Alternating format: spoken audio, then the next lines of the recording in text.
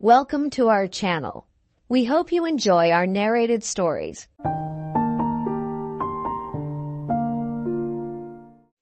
Jo's Boys by Louisa May Alcott.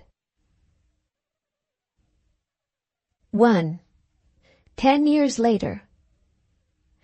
If anyone had told me what wonderful changes were to take place here in 10 years, I wouldn't have believed it, said Mrs. Jo to Mrs. Meg as they sat on the piazza at Plumfield one summer day, looking about them with faces full of pride and pleasure. This is the sort of magic that money and kind hearts can work. I am sure Mr. Lawrence could have no nobler monument than the college he so generously endowed, and a home like this will keep Aunt March's memory green as long as it lasts, answered Mrs. Meg, always glad to praise the absent. We used to believe in fairies, you remember, and plan what we'd ask for if we could have 3 wishes. Doesn't it seem as if mine had really been granted at last? Money, fame, and plenty of the work I love, said Mrs. Jo, carelessly rumpling up her hair as she clasped her hands over her head, just as she used to do when a girl. I've had mine, and Amy is enjoying hers to her heart's content. If dear Marmee, John, and Beth were here, it would be quite perfect, added Meg with a tender quiver in her voice, for Marmee's place was empty now. Jo put her hand on her sister's, and both sat silent for a little while, surveying the pleasant scene before them with mingled sad and happy thoughts. It certainly did look as if magic had been at work, for quiet Plumfield was transformed into a busy little world.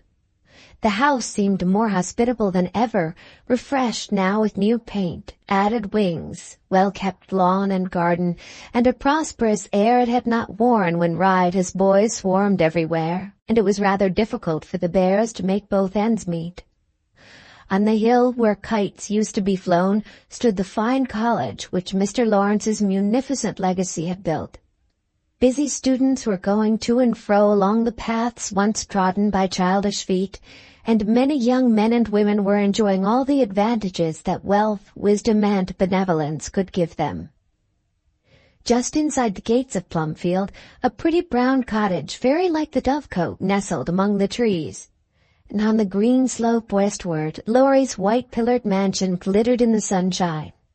For when the rapid growth of the city shut in the old house, spoiled Meg's nest, and dared to put a soap factory under Mr. Lawrence's indignant nose, our friends emigrated to Plumfield, and the great changes began. These were the pleasant ones, and the loss of the dear old people was sweetened by the blessings they left behind. So all prospered now in the little community, and Mr. Bhaer as president and Mr. March as chaplain of the college saw their long-cherished dream beautifully realized. The sisters divided the care of the young people among them, each taking the part that suited her best. Meg was the motherly friend of the young women, Jo the confidant and defender of all the youths, and Amy the Lady Bountiful, who delicately smoothed the way for needy students, and entertained them all so cordially that it was no wonder they named her lovely home Mount Parnassus, so full was it of music, beauty, and the culture hungry young hearts and fancies longed for. The original 12 boys had, of course, scattered far and wide during these years, but all that lived still remembered old Plumfield and came wandering back from the 4 quarters of the earth to tell their various experiences, laugh over the pleasures of the past, and face the duties of the present with fresh courage. For such homecomings kept hearts tender and hands helpful with the memories of young and happy days. A few words will tell the history of each, and then we can go on with the new chapter of their lives. Franz was now a merchant kinsman in Hamburg, a man of 26 now and doing well. Emil was the jolliest star that ever sailed the ocean blue.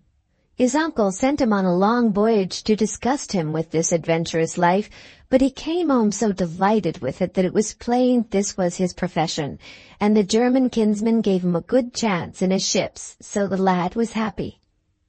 Dan was a wanderer still, for after the geological researches in South America he tried sheep farming in Australia, and was now in California looking up mines.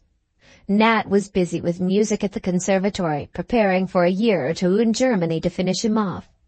Tom was studying medicine and trying to like it. Jack was in business with his father, bent on getting rich. Dolly was in college with Stuffy and Ned reading law. Poor little Dick was dead, so was Billy, and no one could mourn for them since life would never be happy, afflicted as they were in mind and body. Rob and Teddy were called the Lion and the Lamb, for the latter was as rampant as the king of beasts, and the former as gentle as any sheep that ever baaed. Mrs. Jo called him my daughter and found him the most dutiful of children, with plenty of manliness underlying the quiet manners and tender nature. But in Ted she seemed to see all the faults, whims, aspirations, and fun of her own youth in a new shape. With his tawny locks always in wild confusion, his long legs and arms, loud voice, and continual activity, Ted was a prominent figure at Plumfield. He had his moods of gloom and fell into the slough of despond about once a week, to be hoisted out by patient Rob or his mother, who understood when to let him alone and when to shake him up. He was her pride and joy as well as torment, being a very bright lad for his age, and so full of all sorts of budding talent that her maternal mind was much exercised as to what this remarkable boy would become.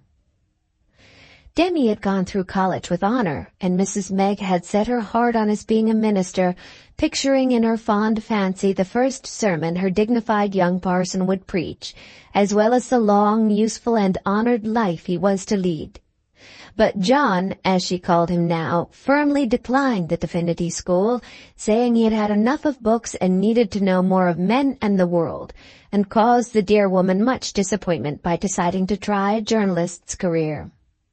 It was a blow, but she knew that young minds cannot be driven and that experience is the best teacher.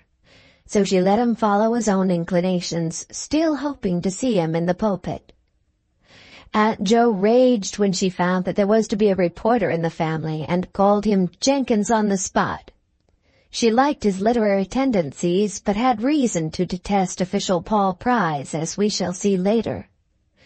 Demi knew his own mind, however, and tranquilly carried out his plans, unmoved by the tongues of the anxious mammas or the jokes of his mates.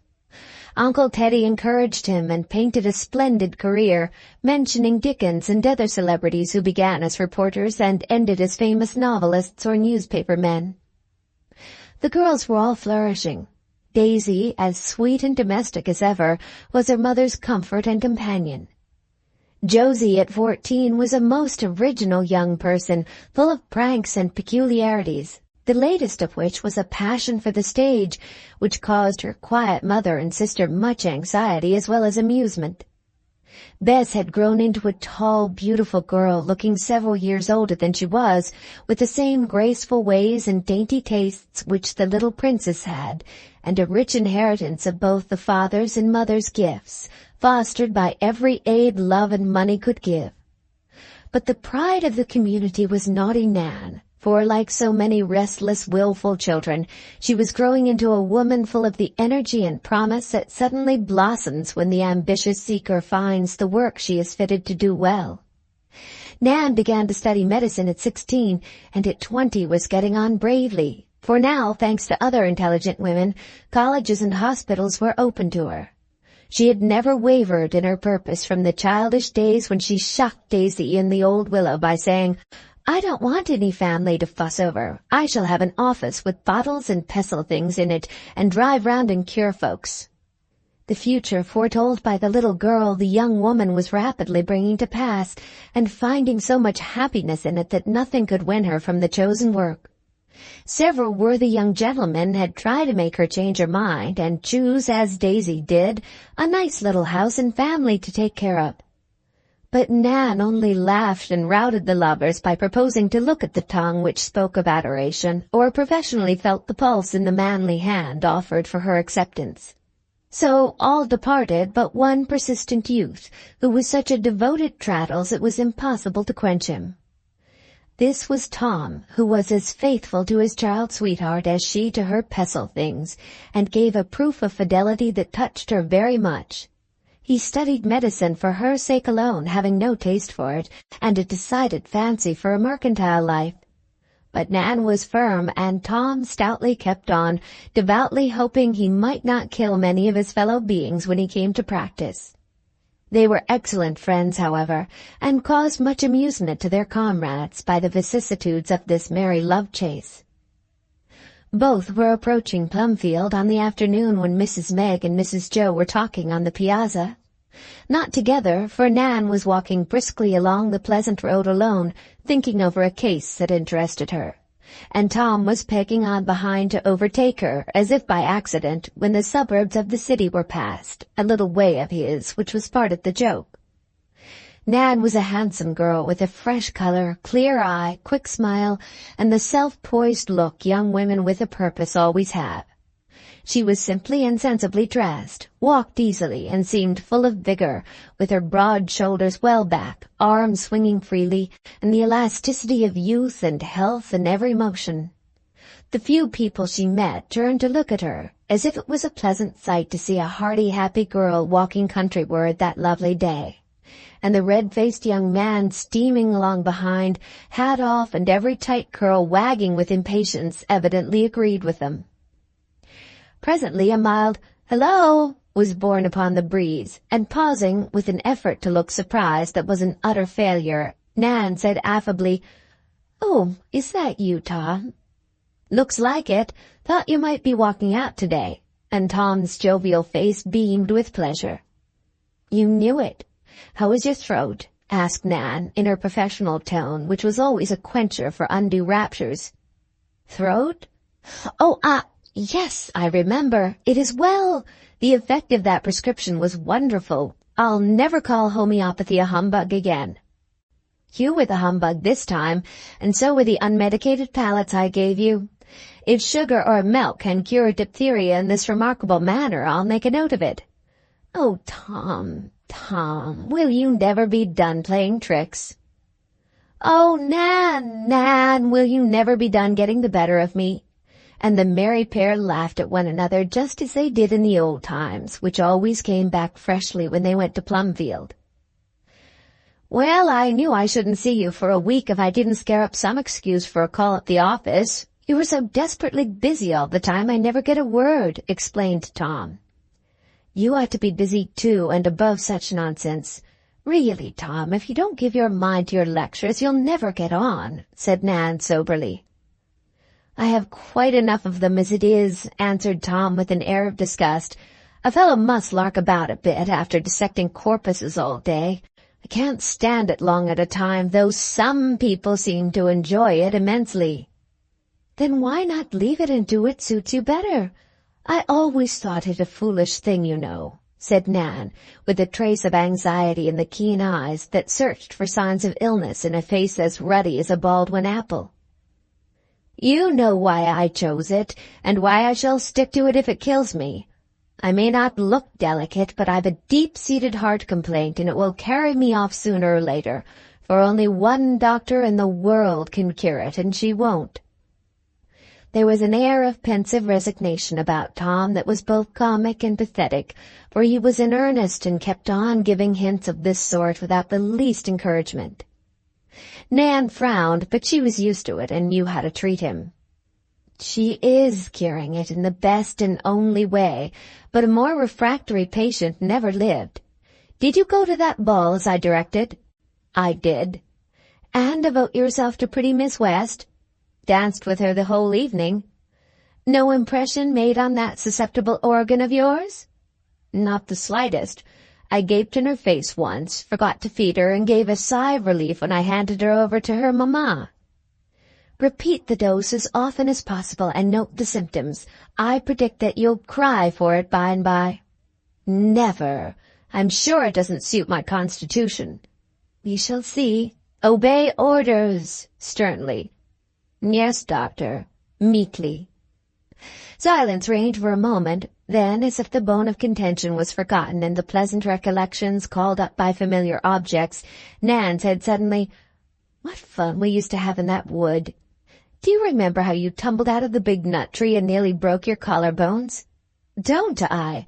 And how you steeped me in wormwood till I was a fine mahogany color, and Aunt Jo wailed over my spoilt jacket?" laughed Tom, a boy again in a minute. and how you set the house afire? And you ran off for your bandbox? Do you ever say thunder turtles now? Do people ever call you Giddy Getty? Daisy does. Dear thing, I haven't seen her for a week. I saw Demi this morning, and he said she was keeping house for Mother Bear. She always does when Aunt Jo gets into a vortex. Daisy is a model housekeeper, and you couldn't do better than to make your bow to her if you can't go to work and wait till you are grown up before you begin lubbering. Nat would break his fiddle over my head if I suggested such a thing. No, thank you. Another name is engraved upon my heart as indelibly as the blue anchor on my arm. Hope is my motto, and no surrender yours. See who will hold out longest. You silly boys think we must pair off as we did when children, but we shall do nothing of the kind. How well Parnassus looks from here, said Nan, abruptly changing conversation again. It is a fine house, but I love old Plum best. Wouldn't Aunt March stare if she could see the changes here, answered Tom, as they both paused at the great gate to look at the pleasant landscape before them.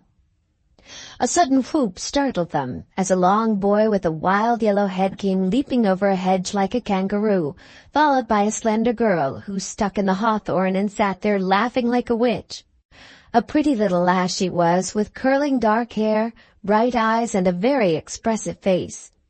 Her hat was at her back, and her skirts a good deal the worse for the brook she had crossed, the trees she had climbed, and the last leap, which added several fine rents. Take me down, Nan, please. Tom, hold Teddy's got my book, and I will have it, called Josie from her perch, not at all daunted by the appearance of her friends. Tom promptly collared the thief, while Nan picked Josie from among the thorns and set her on her feet without a word of reproof. For having been a romp in her own girlhood, she was very indulgent to like tastes in others. "What's the matter, dear?" she asked, pinning up the longest rip, while Josie examined the scratches on her hands. "I was studying my part in the willow, and Ted came slyly up and poked the book out of my hands with his rod. It fell in the brook, and before I could scrabble down he was off. You wretch! Give it back this moment, or I'll box your ears!" cried Josie, laughing and scolding in the same breath. Escaping from Tom, Ted struck a sentimental attitude, and with tender glances at the wet, torn young person before him, delivered Claude Melnotte's famous speech in a lackadaisical way that was irresistibly funny, ending with, "Dost like the picture, love?" as he made an object of himself by tying his long legs in a knot and distorting his face horribly. The sound of applause from the piazza put a stop to these antics, and the young folks went up the avenue together very much in the old style, when Tom drove four in hand and Nan was the best horse in the team. Rosy, breathless, and merry, they greeted the ladies and sat down on the steps to rest, Aunt Meg sewing up her daughter's rags while Mrs. Jo smoothed the lion's mane and rescued the book. Daisy appeared in a moment to greet her friend, and all began to talk. "Muffins for tea. Better stay and eat 'em. Daisies never fail," said Tom hospitably. "He's a judge. He ate 9 last time. That's why he's so fat," added Josie with a withering glance at her cousin, who was as thin as a lath. "I must go and see Lucy Dove. She has a whitlow, and it's time to lance it. I'll tea at college," answered Nan, feeling in her pocket to be sure she had not forgotten her case of instruments. "Thanks, I'm going there also. Tom Merriweather has granulated lids, and I promised to touch them up for him. Save a doctor's fee, and be good practice for me. I'm clumsy with my thumbs," said Tom, bound to be near his idol while he could. "Hush! Daisy doesn't like to hear you sawbones talk of your work.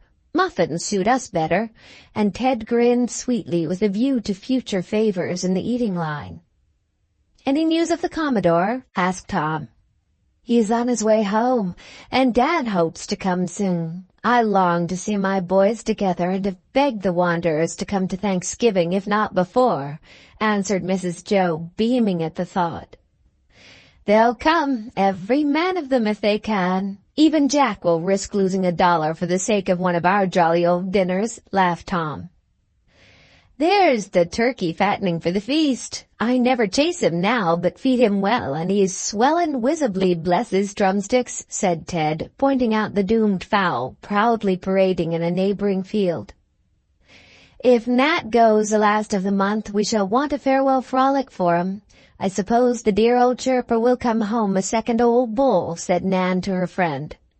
A pretty color came into Daisy's cheek, and the folds of muslin on her breast rose and fell with a quick breath, but she answered placidly, "Uncle Laurie says he has real talent, and after the training he will get abroad he can command a good living here, though he may never be famous." "Young people seldom turn out as one predicts, so it is of little use to expect anything," said Mrs. Meg with a sigh. "If our children are good and useful men and women, we should be satisfied, yet it's very natural to wish them to be brilliant and successful. They're like my chickens, mighty uncertain. Now that fine-looking cockerel of mine is the stupidest one of the lot, and the ugly long-legged chap is the king of the yard. He's so smart. Crows loud enough to wake the 7 sleepers, but the handsome one croaks and is no end of a coward. I get snubbed, but you wait till I grow up and then see." And Ted looked so like his own long-legged pet that everyone laughed at his modest prediction. "I want to see Dan settle somewhere. A rolling stone gathers no moss, and at 25 he is still roaming about the world without a tie to hold him except this." And Mrs. Meg nodded towards her sister.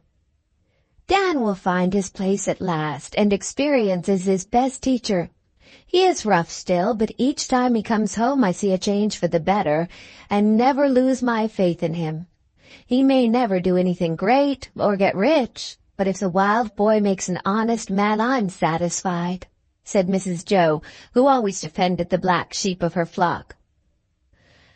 "That's right, Mother. Stand by Dan. He's worth a dozen Jacks and Neds bragging about money and trying to be swells.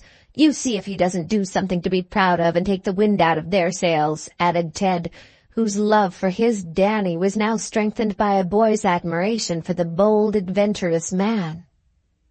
"Hope so, I'm sure. He's just the fellow to do rash things and come to glory, climbing the Matterhorn, taking a header into Niagara, or finding a big nugget. That's his way of sowing wild oats, and perhaps it's better than ours," said Tom thoughtfully, for he had gained a good deal of experience in that sort of agriculture since he became a medical student. "Much better," said Mrs. Jo emphatically. "I'd rather send my boys off to see the world in that way than to leave them alone in a city full of temptations, with nothing to do but waste time, money, and health, as so many are left. Dan has to work his way, and that teaches him courage, patience, and self-reliance. I don't worry about him as much as I do about George and Dolly at college, no more fit than 2 babies to take care of themselves." "How about John? He's knocking round town as a newspaper man, reporting all sorts of things from sermons to prize fights," asked Tom, who thought that sort of life would be much more to his own taste than medical lectures and hospital wards. "Demi has 3 safeguards: good principles, refined tastes, and a wise mother. He won't come to harm, and these experiences will be useful to him when he begins to write, as I'm sure he will in time," began Mrs. Jo in her prophetic tone, for she was anxious to have some of her geese turn out swans. "Speak of Jenkins, and you'll hear the rustling of his paper," cried Tom, as a fresh-faced, brown-eyed young man came up the avenue waving a newspaper over his head. "Here's your evening Tatler, latest edition, awful murder, bank clerk absconded, powder mill explosion, and great strike of the Latin schoolboys," roared Ted, going to meet his cousin with the graceful gait of a young giraffe. "The Commodore is in, and will cut his cable and run before the wind as soon as he can get off," called Demi, with a nice derangement of nautical epitaphs as he came up smiling over his good news. Everyone talked together for a moment, and the paper passed from hand to hand that each eye might rest on the pleasant fact that the Brenda from Hamburg was safe in port. "He'll come lurching out by tomorrow with his usual collection of marine monsters and lively yarns. I saw him, jolly and tarry and brown as a coffee berry. Had a good run and hopes to be second mate, as the other chap is laid up with a broken leg," added Demi. "Wish I had the setting of it," said Nan to herself with a professional twist of her hand. "How's Franz?" asked Mrs. Jo. "He's going to be married. There's news for you. The first of the flock, Auntie, so say good-bye to him." Her name is Ludmilla Hildegard Blumenthal. Good family, well-off, pretty, and of course an angel. The dear old boy wants Uncle's consent, and then he will settle down to be a happy and an honest burgher. Long life to him." "I'm glad to hear it. I do so like to settle my boys with a good wife and a nice little home. Now, if all is right, I shall feel as if France was off my mind," said Mrs. Jo, folding her hands contentedly, for she often felt like a distracted hen with a large brood of mixed chickens and ducks upon her hands. "So do I," sighed Tom with a sly glance at Nan. "That's what a fellow needs to keep him steady. And it's the duty of nice girls to marry as soon as possible, isn't it, Demi?" "If there are enough nice fellows to go round. The female population exceeds the male, you know, especially in New England, which accounts for the high state of culture we are in, perhaps," answered John, who was leaning over his mother's chair, telling his day's experiences in a whisper. "It is a merciful provision, my dears, for it takes 3 or 4 women to get each man into, through, and out of the world. You are costly creatures, boys, and it is well that mothers, sisters, wives, and daughters love their duty and do it so well, or you would perish off the face of the earth," said Mrs. Jo solemnly, as she took up a basket filled with dilapidated hose, for the good professor was still hard on his socks, and his sons resembled him in that respect. "Such being the case, there is plenty for the superfluous women to do in taking care of these helpless men and their families. I see that more clearly every day, and am very glad and grateful that my profession will make me a useful, happy, and independent spinster." Nan's emphasis on the last word caused Tom to groan and the rest to laugh. "I take great pride and solid satisfaction in you, Nan, and hope to see you very successful, for we do need just such helpful women in the world. I sometimes feel as if I'd missed my vocation and ought to have remained single, but my duty seemed to point this way, and I don't regret it," said Mrs. Jo, folding a large and very ragged blue sock to her bosom. "Neither do I. What should I ever have done without my dearest Mum?" added Ted, with a filial hug which caused both to disappear behind the newspaper in which he had been mercifully absorbed for a few minutes. "My darling boy, if you would wash your hands semi-occasionally, fond caresses would be less disastrous to my collar. Never mind, my precious Touselhead. Better grass stains and dirt than no cuddlings at all." And Mrs. Jo emerged from that brief eclipse looking much refreshed, though her back hair was caught in Ted's buttons and her collar under one ear. Here Josie, who had been studying her part at the other end of the piazza, suddenly burst forth with a smothered shriek and gave Juliet's speech in the tomb so effectively that the boys applauded. Daisy shivered and Nan murmured, "Too much cerebral excitement for one of her age."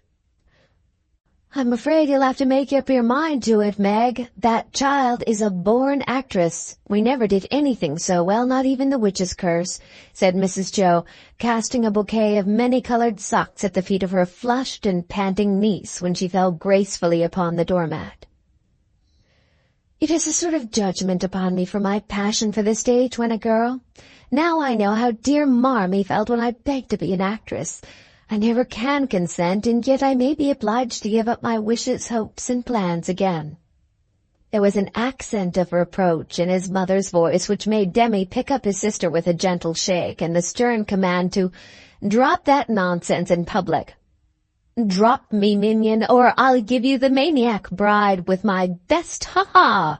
cried Josie, glaring at him like an offended kitten. Being set on her feet, she made a splendid curtsy, and dramatically proclaiming, "Mrs. Woofington's carriage waits," swept down the steps and round the corner, trailing Daisy's scarlet shawl majestically behind her. "Isn't she great fun? I couldn't stop in this dull place if I hadn't that child to make it lively for me. If ever she turns prim, I'm off, so mind how you nip her in the bud," said Teddy, frowning at Demi, who was now writing out shorthand notes on the steps. "You two are a team, and it takes a strong hand to drive you, but I rather like it. Josie ought to have been my child and Rob yours, Meg. Then your house would have been all peace, and mine all bedlam. Now I must go and tell Laurie the news. Come with me, Meg. A little stroll will do us good." And sticking Ted's straw hat on her head, Mrs. Jo walked off with her sister, leaving Daisy to attend to the muffins. Ted to appease Josie, and Tom and Nan to give their respective patients a very bad quarter of an hour. 2. Parnassus. It was well named, and the muses seemed to be at home that day, for as the newcomers went up the slope, appropriate sights and sounds greeted them. Passing an open window, they looked in upon a library presided over by Clio, Calliope, and Urania. Melpomene and Thalia were disporting themselves on the hall, where some young people were dancing and rehearsing a play. Erato was walking in the garden with her lover, and in the music room Phoebus himself was drilling a tuneful choir. A mature Apollo was our old friend Laurie, but comely and genial as ever, for time had ripened the freakish boy into a noble man. Care and sorrow, as well as ease and happiness, had done much for him, and the responsibility of carrying out his grandfather's wishes had been a duty most faithfully performed. Prosperity suits some people, and they blossom best in a glow of sunshine. Others need the shade and are the sweeter for a touch of frost. Laurie was one of the former sort, and Amy was another, so life had been a kind of poem to them since they were married. Not only harmonious and happy, but earnest, useful, and rich in the beautiful benevolence which can do so much when wealth and wisdom go hand in hand with charity. Their house was full of unostentatious beauty and comfort, and here the art-loving host and hostess attracted and entertained artists of all kinds. Laurie had music enough now, and was a generous patron to the class he most liked to help. Amy had her protégés among ambitious young painters and sculptors, and found her own art double dear as her daughter grew old enough to share its labors and delights with her. For she was one of those who prove that women can be faithful wives and mothers without sacrificing the special gift bestowed upon them for their own development and the good of others. Her sisters knew where to find her, and Jo went at once to the studio where mother and daughter worked together. Bess was busy with the bust of a little child, while her mother added the last touches to a fine head of her husband. Time seemed to have stood still with Amy, for happiness had kept her young and prosperity given her the culture she needed. A stately, graceful woman who showed how elegant simplicity could be made by the taste with which she chose her dress and the grace with which she wore it. As someone said, "I never know what Mrs. Lawrence has on, but I always receive the impression that she is the best-dressed lady in the room." It was evident that she adored her daughter, and well she might, for the beauty she had longed for seemed, to her fond eyes at least, to be impersonated in this younger self. Bess inherited her mother's Diana-like figure, blue eyes, fair skin, and golden hair, tied up in the same classic knot of curls. Also, never-ending source of joy to Amy, she had her father's handsome nose and mouth, cast in a feminine mold. The severe simplicity of a long linen pinafore suited her, and she worked away with the entire absorption of the true artist, unconscious of the loving eyes upon her, till Aunt Jo came in exclaiming eagerly, "My dear girl, stop your mud pies and hear the news." Both artists dropped their tools and greeted the irrepressible woman cordially, though genius had been burning splendidly and her coming spoiled a precious hour. They were in the full tide of gossip when Laurie, who had been summoned by Meg, arrived, and sitting down between the sisters with no barricade anywhere, listened with interest to the news of France and Namur. "The epidemic has broke out, and now it will rage and ravage your flock. Be prepared for every sort of romance and rashness for the next 10 years, Jo. Your boys are growing up and will plunge headlong into a sea of worse scrapes than any of you had yet," said Laurie, enjoying her look of mingled delight and despair. "I know it, and I hope I shall be able to pull them through and land them safely, but it's an awful responsibility, for they will come to me and insist that I can make their poor little loves run smoothly. I like it, though, and Meg is such a mush of sentiment she revels in the prospect," answered Jo, feeling pretty easy about her own boys, whose youth made them safe for the present. "I'm afraid she won't revel when our Nat begins to buzz too near her Daisy." Of course you see what all that means. As musical director, I am also his confidant and would like to know what advice to give, said Laurie soberly. Hush, you forget that child, began Jo, nodding towards Bess, who was at work again. Bless you, she's in Athens and doesn't hear a word. She ought to leave off, though, and go out. My darling, put the baby to sleep and go for a run. Aunt Meg is in the parlor. Go and show her the new pictures till we come, added Laurie, looking at his tall girl as Pygmalion might have looked at Galatea, for he considered her the finest statue in the house. Yes, Papa, but please tell me if it is good. And Bess obediently put down her tools with a lingering glance at the bust. My cherished daughter, truth compels me to confess that one cheek is plumper than the other, and the curls upon its infant brow are rather too much like horns for perfect grace. Otherwise it rivals Raphael's chanting cherubs, and I'm proud of it. Laurie was laughing as he spoke, for these first attempts were so like Amy's early ones it was impossible to regard them as soberly as the enthusiastic mamma did.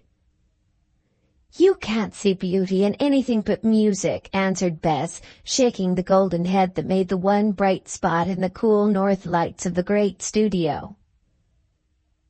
Well, I see beauty in you, dear, and if you are not art, what is? I wish to put a little more nature into you and get you away from this cold clay and marble into the sunshine, to dance and laugh as the others do. I want a flesh and blood girl, not a sweet statue in a gray pinafore who forgets everything but at work. As he spoke, 2 dusty hands came round his neck, and Bess said earnestly, punctuating her words with soft touches of her lips, I never forget you, Papa, but I do want to do something beautiful that you may be proud of me by and by. Mamma often tells me to stop, but when we get in here, we forget there is any world outside. We are so busy and so happy. Now I'll go and run and sing and be a good girl to please you. And throwing away the apron, Bess vanished from the room, seeming to take all the light with her. I'm glad you said that. The dear child is too much absorbed in her artistic dreams for one so young. It is my fault, and I sympathize so deeply in it all, I forget to be wise, sighed Amy, carefully covering the baby with a wet towel.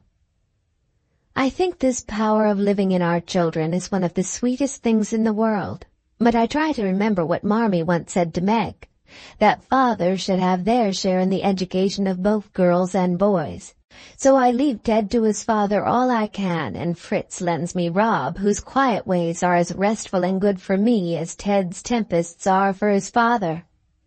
Now I advise you, Amy, to let Bess drop the mud pies for a time and take up music with Laurie. Then she won't be one-sided and he won't be jealous. Hear, hear, a Daniel, a very Daniel, cried Laurie, well pleased.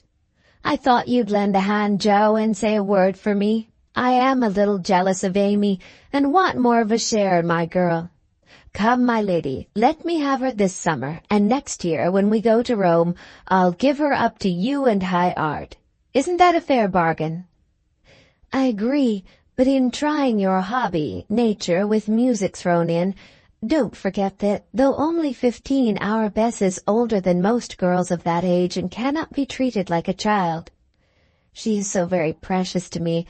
I feel as if I wanted to keep her always as pure and beautiful as the marble she loves so well. Amy spoke regretfully as she looked about the lovely room where she had spent so many happy hours with this dear child of hers.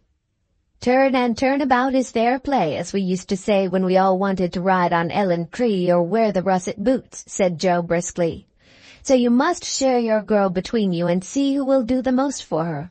We will, answered the fond parents, laughing at the recollections Jo's proverb brought up to them. How I did used to enjoy bouncing on the limbs of that old apple tree. No real horse ever gave me half the pleasure or the exercise, said Amy, looking out of the high window as if she saw the dear old orchard again and the little girls that play there. And what fun I had with those blessed boots, laughed Jo. I've got the relics now. The boys reduced them to rags, but I love them still and would enjoy a good theatrical stalk in them if it were possible. My fondest memories twine about the warming pan and the sausage. What larks we had!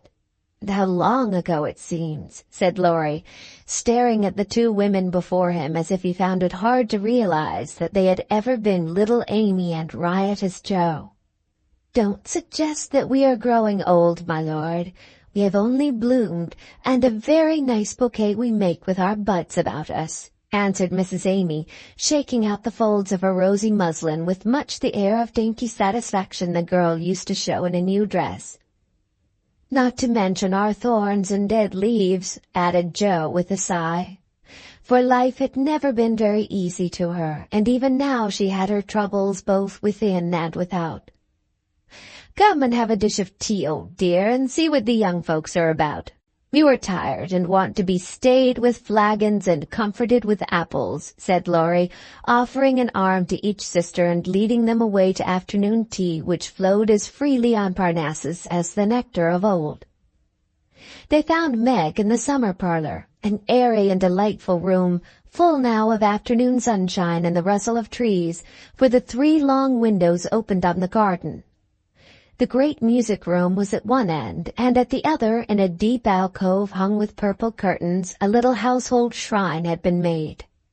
3 portraits hung there, 2 marble busts stood in the corners, and a couch, an oval table with its urn of flowers, were the only articles of furniture the nook contained.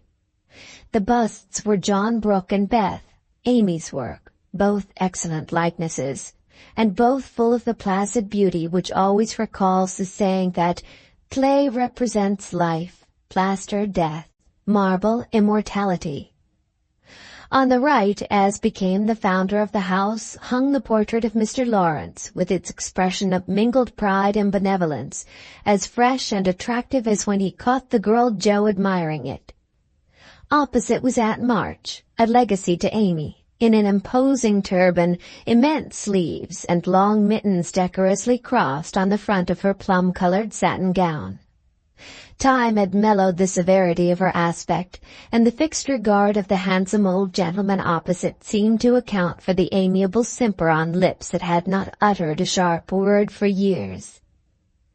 In the place of honor, with the sunshine warm upon it and a green garland always round it, was Marmie's beloved face, painted with grateful skill by a great artist whom she had befriended when poor and unknown. So beautifully lifelike was it that it seemed to smile down upon her daughters, saying cheerfully, "Be happy, I am with you still."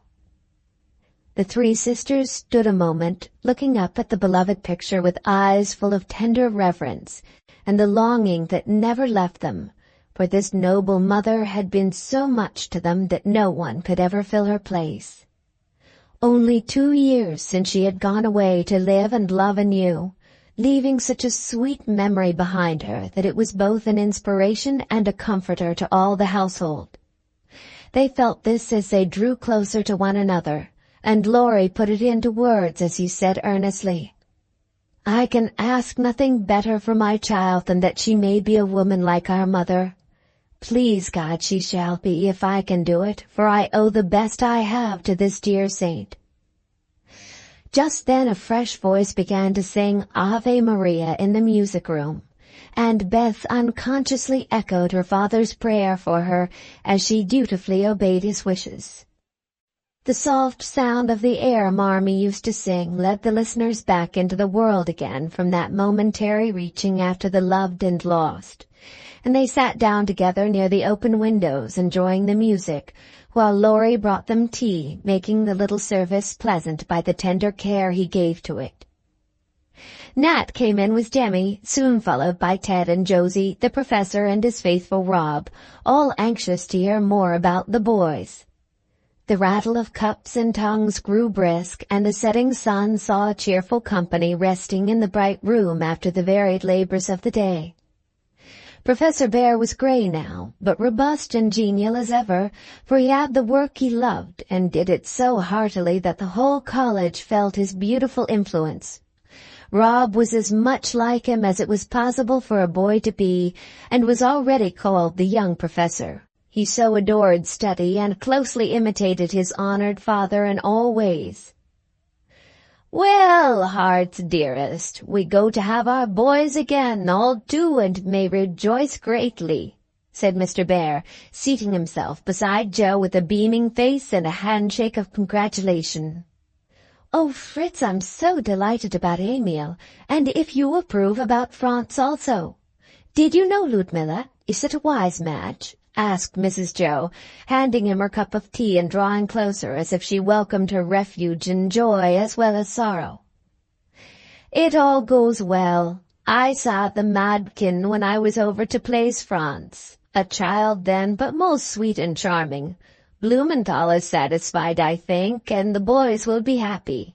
He is too German to be content away from Vaterland, so we shall have him as a link between the old and the new, and that pleases me much.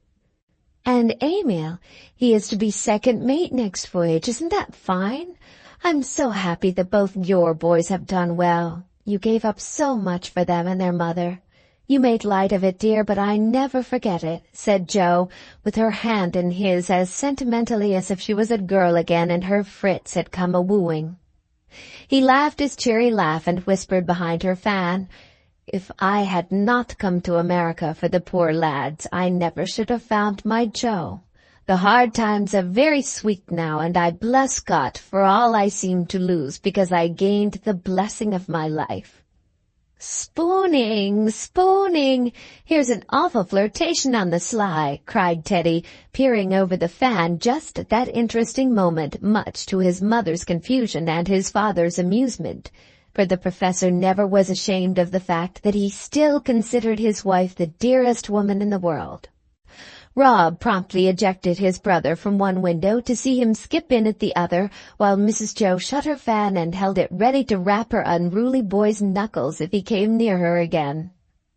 Nat approached in answer to Mr. Bhaer's beckoning teaspoon and stood before them with a face full of the respectful attention he felt for the excellent man who had done so much for him.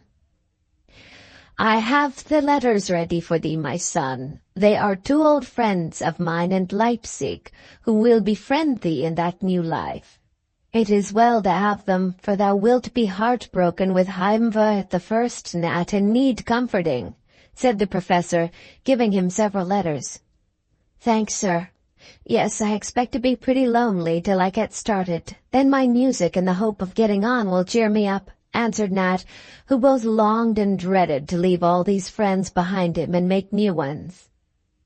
He was a man now, but the blue eyes were as honest as ever, the mouth still a little weak in spite of the carefully cherished mustache over it, and the broad forehead more plainly than ever betrayed the music-loving nature of the youth. Modest, affectionate, and dutiful, Nat was considered a pleasant though not a brilliant success by Mrs. Jo.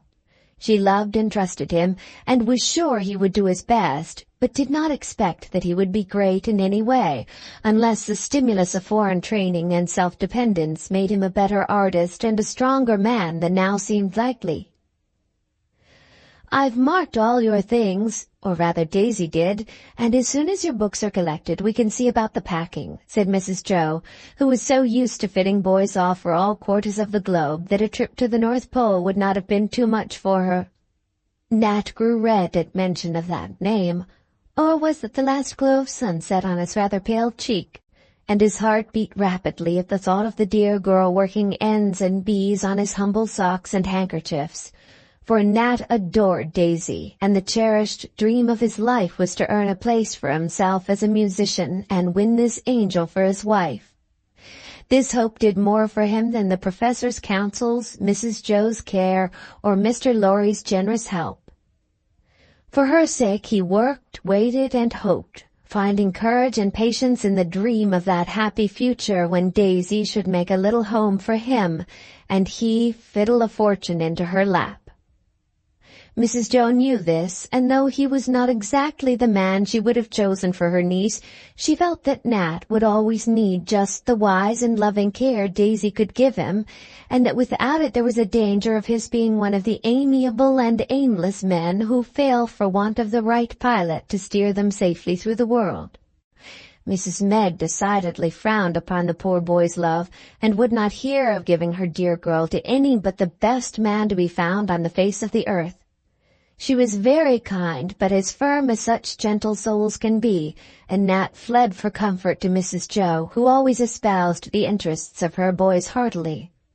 A new set of anxieties was beginning now that the aforesaid boys were growing up, and she foresaw no end of worry as well as amusement in the love affairs already budding in her flock. Mrs. Meg was usually her best ally and adviser, for she loved romances as well now as when a blooming girl herself. But in this case she hardened her heart, and would not hear a word of entreaty.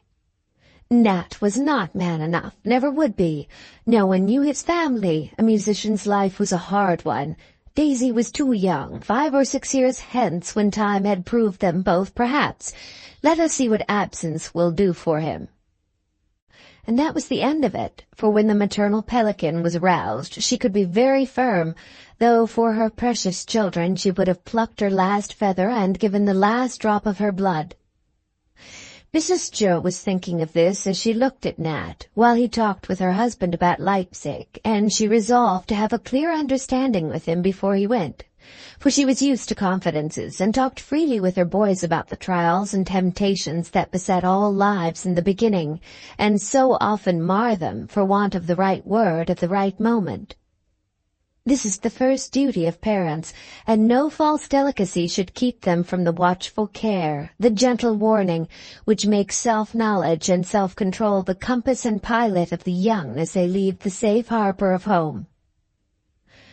"Plato and his disciples approach," announced irreverent Teddy as Mr. March came in with several young men and women about him.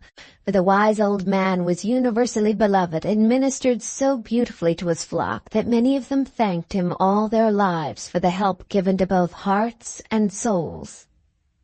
Bess went to him at once, for since Marmee died, Grandpapa was her special care, and it was so sweet to see the golden head bend over the silver one as she rolled out his easy-chair and waited on him with tender alacrity. "Aesthetic tea always on tap here, sir. Will you have a flowing bowl or a bit of ambrosia?" asked Laurie, who was wandering about with a sugar basin in one hand and a plate of cake in the other, for sweetening cups and feeding the hungry was work he loved. "Neither, thanks. This child has taken care of me." And Mr. March turned to Bess, who sat on one arm of his chair, holding a glass of fresh milk. "Long may she live to do it, sir, and I be here to see this pretty contradiction of the song that youth and old age cannot live together," answered Laurie, smiling at the pair. "Crabbed age, Papa, that makes all the difference in the world," said Bess quickly, for she loved poetry and read the best. "Wouldst thou see fresh roses grow in a reverend bed of snow?" quoted Mr. March as Josie came and perched on the other arm, looking like a very thorny little rose, for she had been having a hot discussion with Ted and had got the worst of it. "Grandpa, must women always obey men and say they are the wisest just because they are the strongest?" she cried, looking fiercely at her cousin, who came stalking up with a provoking smile on the boyish face that was always very comical atop of that tall figure. "Well, my dear, that is the old-fashioned belief, and it will take some time to change it. But I think the woman's hour has struck, and it looks to me as if the boys must do their best, for the girls are abreast now and may reach the goal first," answered Mr. March, surveying with paternal satisfaction the bright faces of the young women who were among the best students in the college. "The poor little Atalantas are sadly distracted and delayed by the obstacles thrown in their way, not golden apples by any means. But I think they will stand a fair chance when they have learned to run better," laughed Uncle Laurie, stroking Josie's breezy hair, which stood up like the fur of an angry kitten. "Whole barrels of apples won't stop me when I start, and dozens of Teds won't trip me up, though they may try. I'll show him that a woman can act as well, if not better, than a man. It has been done, and will be again, and I'll never own that my brain isn't as good as his, though it may be smaller," cried the excited young person. "If you shake your head in that violent way, you'll addle what brains you have got, and I'd take care of 'em if I were you," began teasing Ted. "What started this civil war?" asked Grandpapa, with a gentle emphasis on the adjective which caused the combatants to calm their ardor a little. "Why, we were pegging away at the Iliad and came to where Zeus tells Juno not to inquire into his plans or he'll whip her, and Jo was disgusted because Juno meekly hushed up. I said it was all right and agreed with the old fellow that women didn't know much not to obey men," explained Ted, to the great amusement of his hearers. "Goddesses may do as they like, but those Greek and Trojan women were poor-spirited things if they minded men who couldn't fight their own battles and had to be hustled off by Pallas and Venus and Juno when they were going to get beaten. The idea of two armies stopping and sitting down while a pair of heroes flung stones at one another. I don't think much for your old Homer. Give me Napoleon or Grab for my hero."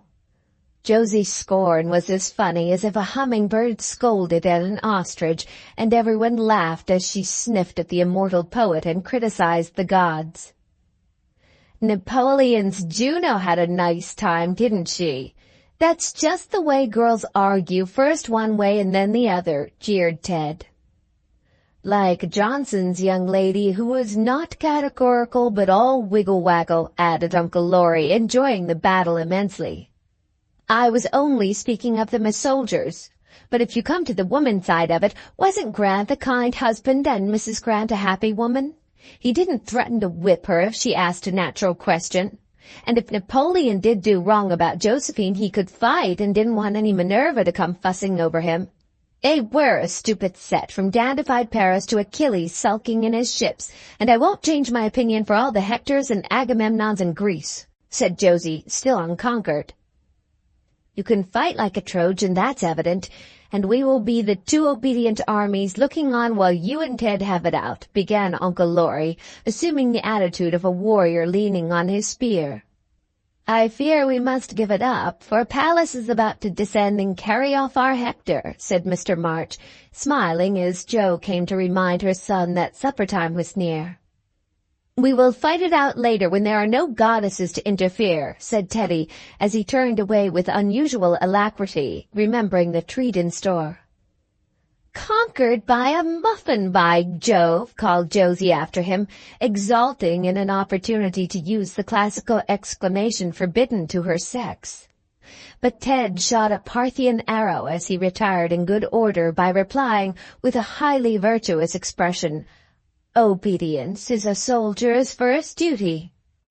Bent on her woman's privilege of having the last word, Josie ran after him, but never uttered the scathing speech upon her lips, for a very brown young man in a blue suit came leaping up the steps with a cheery, "Ahoy! Ahoy! Where is everybody?"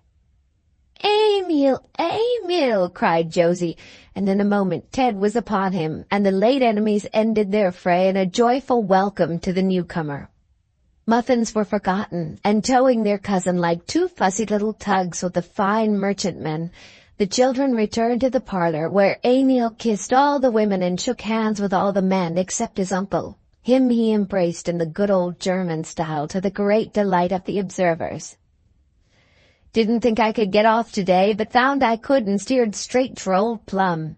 Not a soul there, so I luffed and bore away for Parnassus, and here is every man jack of you.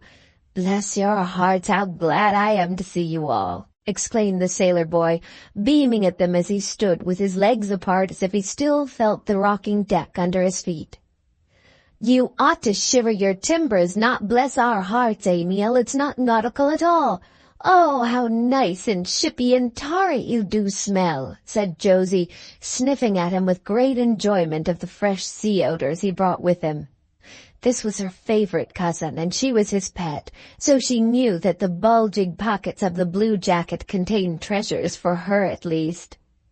"Avast, my hearty, and let me take soundings before you dive," laughed Emil, understanding her affectionate caresses and holding her off with one hand, while with the other he rummaged out sundry foreign little boxes and parcels marked with different names, and handed them round with appropriate remarks, which caused much laughter, for Emil was a wag.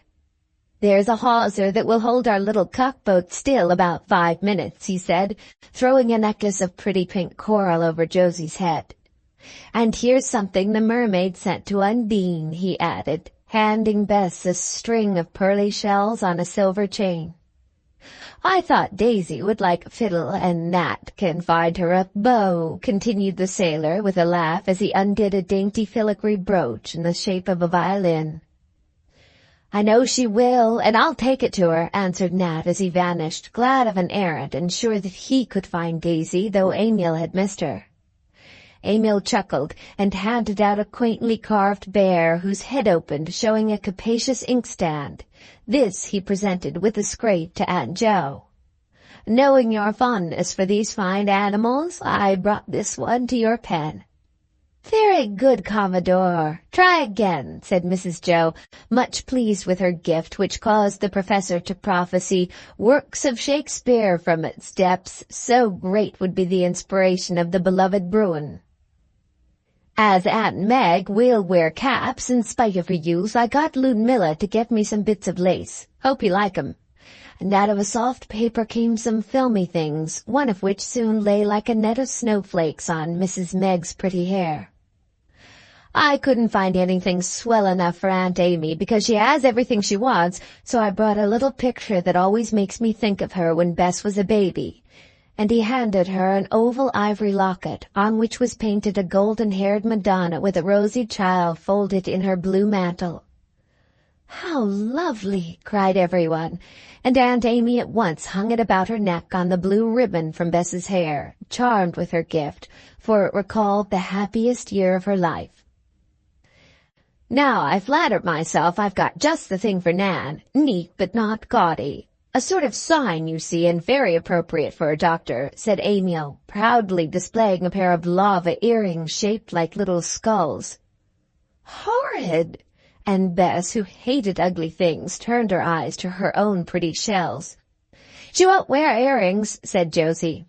"Well, she'll enjoy punching your ears then. She's never so happy as when she's overhauling her fellow creatures and going for 'em with a knife," answered Emil, undisturbed. "I've got a lot of plunder for you fellows in my chest, but I knew I should have no peace till my cargo for the girls was unloaded. Now tell me all the news." And seated on Amy's best marble-top table, the sailor swung his legs and talked at the rate of 10 knots an hour, till Aunt Jo carried them all off to a grand family tea in honor of the Commodore. 3. Jo's Last Scrape. The March family had enjoyed a great many surprises in the course of their varied career, but the greatest of all was when the ugly duckling turned out to be not a swan but a golden goose, whose literary eggs found such an unexpected market that in 10 years Jo's wildest and most cherished dream actually came true. How or why it happened she never clearly understood, but all of a sudden she found herself famous in a small way, and better still, with a snug little fortune in her pocket to clear away the obstacles of the present and assure the future of her boys. It began during a bad year when everything went wrong at Plumfield. Times were hard, the school dwindled. Jo overworked herself and had a long illness. Laurie and Amy were abroad, and the Bhaers too proud to ask help even of those near and dear as this generous pair. Confined to her room, Jo got desperate over the state of affairs, till she fell back upon the long-disused pan as the only thing she could do to help fill up the gaps in the income.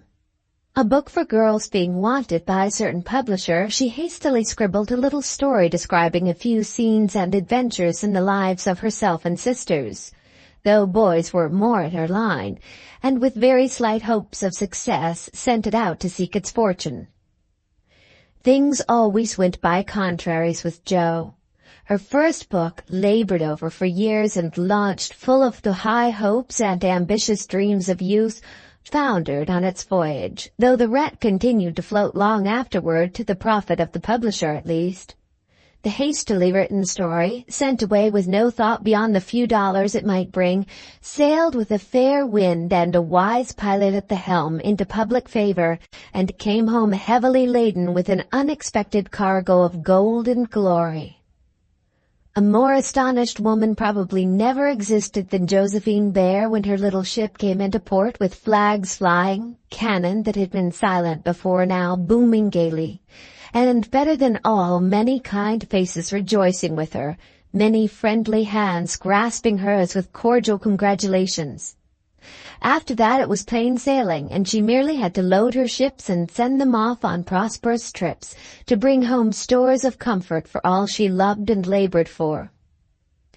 The fame she never did quite accept, for it takes very little fire to make a great deal of smoke nowadays, and notoriety is not real glory.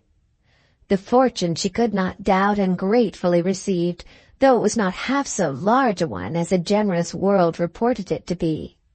The tide having turned continued to rise, and floated the family comfortably into a snug harbor where the older members could rest secure from storms, and whence the younger ones could launch their boats for the voyage of life. All manner of happiness, peace, and plenty came in those years to bless the patient waiters, hopeful workers, and devout believers in the wisdom and justice of Him who sends disappointment, poverty, and sorrow to try the love of human hearts and make success the sweeter when it comes. The world saw the prosperity, and kind souls rejoiced over the improved fortunes of the family. But the success Jo valued most, the happiness that nothing could change or take away, few knew much about. It was the power of making her mother's last years happy and serene, to see the burden of care laid down forever, the weary hands at rest, the dear face untroubled by any anxiety, and the tender heart free to pour itself out in the wise charity which was its delight. As a girl, Jo's favorite plan had been a room where Marmee could sit in peace and enjoy herself after her hard, heroic life. Now the dream had become a happy fact, and Marmee sat in her pleasant chamber with every comfort and luxury about her, loving daughters to wait on her as infirmities increased, a faithful mate to lean upon, and grandchildren to brighten the twilight of life with their dutiful affection. A very precious time to all, for she rejoiced as only mothers can in the good fortunes of their children. She had lived to reap the harvest she sowed, had seen prayers answered, hopes blossom, good gifts bear fruit, peace and prosperity bless the home she had made, and then, like some brave, patient angel whose work was done, turned her face heavenward, glad to rest. This was the sweet and sacred side of the change, but it had its droll and thorny one, as all things have in this curious world of ours. After the first surprise, incredulity, and joy which came to Jo, with the ingratitude of human nature, she soon tired of renown and began to resent her loss of liberty. For suddenly the admiring public took possession of her and all her affairs, past, present, and to come. Strangers demanded to look at her, question, advise, warn, congratulate, and drive her out of her wits by well-meant but very wearisome attentions. If she declined to open her heart to them, they reproached her. If she refused to endow pet charities, relieve private wants, or sympathize with every ill and trial known to humanity, she was called hard-hearted, selfish, and haughty. If she found it impossible to answer the piles of letters sent her, she was neglectful of her duty to the admiring public. And if she preferred the privacy of home to the pedestal upon which she was requested to pose, the airs of literary people were freely criticized. She did her best for the children, they being the public for whom she wrote, and labored stoutly to supply the demand always in the mouths of voracious youth. More stories, right away! Her family objected to this devotion at their expense, and her health suffered, but for a time she gratefully offered herself up on the altar of juvenile literature, feeling that she owed a good deal to the little friends in whose sight she had found favor after 20 years of effort. But a time came when her patience gave out, and wearying of being a lion, she became a bear in nature as in name, and returning to her den growled awfully when ordered out. Her family enjoyed the fun and had small sympathy with her trials, but Jo came to consider it the worst scrape of her life. For liberty had always been her dearest possession, and it seemed to be fast going from her. Living in a lantern soon loses its charm, and she was too old, too tired, and too busy to like it. She felt that she had done all that could reasonably be required of her when autographs, photographs, and autobiographical sketches had been sown broadcast over the land, when artists had taken her home in all its aspects and reporters had taken her in the grim one she always assumed on these trying occasions, when a series of enthusiastic boarding schools had ravaged her grounds for trophies, and a steady stream of amiable pilgrims had worn her doorsteps with their respectful feet, when servants left after a week's trial of the bell that rang all day, when her husband was forced to guard her at meals, and the boys to cover her retreat out of back windows on certain occasions when enterprising guests walked in unannounced at unfortunate moments. A sketch of one day may perhaps explain the state of things, offer some excuse for the unhappy woman, and give a hint of the autograph fiend now rampant in the land, for it is a true tale. "There ought to be a law to protect unfortunate authors," said Mrs. Jo one morning soon after Emil's arrival, when the mail brought her an unusually large and varied assortment of letters. "To me it is a more vital subject than international copyright, for time is money, peace is health, and I lose both with no return but less respect for my fellow creatures and a wild desire to fly into the wilderness, since I cannot shut my doors even in free America. Lion hunters are awful when in search of their prey. If they could change places for a while, it would do them good, and they'd see what bores they were when they do themselves the honor of calling to express their admiration of our charming work," quoted Ted with a bow to his parent, now frowning over 12 requests for autographs. "I have made up my mind on one point," said Mrs. Jo with great firmness. "I will not answer this kind of letter. I've sent at least 6 to this boy, and he probably sells them. This girl writes from a seminary, and if I send her one, all the other girls will at once write for more. All begin by saying they know they intrude, and that I am of course annoyed by these requests, but they venture to ask because I like boys, or they like the books, or it is only one. Emerson and Whittier put these things in the waste-paper basket, and though only a literary nursery maid who provides moral pap for the young, I will follow their illustrious example, for I shall have no time to eat or sleep if I try to satisfy these dear unreasonable children." And Mrs. Jo swept away the entire batch with a sigh of relief. "I'll open the others and let you eat your breakfast in peace, liebe Mutter," said Rob, who often acted as her secretary. "Here's one from the South," and breaking an imposing seal, he read, "Madam, as it has pleased Heaven to bless your efforts with a large fortune, I feel no hesitation in asking you to supply funds to purchase a new communion service for our church. To whatever denomination you belong, you will of course respond with liberality to such a request. Respectfully yours, Mrs. X.Y. Xavier." "Send a civil refusal, dear. All I have to give must go to feed and clothe the poor at my gates. That is my thank-offering for success." "Go on," answered his mother with a grateful glance about her happy home. "A literary youth of 18 proposes that you put your name to a novel he has written, and after the first edition your name is to be taken off and his put on. There's a cool proposal for you. I guess you won't agree to that in spite of your soft-heartedness towards most of the young scribblers." "Couldn't be done. Tell him so kindly, and don't let him send the manuscript.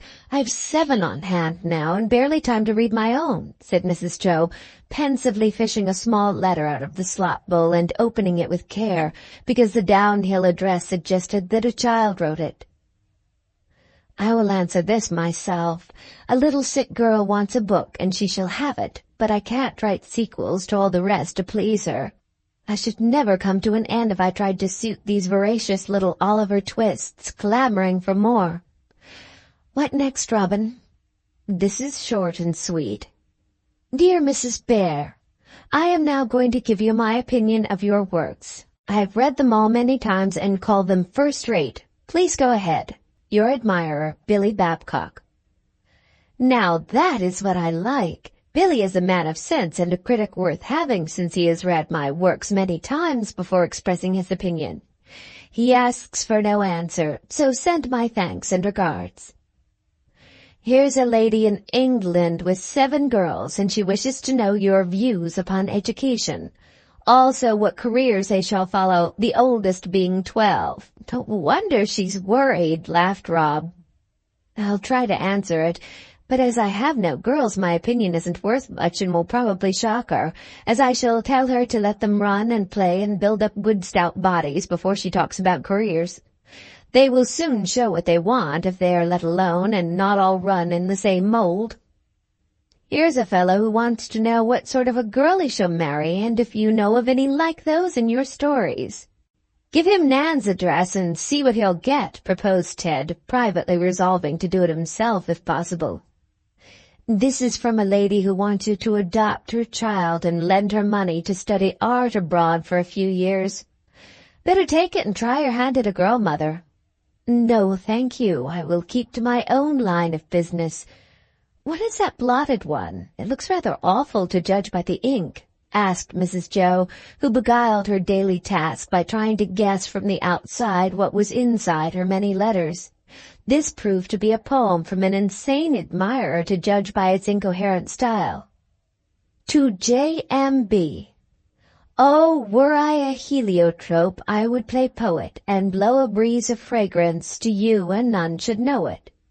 Your form like the stately elm when Phoebus gilds the morning ray, your cheeks like the ocean bed that blooms a rose in May. Your words are wise and bright, I bequeath them to you a legacy given, and when your spirit takes its flight, may it bloom a flower in heaven. My tongue in flattering language spoke, and sweeter silence never broke. In busiest street or loneliest glen, I take you with the flashes of my pen. Consider the lilies how they grow, they toil not yet are fair, gems and flowers and Solomon's seal. The geranium of the world is J.M. Bhaer. James. While the boys shouted over this effusion, which is a true one, their mother read several liberal offers from budding magazines for her to edit them gratis. One long letter from a young girl inconsolable because her favorite hero died, and would dear Mrs. Bhaer rewrite the tale and make it end good? Another from an irate boy denied an autograph who darkly foretold financial ruin and loss of favor if she did not send him and all the other fellows who asked autographs, photographs, and autobiographical sketches. A minister wished to know her religion, and an undecided maiden asked which of her 2 lovers she should marry. These samples will suffice to show a few of the claims made on a busy woman's time, and make my readers pardon Mrs. Jo if she did not carefully reply to all. That job is done. Now I will dust a bit and then go to my work. I'm all behindhand, and cereals can't wait, so deny me to everybody, Mary. I won't see Queen Victoria if she comes today. And Mrs. Bhaer threw down her napkin as if defying all creation. I hope the day will go well with thee, my dearest, answered her husband, who had been busy with his own voluminous correspondence. I will dine at college with Professor Pluck, who is to visit us today. The younglings can lunch on Parnassus, so thou shalt have a quiet time. And smoothing the worried lines out of her forehead with his goodbye kiss, the excellent man marched away, both pockets full of books, an old umbrella in one hand, and a bag of stones for the geology class in the other. If all literary women had such thoughtful angels for husbands, they would live longer and write more. Perhaps that wouldn't be a blessing to the world, though, as most of us write too much now, said Mrs. Jo, waving her feather duster to her spouse, who responded with flourishes of the umbrella as he went down the avenue. Rob started for school at the same time, looking so much like him with his books and bag and square shoulders and steady air that his mother laughed as she turned away, saying heartily, "Bless both my dear professors, for better creatures never lived." Emil was already gone to his ship in the city, but Ted lingered to steal the address he wanted, ravage the sugar bowl, and talk with Mum, for the 2 had great larks together. Mrs. Jo always arranged her own parlor, refilled her vases, and gave the little touches that left it cool and neat for the day. Going to draw down the curtain, she beheld an artist sketching on the lawn, and groaned as she hastily retired to the back window to shake her duster. At that moment the bell rang and the sound of wheels was heard in the road. "I'll go. Mary lets him in," and Ted smoothed his hair as he made for the hall. "Can't see anyone. Give me a chance to fly upstairs," whispered Mrs. Jo, preparing to escape. But before she could do so, a man appeared at the door with a card in his hand. Ted met him with a stern air, and his mother dodged behind the window curtains to bide her time for escape. "I am doing a series of articles for the Saturday Tatler, and I called to see Mrs. Bhaer the first of all," began the newcomer in the insinuating tone of his tribe, while his quick eyes were taking in all they could, experience having taught him to make the most of his time, as his visits were usually short ones. "Mrs. Bhaer never sees reporters, sir." "But a few moments will be all I ask," said the man, edging his way farther in. "You can't see her, for she is out," replied Teddy, as a backward glance showed him that his unhappy parent had vanished, through the window he supposed, as she sometimes did when hard-bested. "Very sorry. I'll call again. Is this her study? Charming room." And the intruder fell back on the parlor, bound to see something and bag a fact if he died in the attempt. "It is not," said Teddy, gently but firmly backing him down the hall, devoutly hoping that his mother had escaped round the corner of the house. "If you could tell me Mrs. Bhaer's age and birthplace, date of marriage, and number of children, I should be much obliged," continued the unabashed visitor as he tripped over the doormat. "She is about 60, born in Nova Zembla, married just 40 years ago today, and has 11 daughters. Anything else, sir?" And Ted's sober face was such a funny contrast to his ridiculous reply that the reporter owned himself routed and retired laughing just as a lady, followed by 3 beaming girls, came up the steps. "We are all the way from Oshkosh and couldn't go home without seeing dear Aunt Jo. My girls just admire her works and lot on getting a sight of her. I know it's early, but we are going to see Holmes and Longfellow and the rest of the celebrities, so we ran out here first thing. Mrs. Erastus Kingsbury Parmalee of Oshkosh, tell her. We don't mind waiting. We can look round a spell if she ain't ready to see folks yet." All this was uttered with such rapidity that Ted could only stand gazing at the buxom damsels, who fixed their 6 blue eyes upon him so beseechingly that his native gallantry made it impossible to deny them a civil reply at least. "Mrs. Bhaer is not visible today. Out just now, I believe, but you can see the house and grounds if you like," he murmured, falling back as the 4 pressed in, gazing rapturously about them. "Oh, thank you. Sweet, pretty place, I'm sure. That's where she writes, ain't it? Do tell me if that's her picture. Looks just as I imagined her." With these remarks the ladies paused before a fine engraving of the Honourable Mrs. Norton, with pen in her hand and a rapt expression of countenance, likewise a diadem and pearl necklace. Keeping his gravity with an effort, Teddy pointed to a very bad portrait of Mrs. Jo which hung behind the door and afforded her much amusement. It was so dismal, in spite of a curious effect of light upon the end of the nose and cheeks as red as the chair she sat in. "This was taken for my mother, but it is not very good," he said, enjoying the struggles of the girls not to look dismayed at the sad difference between the real and the ideal. The youngest, aged 12, could not conceal her disappointment and turned away, feeling as so many of us have felt when we discover that our idols are very ordinary men and women. "Oh, I thought she'd be about 16 and have her hair braided in 2 tails down her back. I don't care about seeing her now," said the honest child, walking off to the hall door, leaving her mother to apologize and her sisters to declare that the bad portrait was perfectly lovely, so speaking and poetic, you know, especially about the brow. "Come, girls, we must be going if we want to get through today. You can leave your albums and have them sent when Mrs. Bhaer has written a sentiment in 'em. We are 1,000 times obliged. Give our best love to your ma and tell her we are so sorry not to see her." Just as Mrs. Erastus Kingsbury Parmalee uttered the words, her eyes fell upon a middle-aged woman in a large checked apron, with a handkerchief tied over her head, busily dusting an end room which looked like a study. "One peep at her sanctum, since she's out," cried the enthusiastic lady, and swept across the hall with her flock before Teddy could warn his mother, whose retreat had been cut off by the artist in front, the reporter at the back of the house, for he hadn't gone, and the ladies in the hall. They've got her, thought Teddy in comical dismay. No use for her to play housemaid since they've seen the portrait. Mrs. Jo did her best, and being a good actress would have escaped if the fatal picture had not betrayed her. Mrs. Parmalee paused at the desk, and regardless of the meerschaum that lay there, the man's slippers close by, and a pile of letters directed to Prof. F. Bhaer, she clasped her hands, exclaiming impressively, "Girls, this is the spot where she wrote those sweet, those moral tales which have thrilled us to the soul.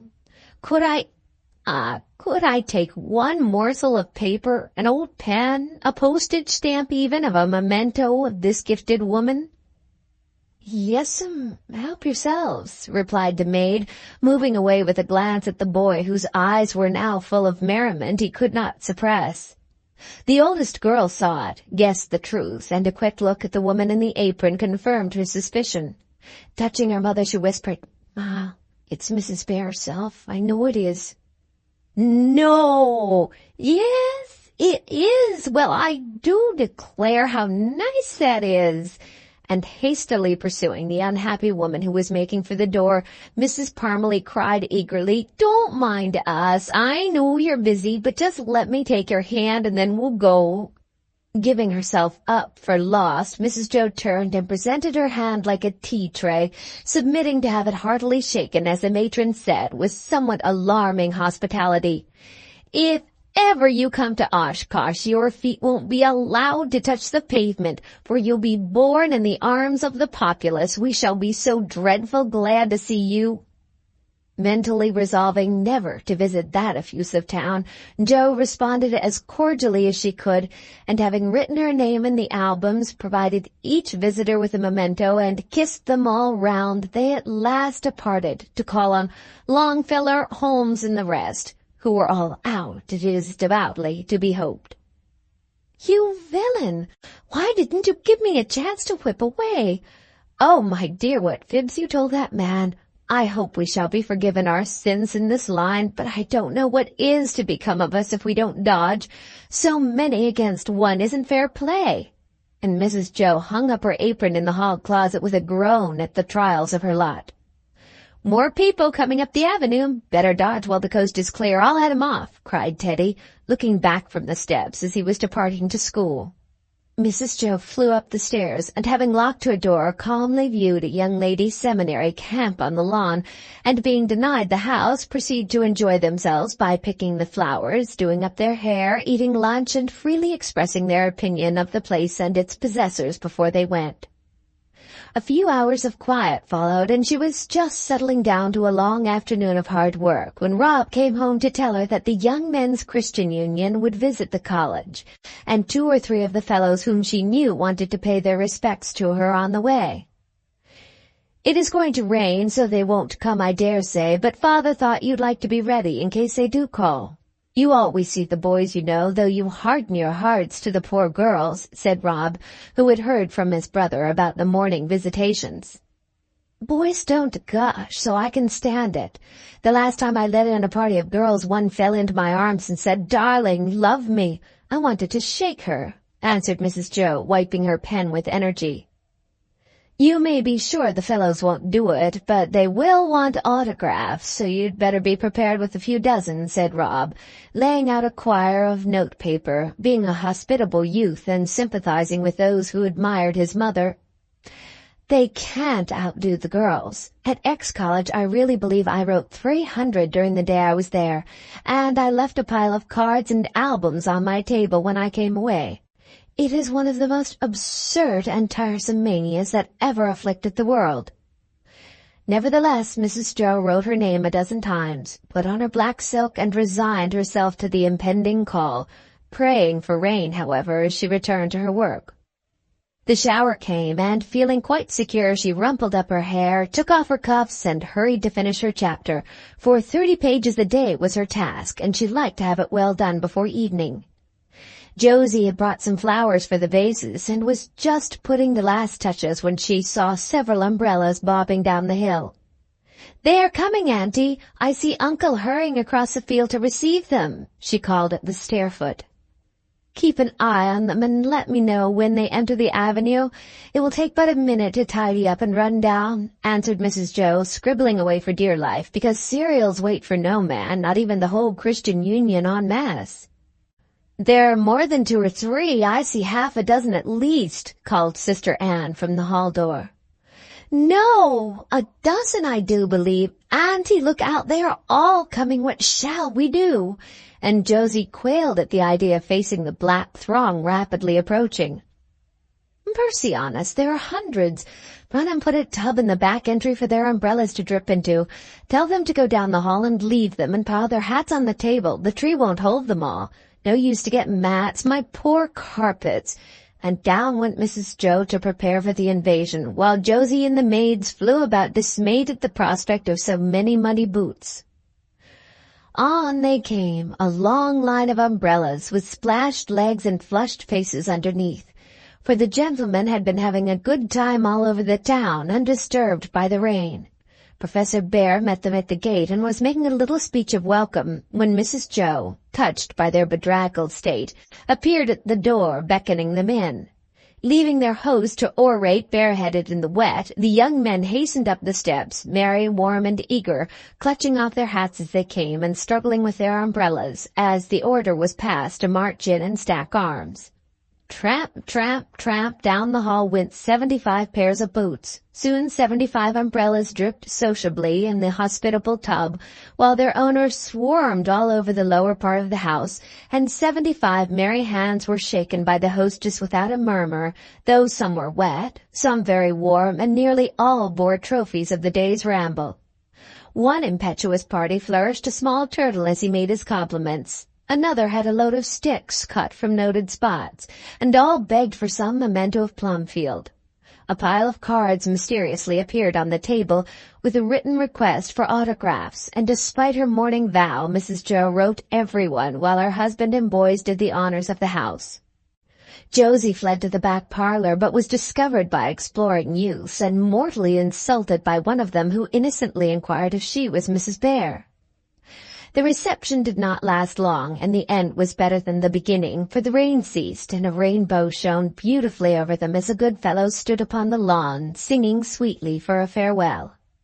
A happy omen, that bow of promise arched over the young heads, as if heaven smiled upon their union and showed them that above the muddy earth and rainy skies the blessed sun still shone for all.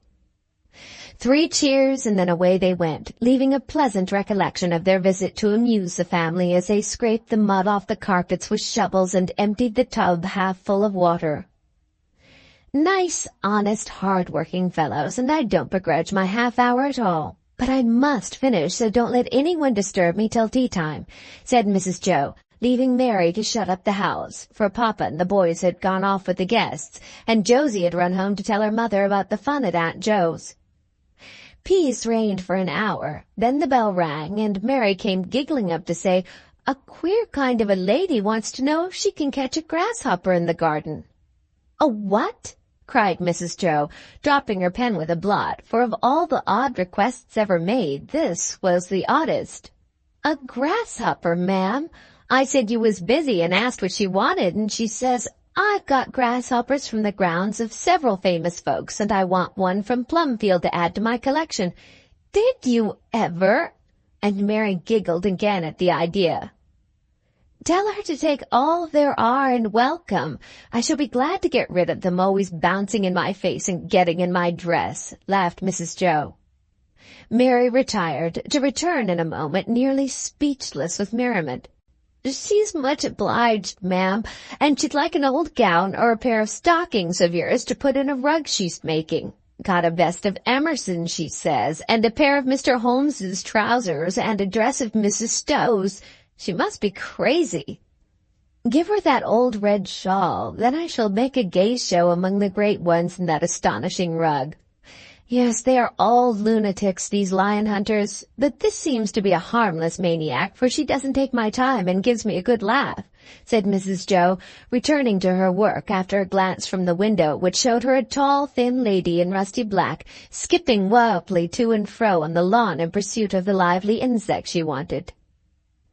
No more interruptions till the light began to fade. Then Mary popped her head in to say a gentleman wished to see Mrs. Bhaer and wouldn't take no for an answer. "He must. I shall not go down. This has been an awful day, and I won't be disturbed again," replied the harassed authoress, pausing in the midst of the grand finale of her chapter. "I told him so, ma'am, but he walked right in as bold as brass. I guess he's another crazy one, and I declare I'm most afraid of him. He's so big and black and cool as cucumbers, though I will say he's good-looking," added Mary with a simper, for the stranger had evidently found favor in her sight despite his boldness. "My day has been ruined, and I will have this last half-hour to finish. Tell him to go away. I won't go down," cried Mrs. Jo fiercely. Mary went, and, listening in spite of herself, her mistress heard first a murmur of voices, then a cry from Mary, and remembering the ways of reporters, also that her maid was both pretty and timid, Mrs. Bhaer flung down her pen and went to the rescue. Descending with her most majestic air, she demanded in an awe-inspiring voice, as she paused to survey the somewhat brigandish intruder, who seemed to be storming the staircase which Mary was gallantly defending, "Who is this person who insists on remaining when I have declined to see him?" "I'm sure I don't know, ma'am. He won't give no name and says you'll be sorry if you don't see him," answered Mary, retiring flushed and indignant from her post. "Won't you be sorry?" asked the stranger, looking up with a pair of black eyes full of laughter, the flash of white teeth through a long beard, and both hands out as he boldly approached the irate lady. Mrs. Jo gave one keen look, for the voice was familiar, then completed Mary's bewilderment by throwing both arms around the brigand's neck, exclaiming joyfully, "My dearest boy, where did you come from?" "California, on purpose to see you, Mother Bhaer. Now, won't you be sorry if I go away?" answered Dan with a hearty kiss. "To think of my ordering you out of the house when I've been longing to see you for a year," laughed Mrs. Jo, and she went down to have a good talk with her returned wanderer, who enjoyed the joke immensely. 4. Dan. Mrs. Jo often thought that Dan had Indian blood in him, not only because of his love of a wild, wandering life, but his striking appearance, for as he grew up this became more striking. At 25 he was very tall, with sinewy limbs, a keen dark face, and the alert look of one whose senses were all alive. Rough in manner, full of energy, quick with word and blow, eyes full of the old fire, always watchful as if used to keep guard, and a general air of vigor and freshness very charming to those who knew the dangers and delights of his adventurous life. He was looking his best as he sat talking with Mother Bhaer, one strong brown hand in hers, and a world of affection in his voice as he said, "Forget old friends. How could I forget the only home I ever knew?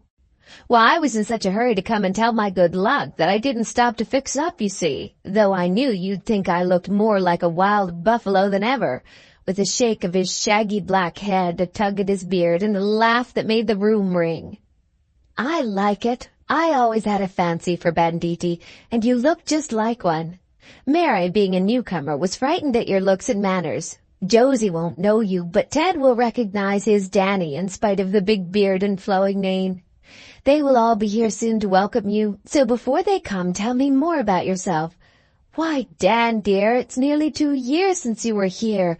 Has it gone well with you?" asked Mrs. Jo, who had been listening with maternal interest to his account of life in California and the unexpected success of a small investment he had made. "First rate. I don't care for the money, you know. I only want a trifle to pay my way, rather earn as I go and not be bothered with the care of a lot. It's the fun of the thing coming to me and my being able to give away, that I like. No use to lay up. I shan't live to be old and need it. My sort never do," said Dan, looking as if his little fortune rather oppressed him. "But if you marry and settle somewhere, as I hope you will, you must have something to begin with, my son. So be prudent and invest your money. Don't give it away, for rainy days come to all of us, and dependence would be very hard for you to bear," answered Mrs. Jo with a sage air, though she liked to see that the money-making fever had not seized her lucky boy yet. Dan shook his head and glanced about the room as if he already found it rather confined and longed for all out of doors again. "Who would marry a jack-o'-lantern like me? Women like a steady-going man. I shall never be that. My dear boy, when I was a girl I liked just such adventurous fellows as you are. Anything fresh and daring, free and romantic is always attractive to us womenfolk. Don't be discouraged. You'll find an anchor some day and be content to take shorter voyages and bring home a good cargo." "What should you say if I brought you an Indian squaw some day?" asked Dan with a glimmer of mischief in the eyes that rested on a marble bust of Galatea gleaming white and lovely in the corner. "Welcome her heartily if she was a good one. Is there a prospect of it?" And Mrs. Jo peered at him with the interest which even literary ladies take in love affairs. "Not at present, thank you. I'm too busy to gallivant, as Ted calls it. How is the boy?" asked Dan, skillfully turning the conversation as if he had had enough of sentiment. Mrs. Jo was off at once and expatiated upon the talents and virtues of her sons till they came bursting in and fell upon Dan like two affectionate young bears, finding a vent for their joyful emotions in a sort of friendly wrestling match, in which both got worsted, of course, for the hunters soon settled them. The professor followed, and tongues went like mill clappers while Mary lighted up and cook devoted herself to an unusually good supper, instinctively divining that this guest was a welcome one. After tea, Dan was walking up and down the long rooms as he talked, with occasional trips into the hall for a fresher breath of air, his lungs seeming to need more than those of civilized people. In one of these trips he saw a white figure framed in the dark doorway and paused to look at it. Bess paused also, not recognizing her old friend and quite unconscious of the pretty picture she made standing tall and slender against the soft gloom of the summer night, with her golden hair like a halo round her head and the ends of a white shawl blown out like wings by the cool wind sweeping through the hall. "Is it Dan?" she asked, coming in with a gracious smile and outstretched hand. "Looks like it, but I didn't know you, Princess. I thought it was a spirit," answered Dan, looking down at her with a curious softness and wonder in his face. "I've grown very much, but 2 years have changed you entirely." And Bess looked up with girlish pleasure at the picturesque figure before her, for it was a decided contrast to the well-dressed people about her. Before they could say more, Josie rushed in and, forgetful of the newly acquired dignity of her teens, let Dan catch her up and kiss her like a child. Not till he set her down did he discover she also was changed, and exclaimed in comic dismay, "Hello! Why, you are growing up too! What am I going to do with no young one to play with? Here's Ted going like a beanstalk, and Bess a young lady, and even you, my mustard seed, letting down your frocks and putting on airs." The girls laughed, and Josie blushed as she stared at the tall man, conscious that she had leaped before she looked. They made a pretty contrast, these two young cousins, one as fair as a lily, the other a little wild rose, and Dan gave a nod of satisfaction as he surveyed them, for he had seen many bonny girls in his travels, and was glad that these old friends were blooming so beautifully. "Here, we can't allow any monopoly of Dan," called Mrs. Jo. "Bring him back and keep an eye on him, or he will be slipping off for another little run of a year or two before we have half seen him." Led by these agreeable captors, Dan returned to the parlor to receive a scolding from Josie for getting ahead of all the other boys and looking like a man first. "Emil is older, but he's only a boy and dances jigs and sings sailor songs just as he used to. You look about 30 and as big and black as a villain in a play." "Oh, I've got a splendid idea. You are just the thing for Arbaces in the last days of Pompeii. We want to act it, have the lion and the gladiators in the eruption. Tom and Ted are going to shower bushels of ashes down and roll barrels of stones about. We wanted a dark man for the Egyptian, and you will be gorgeous in red and white shawls. Won't he, Aunt Jo?" This deluge of words made Dan clap his hands over his ears, and before Mrs. Bhaer could answer her impetuous niece, the Lawrences, with Meg and her family, arrived, soon followed by Tom and Nan, and all sat down to listen to Dan's adventures, told in brief yet effective manner, as the varying expressions of interest, wonder, merriment, and suspense painted on the circle of faces round him plainly showed. The boys all wanted to start at once for California and make fortunes. The girls could hardly wait for the curious and pretty things he had picked up for them in his travels, while the elders rejoiced heartily over the energy and good prospects of their wild boy. "Of course you want to go back for another stroke of luck, and I hope you will have it. But speculation is a dangerous game, and you may lose all you've won," said Mr. Lorry, who had enjoyed the stirring tale as much as any of the boys and would have liked to rough it with Dan as well as they. "I've had enough of it, for a while at least. Too much like gambling. The excitement is all I care for, and it isn't good for me. I have a notion to try farming out west. It's grand on a large scale, and I feel as if steady work would be rather jolly after loafing round so long. I can make a beginning, and you can send me your black sheep to stock my place with. I tried sheep farming in Australia and know something about black ones anyway." A laugh chased away the sober look in Dan's face as he ended, and those who knew him best guessed that he had learned a lesson there in San Francisco and dared not try again. "That is a capital idea, Dan," cried Mrs. Jo, seeing great hope in this desire to fix himself somewhere and help others. "We shall know where you are and can go and see you and not have half the world between us. I'll send my Ted for a visit. He's such a restless spirit it would do him good. With you he would be safe while he worked off his surplus energies and learned a wholesome business." "Now I'll use the shovel and a hoe like a good one if I get a chance out there, but the Speranza mines sound rather jollier," said Ted, examining the samples of ore Dan had brought for the professor. "You go and start a new town, and when we are ready to swarm we will come out and settle there. You'll want a newspaper very soon, and I like the idea of running one myself much better than grinding away as I do now," observed Demi, panting to distinguish himself in the journalistic line. "We could easily plant a new college there. These sturdy Westerners are hungry for learning and very quick to see and choose the best," added ever-young Mr. March, beholding with his prophetic eye many duplicates of their own flourishing establishments springing up in the wide West. "Go on, Dan. It is a fine plan, and we will back you up. I shouldn't mind investing in a few prairies and cowboys myself," said Mr. Lorry, always ready to help the lads to help themselves, both by his cheery words and ever-open purse. "A little money sort of ballasts a fellow, and investing it in land anchors him, for a while at least. I'd like to see what I can do, but I thought I'd consult you before I decided.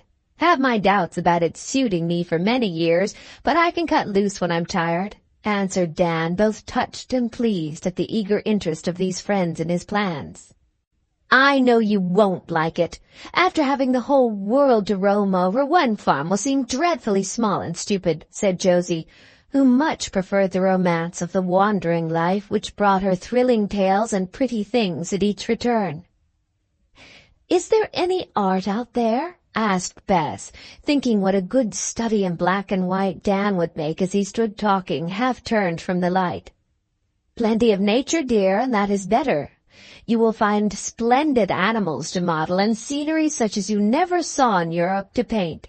Even prosaic pumpkins are grand out there. You can play Cinderella in one of them, Josie, when you open your theater in Dansville," said Mr. Lorry, anxious that no cold water should be thrown on the new plan. Stage-struck Josie was caught at once, and being promised all the tragic parts on the yet unbuilt stage, she felt a deep interest in the project and begged Dan to lose no time in beginning his experiment. Bess also confessed that studies from nature would be good for her and wild scenery improve her taste, which might grow over nice if only the delicate and beautiful were set before her. "I speak for the practice of the new town," said Nan, always eager for fresh enterprises. "I shall be ready by the time you get well started. Towns grow so fast out there." "Dan isn't going to allow any woman under 40 in his place. He doesn't like them, especially young and pretty ones, put in Tom, who was raging with jealousy because he read admiration for Nan in Dan's eyes. That won't affect me because doctors are exceptions to all rules. There won't be much sickness in Dansville. Everyone will lead such active, wholesome lives, and only energetic young people will go there. But accidents will be frequent owing to wild cattle, fast riding, Indian scrimmages, and the recklessness of Western life. That will just suit me.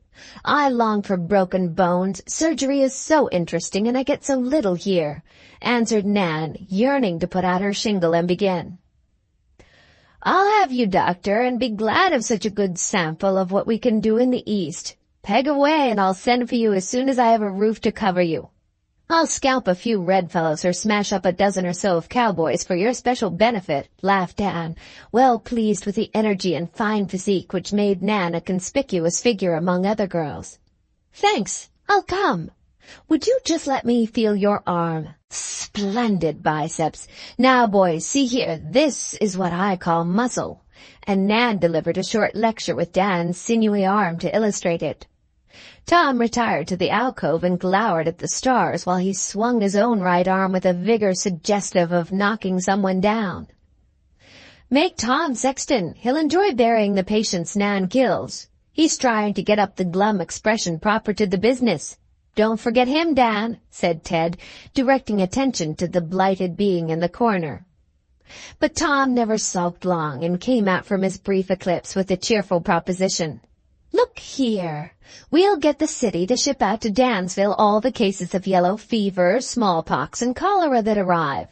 Then Nan will be happy and her mistakes won't matter much with immigrants and convicts."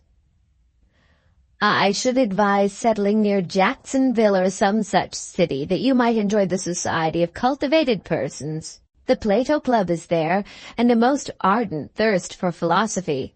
Everything from the East is welcomed hospitably, and new enterprises would flourish in such kindly soil," observed Mr. March, mildly offering a suggestion as he sat among the elders enjoying the lively scene. The idea of Dan studying Plato was very funny, but no one except naughty Ted smiled, and Dan made haste to unfold another plan seething in that active brain of his. "I'm not sure the farming will succeed and have a strong leaning towards my old friends, the Montana Indians. They're a peaceful tribe and need help awfully. Hundreds have died of starvation because they don't get their share. The Sioux are fighters, 30,000 strong, so government fears them and gives them all they want. I call that a damned shame." Dan stopped short as the oath slipped out, but his eyes flashed and he went on quickly. "It is just that, and I won't beg pardon. If I'd had any money when I was there, I'd have given every cent to those poor devils, cheated out of everything and waiting patiently after being driven from their own land to places where nothing will grow. Now honest agents could do much, and I've a feeling that I ought to go and lend a hand. I know their lingo and I like 'em. I've got a few thousands, and I ain't sure I have any right to spend it on myself and settle down to enjoy it, hey?" Dan looked very manly and earnest as he faced his friends, flushed and excited by the energy of his words. And all felt that little thrill of sympathy which links hearts together by the tie of pity for the wronged. "Do it! Do it!" cried Mrs. Jo, fired at once, for misfortune was much more interesting to her than good luck.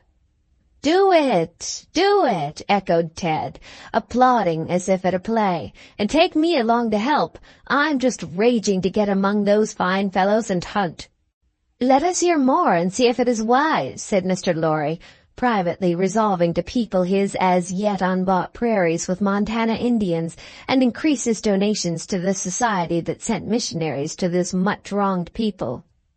Dan plunged at once into the history of what he saw among the Dakotas and other tribes in the Northwest, telling of their wrongs, patience, and courage as if they were his brothers.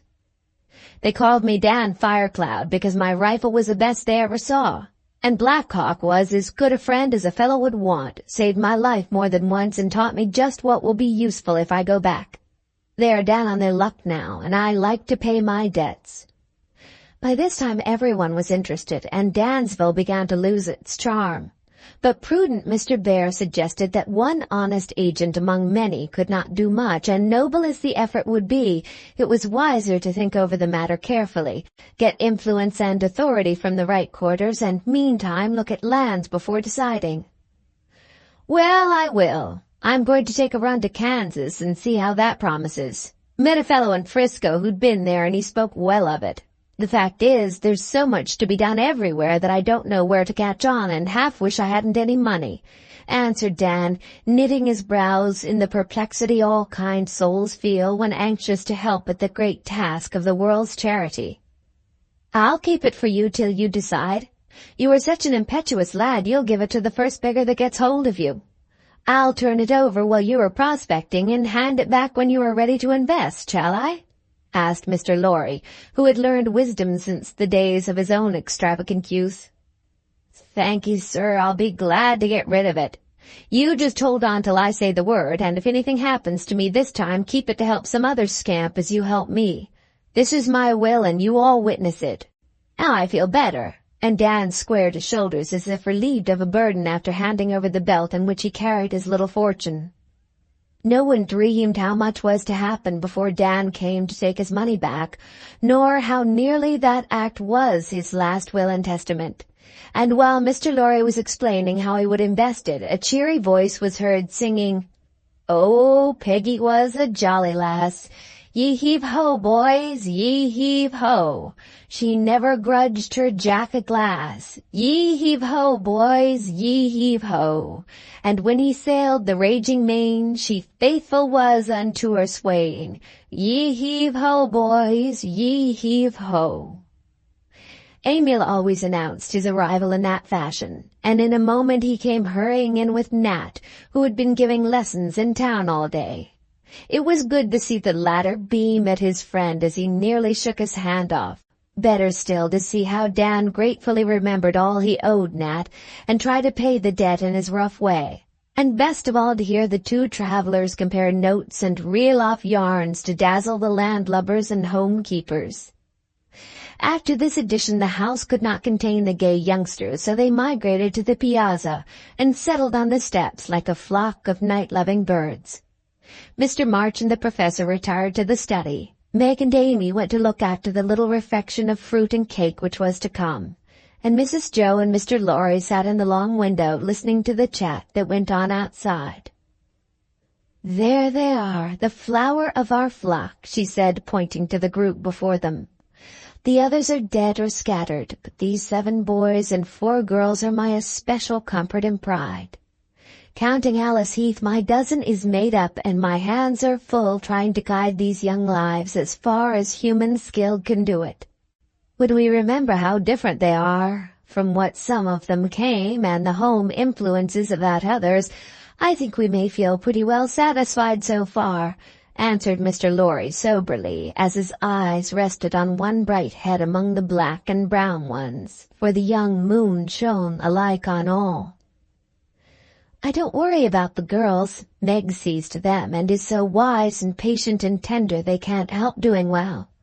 But my boys are more care every year and seem to drift farther away from me each time they go," sighed Mrs. Jo. "They will grow up, and I can only hold them by one little thread which may snap at any time, as it has with Jack and Ned. Dolly and George still like to come back, and I can say my word to them, and dear old Franz is too true ever to forget his own. But the 3 who are soon going out into the world again I can't help worrying about. Emil's good heart will keep him straight, I hope, and a sweet little cherub sits up aloft to look out for the life of poor Jack. Nat is to make his first flight, and he's weak in spite of your strengthening influence, and Dan is still untamed. I fear it will take some hard lesson to do that. He's a fine fellow, Jo, and I almost regret this farming project.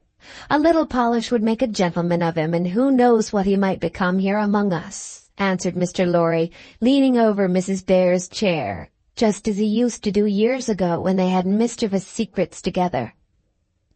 "It wouldn't be safe, Teddy.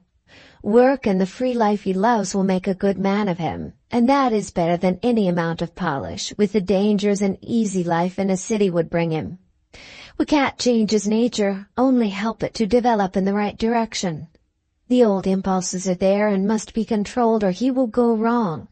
I see that, but his love for us is a safeguard, and we must keep a hold on him till he is older or has a stronger tie to help him.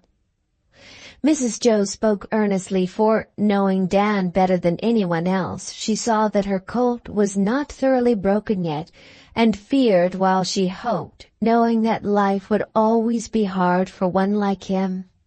She was sure that before he went away again, in some quiet moment, he would give her a glimpse of his inner self, and then she could say the word of warning or encouragement that he needed. So she bided her time, studying him meanwhile, glad to see all that was promising and quick to detect the harm the world was doing him. She was very anxious to make a success of her firebrand because others predicted failure. But having learned that people cannot be molded like clay, she contented herself with the hope that this neglected boy might become a good man, and asked no more. Even that was much to expect, so full was he of wayward impulses, strong passions, and the lawless nature born in him. Nothing held him but the one affection of his life, the memory of Plumfield, the fear of disappointing these faithful friends, the pride, stronger than principle, that made him want to keep the regard of mates who had always admired and loved him in spite of all his faults. "Don't fret, old dear. Emil is one of the happy-go-lucky sort who always fall on their legs. I'll see to Nat, and Dan is in a good way now. Let him take a look at Kansas, and if the farm plan loses its charm, he can fall back on poor Lo and really do good out there. He's unusually fitted for that peculiar task, and I hope he'll decide to do it. Fighting oppressors and befriending the oppressed will keep those dangerous energies of his busy, and the life will suit him better than sheepfolds and wheat fields." "I hope so. What is that?" And Mrs. Jo leaned forward to listen as exclamations from Ted and Josie caught her ear. "A Mustang! A real live one, and we can ride it! Dan, you are a first-class trump!" cried the boy. "A whole Indian dress for me? Now I can play Namioka if the boys act Metamora," added Josie, clapping her hands. "A buffalo head for Bess? Good gracious, Dan, why did you bring such a horrid thing as that to her?" asked Nan. "Thought it would do her good to model something strong and natural. She'll never amount to anything if she keeps on making namby-pamby gods and pet kittens," answered irreverent Dan, remembering that when he was last here, Bess was vibrating distractedly between a head of Apollo and her Persian cat as models. "Thank you. I'll try it, and if I fail, we can put the buffalo up in the hall to remind us of you," said Bess, indignant at the insult offered the gods of her idolatry, but too well bred to show it except in her voice, which was as sweet and as cold as ice cream. "I suppose you won't come out to see our new settlement when the rest do? Too rough for you?" asked Dan, trying to assume the deferential air all the boys used when addressing their princess. "I am going to Rome to study for years. All the beauty and art of the world is there, and a lifetime isn't long enough to enjoy it," answered Bess. "Rome is a moldy old tune compared to the Garden of the Gods and my magnificent Rockies. I don't care a hang for art. Nature is as much as I can stand, and I guess I could show you things that would knock your old masters higher than kites. Better come, and while Josie rides the horses you can model 'em. If a drove of 100 or so of wild ones can't show you beauty, I'll give up," cried Dan, waxing enthusiastic over the wild grace and vigor which he could enjoy but had no power to describe. "I'll come some day with Papa and see if they are better than the horses of St. Mark and those on Capitol Hill. Please don't abuse my gods, and I will try to like yours," said Bess, beginning to think the West might be worth seeing, though no Raphael or Angelo had yet appeared there. "That's a bargain. I do think people ought to see their own country before they go scooting off to foreign parts, as if the New World wasn't worth discovering," began Dan, ready to bury the hatchet. "It has some advantages, but not all. The women of England can vote and we can't. I'm ashamed of America that she isn't ahead in all good things," cried Nan, who held advanced views on all reforms and was anxious about her rights, having had to fight for some of them. Oh, please don't begin on that. People always quarrel over that question and call names and never agree. Do let us be happy and quiet tonight, pleaded Daisy, who hated discussion as much as Nan loved it. You shall vote as much as you like in our new town, Nan. Be mayor and alderman and run the whole concern. It's going to be as free as air, or I can't live in it, said Dan, adding with a laugh, I see Mrs. Giddy-Gaddy and Mrs. Shakespeare-Smith don't agree any better than they used to. If everyone agreed, we should never get on. Daisy is a dear but inclined to be an old fogey, so I stir her up, and next fall she will go and vote with me. Demi will escort us to do the one thing we are allowed to do as yet. Will you take 'em, Deacon? Asked Dan, using the old name as if he liked it. It works capitally in Wyoming. I shall be proud to do it. Mother and the aunts go every year, and Daisy will come with me. She is my better half still, and I don't mean to leave her behind in anything, said Demi, with an arm round his sister, of whom he was fonder than ever. Dan looked at them wistfully, thinking how sweet it must be to have such a tie, and his lonely youth seemed sadder than ever as he recalled its struggles. A gusty sigh from Tom made sentiment impossible as he said pensively, I always wanted to be a twin. It's so sociable and so cozy to have someone to lean on a fellow and comfort him if other girls are cruel. As Tom's unrequited passion was the standing joke of the family, this illusion produced a laugh, which Nan increased by whipping out a bottle of Nux, saying with her professional air, I knew you ate too much lobster for tea. Take 4 pellets and your dyspepsia will be all right. Tom always sighs and is silly when he's overeaten. I'll take 'em. Those are the only sweet things you ever give me. And Tom gloomily crunched his dose. Who can minister to a mind diseased or pluck out a rooted sorrow? Quoted Josie tragically from her perch on the railing. Come with me, Tommy, and I'll make a man of you. Drop your pills and powders and cavort round the world a spell, and you'll soon forget you've got a heart or a stomach either, said Dan, offering his one panacea for all ills. Ship with me, Tom. A good fit of seasickness will set you up, and a stiff northeaster blow your blue devils away. Come along as surgeon, easy berth and no end of larks.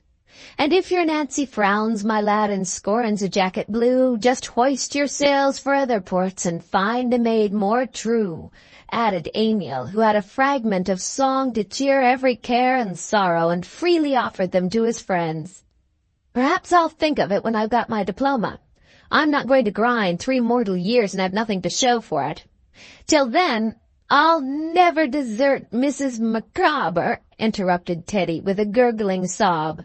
Tom immediately rolled him off the step into the wet grass below, and by the time this slight skirmish was over, the jingle of teaspoons suggested refreshments of a more agreeable sort. In former times the little girls waited on the boys to save confusion. Now the young men flew to serve the ladies, young and old, and that slight fact showed plainly how the tables were turned by time. And what a pleasant arrangement it was! Even Josie sat still and let Amiel bring her berries, enjoying her young ladyhood, till Ted stole her cake when she forgot manners and chastised him with a rap on the knuckles. As guest of honor, Dan was only allowed to wait on Bess, who still held the highest place in this small world. Tom carefully selected the best of everything for Nan, to be crushed by the remark, I never eat at this hour, and you will have a nightmare if you do. So, dutifully curbing the pangs of hunger, he gave the plate to Daisy and chewed rose leaves for his supper. When a surprising quantity of wholesome nourishment had been consumed, someone said, Let's sing, and a tuneful hour followed. Nat fiddled, Demi piped, Dan strummed the old banjo, and Amiel warbled a doleful ballad about the wreck of the bounding Betsy. Then everybody joined in the old songs till there was very decidedly music in the air, and passers-by said as they listened smiling, Old Plum is gay tonight. When all had gone, Dan lingered on the piazza, enjoying the balmy wind that blew up from the hayfields and brought the breath of flowers from Parnassus. And as he leaned there romantically in the moonlight, Mrs. Jo came to shut the door. Dreaming dreams, Dan? She asked, thinking the tender moment might have come. Imagine the shock when, instead of some interesting confidence or affectionate word, Dan swung round, saying bluntly, "I was wishing I could smoke." Mrs. Jo laughed at the downfall of her hopes and answered kindly, "You may in your room, but don't set the house afire." Perhaps Dan saw a little disappointment in her face, or the memory of the sequel of that boyish frolic touched his heart, for he stooped and kissed her, saying in a whisper, "Good night, Mother," and Mrs. Jo was half satisfied. 5. Vacation. Everyone was glad of a holiday next morning, and all lingered over the breakfast table, till Mrs. Jo suddenly exclaimed, "Why, there's a dog!" And on the threshold of the door appeared a great deerhound, standing motionless with his eyes fixed on Dan. "Hello, old boy. Couldn't you wait till I came for you? Have you cut away on the sly? Own up now and take your whipping like a man," said Dan, rising to meet the dog, who reared on his hind legs to look his master in the face and bark as if uttering an indignant denial of any disobedience. "All right, Don never lies," and Dan gave the tall beast a hug, adding as he glanced out of the window, where a man and horse were seen approaching, "I left my plunder at the hotel overnight, not knowing how I should find you. Come out and see Octu, my Mustang. She's a beauty." And Dan was off, with the family streaming after him to welcome the newcomer. They found her preparing to go up the stairs, and her eagerness to reach her master, to the great dismay of the man who was holding her back. "Let her come," called Dan. "She climbs like a cat and jumps like a deer." "Well, my girl, do you want to gallop?" he asked, as the pretty creature clattered up to him and whinnied with pleasure as he rubbed her nose and slapped her glossy flank. "That's what I call a horse worth having," said Ted, full of admiration and delight, for he was to have the care of her during Dan's absence. "What intelligent eyes! She looks as if she would speak," said Mrs. Jo. "She talks like a human in her own way. Very little that she don't know. Hey, old lass?" And Dan laid his cheek to hers, as if the little black mare was very dear to him. "What does Octu mean?" asked Rob. "Lightning. She deserves it, as you'll see. Black Hawk gave her to me for my rifle, and we've had high times together out yonder.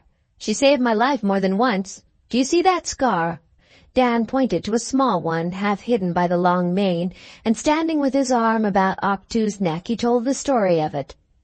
"Black Hawk and I were after buffalo one time and didn't find 'em as soon as we expected, so our food gave out, and there we were 100 miles from Red Deer River, where our camp was.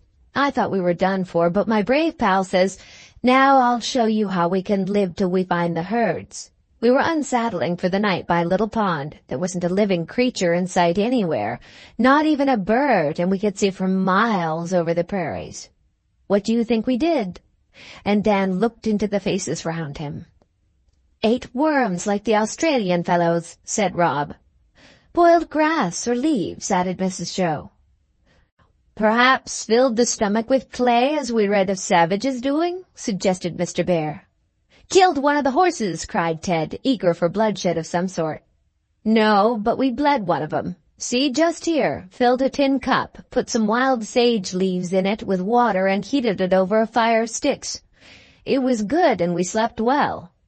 "I guess Octu didn't," and Josie patted the animal with a face full of sympathy. "Never minded it a bit. Black Hawk said we could live on the horses several days and still travel before they felt it. But by another morning we found the buffalo, and I shot the one whose head is in my box, ready to hang up and scare brats into fits. He's a fierce old fellow, you bet." "What is this strap for?" asked Ted, who was busily examining the Indian saddle, the single rein and snaffle with lariat, and round the neck the leather band he spoke of. "We hold on to that when we lie along the horse's flank farthest from the enemy and fire under the neck as we gallop round and round. I'll show you." And springing into the saddle, Dan was off down the steps, tearing over the lawn at a great pace, sometimes on Octu's back, sometimes half hidden as he hung by stirrup and strap, and sometimes off altogether, running beside her as she loped along, enjoying the fun immensely, while Don raced after in a canine rapture at being free again and with his mates. It was a fine sight, the three wild things at play, so full of vigor, grace, and freedom, that for the moment the smooth lawn seemed a prairie, and the spectators felt as if this glimpse of another life made their own seem rather tame and colorless. "This is better than a circus," cried Mrs. Jo, wishing she were a girl again that she might take a gallop on this chained lightning of a horse. "I foresee that Nan will have her hands full setting bones, for Ted will break every one of his trying to rival Dan. A few falls will not harm, and this new care and pleasure will be good for him in old ways. But I fear Dan will never follow a plow after riding a Pegasus like that," answered Mr. Bhaer, as the black mare leaped to the gate and came flying up the avenue to stop at a word and stand quivering with excitement, while Dan swung himself off and looked up for applause. He received plenty of it and seemed more pleased for his pet's sake than for his own. Ted clamored for a lesson at once, and was soon at ease in the queer saddle, finding Huck too gentle as a lamb as he trotted away to show off at college. Bess came hastening down the hill, having seen the race from afar, and all collected on the piazza, while Dan yanked the cover off the big box the express had dumped before the door, to borrow his own words. Dan usually traveled in light marching order, and hated to have more luggage than he could carry in his well-worn valise. But now that he had a little money of his own, he had cumbered himself with a collection of trophies won by his bow and spear, and brought them home to bestow upon his friends. "We shall be devoured with moths," thought Mrs. Jo, as the shaggy head appeared, followed by a wolfskin rug for her feet, a bearskin ditto for the professor's study, and Indian garments bedecked with foxes' tails for the boys. All nice and warm for a July day, but received with delight nevertheless. Ted and Josie immediately dressed up, learned the war whoop, and proceeded to astonish their friends by a series of skirmishes about the house and grounds with tomahawks and bows and arrows, till weariness produced a lull. Gay birds' wings, plumy pampas grass, strings of wampum, and pretty work in beads, bark, and feathers pleased the girls. Minerals, arrowheads, and crude sketches interested the professor, and when the box was empty, Dan gave Mr. Lorry as his gift several plaintive Indian songs written on birch bark. "We only want a tent over us to be quite perfect. I feel as if I ought to give you parched corn and dried meat for dinner, my braves. Nobody will want lamb and green peas after this splendid powwow," said Mrs. Jo, surveying the picturesque confusion of the long hall, where people lay about on the rugs, all more or less bedecked with feathers, moccasins, or beads. "Moose noses, buffalo tongues, bear steaks, and roasted marrow bones would be the thing, but I don't mind a change, so bring on your baha and green meat," answered Dan from the box, where he sat in state like a chief among his tribe, with a great hound at his feet. The girls began to clear up, but made little headway, for everything they touched had a story, and all were thrilling, comical, or wild, so they found it hard to settle to their work till Dan was carried off by Mr. Lorry. This was the beginning of the summer holiday, and it was curious to see what a pleasant little stir Dan's and Emil's coming made in the quiet life of the studious community, for they seemed to bring a fresh breeze with them that enlivened everyone. Many of the collegians remained during vacation, and Plumfield and Parnassus did their best to make these days pleasant for them, since most came from distant states, were poor, and had few opportunities but this for culture or amusement.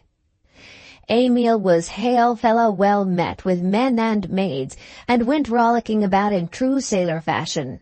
But Dan stood rather in awe of the fair girl graduates, and was silent when among them, eyeing them as an eagle might a flock of doves. He got on better with the young men, and was their hero at once. Their admiration for his manly accomplishments did him good, because he felt his educational defects keenly, and often wondered if he could find anything in books to satisfy him as thoroughly as did the lessons he was learning from nature's splendidly illustrated volume. In spite of his silence, the girls found out his good qualities and regarded the Spaniard, as they named him, with great favor, for his black eyes were more eloquent than his tongue, and the kind creatures tried to show their friendly interests in many charming ways.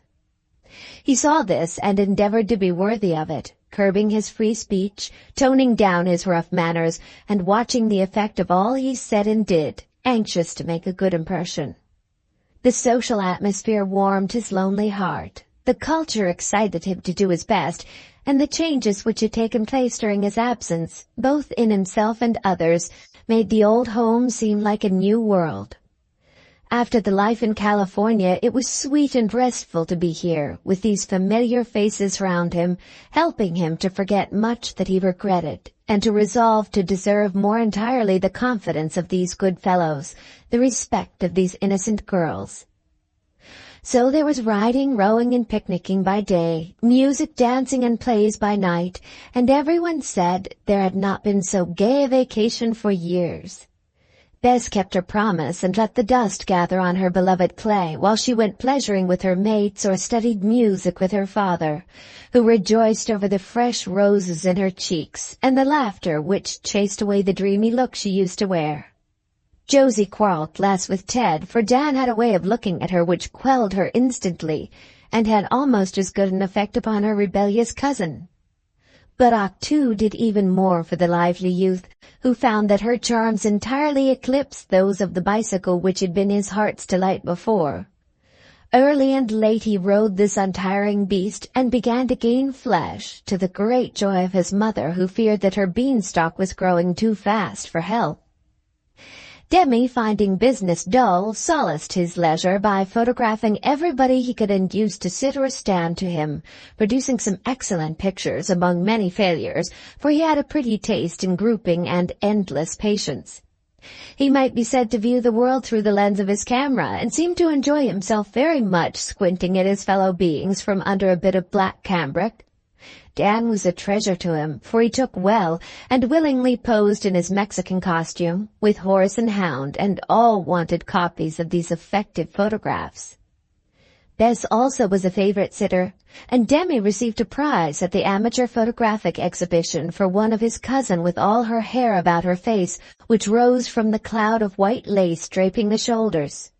These were freely handed round by the proud artist, and one copy had a tender little history yet to be told.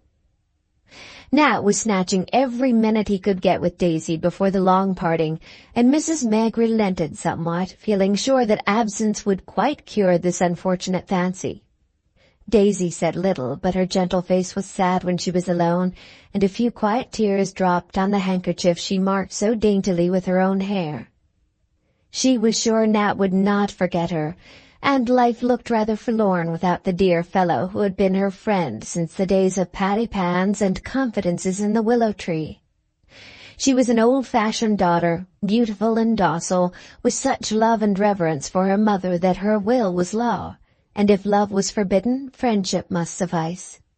So she kept her little sorrow to herself, smiled cheerfully at Nat, and made his last days of home life very happy with every comfort and pleasure she could give, from sensible advice and sweet words to a well-filled work-bag for his bachelor establishment and a box of goodies for the voyage.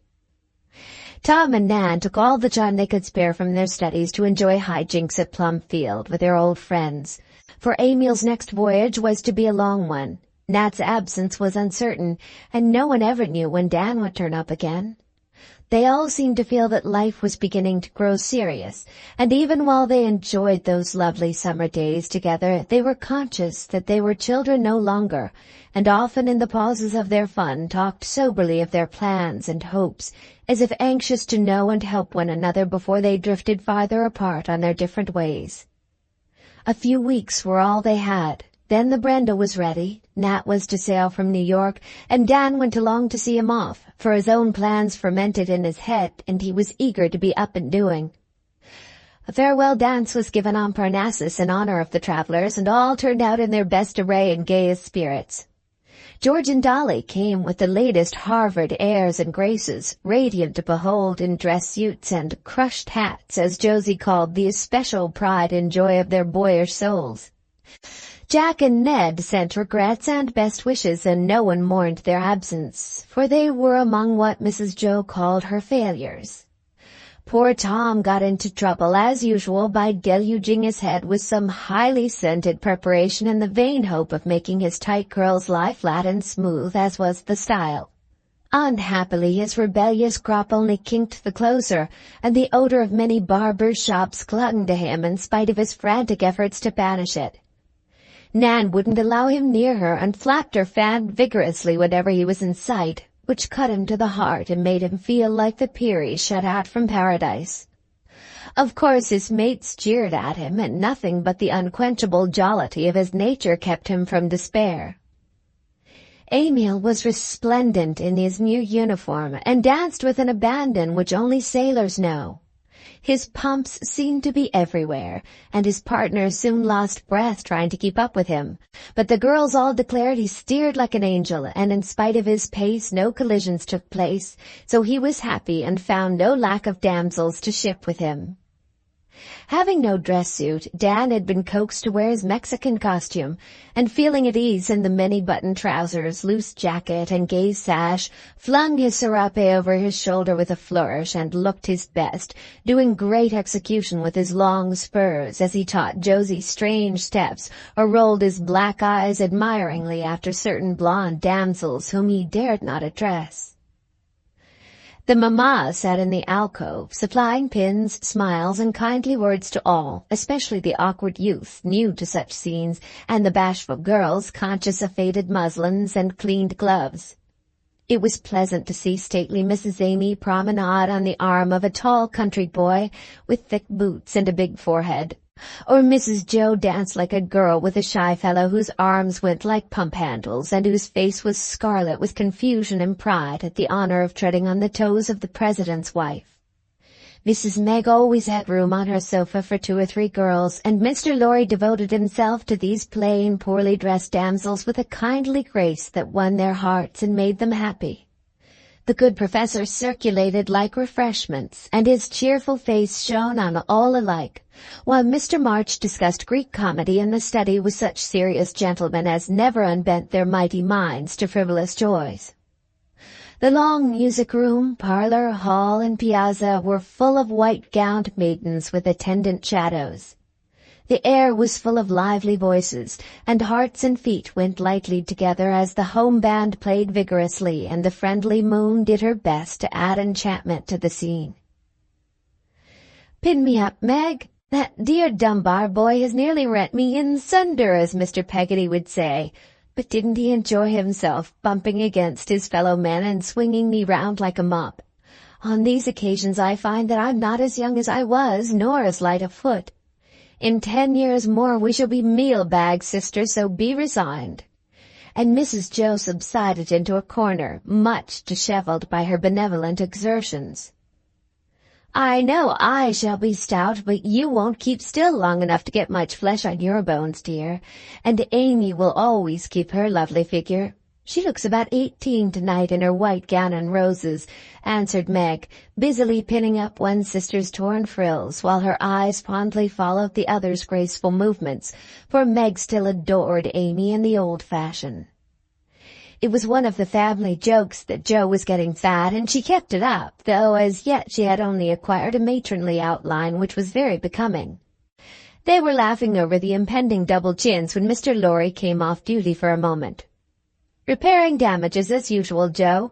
You never could take a little gentle exercise without returning in rags. Come and have a quiet stroll with me and cool off before supper.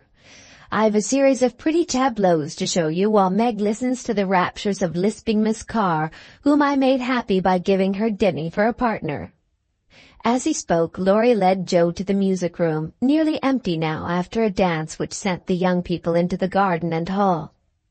Pausing before the first of the 4 long windows that opened on a very wide piazza, he pointed to a group outside, saying, "The name of this is Jack Ashore." A pair of long blue legs, ending in very neat pumps, hung from the veranda roof among the vines, and roses gathered by unseen hands, evidently appertaining to aforesaid legs, were being dropped into the laps of several girls perched like a flock of white birds on the railing below, while a manly voice fell like a falling star, as it sung this pensive ditty to a most appreciative audience. Mary's Dream. The moon it climbed the eastern hill which rises o'er the sands of Dee, and from its highest summit shed a silver light on tower and tree. When Mary laid her down to sleep, her thoughts on Sandy far at sea, when soft and low a voice was heard, saying, Mary, weep no more for me. She from her pillow gently raised her head to see who there might be, and saw young Sandy shivering stand with visage pale and hollow-y. Oh, Mary dear, cold as my clay it lies beneath the stormy sea. Far, far from thee I sleep in death. Dear Mary, weep no more for me. 3 stormy nights and stormy days we tossed upon the raging main, and long we strove our bark to save, but all our striving was in vain. E'en then when terror chilled my blood, my heart was filled with love of thee. The storm is past, and I'm at rest, so Mary, weep no more for me. O maiden dear, yourself prepare, we soon shall meet upon that shore where love is free from doubt and care, and you and I shall part no more. Loud crew the cock, the shadow fled, no more her Sandy did she see, but soft the passing spirit said, Sweet Mary, weep no more for me.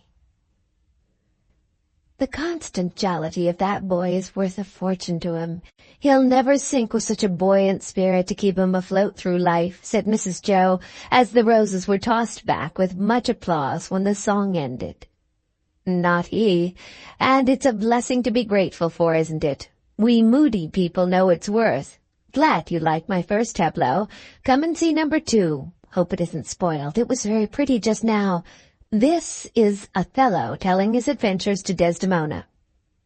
The second window framed a very picturesque group of 3. Mr. March in an armchair, with Bess on a cushion at his feet, was listening to Dan, who, leaning against a pillow, was talking with unusual animation. The old man was in shadow, but little Desdemona was looking up with the moonlight full upon her into young Othello's face, quite absorbed in the story he was telling so well. The gay drapery over Dan's shoulder, his dark coloring, and the gesture of his arm made the picture very striking, and both spectators enjoyed it with silent pleasure, till Mrs. Jo said in a quick whisper, I'm glad he's going away. He's too picturesque to have here among so many romantic girls. Afraid his grand, gloomy, and peculiar style will be too much for our simple maids. No danger. Dan is in the rough as yet, and always will be, I fancy, though he is improving in many ways. How well Queenie looks in that soft light. Dear little Goldilocks looks well everywhere. And with a backward glance full of pride and fondness, Mrs. Jo went on. But that scene returned to her long afterward, and her own prophetic words also. Number 3 was a tragical tableau at first sight, and Mr. Lorry stifled a laugh as he whispered, The Wounded Knight, pointing to Tom with his head enveloped in a large handkerchief as he knelt before Nan, who was extracting a thorn or splinter from the palm of his hand with great skill to judge from the patient's blissful expression of countenance. Do I hurt you? She asked, turning the hand at the moonlight for a better view. Not a bit. Dig away, I like it, answered Tom, regardless of his aching knees and the damage done to his best trousers. I won't keep you long. Hours, if you please. Never so happy as here. Quite unmoved by this tender remark, Nan put on a pair of large round-eyed glasses, saying in a matter-of-fact tone, Now I see it. Only a splinter, and there it is. My hand is bleeding. Won't you bind it up? Asked Tom, wishing to prolong the situation. Nonsense. Suck it. Only take care of it tomorrow if you dissect. Don't want any more blood poisoning.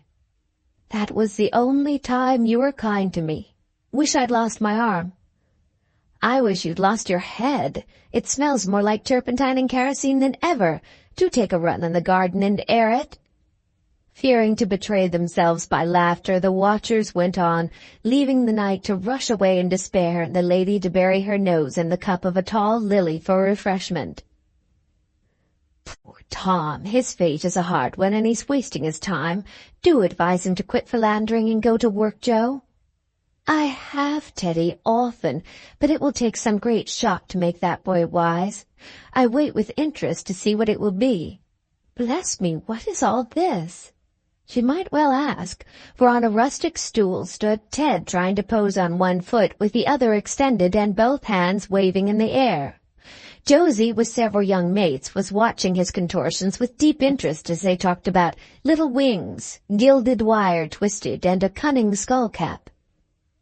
"This might be called Mercury trying to fly," said Mr. Lorry as they peeped through the lace curtains. "Bless the long legs of that boy, how does he expect to manage them? They are planning for the owl's dark marbles, and a nice muddle they will make of my gods and goddesses with no one to show them how," answered Mrs. Jo, enjoying this scene immensely. "Now he's got it! That's perfectly splendid! See how long you can keep so!" cried the girls, as Ted managed to maintain his equilibrium a moment by resting one toe on the trellis. Unfortunately, this brought all his weight on the other foot. The straw seat of the stool gave way, and the flying Mercury came down with a crash amid shrieks of laughter from the girls. Being accustomed to ground and lofty tumbling, he quickly recovered himself and hopped gaily about with one leg through the stool as he improvised a classic jig. "Thanks for 4 nice little pictures. You have given me an idea, and I think sometime we will get up regular tableaux of this sort and march our company round a set of dissolving views. New and striking. I'll propose it to our manager and give you all the glory," said Mrs. Jo as they strolled towards the room whence came the clash of glass and china and glimpses of agitated black coats. "Let us follow the example of our old friends and stroll about among the young people, eavesdropping, so gathering up various little threads to help in the weaving of the story." George and Dolly were at supper, and having served the ladies in their care, stood in a corner absorbing nourishment of all kinds with a vain attempt to conceal hearty appetites under an air of elegant indifference. "Good spread, this. Lawrence does things in style. First-rate coffee, but no wine, and that's a mistake," said Stuffy, who still deserved his name and was a stout youth with a heavy eye and bilious complexion. "Bad for us boys," he says. "Jove, wish he could see us at some of our wines. Don't we just splice the main brace, as Emil says," answered Dolly, the dandy, carefully spreading a napkin over the glossy expanse of shirt front whereon a diamond stud shone like a lone star. His stutter was nearly outgrown, but he, as well as George, spoke in the tone of condescension, which, with the blasé airs they assumed, made a very funny contrast to their youthful faces and foolish remarks. Good-hearted little fellows both, but top-heavy with the pride of being sophs and the freedom that college life gave them. "Little Jo is getting to be a deuced pretty girl, isn't she?" said George with a long sigh of satisfaction as his first mouthful of ice went slowly down his throat. Well, fairish. A princess is rather more to my taste. I like 'em blonde and queenly and elegant, don't you know?" "Yes, Jo is too lively. Might as well dance with a grasshopper. I've tried her, and she's one too many for me. Miss Perry is a nice easy-going girl. Got her for the German." "You'll never be a dancing man. Too lazy. Now I'll undertake to steer any girl and dance down any fellow you please. Dancing's my forte." And Dolly glanced from his trim feet to his flashing gem with the defiant air of a young turkey-cock on parade. "Miss Gray is looking for you. Wants more grub. Just see if Miss Nelson's plate is empty, there's a good fellow. Can't eat ice in a hurry." And George remained in his safe corner while Dolly struggled through the crowd to do his duty, coming back in a fume with a splash of salad dressing on his coat cuff. "Confound these country chaps, they go blundering round like so many door-bugs and make a deuce of a mess. Better stick to books and not try to be society men. Can't do it. Beastly stain. Give it a rub and let me bolt a mouthful. I'm starved. Never saw girls eat such a lot. It proves that they ought not to study so much. Never liked co-ed," growled Dolly, much ruffled in spirit. "So they do. 'Tisn't ladylike. Ought to be satisfied with an ice and a bit of cake and eat it prettily. Don't like to see a girl feed. We hard-working men need it, and by Jove, I mean to get some more of that meringue if it's not all gone. "Here, waiter, bring along that dish over there and be lively," commanded Stuffy, poking a young man in a rather shabby dress suit who was passing with a tray of glasses. His order was obeyed promptly, but George's appetite was taken away the next moment by Dolly's exclaiming as he looked up from his damaged coat with a scandalized face, "You've put your foot in it now, old boy. That's Morton, Mr. Bhaer's cracked man. Knows everything, no end of a dig and bound to carry off all the honors. You won't hear the last of it in a hurry." And Dolly laughed so heartily that a spoonful of ice flew upon the head of a lady sitting below him and got him into a scrape also. Leaving them to their despair, let us listen to the whispered chat of two girls comfortably seated in a recess waiting till their escorts were fed.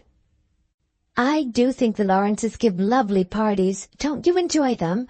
asked the younger, looking about her with the eager air of one unused to this sort of pleasure.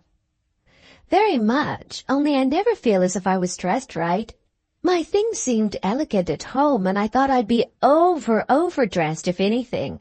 But I look countrified and dowdy here.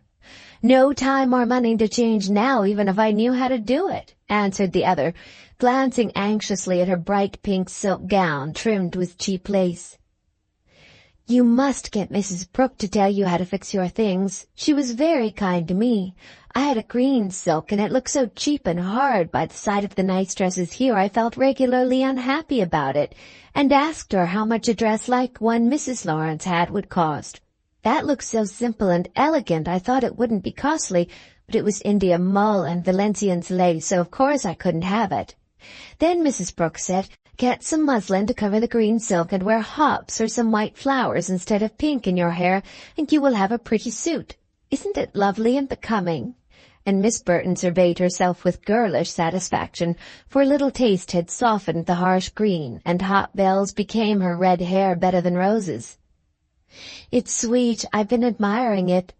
I'll do mine so and ask about my purple one. Mrs. Brooke has helped me to get rid of my headaches, and Mary Clay's dyspepsia is all gone since she gave up coffee and hot bread.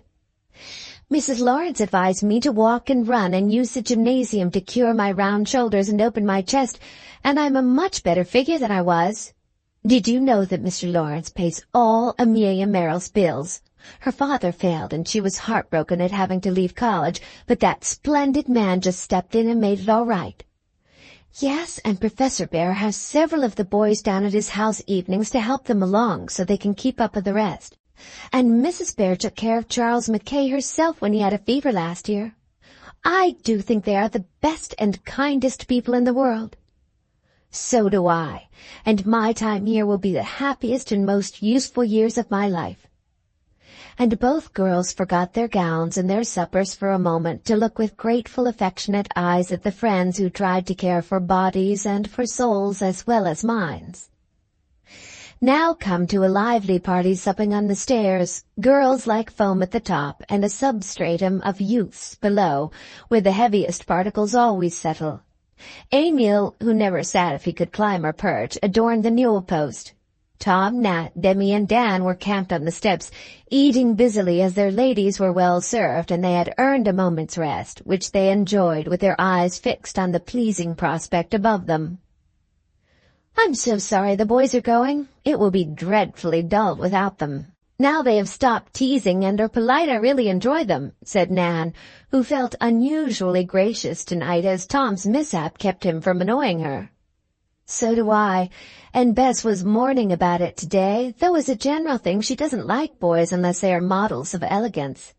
She has been doing Dan's head, and it is not quite finished. I never saw her so interested in any work, and it's very well done. He is so striking and big he always makes me think of the Dying Gladiator or some of those antique creatures. There's Bess now.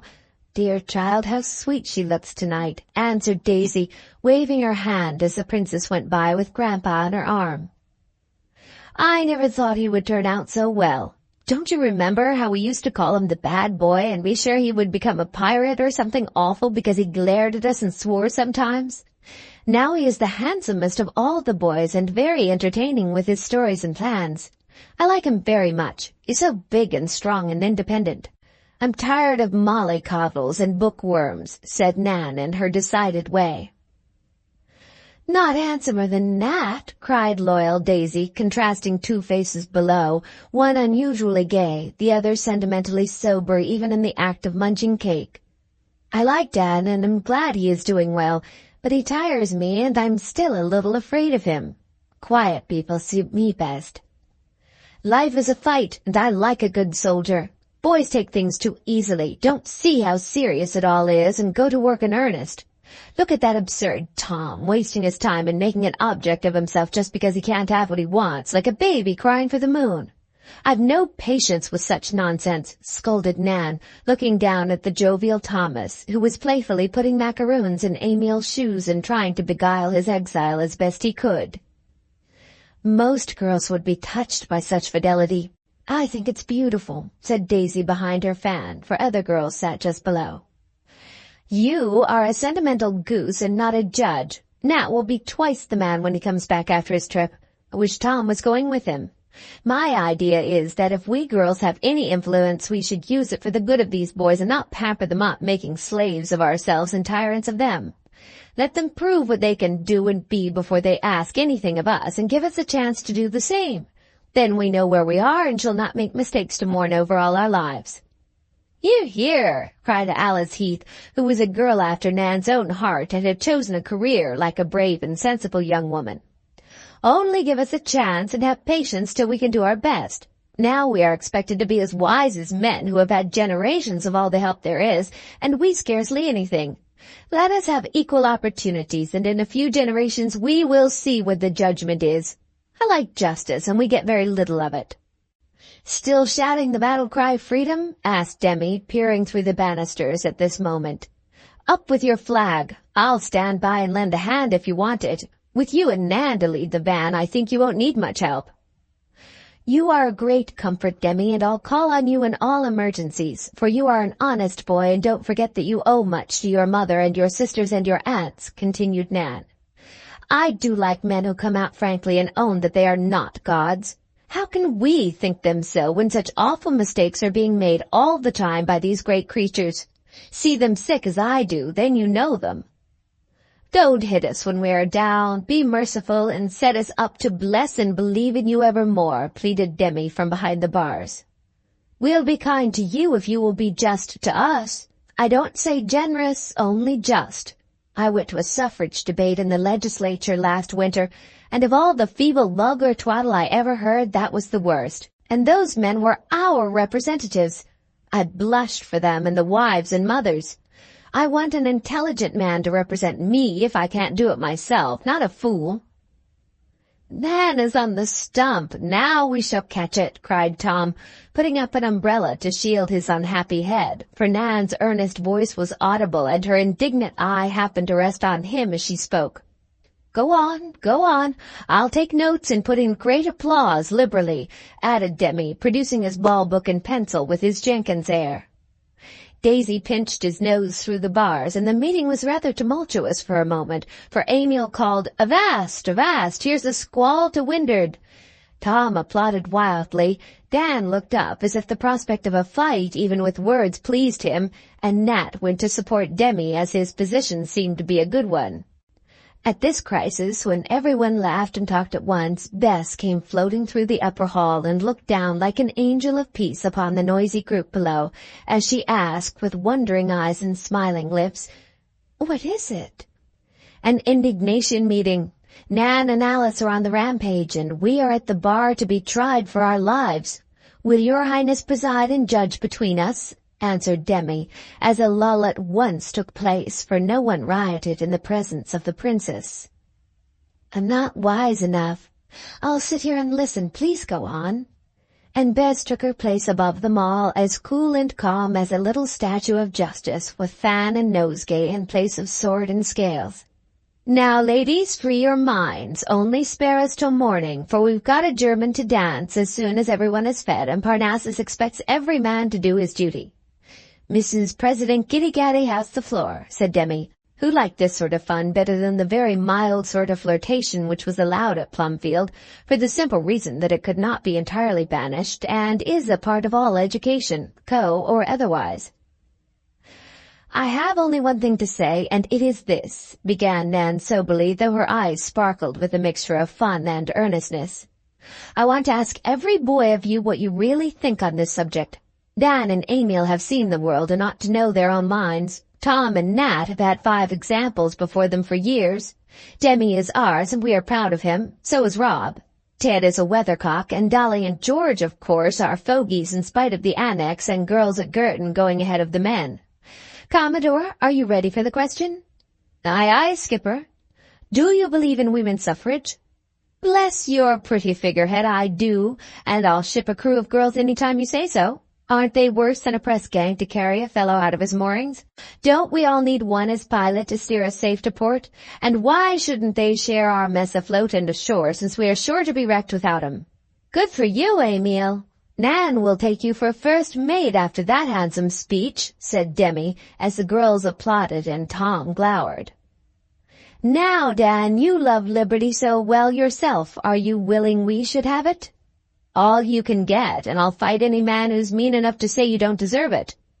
This brief and forcible reply delighted the energetic president, and she beamed upon the member from California, as she said briskly, "Nat wouldn't dare to say he was on the other side even if he were, but I hope he has made up his mind to fight for us, at least when we take the field, and not be one of those who wait till the battle is won and then beat the drums and share the glory."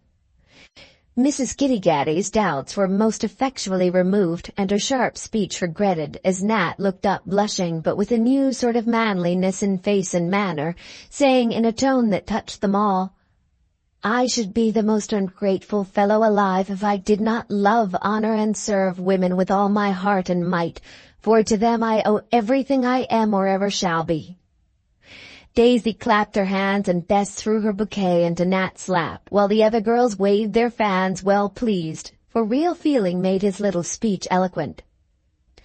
"Thomas Bede Bangs, come into court and tell the truth, the whole truth, and nothing but the truth, if you can," commanded Nan with a rap to call the meeting to order.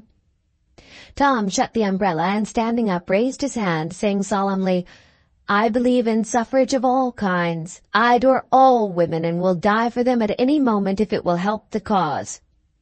Living and working for it is harder and therefore more honorable. Men are always ready to die for us, but not to make our lives worth living.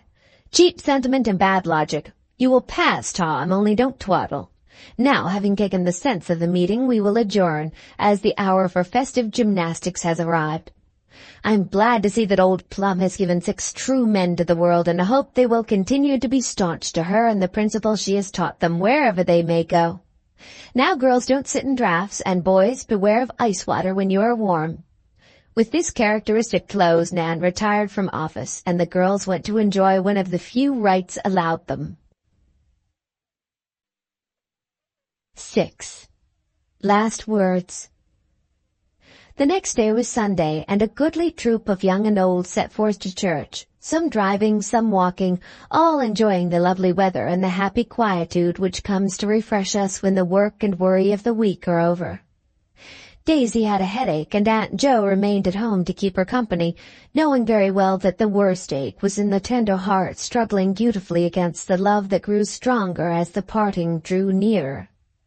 "Daisy knows my wishes, and I trust her. You must keep an eye on Nat and let him clearly understand that there is to be no lovering, or I shall forbid the letter-writing. I hate to seem cruel, but it is too soon for my dear girl to bind herself in any way," said Mrs. Negg, as she rustled about in her best grey silk while waiting for Demi, who always escorted his pious mother to church as a peace-offering for crossing her wishes and other things. "I will, dear. I'm lying in wait for all 3 boys today like an old spider, and I will have a good talk with each. They know I understand them, and they always open their hearts sooner or later. You look like a nice plump little Quakeress, Meg, and no one will believe that big boy is your son," added Mrs. Jo, as Demi came in shining with Sunday neatness, from his well-blacked boots to his smooth brown head.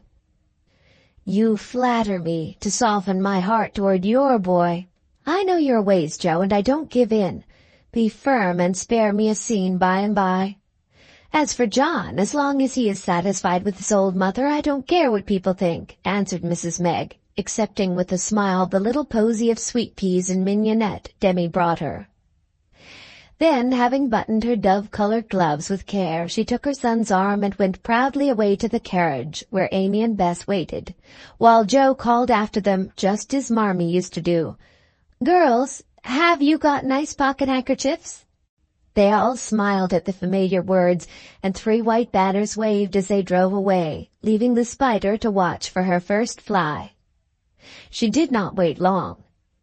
Daisy was lying down with a wet cheek on the little hymn book out of which she and Nat used to sing together, so Mrs. Jo strolled about the lawn, looking very like a wandering mushroom with her large buff umbrella. Dan had gone for a 10-mile stroll, and Nat was supposed to have accompanied him, but presently came sneaking back, unable to tear himself away from the dovecote or lose a moment of nearness to his idol that last day. Mrs. Jo saw him at once and beckoned him to a rustic seat under the old elm, where they could have their confidences undisturbed, and both keep an eye on a certain white-curtained window, half hidden in vines. "Nice and cool here. I'm not up to one of Dan's tramps today. It's so warm, and he goes so like a steam engine. He headed for the swamp where his pet snakes used to live, and I begged to be excused," said Nat, fanning himself with his straw hat, though the day was not oppressive. "I'm glad you did. Sit and rest with me and have one of our good old talks. We've both been so busy lately I feel as if I didn't half know your plans, and I want to," answered Mrs. Jo, feeling sure that though they might start with Leipzig, they would bring up at Plumfield. "You are very kind, and there's nothing I'd like better. I don't realize I'm going so far. Suppose I shan't till I get afloat. It's a splendid start, and I don't know how I can ever thank Mr. Lorry for all he's done. Or you, either," added Nat, with a break in his voice, for he was a tender-hearted fellow and never forgot a kindness. "You can thank us beautifully by being and doing all we hope and expect of you, my dear. In the new life you are going to there will be 1,000 trials and temptations, and only your own wit and wisdom to rely on.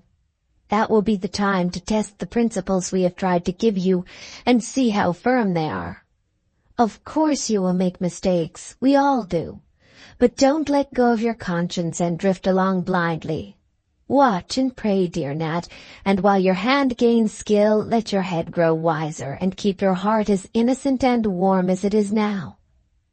"I'll try, Mother Bear, my very best to be a credit to you. I know I shall improve in my music, can't help it there, but I never shall be very wise, I'm afraid.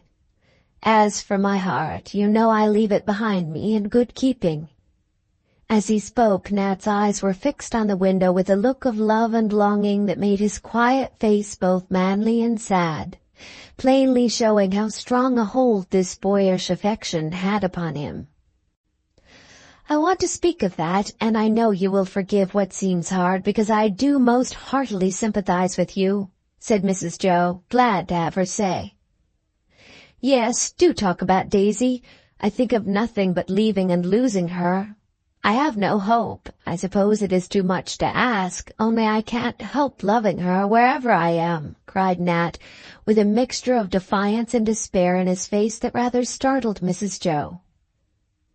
"Listen to me, and I'll try to give you both comfort and good advice. We all know that Daisy is fond of you, but her mother objects, and being a good girl she tries to obey. Young people think they never can change, but they do in the most wonderful manner, and very few die of broken hearts." Mrs. Jo smiled as she remembered another boy whom she had once tried to comfort, and then went soberly on while Nat listened as if his fate hung upon her lips. "One of 2 things will happen. You will find someone else to love, or better still, be so busy and happy in your music that you will be willing to wait for some time to settle the matter for you both. Daisy will perhaps forget when you are gone and be glad you were only friends. At any rate, it is much wiser to have no promises made, then both are free, and in a year or 2 may meet to laugh over the little romance nipped in the bud." "Do you honestly think that?" asked Nat, looking at her so keenly that the truth had to come, for all his heart was in those frank blue eyes of his. "No, I don't," answered Mrs. Jo. "Then if you were in my place, what would you do?" he added, with a tone of command never heard in his gentle voice before. Bless me, the boy's in dead earnest, and I shall forget prudence and sympathy, I'm afraid, thought Mrs. Jo, surprised and pleased by the unexpected manliness Nat showed. I'll tell you what I should do. I'd say to myself, I'll prove that my love is strong and faithful, and make Daisy's mother proud to give her to me, by being not only a good musician, but an excellent man, and so command respect and confidence. This I will try for, and if I fail I shall be the better for the effort and find comfort in the thought that I did my best for her sake. That is what I meant to do, but I wanted a word of hope to give me courage, cried Nat, firing up as if the smoldering spark was set ablaze by a breath of encouragement. Other fellows, poorer and stupider than I, have done great things and come to honor. Why may not I, though I'm nothing now? I know Mrs. Brooke remembers where I came from, but my father was honest, though everything went wrong, and I have nothing to be ashamed of, though I was a charity boy. I never will be ashamed of my people or myself, and I'll make other folks respect me if I can. Good! That's the right spirit, Nat. Hold to it and make yourself a man. No one will be quicker to see and admire the brave work than my sister Meg.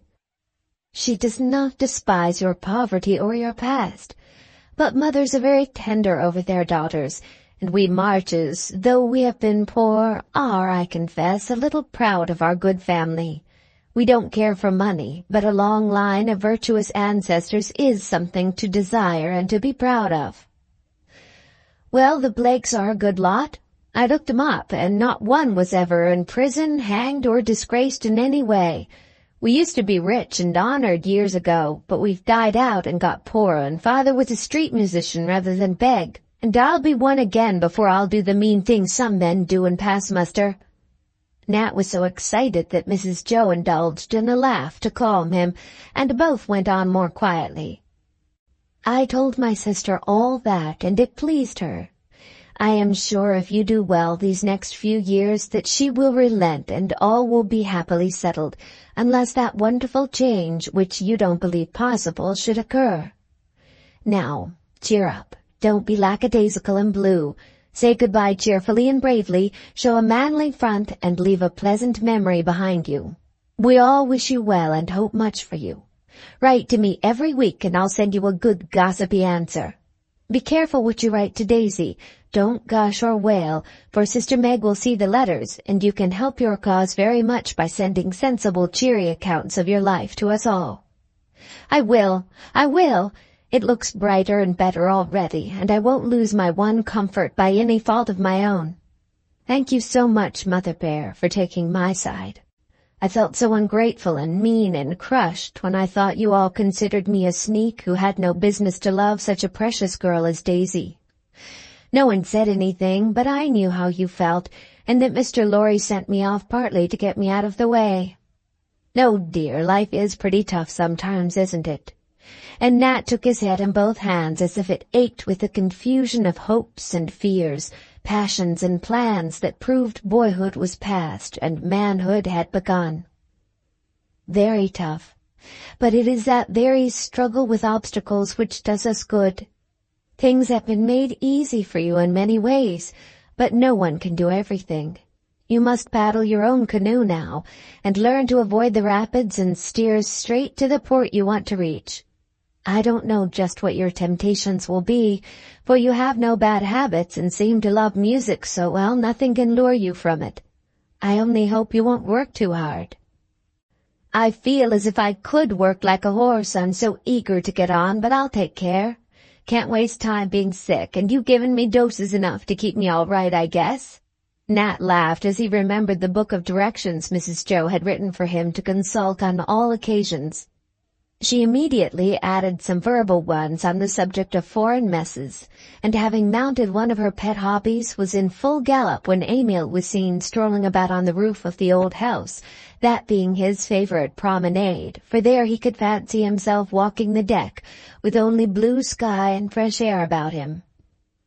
I want a word with the Commodore, and up there we shall be nice and quiet.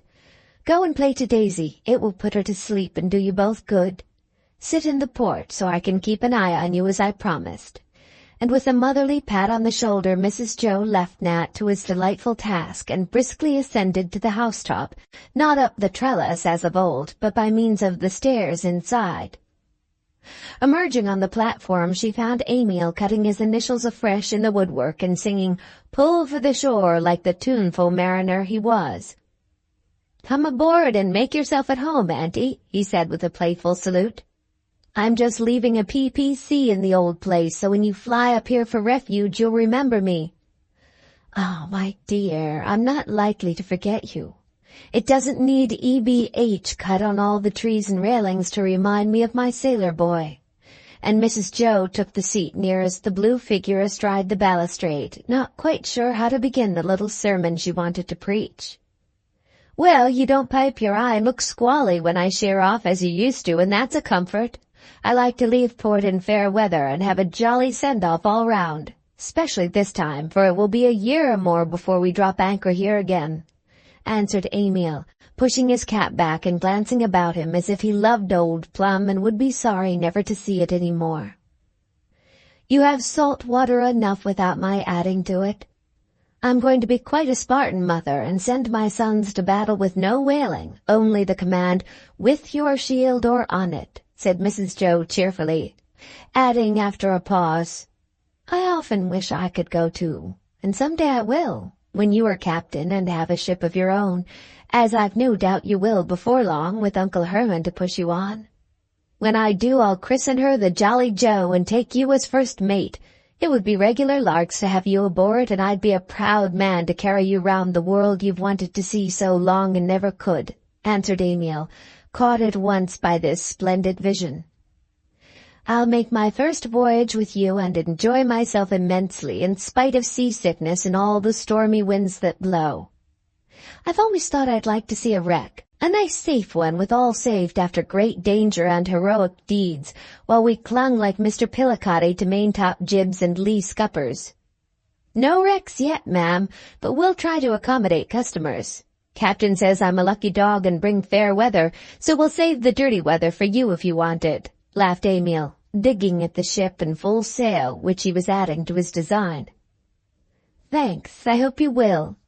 This long voyage will give you new experiences, and being an officer you will have new duties and responsibilities. Are you ready for them? You take everything so gaily. I've been wondering if you realized that now you will have not only to obey but to command also, and power is a dangerous thing. Be careful that you don't abuse it or let it make a tyrant of you." "Right you are, ma'am. I've seen plenty of that and have got my bearings pretty well, I guess. I shan't have a very wide swing with Peters over me, but I'll see that the boys don't get abused when he's bowsed up his jib. No right to speak before, but now I won't stand it." "That sounds mysteriously awful. Could I ask what nautical torture bowsing jibs is?" asked Mrs. Jo in a tone of deep interest. "Getting drunk. Peters can hold more grog than any man I ever saw. He keeps right side up, but is as savage as a norther and makes things lively all round. I've seen him knock a fellow down with a belaying pin and couldn't lend a hand. Better luck now, I hope." And Emil frowned as if he already trod the quarter-deck, lord of all he surveyed. "Don't get into trouble, for even Uncle Herman's favor won't cover insubordination, you know. You have proved yourself a good sailor. Now be a good officer, which is a harder thing, I fancy. It takes a fine character to rule justly and kindly. You will have to put by your boyish ways and remember your dignity. That will be excellent training for you, Emil, and sober you down a bit. No more skylarking except here, so mind your ways and do honor to your buttons," said Mrs. Jo, tapping one of the very bright brass ones that ornamented the new suit Emil was so proud of. "I'll do my best. I know my time for skirmshander chaff is over, and I must steer a straighter course. But don't you fear. Jack ashore is a very different craft from what he is with blue water under his keel. I had a long talk with Uncle last night and got my orders. I won't forget 'em, nor all I owe him. As for you, I'll name my first ship, as I say, and have your bust for the figurehead, see if I don't." And Emil gave his aunt a hearty kiss to seal the vow, which proceeding much amused Nat, playing softly on the porch of the Dovecote. You do me proud, Captain. But dear, I want to say one thing and then I'm done, for you don't need much advice of mine after my good man has spoken. I read somewhere that every inch of rope used in the British Navy has a strand of red in it, so that wherever a bit of it is found, it is known. That is the text of my little sermon to you. Virtue, which means honor, honesty, courage, and all that makes character, is the red thread that marks a good man wherever he is. Keep that always and everywhere, so that even if wrecked by misfortune, that sign shall still be found and recognized. Yours is a rough life, and your mate's not all we could wish, but you can be a gentleman in the true sense of the word, and no matter what happens to your body, keep your soul clean, your heart true to those who love you, and do your duty to the end. As she spoke, Emil had risen and stood listening with his cap off and a grave, bright look as if taking orders from a superior officer. When she ended, he answered briefly but heartily, "Please God, I will. That's all. I have little fear for you, but one never knows when or how the weak moment may come. And sometimes a chance word helps us, as so many my dear mothers spoke come back to me now for my own comfort and the guidance of my boys," said Mrs. Jo, rising, for the words had been said and no more were needed. "I've stored 'em up and know where to find 'em when wanted. Often and often in my watch I've seen old Plum and heard you and Uncle talking so plainly, I'd have sworn I was here. It is a rough life, Auntie, but a wholesome one if a fellow loves it as I do and has an anchor to windward as I have. Don't worry about me, and I'll come home next year with a chest of tea that will cheer your heart and give you ideas enough for a dozen novels. Going below? All right, steady in the gangway. I'll be along by the time you've got out the cake box. Last chance for a good old lunch ashore."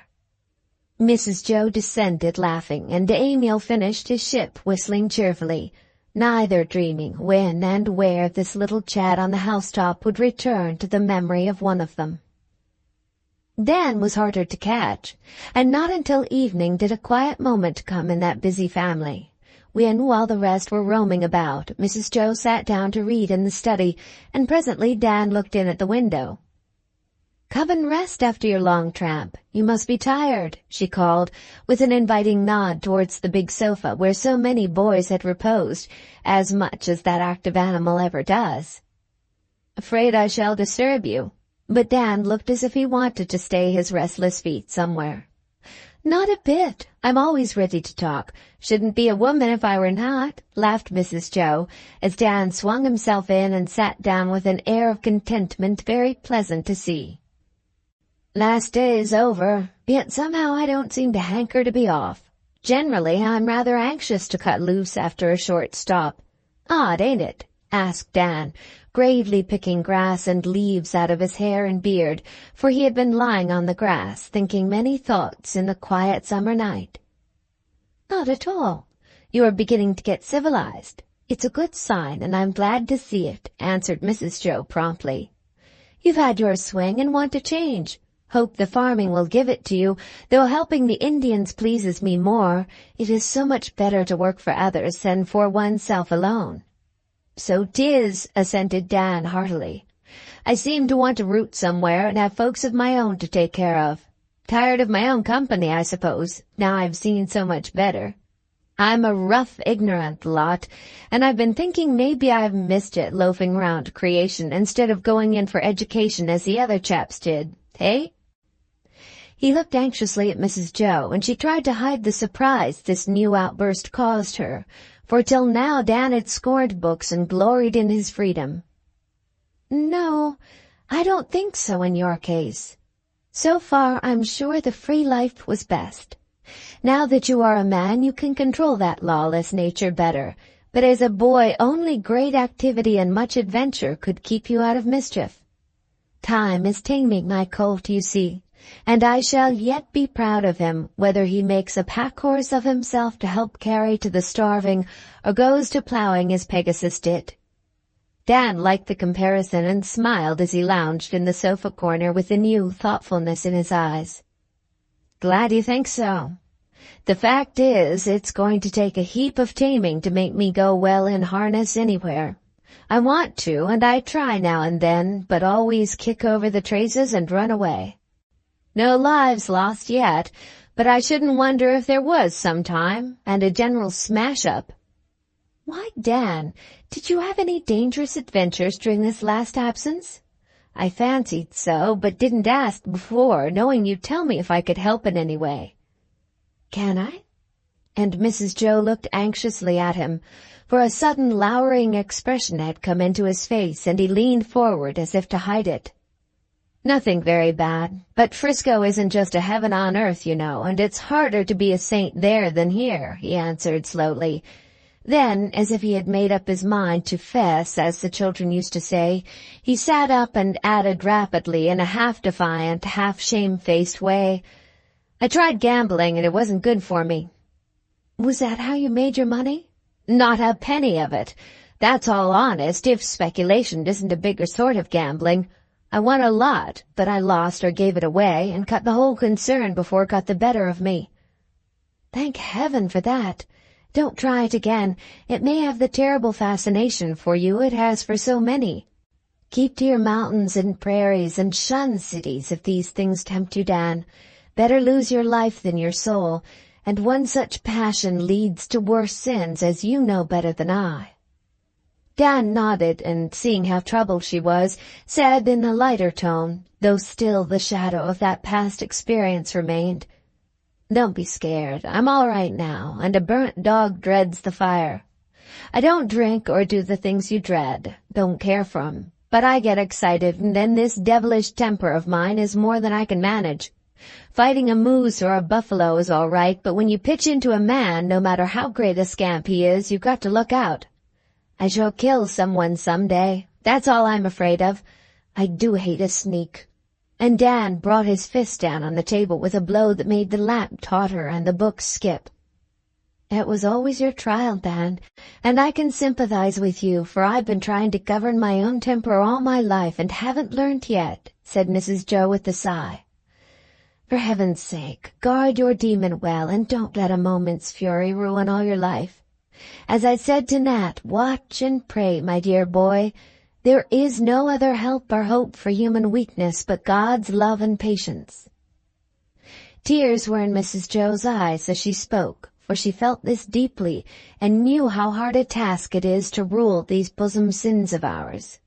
Dan looked touched, also uncomfortable, as he always did when religion of any sort was mentioned, though he had a simple creed of his own and tried to live up to it in his blind way. I don't do much praying, don't seem to come handy to me, but I can watch like a redskin, only it's easier to mount guard over a lurking grizzly than my own cursed temper. It's that I'm afraid of, if I settle down. I can get on with wild beasts first rate, but men rile me awfully, and I can't take it out in a free fight as I can with a bear or a wolf. Guess I'd better head for the Rockies and stay there a spell longer, till I'm tame enough for decent folks, if I ever am. And Dan leaned his rough head on his hands in a despondent attitude. Try my sort of help, but don't give up. Read more, study a little, and try to meet a better class of people who won't rile, but soothe and strengthen you. We don't make you savage, I'm sure, for you have been as meek as a lamb and made us very happy. Glad of it, but I felt like a hawk in a henhouse all the same, and wanted to pounce and tear more than once. Not so much as I used to, though, added Dan, after a short laugh at Mrs. Jo's surprised face. I'll try your plan and keep good company this bout if I can, but a man can't pick and choose, knocking about as I do. Yes, you can this time, for you are going on a peaceful errand, and can keep clear of temptation if you try. Take some books and read, that's an immense help, and books are always good company if you have the right sort. Let me pick some out for you. And Mrs. Jo made a beeline to the well-laden shelves which were the joy of her heart and the comfort of her life. Give me travels and stories, please. Don't want any pious works, can't seem to relish 'em, and won't pretend I do, said Dan, following to look over her head with small favor at the long lines of well-worn volumes. Mrs. Jo turned short round, and putting a hand on either broad shoulder looked him in the eye, saying soberly, Now, Dan, see here. Never sneer at good things or pretend to be worse than you are. Don't let false shame make you neglect the religion without which no man can live. You needn't talk about it if you don't like, but don't shut your heart to it in whatever shape it comes. Nature is your God now. She has done much for you. Let her do more, and lead you to know and love a wiser and more tender teacher, friend, and comforter than she can ever be. That is your only hope. Don't throw it away and waste time, for sooner or later you will feel the need of him, and he will come to you and hold you up when all other help fails. Dan stood motionless and let her read into his softened eyes the dumb desire that lived in his heart, though he had no words to tell it, and only permitted her to catch a glimpse of the divine spark which smolders or burns clearly in every human soul. He did not speak, and glad to be spared some answer which should belie his real feelings, Mrs. Jo hastened to say, with her most motherly smile, "I saw in your room the little Bible I gave you long ago. It was well worn outside, but fresh within, as if not much read. Will you promise me to read a little one day a week, dear, for my sake? Sunday is a quiet day everywhere, and this book is never old nor out of place. Begin with the stories you used to love when I told them to you boys. David was your favorite, you remember? Read him again. It'll suit you even better now, and you'll find his sins and repentance useful reading till you come to the life and work of a diviner example than he. You will do it, for the love of Mother Bhaer, who always loved her firebrand and hoped to save him?" "I will," answered Dan with a sudden brightening of face that was like a sunburst through a cloud, full of promise, though so short-lived and rare. Mrs. Jo turned at once to the books and began to talk of them, knowing well that Dan would not hear any more just then. He seemed relieved, for it was always hard for him to show his inner self, and he took pride in hiding it as an Indian does in concealing pain or fear. "Hello, here's old Sintram. I remember him, used to like him and his tantrums and read about him to Ted. There he is, riding ahead with death and the devil alongside." As Dan looked at the little picture of the young man with horse and hound going bravely up the rocky defile, accompanied by the companions who ride beside most men through this world, a curious impulse made Mrs. Jo say quickly, "That's you, Dan, just you at this time.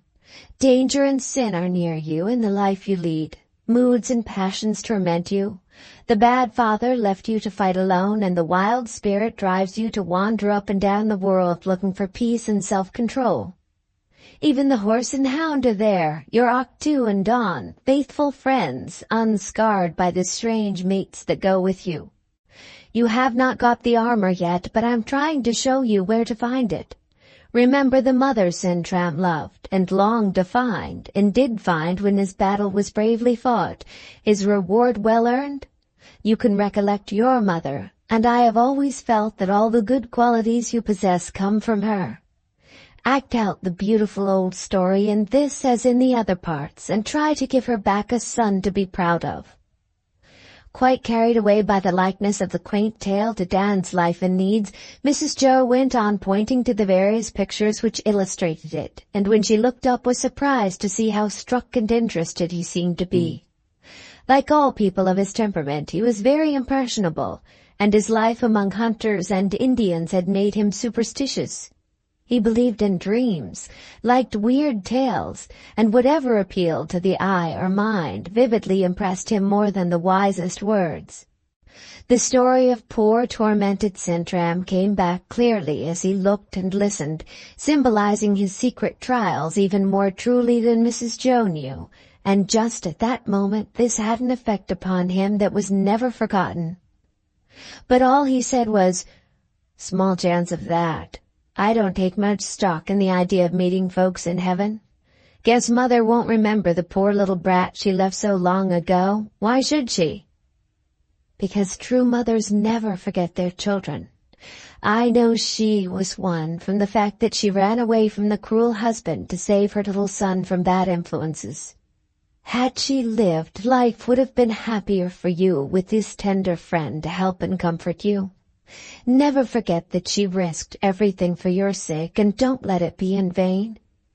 Mrs. Jo spoke very earnestly, knowing that this was the one sweet memory of Dan's early life, and glad to have recalled it at this moment. For suddenly a great tear splashed down on the page where Sintram kneels at his mother's feet, wounded but victorious over sin and death.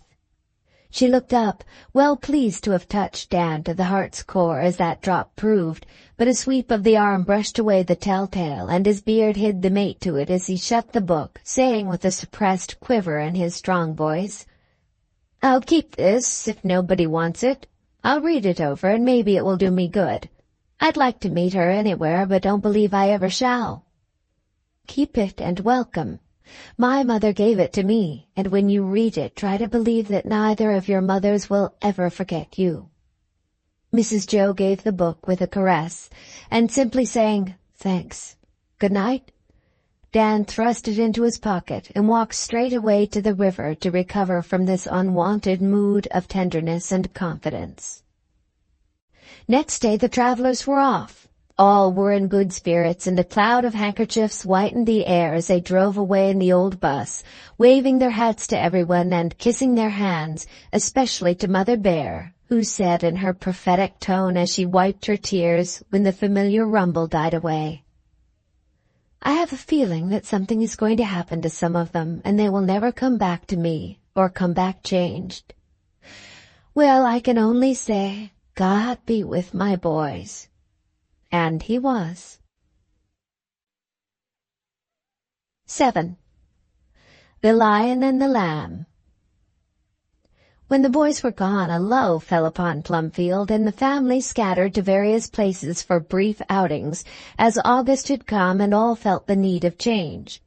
The professor took Mrs. Jo to the mountains. The Lawrences were at the seashore, and there Meg's family and the Bear boys took turns to visit, as someone must always be at home to keep things in order. Mrs. Meg, with Daisy, was in office when the events occurred which we are about to relate. Rob and Ted were just up from Rocky Nook, and Nan was passing a week with her friend as the only relaxation she allowed herself. Demi was off on a run with Tom, so Rob was man at the house, with old Silas as general overseer. The sea air seemed to have gone to Ted's head, for he was unusually freakish and led his gentle aunt and poor Rob a life of it with his pranks. Ock, too, was worn out with the wild rides he took, and Don openly rebelled when ordered to leap and show off his accomplishments, while the girls at college were both amused and worried by the ghosts who haunted the grounds at night, the unearthly melodies that disturbed their studious hours, and the hairbreadth escapes of this restless boy by flood and field and fire. Something happened at length which effectually sobered Ted and made a lasting impression on both the boys. For sudden danger and a haunting fear turned the lion into a lamb and the lamb into a lion, as far as courage went. On the 1st of September, the boys never forgot the date.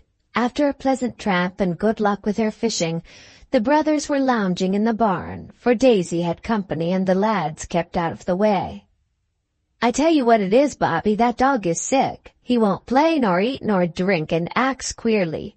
Dan will kill us if anything happens to him," said Ted, looking at Don, who lay near his kennel resting a moment after one of the restless wanderings which kept him vibrating between the door of Dan's room and the shady corner of the yard, where his master had settled him with an old cap to guard till he came back. "It's the hot weather, perhaps, but I sometimes think he's pining for Dan. Dogs do, you know, and the poor fellow has been low in his mind ever since the boys went. Maybe something has happened to Dan. Don howled last night and can't rest. I've heard of such things," answered Rob thoughtfully. "Pooh, he can't know. He's cross. I'll stir him up and take him for a run. Always makes me feel better. Hi, boy, wake up and be jolly." And Ted snapped his fingers at the dog, who only looked at him with grim indifference. "Better let him alone. If he isn't right tomorrow, we'll take him to Dr. Watson and see what he says." And Rob went on watching the swallows as he lay in the hay polishing up some Latin verses he had made. The spirit of perversity entered into Ted, and merely because he was told not to tease Dawn, he went on doing it, pretending that it was for the dog's good. Dawn took no heed of his pats, commands, reproaches, or insults, till Ted's patience gave out, and seeing a convenient switch nearby, he could not resist the temptation to conquer the great hound by force, since gentleness failed to win obedience. He had the wisdom to chain Dawn up first, for a blow from any hand but his master's made him savage, and Ted had more than once tried the experiment, as the dog remembered. This indignity roused Dawn, and he sat up with a growl. Rob heard it, and, seeing Ted raise his switch, ran to interfere, exclaiming, "Don't touch him! Dan forbade it! Leave the poor thing in peace, I won't allow it!" Rob seldom commanded, but when he did, Master Ted had to give in. His temper was up, and Rob's masterful tone made it impossible to resist one cut at the rebellious dog before he submitted. Only a single blow, but it was a costly one, for as it fell the dog sprang at Ted with a snarl, and Rob, rushing between the two, felt the sharp teeth pierce his leg. A word made Don let go and drop remorsefully at Rob's feet, for he loved him and was evidently sorry to have hurt his friend by mistake. With a forgiving pat, Rob left him, to limp to the barn, followed by Ted, whose wrath was changed to shame and sorrow when he saw the red drops and Rob's sock and the little wounds in his leg. "I'm awfully sorry. Why did you get in the way? Here, wash it up and I'll get a rag to tie on it," he said, quickly filling a sponge with water and pulling out a very demoralized handkerchief. Rob usually made light of his own mishaps and was ever ready to forgive if others were to blame. But now he sat quite still, looking at the purple marks with such a strange expression on his white face that Ted was troubled, though he added with a laugh, "Why, you're not afraid of a little dick like that, are you, Bobby?" "I am afraid of hydrophobia. But if Dawn is mad, I'd rather be the one to have it," answered Rob with a smile and a shiver. At that dreadful word, Ted turned whiter than his brother, and dropping sponge and handkerchief, stared at him with a frightened face, whispering in a tone of despair, "Oh, Rob, don't say it! What shall we do? What shall we do?" "Call Nan. She will know. Don't scare Auntie, or tell a soul but Nan. She's on the back piazza.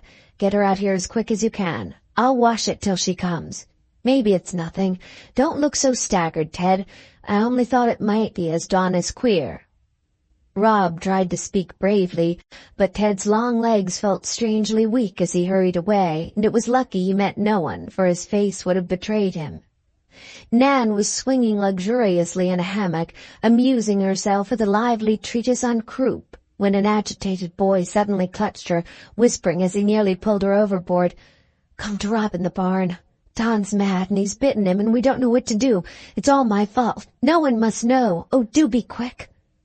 Nan was on her feet at once, startled but with her wits about her, and both were off without more words as they dodged round the house, where unconscious Daisy chatted with her friends in the parlor, and Aunt Meg peacefully took her afternoon nap upstairs.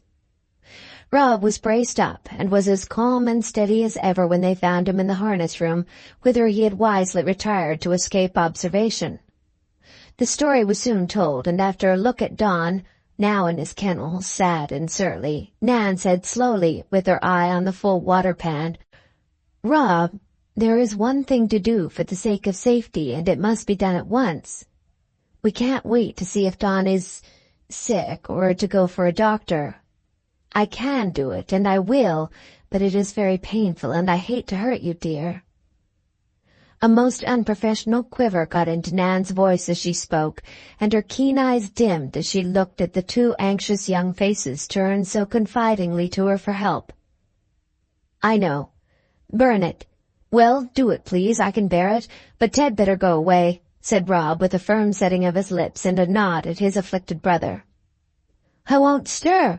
I can stand it if he can, only it ought to be me," cried Ted, with a desperate effort not to cry, so full of fear and grief and shame was he that it seemed as if he couldn't bear it like a man. "He'd better stay and help. Do him good," answered Nan sternly, because her heart was faint within her, knowing as she did all that might be in store for both poor boys.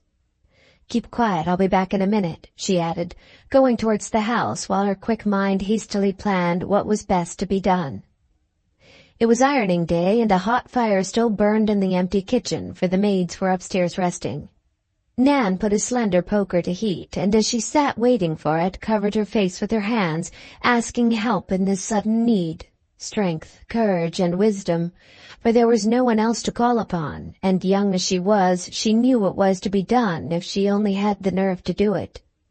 Any other patient would have been calmly interesting, but dear good Robin, his father's pride, his mother's comfort, everyone's favorite and friend, that he should be in danger was very terrible, and a few hot tears dropped on the well-scoured table as Nan tried to calm her trouble by remembering how very likely it was to be all a mistake, a natural but vain alarm. I must make light of it, or the boys will break down, and then there will be a panic. Why afflict and frighten everyone when all is in doubt? I won't. I'll take Rob to Dr. Morrison at once, and have the dog man see Don. Then, having done all we can, we will either laugh at our scare, if it is one, or be ready for whatever comes. Now for my poor boy. Armed with a red-hot poker, a pitcher of ice water, and several handkerchiefs from the clothes horse, Nan went back to the barn ready to do her best in this her most serious emergency case. The boys sat like statues, one of despair, the other of resignation. It took all Nan's boasted nerve to do her work quickly and well. Now, Rob, only a minute, then we're safe. Stand by, Ted, he may be a bit faintish. Rob shut his eyes, clenched his hands, and sat like a hero. Ted knelt beside him, white as a sheet and as weak as a girl, for the pangs of remorse were rending him, and his heart failed at the thought of all this pain because of his willfulness. It was all over in a moment, with only one little groan, but when Nan looked to her assistant to hand the water, poor Ted needed it the most, for he had fainted away and lay on the floor in a pathetic heap of arms and legs. Rob laughed, and, cheered by that unexpected sound, Nan bound up the wound with hands that never trembled, though great drops stood on her forehead, and she shared the water with patient number 1 before she turned to patient number 2. Ted was much ashamed and quite broken in spirit when he found how he had failed at the critical moment, and begged them not to tell, as he really could not help it. Then, by way of finishing his utter humiliation, a burst of hysterical tears disgraced his manly soul and did him a world of good. Never mind, we are all right now, and no one need be the wiser," said Nan briskly, as poor Ted hiccuped on Rob's shoulder, laughing and crying in the most tempestuous manner, while his brother soothed him and the young doctor fanned both with Silas's old straw hat. "Now, boys, listen to me and remember what I say. We won't alarm anyone yet, for I've made up my mind our scare is all nonsense. Don was out lapping the water as I came by, and I don't believe he's mad any more than I am. Still, to ease our minds and compose our spirits and get our guilty faces out of sight for a while, I think we had better drive into town to my old friend Dr. Morrison and let him just take a look at my work and give us some quieting little dose, for we are all rather shaken by this flurry. Sit still, Rob, and Ted, you harness up while I run and get my hat and tell Auntie to excuse me to Daisy. I don't know those Penniman girls, and she will be glad of our room at tea, and we'll have a cozy bite at my house and come home as gay as larks." Nan talked on as a vent for the hidden emotions which professional pride would not allow her to show, and the boys approved her plan at once, for action is always easier than quiet waiting. Ted went staggering away to wash his face at the pump and rub some color into his cheeks before he harnessed the horse. Rob lay tranquilly on the hay, looking up at the swallows again as he lived through some very memorable moments. Boy as he was, the thought of death coming suddenly to him, and in this way, might well make him sober, for it is a very solemn thing to be arrested in the midst of busy life by the possibility of the great change. There were no sins to be repented of, few faults, and many happy, dutiful years to remember with infinite comfort. So Rob had no fears to daunt him, no regrets to sadden, and best of all, a very strong and simple piety to sustain and cheer him.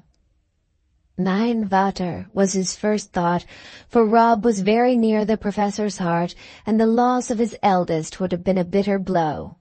These words, whispered with a tremble of the lips that had been so firm when the hot iron burned, recalled that other father who was always near, always tender and helpful, and folding his hands, Rob said the heartiest little prayer he ever prayed, there on the hay, to the soft twitter of the brooding birds. It did him good, and wisely laying all his fear and doubt and trouble in God's hand, the boy felt ready for whatever was to come, and from that hour kept steadily before him the one duty that was plain, to be brave and cheerful, keep silent, and hope for the best. Nan stole her hat and left a note on Daisy's pincushion saying she had taken the boys to drive and all would be out of the way till after tea. Then she hurried back and found her patients much better, the one for work, the other for rest. In they got, and putting Rob on the back seat with his leg up, drove away, looking as gay and carefree as if nothing had happened. Dr. Morrison made light of the affair, but told Nan she had done right, and as the much-relieved lads went downstairs, he added in a whisper, "Send the dog off for a while and keep your eye on the boy. Don't let him know it, and report to me if anything seems wrong.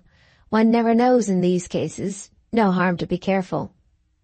Nan nodded, and feeling much relieved now that the responsibility was off her shoulders, took the lads to Dr. Watkins, who promised to come out later and examine Don. A merry tea at Nan's house, which was kept open for her all summer, did them good, and by the time they got home in the cool of the evening, no sign of the panic remained but Ted's heavy eyes and a slight limp when Rob walked.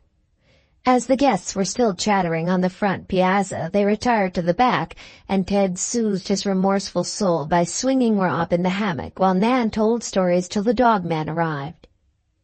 He said Don was a little under the weather, but no more mad than the gray kitten that purred round his legs while the examination went on. "He wants his master and feels the heat. Fed too well, perhaps.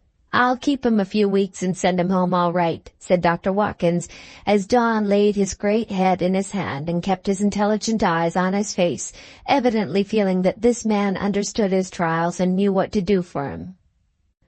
So Don departed without a murmur, and our three conspirators took counsel together how to spare the family all anxiety, and give Rob the rest his leg demanded.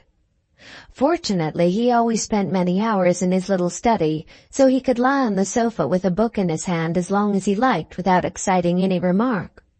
Being of a quiet temperament, he did not worry himself or Nan with useless fears, but believed what was told him, and, dismissing all dark possibilities, went cheerfully on his way, soon recovering from the shock of what he called our scare. But excitable Ted was harder to manage, and it took all Nan's wit and wisdom to keep him from betraying the secret, for it was best to say nothing and spare all discussion of the subject for Rob's sake. Ted's remorse preyed upon him, and having no mum to confide in, he was very miserable.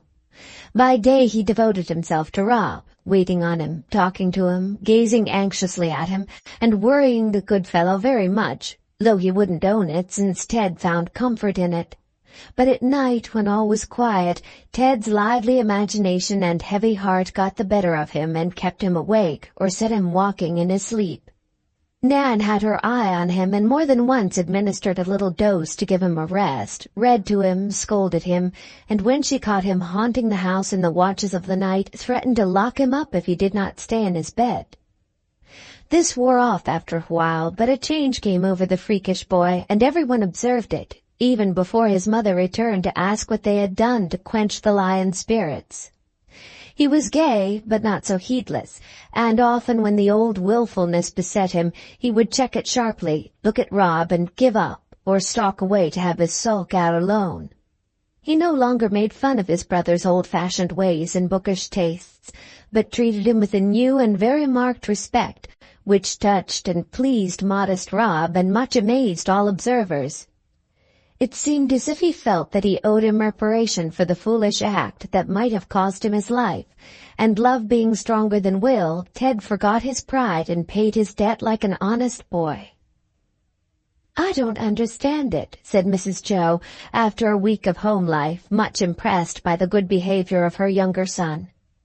"Ted is such a saint, I'm afraid we are going to lose him. Is it Meg's sweet influence, or Daisy's fine cooking, or the pellets I catch Nan giving him on the sly? Some witchcraft has been at work during my absence, and this will-o'-the-wisp is so amiable, quiet, and obedient I don't know him. He is growing up, heart's dearest, and being a precocious plant, he begins to bloom early. I also see a change in my Robkin. He is more manly and serious than ever, and is seldom far from me, as if his love for the old papa was growing with his growth. Our boys will often surprise us in this way, Jo, and we can only rejoice over them and leave them to become what God pleases."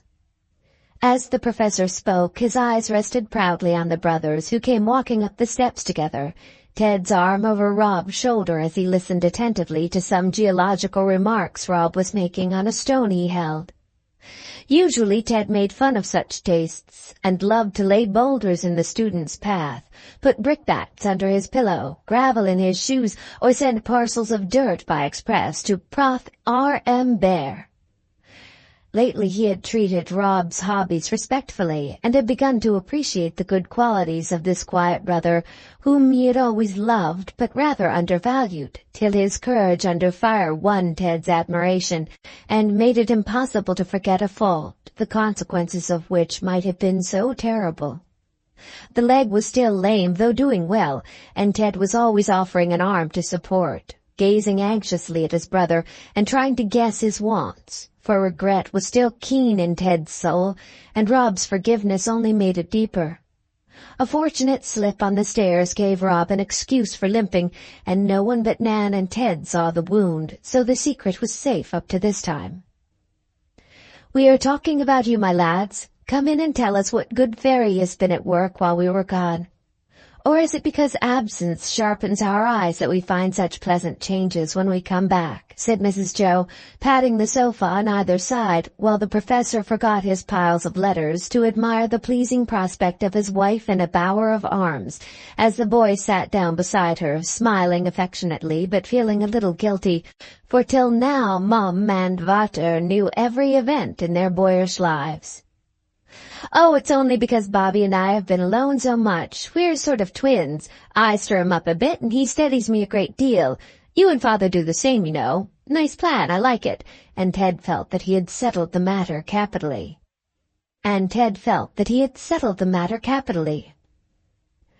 "Mother won't thank you for comparing yourself to her, Ted. I'm flattered at being like Father in any way." "I try to be," answered Rob, as they laughed at Ted's compliment.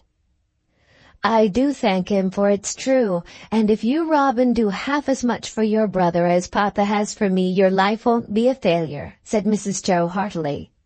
"I'm very glad to see you helping one another.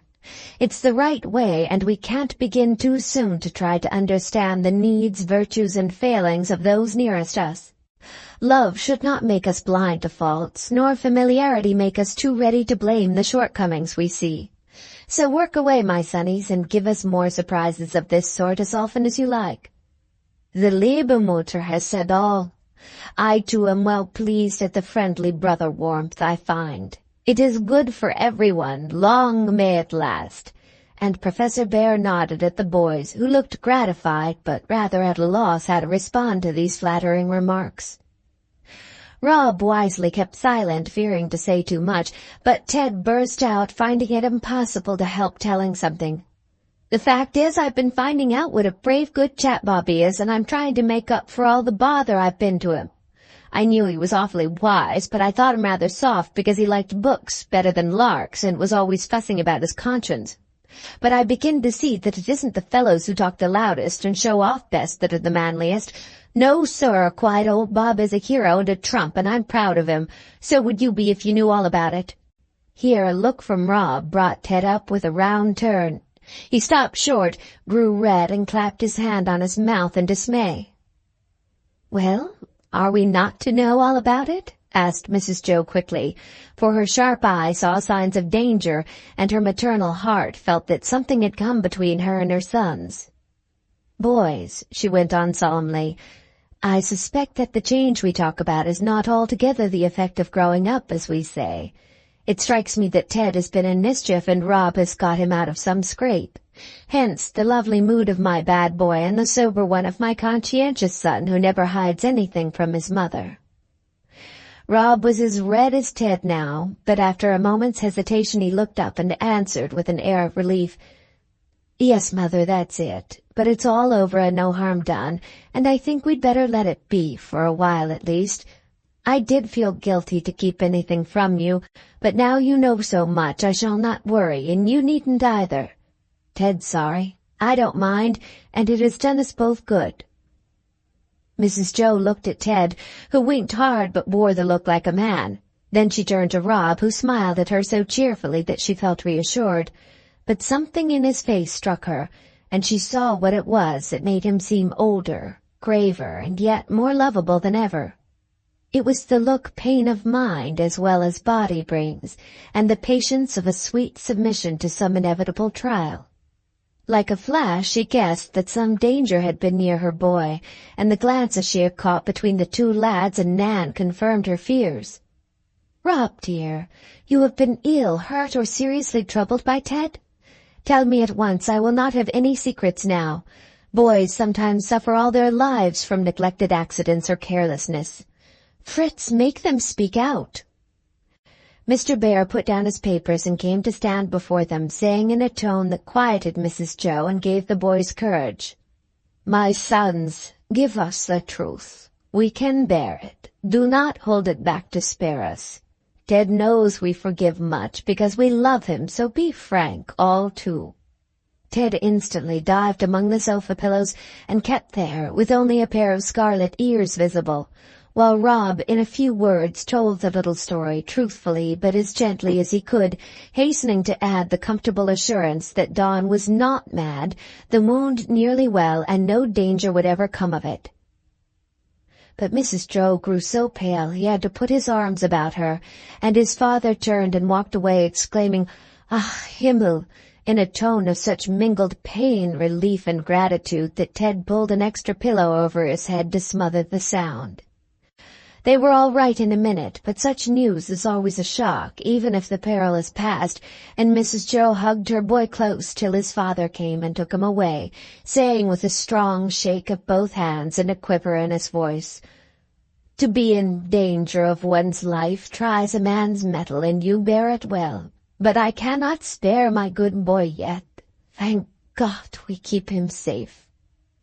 A smothered sound between a choke and a groan came from under the pillows, and the writhing of Ted's long legs so plainly expressed despair that his mother relented towards him, and burrowing till she found a tousled yellow head, pulled it out and smoothed it, exclaiming with an irrepressible laugh, though her cheeks were wet with tears, "Come and be forgiven, poor sinner. I know you have suffered enough, and I won't say a word. Only if harm had come to Rob, you would have made me more miserable than yourself. Oh, Teddy, Teddy, do try to cure that willful spirit of yours before it is too late." "Oh, Mum, I do try. I never can forget this. I hope it's cured me. If it hasn't, I'm afraid I ain't worth saving," answered Ted, pulling his own hair as the only way of expressing his deep remorse. "Yes, you are, my dear. I felt just so at 15 when Amy was nearly drowned, and Marmee helped me as I'll help you. Come to me, Teddy, when the evil one gets hold of you, and together we'll rout him out. Ah me, I've had many a tussle with that old Apollyon, and often got worsted, but not always. Come under my shield, and we'll fight till we win." No one spoke for a minute as Ted and his mother laughed and cried in one handkerchief, and Rob stood with his father's arm round him, so happy that all was told and forgiven, though never to be forgotten. For such experiences do one good, and knit hearts that love more closely together. Presently Ted rose straight up, and going to his father said bravely and humbly, "I ought to be punished. Please do it, but first say you'll forgive me as Rob does." "Always that, mine son. 70 times 7, if needs be, else I am not worthy the name you give me. The punishment is come. I can give no greater. Let it not be in vain. It will not, with the help of the Mother and the All-Father. Room here for both, always." The good professor opened his arms and embraced his boys like a true German, not ashamed to express by gesture or by word the fatherly emotions an American would have compressed into a slap on the shoulder and a brief, "All right." Mrs. Jo sat and enjoyed the prospect like a romantic soul as she was, and then they had a quiet talk together, saying freely all that was in their hearts, and finding much comfort in the confidence which comes when love casts out fear. It was agreed that nothing be said except to Nan, who was to be thanked and rewarded for her courage, discretion, and fidelity. "I always knew that girl had the making of a fine woman in her, and this proves it. No panics and shrieks and faintings and fuss, but calm sense and energetic skill. Dear child, what can I give or do to show my gratitude?" said Mrs. Jo enthusiastically. "Make Tom clear out and leave her in peace," suggested Ted, almost himself again, though a pensive haze still partially obscured his native gaiety. "Yes, do. He frets her like a mosquito. She forbade him to come out here while she stayed, and packed him off with Demi. I like old Tom, but he's a regular noodle about Nan," added Rob, as he went away to help his father with the accumulated letters. "I'll do it," said Mrs. Jo decidedly. "That girl's career shall not be hampered by a foolish boy's fancy. In a moment of weariness she may give in, and then it's all over. Wiser women have done so and regretted it all their lives. Nan shall earn her place first, and prove that she can fill it.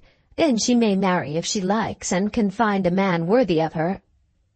But Mrs. Jo's help was not needed, for love and gratitude can work miracles, and when youth, beauty, accident, and photography are added, success is sure, as was proved to be the case of the unsuspecting but too susceptible Thomas.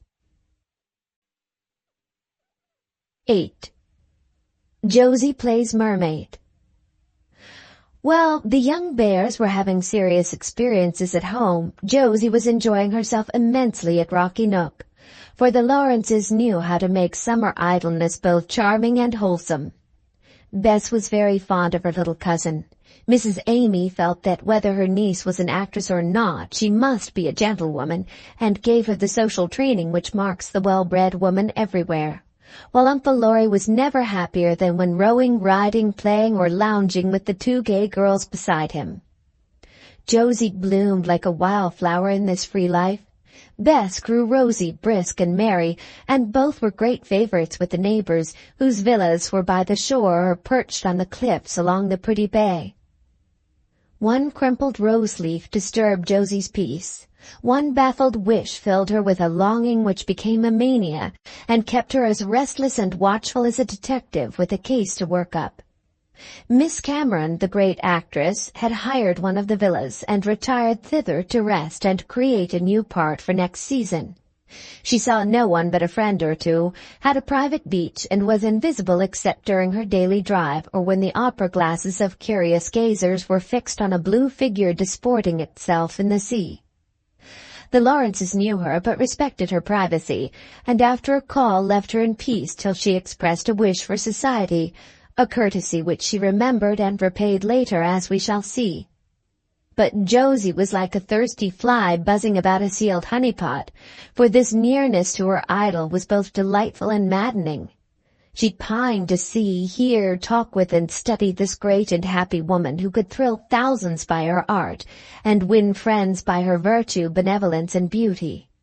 This was the sort of actress the girl meant to be, and few could object if the gift was really hers, for the stage needs just such women to purify and elevate the profession which should teach as well as amuse. If kindly Miss Cameron had known what passionate love and longing burned in the bosom of the little girl whom she idly observed skipping over the rocks, splashing about the beach, or galloping past her gate on a Shetland pony, she would have made her happy by a look or a word. But being tired with her winter's work and busy with her new part, the lady took no more notice of this young neighbor than of the seagulls in the bay or the daisies dancing in the fields.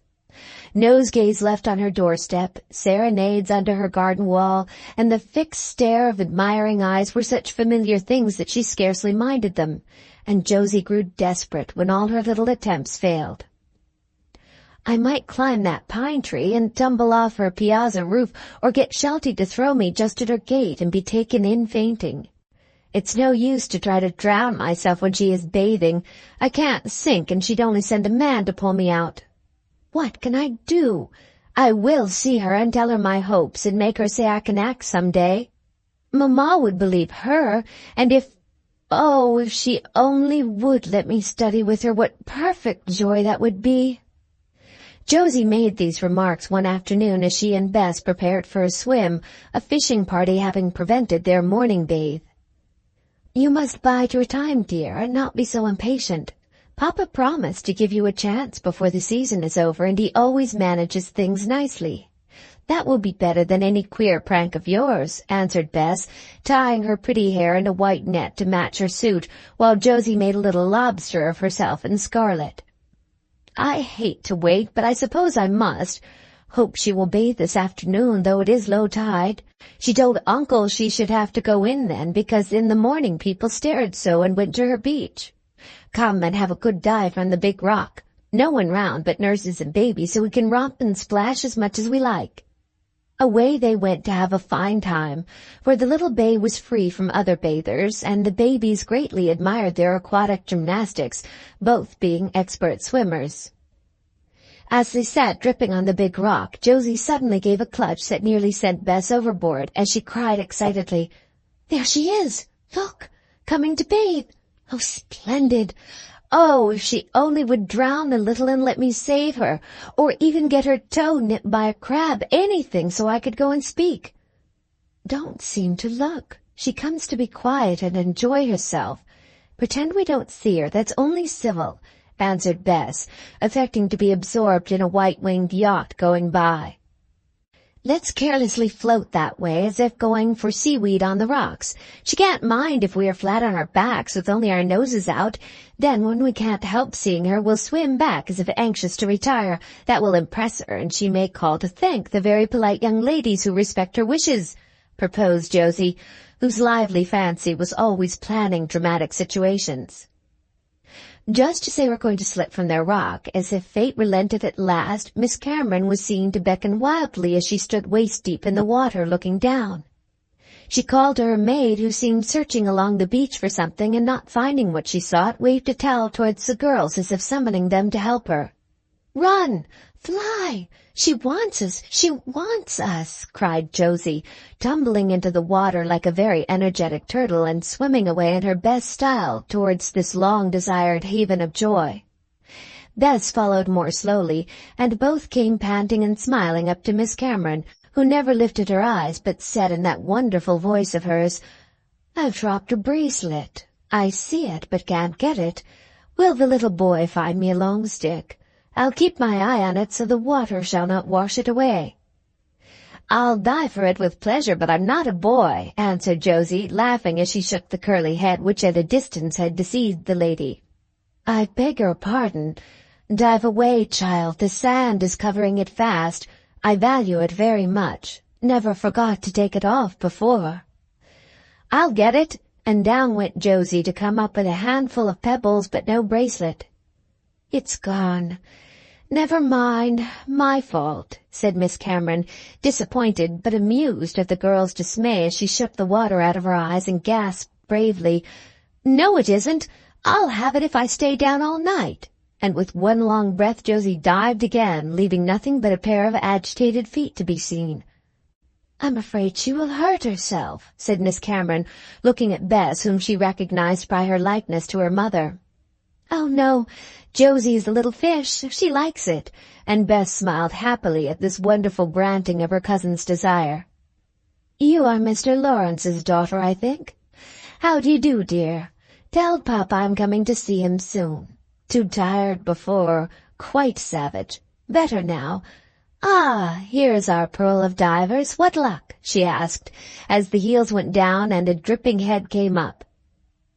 Josie could only choke and splutter at first, being half strangled, but though her hands had failed again, her courage had not, and with a resolute shake of her wet hair, a bright look at the tall lady, and a series of puffs to fill her lungs, she said calmly, "Never give up is my motto. I'm going to get it if I go to Liverpool for it. Now then," and down went the mermaid, quite out of sight this time, groping like a real lobster at the bottom of the sea. "Plucky little girl, I like that. Who is she?" asked the lady, sitting down on a half-covered stone to watch her diver, since the bracelet was lost sight of.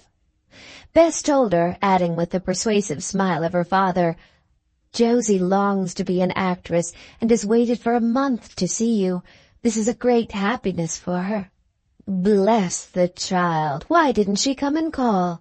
I'd have let her in, though usually I avoid stage-struck girls as I do reporters," laughed Miss Cameron. There was no time for more. A brown hand, grasping the bracelet, rose out of the sea, followed by a purple face as Josie came up so blind and dizzy she could only cling to Bess, half-drowned but triumphant. Miss Cameron drew her to the rock where she sat, and pushing the hair out of her eyes, revived her with a hearty "Bravo! Bravo!" which assured the girl that her first act was a hit. Josie had often imagined her meeting with a great actress, the dignity and grace with which she would enter and tell her ambitious hopes, the effective dress she would wear, the witty things she would say, the deep impression her budding genius would make. But never in her wildest moments had she imagined an interview like this. Scarlet, sandy, streaming and speechless, she leaned against the illustrious shoulder, looking like a beautiful seal as she blinked and wheezed till she could smile joyfully and exclaim proudly, "I did get it! I'm so glad!" "Now get your breath, my dear. Then I shall be glad also. It was very nice of you to take all that trouble for me. How shall I thank you?" asked the lady, looking at her with the beautiful eyes that could say so many things without words. Josie clasped her hands with a wet spat which rather destroyed the effect of the gesture, and answered in a beseeching tone that would have softened a far harder heart than Miss Cameron's, "Let me come and see you once, only once. I want you to tell me if I can act. You will know. I'll abide by what you say, and if you think I can, by and by, when I've studied very hard, I shall be the happiest girl in the world. May I?" "Yes. Come tomorrow at 11. We'll have a good talk. You shall show me what you can do, and I'll give you my opinion. But you won't like it." "I will, no matter if you tell me I'm a fool. I want it settled. So does Mamma. I'll take it bravely if you say no, and if you say yes, I'll never give up till I've done my best, as you did." "Ah, my child, it's a weary road, and there are plenty of thorns among the roses when you've won them. I think you have the courage, and this proves that you have the perseverance. Perhaps you will do. Come, and we'll see." Miss Cameron touched the bracelet as she spoke, and smiled so kindly that impetuous Josie wanted to kiss her, but wisely refrained, though her eyes were wet with softer rain than any in the sea as she thanked her. "We are keeping Miss Cameron from her bathe, and the tide is going out." "Come, Josie," said thoughtful Bess, fearing to outstay their welcome. "Run over to the beach and get warm." "Thank you very much, little mermaid. Tell Papa to bring his daughter to see me any time. Goodbye."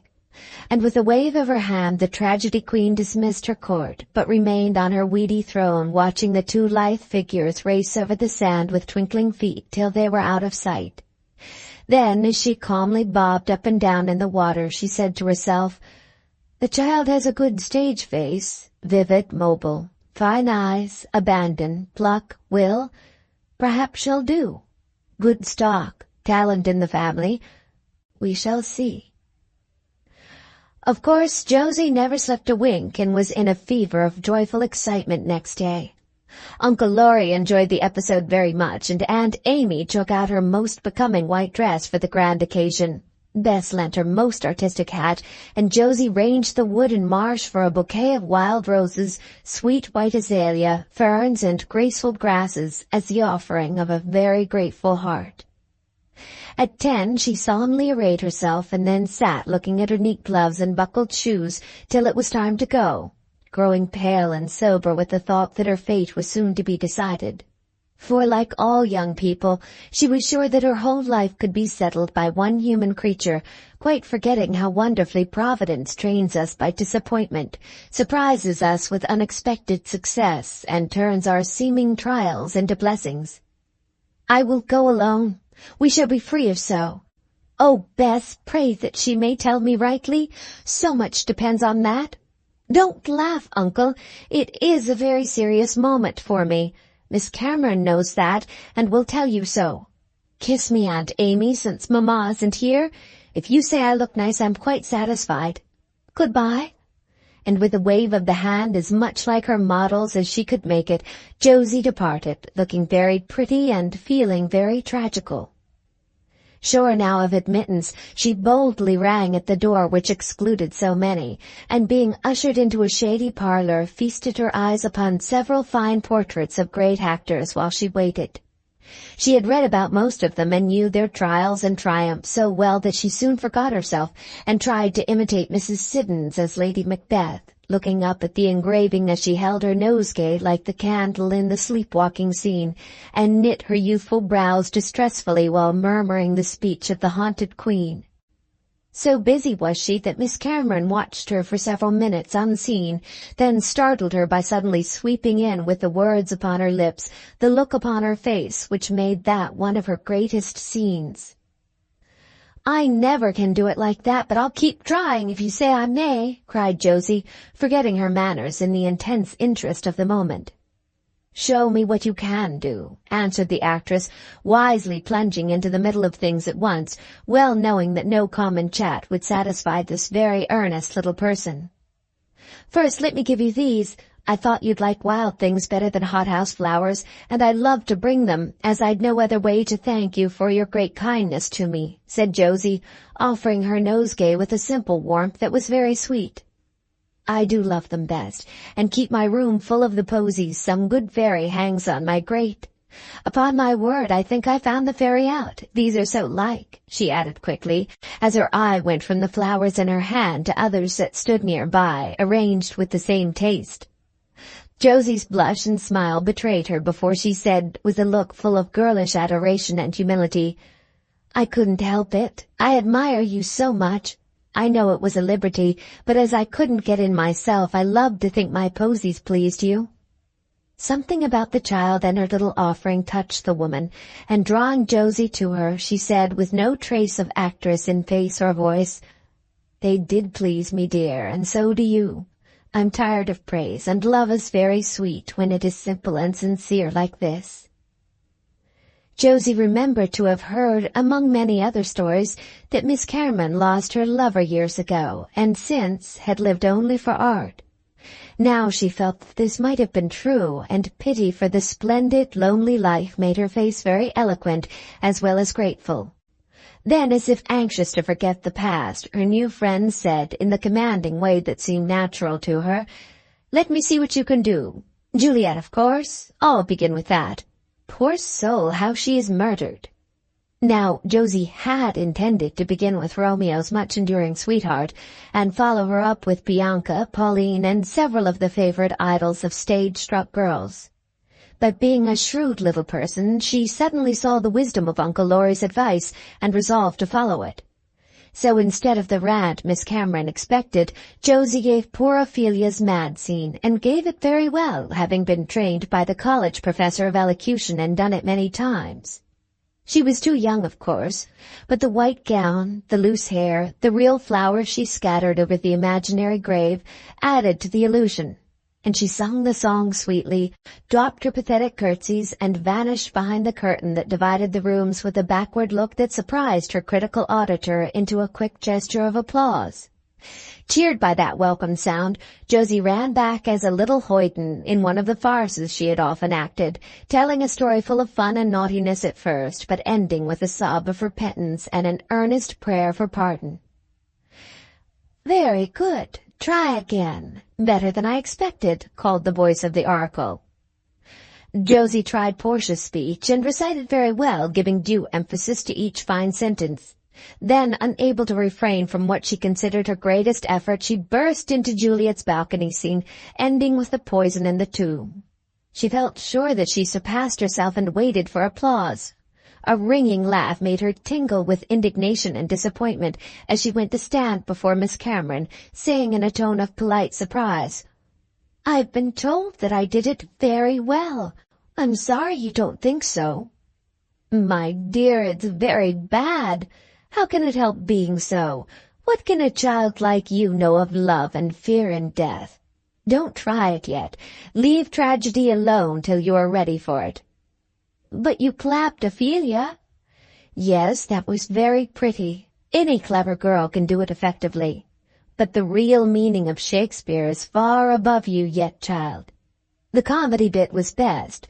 There you showed real talent. It was both comic and pathetic. That's art. Don't lose it. The Portia was good declamation. Go on with that sort of thing. It trains the voice, teaches shades of expression. You've a good voice and natural grace. Great helps those. Hard to acquire. Well, I'm glad I've got something, sighed Josie, sitting meekly on a stool, much crestfallen, but not daunted yet, and bound to have her say out. My dear little girl, I told you that you would not like what I should say to you, yet I must be honest if I would really help you. I've had to do it for many like you, and most of them have never forgiven me, though my words have proved true, and they are what I advised them to be, good wives and happy mothers in quiet homes. A few have kept on and done fairly well. One you will hear of soon, I think, for she has talent, indomitable patience, and mind as well as beauty. You are too young to show to which class you belong. Geniuses are very rare, and even at 15 seldom give much promise of future power. Oh, I don't think I'm a genius, cried Josie, growing calm and sober as she listened to the melodious voice and looked into the expressive face that filled her with confidence, so strong, sincere, and kindly was it. I only want to find out if I have talent enough to go on, and after years of study to be able to act well in any of the good plays people never tire of seeing. I don't expect to be a Mrs. Siddons or a Miss Cameron, much as I long to be, but it does seem as if I had something in me which can't come out in any way but this. When I act, I'm perfectly happy. I seem to live, to be in my own world, and each new part is a new friend. I love Shakespeare and am never tired of his splendid people. Of course I don't understand it all, but it's like being alone at night with the mountains and the stars, solemn and grand, and I try to imagine how it will look when the sun comes up and all is glorious and clear to me. I can't see, but I feel the beauty and long to express it. As she spoke with the most perfect self-forgetfulness, Josie was pale with excitement. Her eyes shone, her lips trembled, and all her little soul seemed trying to put into words the emotions that filled it to overflowing. Miss Cameron understood, felt that this was something more than a girlish whim. And when she answered there was a new tone of sympathy in her voice, a new interest in her face, though she wisely refrained from saying all she thought, well knowing what splendid dreams young people build upon a word, and how bitter is the pain when the bright bubbles burst. If you feel this, I can give you no better advice than to go on loving and studying our great master, she said slowly.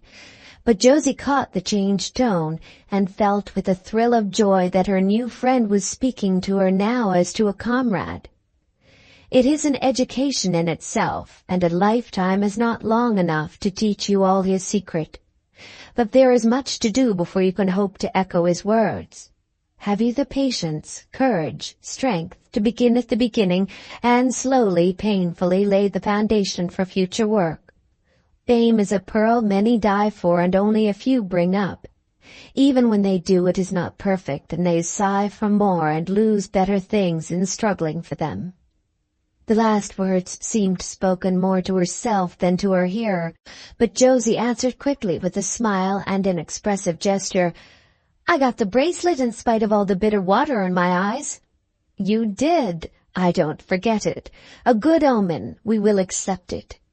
Miss Cameron answered the smile with one that was like sunshine to the girl, and stretched her white hands as if taking some invisible gift. Then added in a different tone, watching the effect of her words on the expressive face before her, Now you will be disappointed, for instead of telling you to come and study with me, or go and act in some second-rate theatre at once, I advise you to go back to school and finish your education. That is the first step, for all accomplishments are needed, and a single talent makes a very imperfect character. Cultivate mind and body, heart and soul, and make yourself an intelligent, graceful, beautiful, and healthy girl. Then, at 18 or 20, go into training and try your powers. Better start for the battle with your arms in order and save the hard lesson which comes when we rush on too soon. Now and then genius carries all before it, but not often.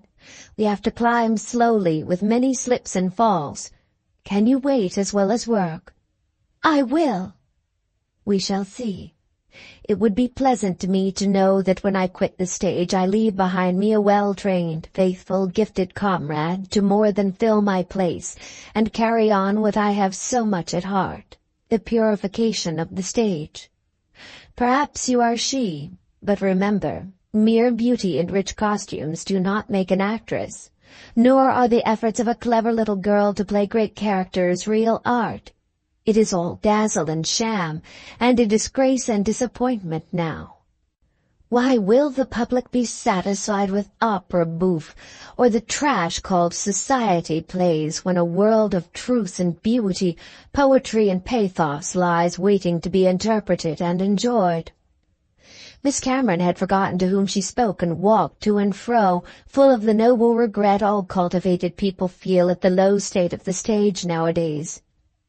That's what Uncle Laurie says, and he and Aunt Jo try to plan plays about true and lovely things, simple domestic scenes that touch people's hearts and make them laugh and cry and feel better.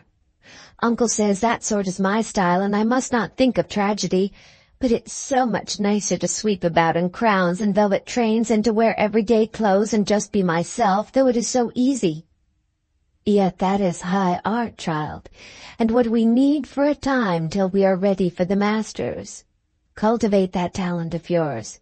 It is a special gift, this power to bring tears and smiles, and a sweeter task to touch the heart than to freeze the blood or fire the imagination. Tell your uncle he is right and ask your aunt to try a play for you. I'll come and see it when you are ready. Will you? Oh, will you? We are going to have some at Christmas with a nice part for me.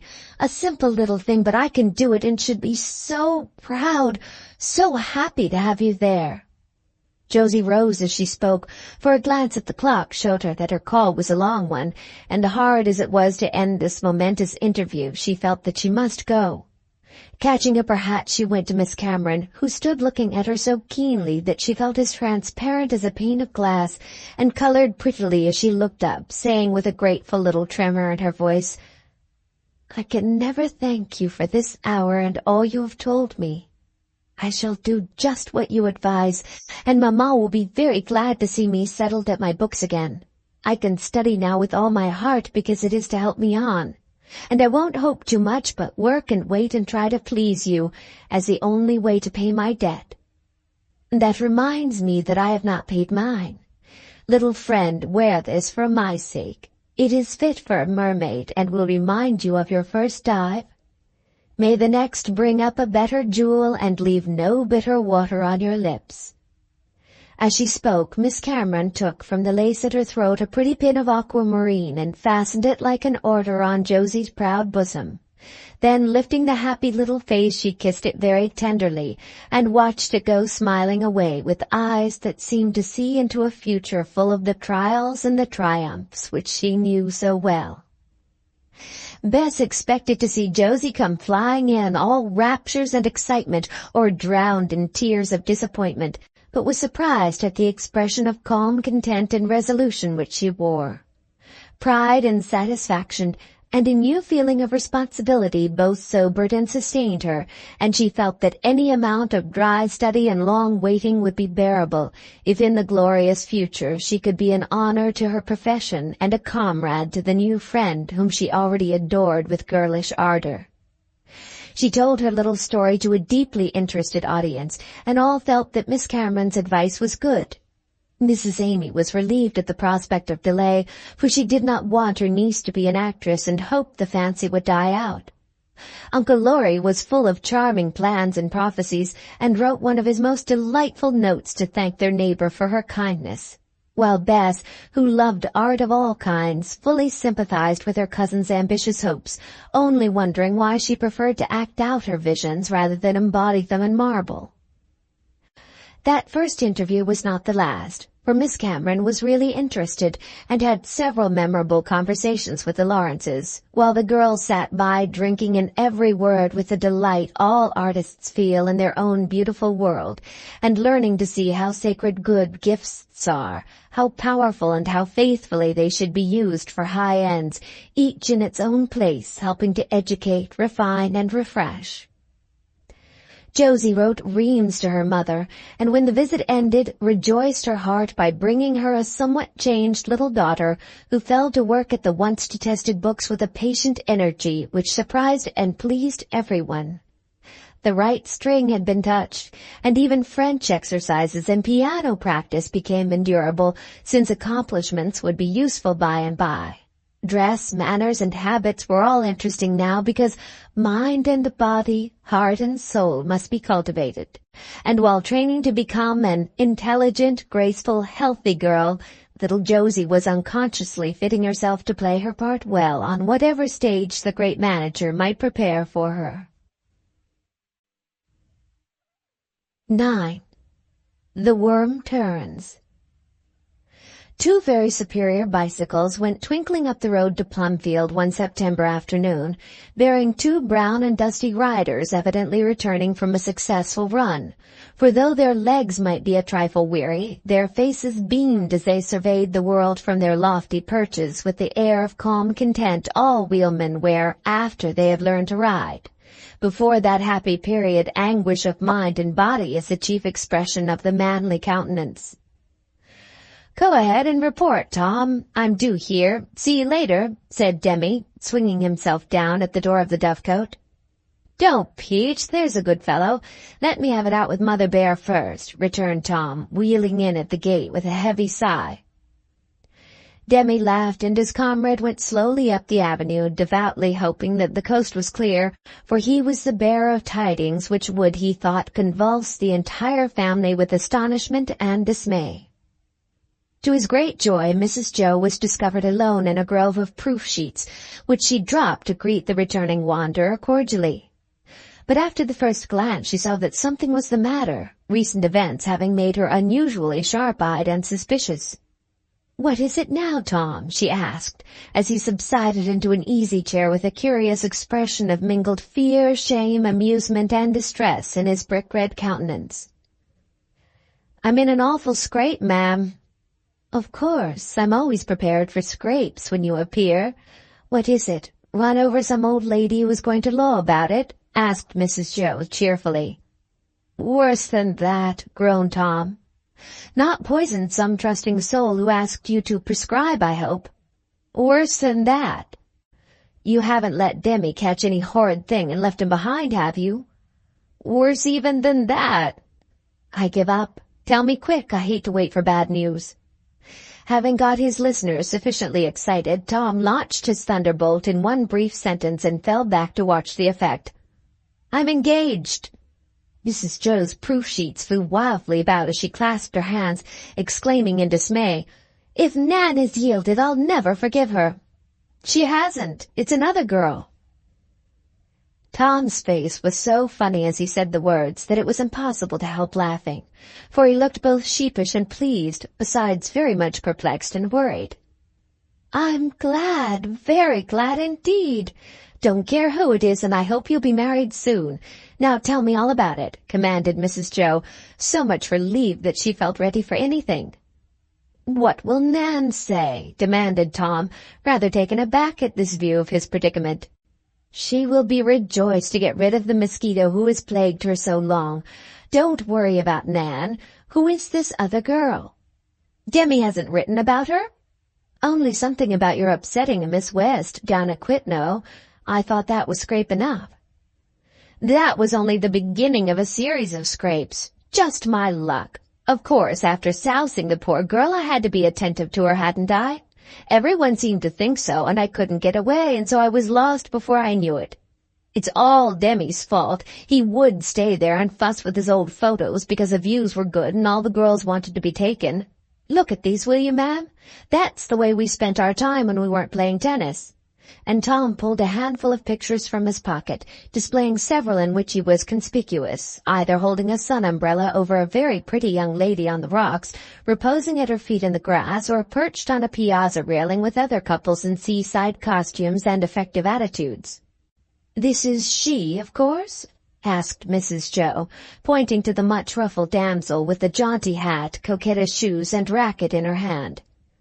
"That's Dora. Isn't she lovely?" cried Tom, forgetting his tribulations for a moment and speaking with lover-like ardor. "Very nice little person to look at. Hope she is not a Dickens, Dora. That curly crop looks like it." "Not a bit.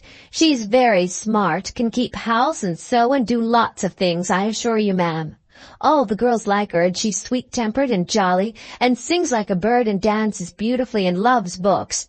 Thinks yours is splendid, made me talk about you no end." "That last sentence is to flatter me and win my help to get you out of the scrape. Tell me first how you got in," and Mrs. Jo settled herself to listen with interest, never tired of boys' affairs. Tom gave his head a rousing rub all over to clear his wits and plunged into his story with a will. "Well, we'd met her before, but I didn't know she was there. Demi wanted to see a fellow, so we went, and finding it nice and cool, rested over Sunday. Found some pleasant people and went out rowing. I had Dora and came to grief on a confounded rock. She could swim, no harm done, only the scare and the spoiled gown. She took it well, and we got friendly at once, couldn't help it scrambling into that beast of a boat while the rest laughed at us. Of course we had to stay another night to see that Dora was all right. Demi wanted to. Alice Heath is down there and 2 other girls from our college, so we sort of lingered along, and Demi kept taking pictures, and we danced and got into a tennis tournament. And that was as good exercise as wheeling, we thought. Fact is, tennis is a dangerous game, ma'am. A great deal of courting goes on in those courts, and we fellows find that sort of serving mighty agreeable, don't you know?" "Not much tennis in my day, but I understand perfectly," said Mrs. Jo, enjoying it all as much as Tom did. "Upon my word, I hadn't the least idea of being serious," he continued slowly, as if this part of his tale was hard to tell. "But everyone else spooned, and so I did. Dora seemed to like it and expect it, and of course I was glad to be agreeable. She thought I amounted to something, though Nan does not, and it was pleasant to be appreciated after years of snubbing. Yes, it was downright jolly to have a sweet girl smile at you all day and blush prettily when you said a neat thing to her, and look glad when you came, sorry when you left, and admire all you did, and make you feel like a man and act your best. That's the sort of treatment a fellow enjoys and not to get if he behaves himself, not frowns and cold shoulders year in and year out, and made to look like a fool when he means well and is faithful and has loved a girl ever since he was a boy. No, by Jove, it's not fair, and I won't stand it." Tom waxed warm and eloquent as he thought over his wrongs and bounced up to march about the room, wagging his head and trying to feel aggrieved as usual, but surprised to find that his heart did not ache a bit. "I wouldn't. Drop the old fancy, for it was nothing more, and take up the new one if it is genuine." "But how came you to propose, Tom, as you must have done to be engaged?" asked Mrs. Jo, impatient for the crisis of the tale. "Oh, that was an accident. I didn't mean it at all. The donkey did it, and I couldn't get out of the scrape without hurting Dora's feelings, you see," began Tom, seeing that the fatal moment had come. "So there were 2 donkeys in it, were there?" said Mrs. Jo, foreseeing fun of some sort. "Don't laugh. It sounds funny, I know, but it might have been awful," answered Tom darkly, though a twinkle of the eye showed that his love trials did not quite blind him to the comic side of the adventure. "The girls admired our new wheels, and of course we liked to show off. Took 'em to ride and had larks generally. Well, one day Dora was on behind, and we were going nicely along a good bit of road when a ridiculous old donkey got right across the way. I thought he'd move, but he didn't, so I gave him a kick. He kicked back, and over we went in a heap, donkey and all. Such a mess! I thought only of Dora, and she had hysterics. At least she laughed till she cried, and that beast brayed, and I lost my head. Any fellow would, with a poor girl gasping in the road, and he wiping her tears and begging pardon, not knowing whether her bones were broken or not. I called her my darling, and went on like a fool in my flurry, till she grew calmer and said with such a look, I forgive you, Tom. Pick me up and let us go on again. Wasn't that sweet now after I'd upset her for the second time? It touched me to the heart, and I said I'd like to go on forever with such an angel to steer for, and, well, I don't know what I did say, but you might have knocked me down with a feather when she put her arm round my neck and whispered, "Tom, dear, with you I'm not afraid of any lions in the path." She might have said donkeys, but she was in earnest and she spared my feelings. Very nice of the dear girl, but there I am with 2 sweethearts on my hands and in a deuce of a scrape. Finding it impossible to contain herself another moment, Mrs. Jo laughed till the tears ran down her cheeks at this characteristic episode. And after one reproachful look, which only added to her merriment, Tom burst into a jolly roar that made the room ring. Tommy Baggs, who but you could ever get into such a catastrophe?" said Mrs. Jo when she recovered her breath. "Isn't it a muddle all round, and won't everyone chaff me to death about it? I shall have to quit old Plum for a while," answered Tom as he mopped his face, trying to realize the full danger of his position. "No, indeed, I'll stand by you, for I think it the best joke of the season. But tell me how things ended. Is it really serious or only a summer flirtation? I don't approve of them, but boys and girls will play with edged tools and cut their fingers." "Well, Dora considers herself engaged and wrote to her people at once. I couldn't say a word when she took it all in solemn earnest and seemed so happy. She's only 17, never liked anyone before, and is sure all will be all right, as her father knows mine, and we're both well off. I was so staggered that I said, 'Why, you can't love me really when we know so little of one another.' But she answered right out of her tender little heart, 'Yes, I do, dearly, Tom. You were so gay and kind and honest, I couldn't help it.' Now, after that, what could I do but go ahead and make her happy while I stayed, and trust to luck to straighten the snarl out afterwards. A truly Tommian way of taking things easy. I hope you told your father at once." "Oh, yes, I wrote off and broke it to him in 3 lines. I said, 'Dear Father, I'm engaged to Dora West, and I hope she will suit the family. She suits me tip-top. Yours ever, Tom.' He was all right. Never liked Nan, you know, but Dora will suit him down to the ground." And Tom looked entirely satisfied with his own tact and taste. "What did Demi say to this rapid and funny love-making? Wasn't he scandalized?" asked Mrs. Jo, trying not to laugh again as she thought of the unromantic spectacle of donkey, bicycle, boy and girl all in the dust together. "Not a bit.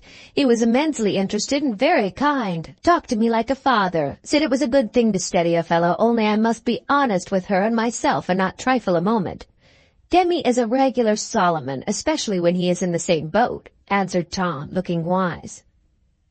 "You don't mean—" gasped Mrs. Jo in sudden alarm at the bare idea of more love affairs just yet. "Yes, I do, please, ma'am.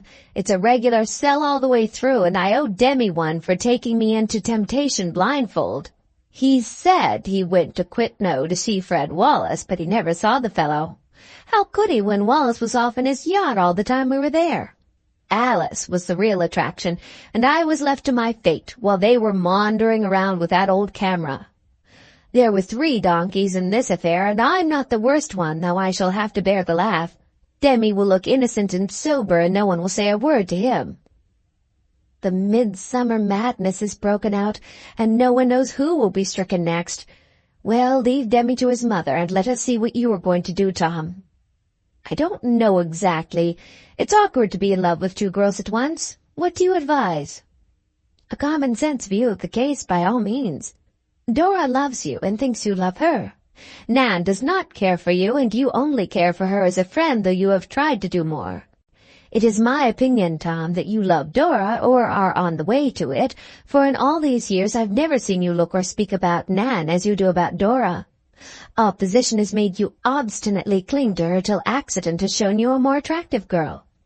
Now, I think you had better take the old love for a friend, the new one for a sweetheart, and in due time, if the sentiment is genuine, marry her."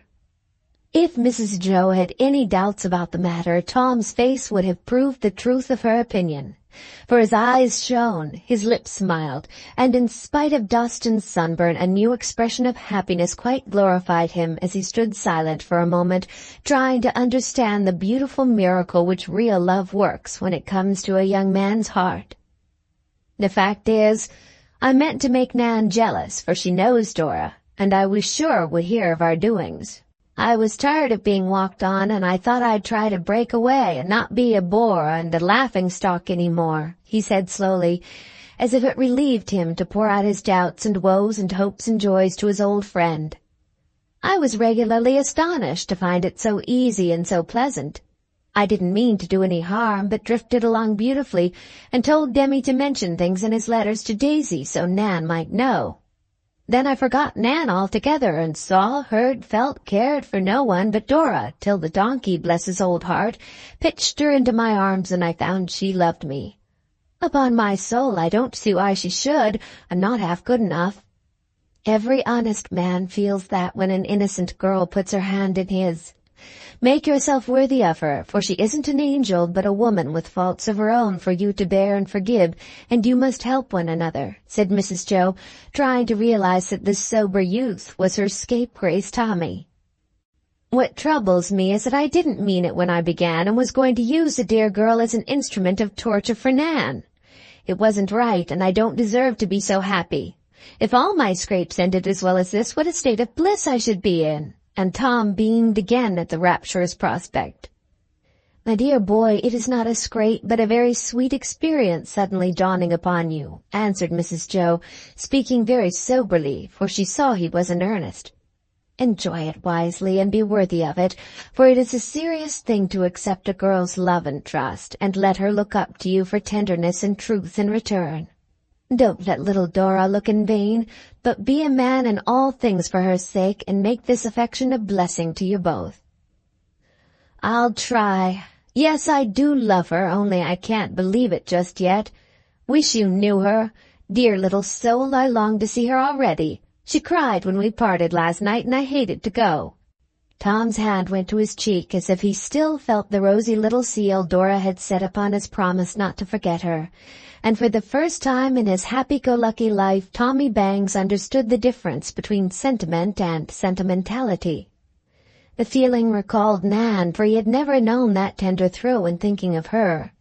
And the old friendship seemed rather a prosaic affair beside this delightful mingling of romance, surprise, love, and fun. I declare I feel as if a weight was off me, but what the dickens will Nan say when she knows it? He exclaimed with a chuckle. Knows what? Asked a clear voice that made both start and turn, for there was Nan calmly surveying them from the doorway.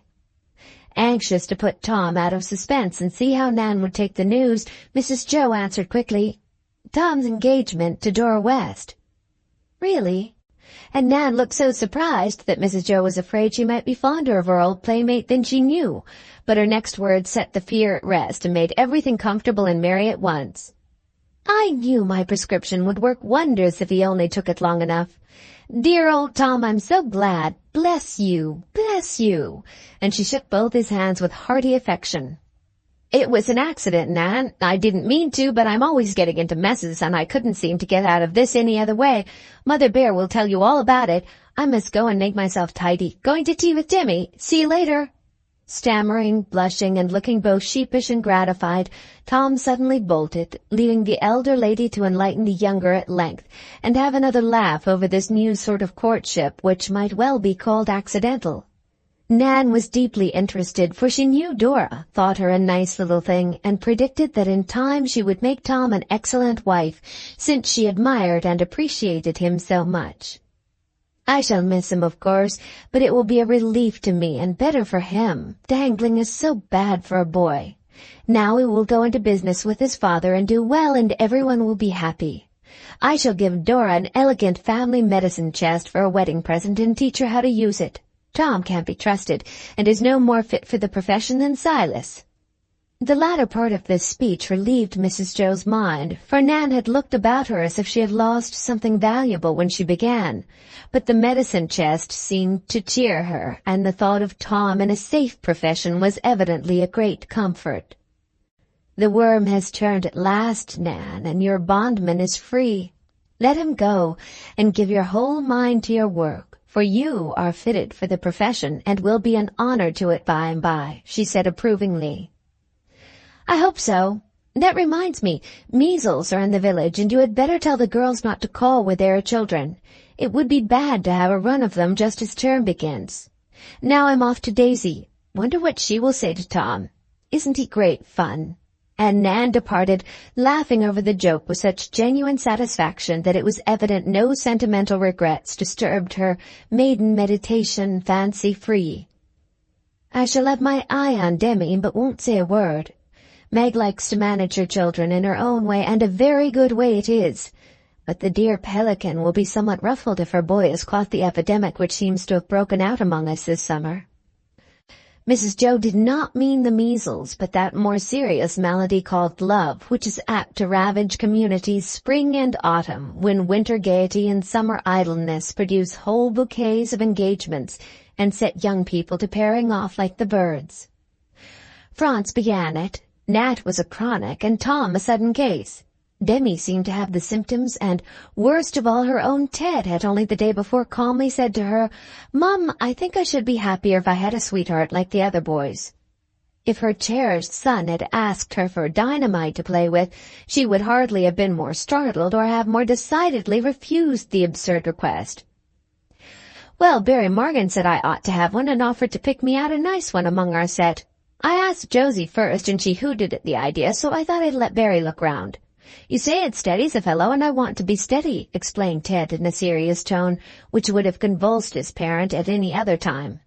"Good lack, what are we coming to in this fast age when babes and boys make such demands and want to play with one of the most sacred things in life?" exclaimed Mrs. Jo, and having in a few words set the matter in its true light, sent her son away to wholesome baseball and duck too for a safe sweetheart. Now here was Tom's bombshell to explode in their midst, carrying widespread destruction perhaps, for though one swallow does not make a summer, one engagement is apt to make several, and her boys were, most of them, at the inflammable age when a spark ignites the flame, which soon flickers and dies out, or burns warm and clear for life.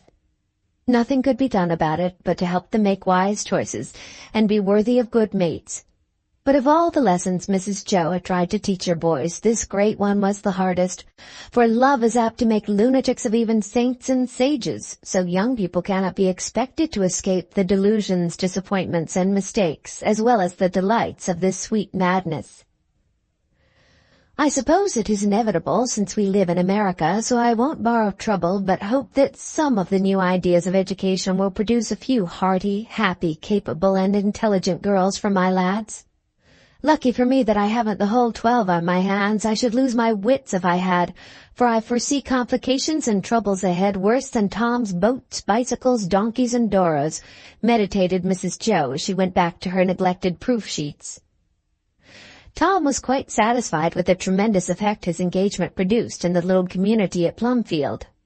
It was paralyzing, as Demi said, and astonishment left most of Tom's mates little breath for chaff.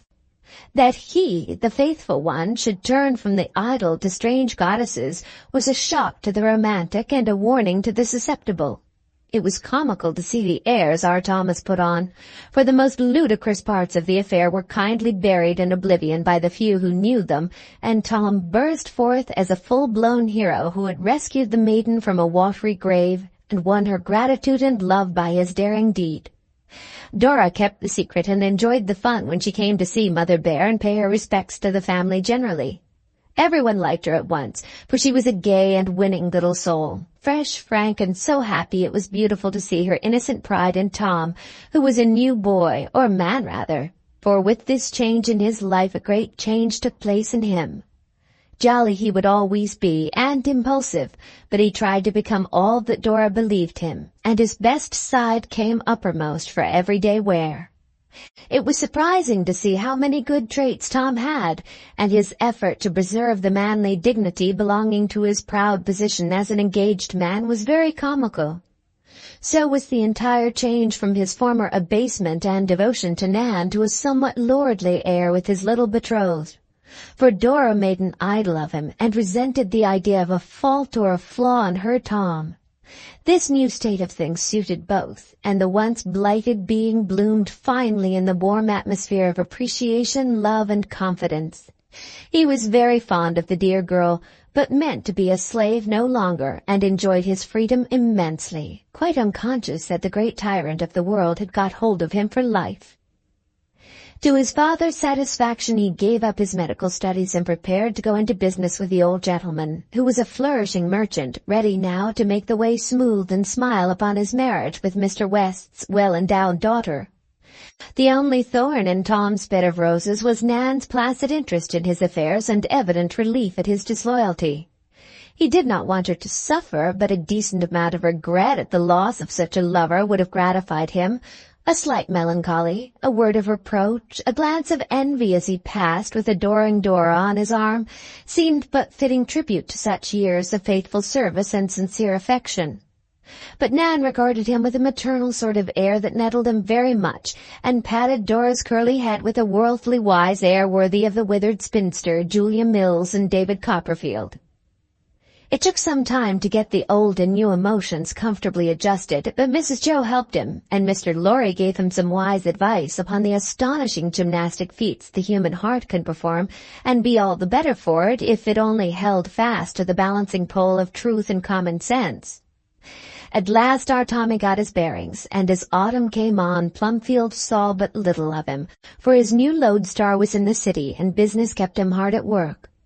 He was evidently in his right place now, and soon throve finely to his father's great contentment, for his jovial presence pervaded the once quiet office like a gale of fresh wind, and his lively wits found managing men and affairs much more congenial employment than studying disease or playing unseemly pranks with skeletons.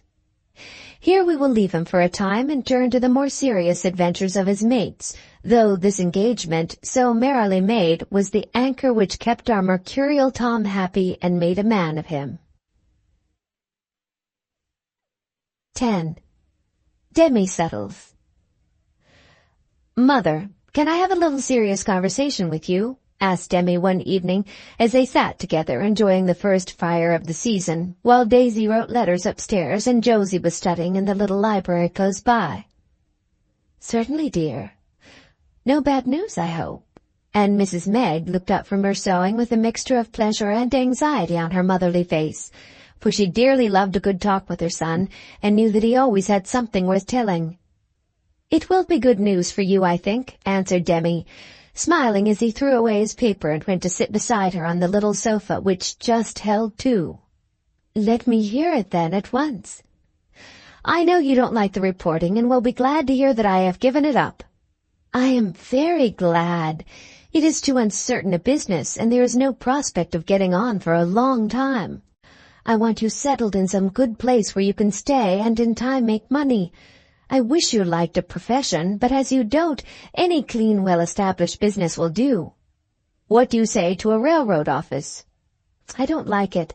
A noisy, hurried kind of place, I know, with all sorts of rough men about. I hope it isn't that, dear." "I could have it, but does bookkeeping in a wholesale leather business please you better?" "No, you'll get round-shouldered writing at a tall desk, and they say once a bookkeeper, always a bookkeeper." "How does a traveling agent suit your views?" "Not at all. With all those dreadful accidents and the exposure and bad food as you go from place to place, you are sure to get killed or lose your health." "I could be a private secretary to a literary man, but the salary is small and may end in time." "That would be better, and more what I want. It isn't that I object to honest work of any kind, but I don't want my son to spend his best years grubbing for a little money in a dark office, or be knocked about in a rough-and-tumble scramble to get on.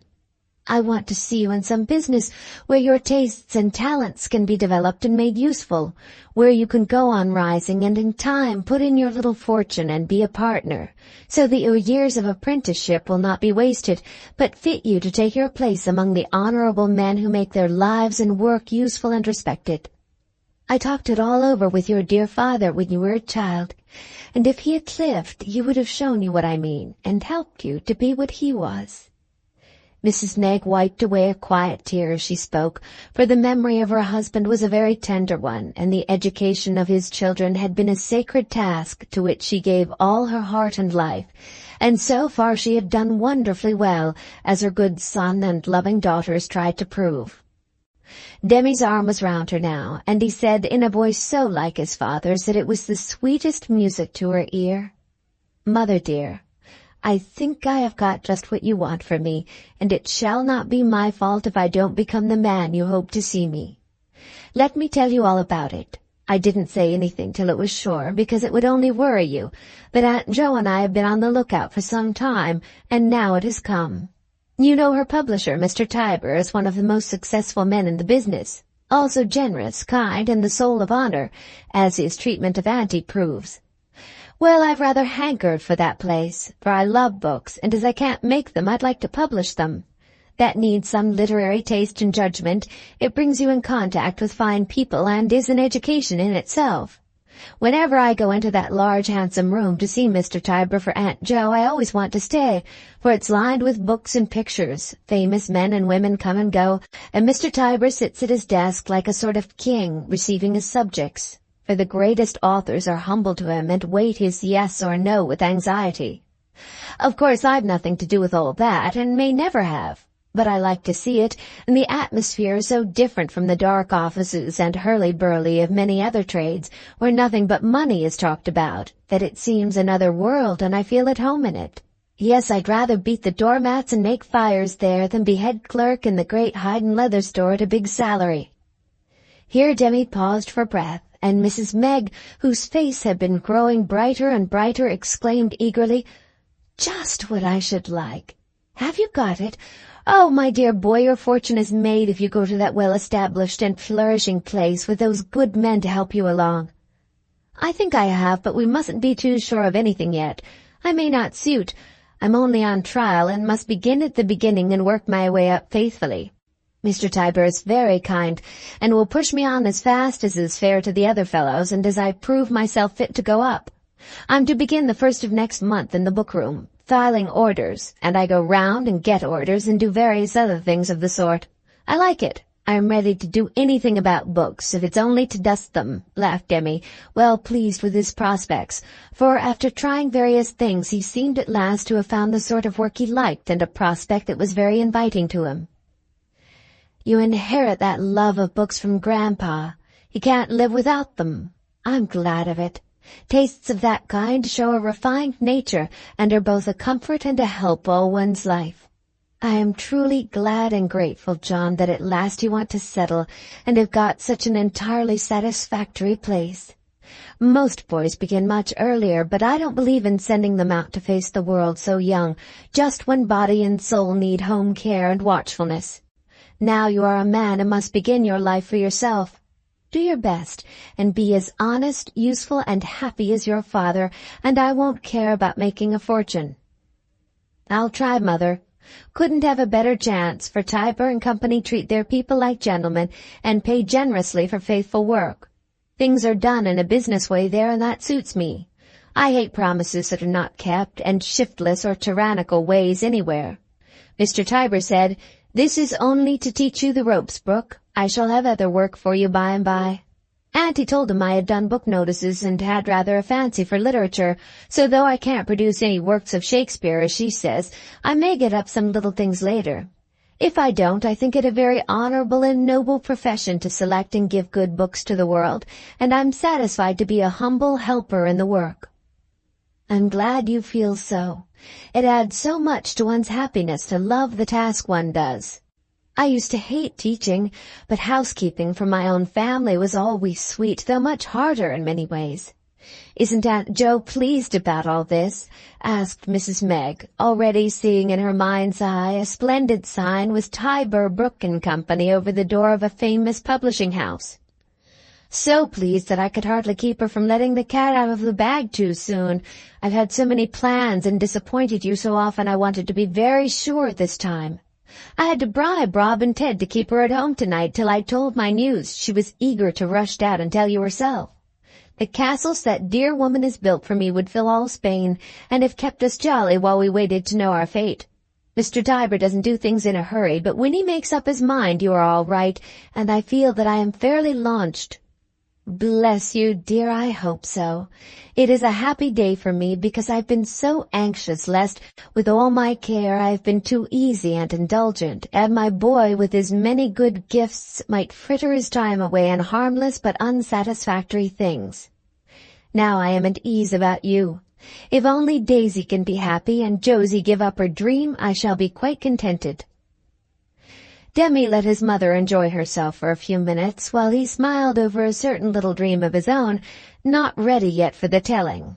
Then he said, in the paternal tone which he unconsciously used when speaking of his sisters, "I'll see to the girls, but I begin to think Grandpa is right in saying we must each be what God and nature makes us. We can't change it much, only help to develop the good and control the bad elements in us. I have fumbled my way into my right place at last, I hope. Let Daisy be happy in her own way, since it is a good and womanly one.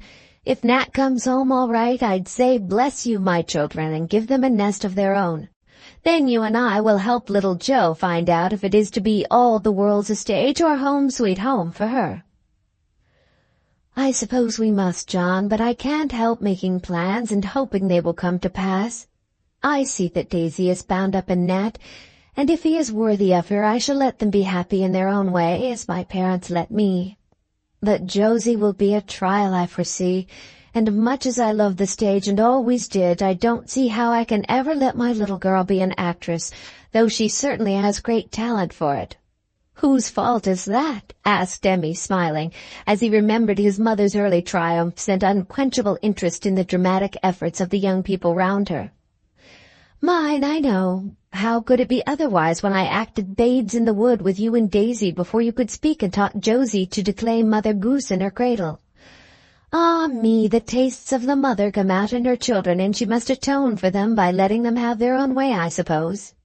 And Mrs. Meg laughed, even while she shook her head over the undeniable fact that the Marches were a theatrical family. "Why not have a great actress of our name, as well as an authoress, a minister, and an eminent publisher? We don't choose our talents, but we needn't hide them in a napkin because they are not just what we want. I say let Jo have her way and do what she can. Here am I to take care of her, and you can't deny you'd enjoy fixing her furbelows and seeing her shine before the footlights where you used to long to be. Come, Mother, better face the music and march gaily, since your wilful children will gang their ain gait." "I don't see but I must, and leave the consequences to the Lord, as Marmee used to say when she had to decide and only saw a step of the road. I should enjoy it immensely, if I could only feel that the life would not hurt my girl and leave her unsatisfied when it was too late to change, for nothing is harder to give up than the excitements of that profession. I know something of it, and if your blessed father had not come along, I'm afraid I should have been an actress in spite of Aunt March and all our honored ancestors. Let Josie add new honor to the name and work out the family talent in its proper place. I'll play dragon to her, and you play nurse, and no harm can come to our little Juliet, no matter how many Romeos spoon under her balcony. Really, ma'am, opposition comes badly from an old lady who is going to wring the hearts of our audience in the heroine's part in Auntie's play next Christmas. It's the most pathetic thing I ever saw, Mother, and I'm sorry you didn't become an actress, though we should be nowhere if you had." Demi was on his legs now, with his back to the fire in the lordly attitude men like to assume when things go well with them, or they want to lay down the law on any subject. Mrs. Meg actually blushed at her son's hearty praise, and could not deny that the sound of applause was as sweet now as when she played the witch's curse or the Moorish maiden's vow long years ago. "It's perfectly absurd for me to do it, but I couldn't resist when Jo and Laura made the part for me and you children were to act in it. The minute I get on the old mother's dress I forget myself, and feel the same thrill at the sound of the bell that I used to feel when we got up plays in the garret. If Daisy would only take the daughter's part, it would be so complete, for with you and Josie I am hardly acting, it is all so real. Especially the hospital scene where you find the wounded son. Why, Mother, do you know when we did that at last rehearsal my face was wet with real tears as you cried over me? It will bring down the house, but don't forget to wipe 'em off or I shall sneeze," said Demi, laughing at the recollection of his mother's hit. I won't, but it almost broke my heart to see you so pale and dreadful. I hope there will never be another war in my time, for I should have to let you go, and I never want to live through the same experience we had with Father. Don't you think Alice does the part better than Daisy would? Daisy hasn't a bit of the actress in her, and Alice puts life into the dullest words she speaks. I think the Marquise is just perfect in our piece, said Demi, strolling about the room as if the warmth of the fire sent a sudden color to his face. So do I. She's a dear girl, and I'm proud and fond of her. Where is she tonight? Begging away at her Greek, I suppose. She usually is in the evening, more's a pity, added Demi in a low tone as he stared intently at the bookcase, though he couldn't read a title. Now there's a girl after my own heart. Pretty, well-bred, well-educated, and yet domestic, a real companion as well as helpmeet for some good and intelligent man. I hope she will find one. So do I, muttered Demi. Mrs. Meg had taken up her work again and was surveying a half-finished buttonhole with so much interest that her son's face escaped her eye. He shed a beaming smile upon the rows of poets, as if even in their glass prison they could sympathize and rejoice with him at the first rosy dawn of the great passion which they knew so well. But Demi was a wise youth, and never leaped before looking carefully. He hardly knew his own heart yet, and was contented to wait till the sentiment, the fluttering of those folded wings he began to feel, could escape from the chrysalis, and be ready to soar away in the sunshine to seek and claim its lovely mate. He had said nothing, but the brown eyes were eloquent, and there was an unconscious underplot to all the little plays he and Alice Heath acted so well together.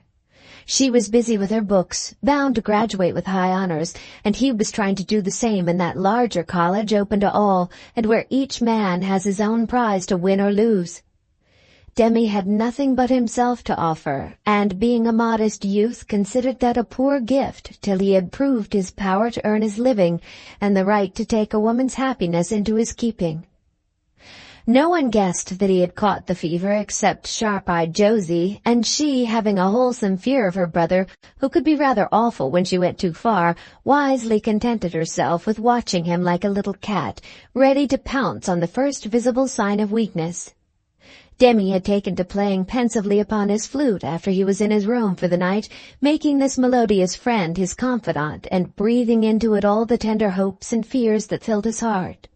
Mrs. Meg, absorbed in domestic affairs, and Daisy, who cared for no music but Nat's violin, paid no heed to these chamber concerts. But Josie always murmured to herself with a naughty chuckle, "Jack Swiveller is thinking of his Sophie Wackles," and bided her time to revenge certain wrongs inflicted upon her by Demi, who always took Daisy's side when she tried to curb the spirits of her unruly little sister. This evening she got her chance, and made the most of it. Mrs. Meg was just rounding off her buttonhole, and Demi still strolling restlessly about the room, when a book was heard to slam in the study, followed by an audible yawn and the appearance of the student, looking as if sleep and a desire for mischief were struggling which should be master. "I heard my name. Have you been saying anything bad about me?" she demanded, perching on the arm of an easy chair. Her mother told the good news, over which Josie duly rejoiced, and Demi received her congratulations with a benignant air which made her feel that too much satisfaction was not good for him, and incited her to put a throne into his bed of roses at once.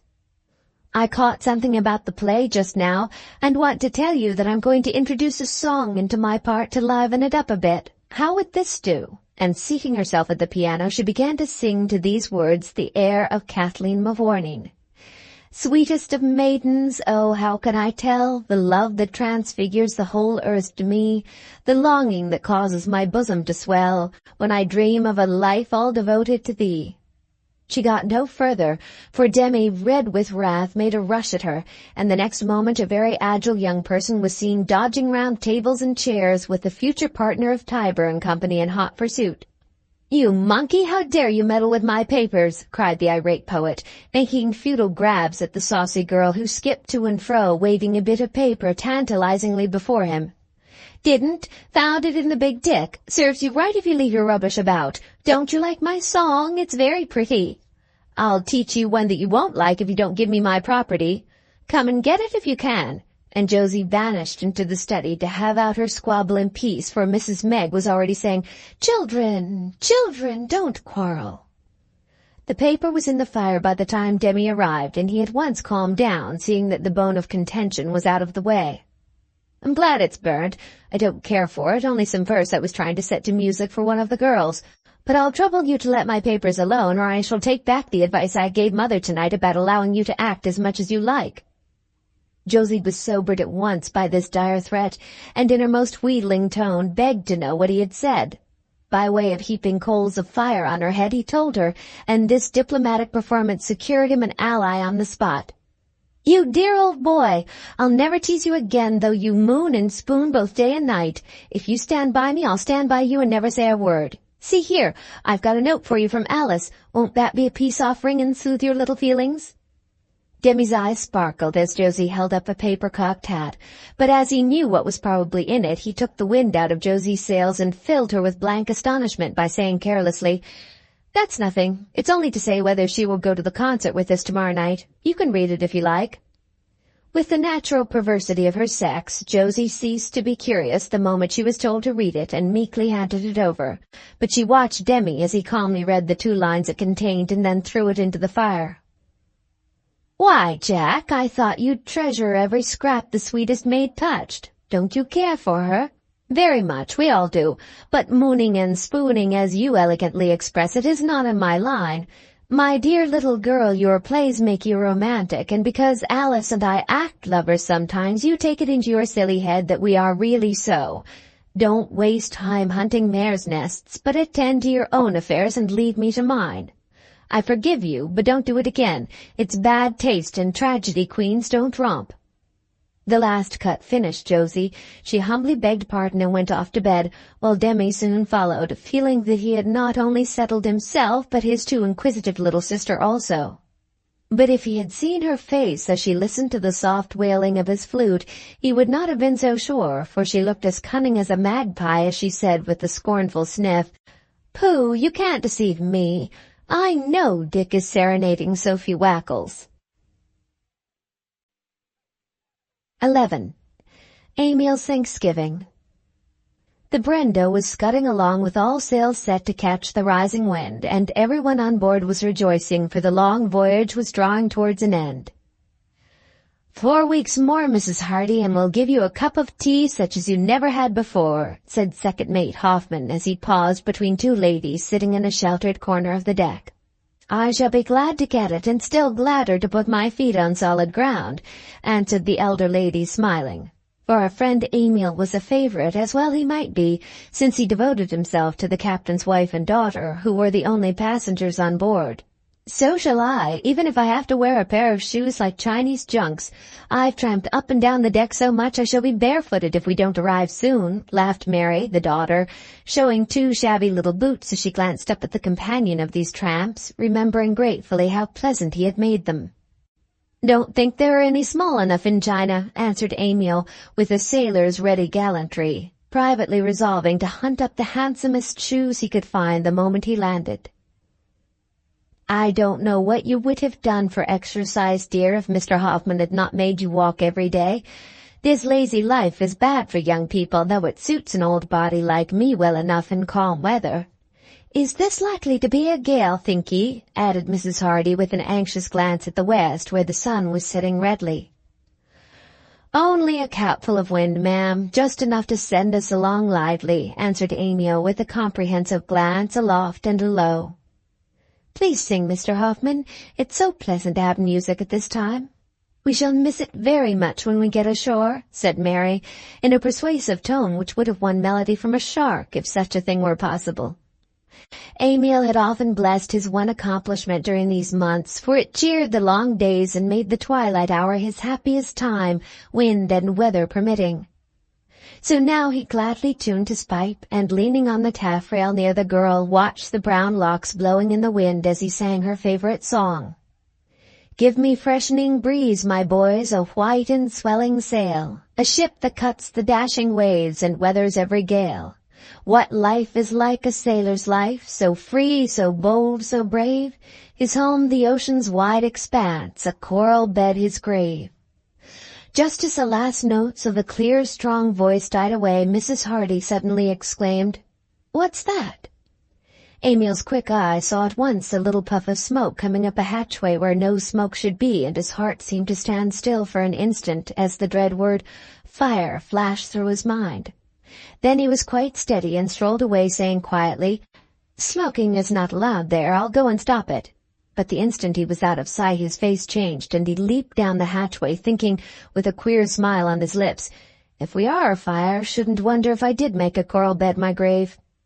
He was gone a few minutes, and when he came up, half stifled with smoke, he was as white as a very brown man could be, but calm and cool as he went to report to the captain, "Fire in the hold, sir." "Don't frighten the women," was Captain Hardy's first order. Then both bestirred themselves to discover how strong the treacherous enemy was and to rout it if possible. The Brenda's cargo was a very combustible one, and in spite of the streams of water poured into the hold, it was soon evident that the ship was doomed. Smoke began to ooze up between the planks everywhere, and the rising gale soon fanned the smoldering fire to flames that began to break out here and there, telling the dreadful truth too plainly for anyone to hide. Mrs. Hardy and Mary bore the shock bravely when told to be ready to quit the ship at a minute's notice. The boats were hastily prepared, and the men worked with a will to batten down every loophole whence the fire might escape. Soon the poor Brenda was a floating furnace, and the order to "take to the boats" came for all. The women first, of course, and it was fortunate that, being a merchantman, there were no more passengers on board, so there was no panic, and one after the other the boats pushed off. That in which the women were lingered near, for the brave captain would be the last to leave his ship. Emil stayed by him till ordered away, and reluctantly obeyed, but it was well for him he went, for just as he regained the boat, rocking far below, half hidden by a cloud of smoke, a mast, undermined by the fire now raging in the bowels of the ship, fell with a crash, knocking Captain Hardy overboard. The boat soon reached him as he floated out from the wreck, and Emil sprung into the sea to rescue him, for he was wounded and senseless. This accident made it necessary for the young man to take command, and he at once ordered the men to pull for their lives, as an explosion might occur at any moment. The other boats were out of danger, and all lingered to watch the splendid yet awesome spectacle of the burning ship alone on the wide sea, reddening the night and casting a lurid glare upon the water, where floated the frail boats filled with pale faces, all turned for a last look at the fated Brenda, slowly settling to her watery grave. No one saw the end, however, for the gale soon swept the watchers far and away and separated them, some never to meet again till the sea gives up its dead. The boat whose fortunes we must follow was alone when dawn came up, showing these good survivors all the dangers of their situation. Food and water had been put in, and such provision for comfort and safety as time allowed, but it was evident that with a badly wounded man, 2 women and 7 sailors, their supply would not last long, and help was sorely needed. Their only hope was in meeting a ship, although the gale, which had raged all night, had blown them out of their course.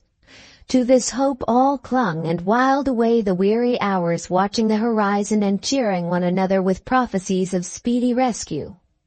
Second Mate Hoffman was very brave and helpful, though his unexpected responsibility weighed heavily on his shoulders, for the captain's state seemed desperate, the poor wife's grief wrung his heart, and the blind confidence of the young girl in his power to save them made him feel that no sign of doubt or fear must lessen it. The men did their part readily now, but Emil knew that if starvation and despair made brutes of them, his task might be a terrible one. So he clutched his courage with both hands, kept up a manly front, and spoke so cheerily of their good chances that all instinctively turned to him for guidance and support. The first day and night passed in comparative comfort, but when the third came, things looked dark and hope began to fail. The wounded man was delirious, the wife worn out with anxiety and suspense. The girl weak for want of food, having put away half her biscuit for her mother and given her share of water to wet her father's feverish lips. The sailors ceased rowing and sat grimly waiting, openly reproaching their leader for not following their advice, others demanding more food, all waxing dangerous as privation and pain brought out the animal instincts lurking in them. Emil did his best, but mortal man was helpless there, and he could only turn his haggard face from the pitiless sky that dropped no rain for their thirst to the boundless sea where no sail appeared to gladden their longing eyes. All day he tried to cheer and comfort them, while hunger gnawed, thirst parched, and growing fear lay heavy at his heart. He told stories to the men, implored them to bear up for the helpless women's sake, and promised rewards if they would pull while they had the strength to regain the lost route as nearly as he could make it out, and increase their chance of rescue. He rigged an awning of sailcloth over the suffering man and tended him like a son, comforted the wife, and tried to make the pale girl forget herself by singing every song he knew or recounting his adventures by land and sea, till she smiled and took heart, for all ended well. The fourth day came, and the supply of food and water was nearly gone. Emil proposed to keep it for the sick man and the women, but 2 of the men rebelled, demanding their share. Emil gave up his as an example, and several of the good fellows followed it, with the quiet heroism which so often crops up in rough but manly natures. This shamed the others, and for another day an ominous peace reigned in that little world of suffering and suspense. But during the night, while Emil, worn out with fatigue, left the watch to the most trustworthy sailor, that he might snatch an hour's rest, these 2 men got at the stores and stole the last of the bread and water, and the 1 bottle of brandy, which was carefully hoarded to keep up their strength and make the brackish water drinkable. Half mad with thirst, they drank greedily, and by morning one was in a stupor from which he never woke, the other so crazed by the strong stimulant that when Emil tried to control him he leaped overboard and was lost. Horror-stricken by this terrible scene, the other men were submissive henceforth, and the boat floated on and on with its sad freight of suffering souls and bodies. Another trial came to them that left all more despairing than before. A sail appeared, and for a time a frenzy of joy prevailed, to be turned to bittersweet disappointment when it passed by, too far away to see the signals waved to them or hear the frantic cries for help that rang across the sea. Emil's heart sank then, for the captain seemed dying, and the women could not hold out much longer. He kept up till night came. Then in the darkness, broken only by the feeble murmuring of the sick man, the whispered prayers of the poor wife, the ceaseless swash of waves, Emil hid his face, and had an hour of silent agony that aged him more than years of happy life could have done. It was not the physical hardship that daunted him, though want and weakness tortured him. It was his dreadful powerlessness to conquer the cruel fate that seemed hanging over them. The men he cared little for, since these perils were but a part of the life they chose. But the master he loved, the good woman who had been so kind to him, the sweet girl whose winsome presence had made the long voyage so pleasant for them all. If he could only save these dear and innocent creatures from a cruel death, he felt that he could willingly give his life for them. As he sat there with his head in his hands, bowed down by the first great trial of his young life, the starless sky overhead, the restless sea beneath, and all around him suffering, for which he had no help, a soft sound broke the silence, and he listened like one in a dream. It was Mary singing to her mother, who lay sobbing in her arms, spent with this long anguish. A very faint and broken voice it was, for the poor girl's lips were parched with thirst, but the loving heart turned instinctively to the great Helper in this hour of despair, and he heard her feeble cry. It was a sweet old hymn often sung at Plumfield, and as he listened all the happy past came back so clearly that Emil forgot the bitter present and was at home again.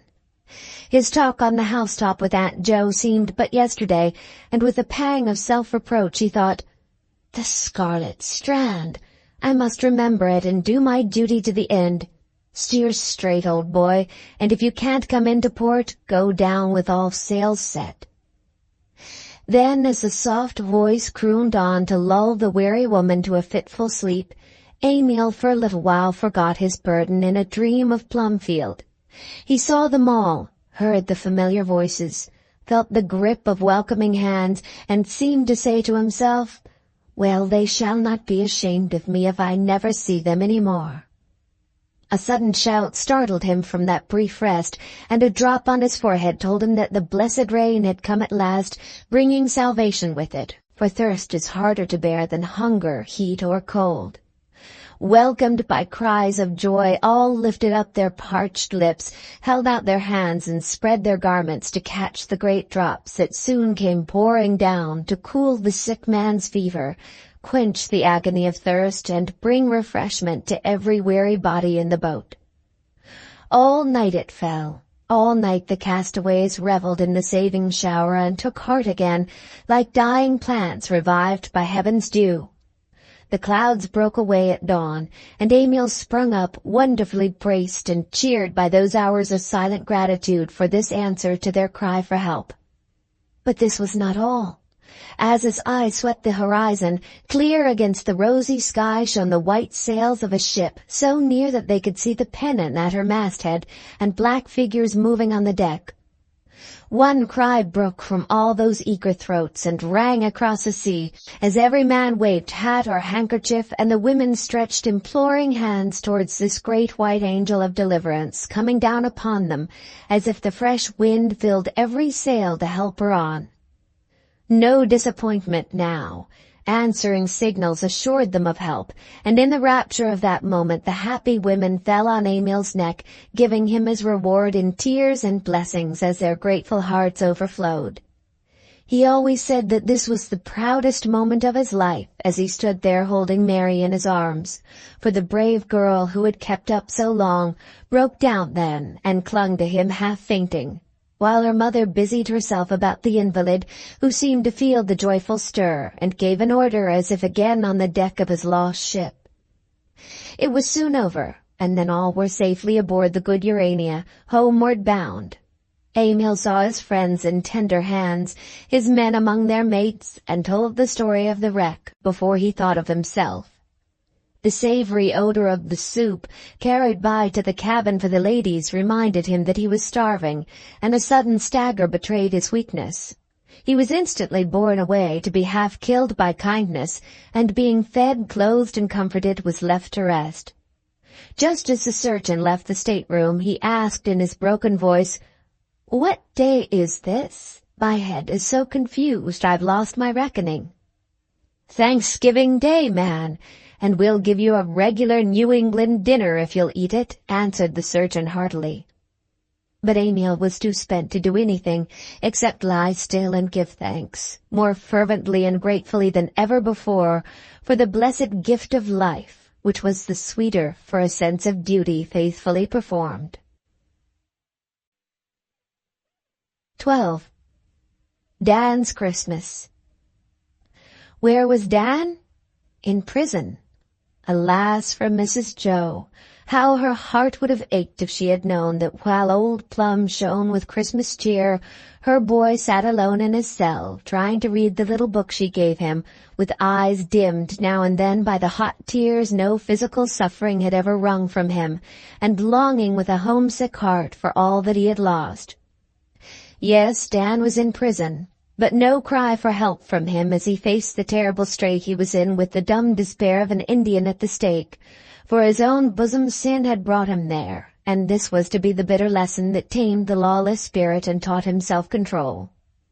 The story of his downfall is soon to be told, for it came, as so often happens, just when he felt unusually full of high hopes, good resolutions, and dreams of a better life.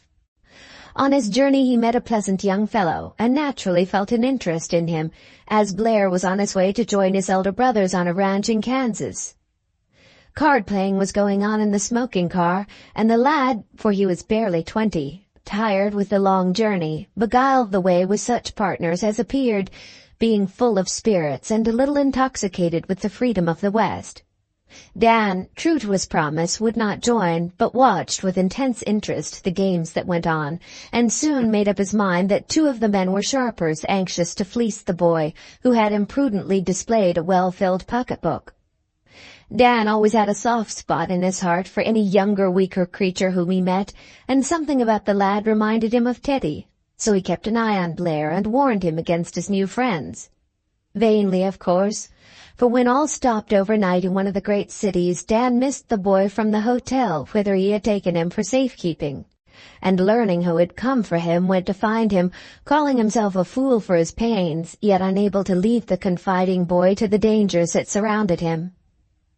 He found him gambling in a low place with the men who were bound to have his money, and by the look of relief on Blair's anxious face when he saw him, Dan knew without words that things were going badly with them, and he saw the peril too late. "I can't come yet. I've lost. It's not my money. I must get it back, or I dare not face my brothers," whispered the poor lad, when Dan begged him to get away without further loss. Shame and fear made him desperate, and he played on, sure that he could recover the money confided to his care. Seeing Dan's resolute face, keen eye, and travelled air, the sharpers were wary, played fair, and let the boy win a little.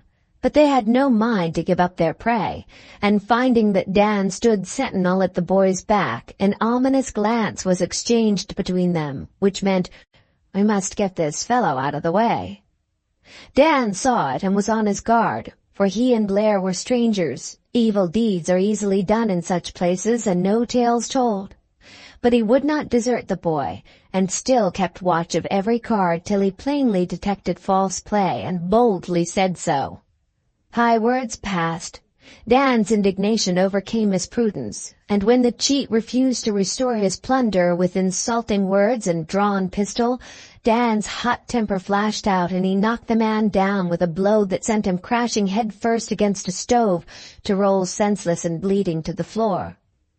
A wild scene followed, but in the midst of it Dan whispered to the boy, "Get away and hold your tongue. Don't mind me." Frightened and bewildered, Blair quitted the city at once, leaving Dan to pass the night in the lockup, and a few days later to stand in court charged with manslaughter, for the man was dead. Dan had no friends, and having once briefly told the story, held his peace, anxious to keep all knowledge of this sad affair from those at home. He even concealed his name, giving that of David Kent, as he had done several times before in emergencies. It was all over very soon, but as there were extenuating circumstances, his sentence was a year in prison with hard labor. Dazed by the rapidity with which this horrible change in his life came upon him, Dan did not fully realize it till the iron door clanged behind him, and he sat alone in a cell as narrow, cold, and silent as a tomb. He knew that a word would bring Mr. Lorry to help and comfort him, but he could not bear to tell of this disgrace, or see the sorrow and the shame it would cause the friends who hoped so much for him. "No," he said, clenching his fist, "I'll let them think me dead first. I shall be if I'm kept here long." And he sprang up to pace the floor like a caged lion, with a turmoil of wrath and grief, rebellion and remorse seething in heart and brain, till he felt as if he should go mad and beat upon the walls that shut him away from the liberty which was his life. For days he suffered terribly, then, worn out, sank into a black melancholy, sadder to see than his excitement. The warden of this prison was a rough man who had won the ill will of all by unnecessary harshness, but the chaplain was full of sympathy, and did his hard duty faithfully and tenderly. He labored with poor Dan, but seemed to make no impression, and was forced to wait till work had soothed the excited nerves and captivity tamed the proud spirit that would suffer but not complain. Dan was put in the brush shop, and feeling that activity was his only salvation, worked with a feverish energy that soon won the approval of the master and the envy of less skillful mates. Day after day he sat in his place, watched by an armed overseer, forbidden any but necessary words, no intercourse with the men beside him, no change but from cell to shop, no exercise but the dreary marches to and fro, each man's hand on the other's shoulder, keeping step with the dreary tramp so different from the ringing tread of soldiers. Silent, gaunt, and grim, Dan did his daily task, ate his bitter bread, and obeyed commands with a rebellious flash of the eye that made the warden say, "That's a dangerous man. Watch him. He'll break out some day." There were others more dangerous than he, because older in crime and ready for any desperate outbreak to change the monotony of long sentences. These men soon divined Dan's mood, and in the mysterious way convicts invent, managed to convey to him before a month was over that plans were being made for a mutiny at the first opportunity. Thanksgiving Day was one of the few chances for them to speak together as they enjoyed an hour of freedom in the prison yard. Then all would be settled, and the rash attempt made, if possible, probably to end in bloodshed and defeat for most, but liberty for a few. Dan had already planned his own escape and bided his time, growing more and more moody, fierce, and rebellious as loss of liberty wore upon soul and body. For this sudden change from his free, healthy life to such a narrow, gloomy, and miserable one could not but have a terrible effect upon one of Dan's temperament and age. He brooded over his ruined life, gave up all his happy hopes and plans, felt that he could never face dear old Plumfield again, or touch those friendly hands with the stain of blood upon his own. He did not care for the wretched man whom he had killed, for such a life was better ended, he thought. But the disgrace of prison would never be wiped out of his memory. Though the cropped hair would grow again, the gray suit easily be replaced, and the bolts and bars left far behind. "It's all over with me. I've spoilt my life. Now let it go. I'll give up the fight and get what pleasure I can anywhere, anyhow. They shall think me dead and so still care for me, but never know what I am. Poor Mother Bear. She tried to help me, but it's no use. The firebrand can't be saved." And dropping his head in his hands as he sat on his low bed, Dan would mourn over all he had lost in tearless misery, till merciful sleep would comfort him with dreams of the happy days when the boys played together, or those still later and happier ones when all smiled on him, and Plumfield seemed to have gained a new and curious charm. There was one poor fellow in Dan's shop whose fate was harder than his, for his sentence expired in the spring, but there was little hope of his living till that time, and the coldest-hearted man pitied poor Mason as he sat coughing his life away in that close place, and counting the weary days yet to pass before he could see his wife and little child again. There was some hope that he might be pardoned out, but he had no friends to bestir themselves in the matter, and it was evident that the great judge's pardon would soon end his patient pain forever. Dan pitied him more than he dared show, and this one tender emotion in that dark time was like the little flower that sprung up between the stones of the prison yard and saved the captive from despair in the beautiful old story. Dan helped Mason with his work when he was too feeble to finish his task, and the grateful look that thanked him was a ray of sunshine to cheer his cell when he was alone. Mason envied the splendid health of his neighbor, and mourned to see it wasting there. He was a peaceful soul, and tried, as far as a whispered word, a warning glance could do it, to deter Dan from joining the bad lot, as the rebels were called.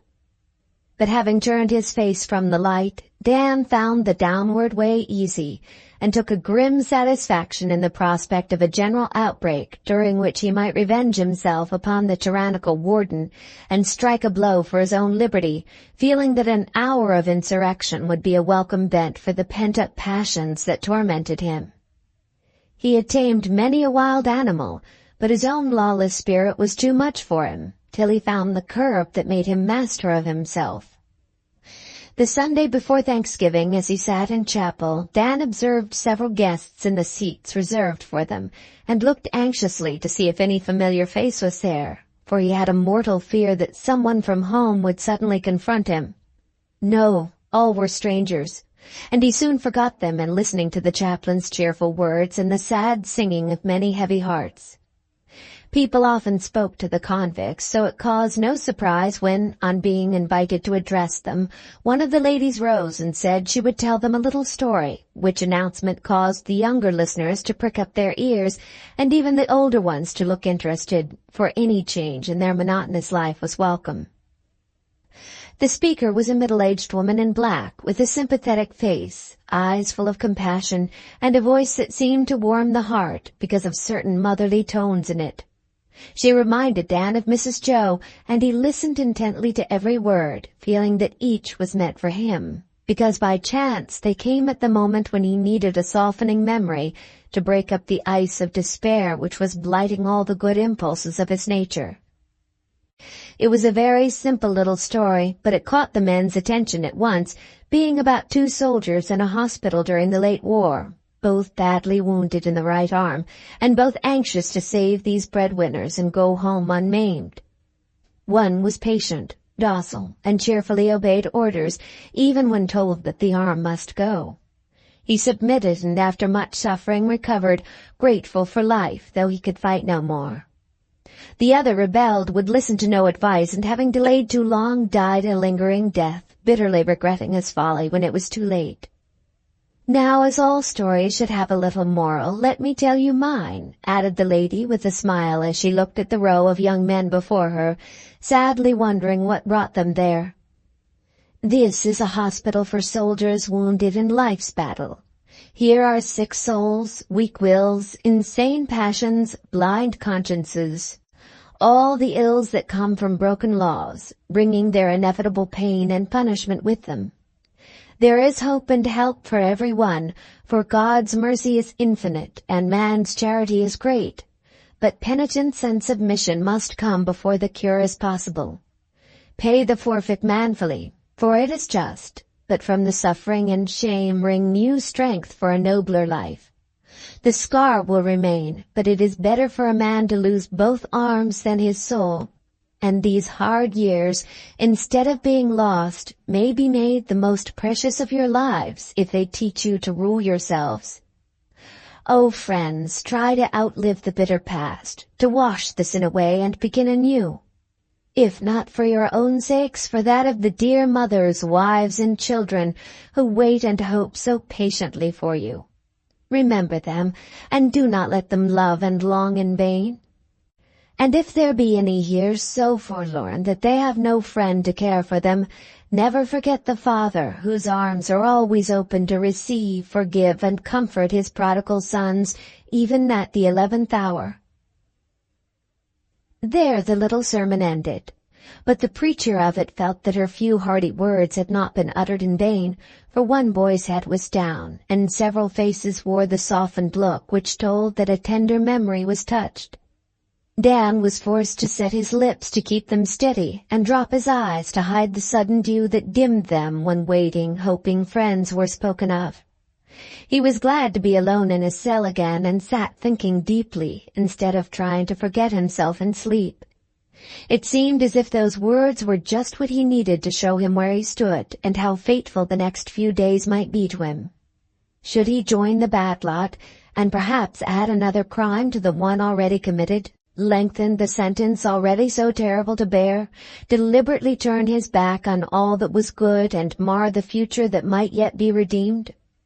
Or should he, like the wiser man in the story, submit, bear the just punishment, try to be better for it, and though the scar would remain, it might serve as a reminder of a battle not wholly lost, since he had saved his soul, though innocence was gone. Then he would dare go home, perhaps confess, and find fresh strength in the pity and consolation of those who never gave him up. Good and evil fought for Dan that night, as did the angel and the devil for Sintram, and it was hard to tell whether lawless nature or loving heart would conquer. Remorse and resentment, shame and sorrow, pride and passion made a battlefield of that narrow cell, and the poor fellow felt as if he had fiercer enemies to fight now than any he had met in all his wanderings. A little thing turned the scale, as it so often does in these mysterious hearts of ours, and a touch of sympathy helped Dan decide the course which would bless or ban his life. In the dark hour before the dawn, as he lay wakeful on his bed, a ray of light shone through the bars, the bolts turned softly, and a man came in. It was the good chaplain, led by the same instinct that brings a mother to her sick child's pillow, for long experience as nurse of souls had taught him to see the signs of hope in the hard faces about him, and to know when the moment came for a helpful word and the cordial of sincere prayer that brings such comfort and healing to tried and troubled hearts. He had been to Dan before at unexpected hours, but always found him sullen, indifferent, or rebellious, and had gone away to patiently bide his time. Now it had come. A look of relief was in the prisoner's face as the light shone on it, and the sound of a human voice was strangely comfortable after listening to the whispers of the passions, doubts, and fears which had haunted the cell for hours, dismaying Dan by their power, and showing him how much he needed help to fight the good fight, since he had no armor of his own. "Can't, poor Mason is gone. He left a message for you, and I felt impelled to come and give it now, because I think you were touched by what we heard today and in need of the help Mason tried to give you," said the chaplain, taking the one seat and fixing his kind eyes on the grim figure in the bed. "Thank you, sir, I'd like to hear it," was all Dan's answer, but he forgot himself in pity for the poor fellow dead in prison with no last look at wife or child. He went suddenly, but remembered you and begged me to say these words. "Tell him not to do it, but to hold on, do his best, and when his time is out go right to Mary and she'll make him welcome for my sake. He's got no friends in these parts and will feel lonesome, but a woman's always safe and comfortable when a fellow's down on his luck. Give him my love and goodbye, for he was kind to me, and God will bless him for it." Then he died quietly, and tomorrow we'll go home with God's pardon, since man's came too late. Dan said nothing, but laid his arm across his face and lay quite still. Seeing that the pathetic little message had done its work even better than he hoped, the chaplain went on, unconscious how soothing his paternal voice was to the poor prisoner, who longed to go home but felt he had forfeited the right to it. "I hope you won't disappoint this humble friend whose last thought was for you. I know that there is trouble brewing, and fear that you may be tempted to lend a hand on the wrong side. Don't do it, for the plot will not succeed. It never does, and it would be a pity to spoil your record, which is fair so far. Keep up your courage, my son, and go out at the year's end better, not worse, for this hard experience. Remember, a grateful woman waits to welcome and thank you if you have no friends of your own. If you have, do your best for their sake, and let us ask God to help you as He only can." Then, waiting for no answer, the good man prayed heartily, and Dan listened as he never had before, for the lonely hour, the dying message, the sudden uprising of his better self, made it seem as if some kind of angel had come to save and comfort him. After that night there was a change in Dan, though no one knew it but the chaplain, for to all the rest he was the same silent, stern, unsocial fellow as before, and turning his back on the bad and the good alike, found his only pleasure in the books his friend brought him.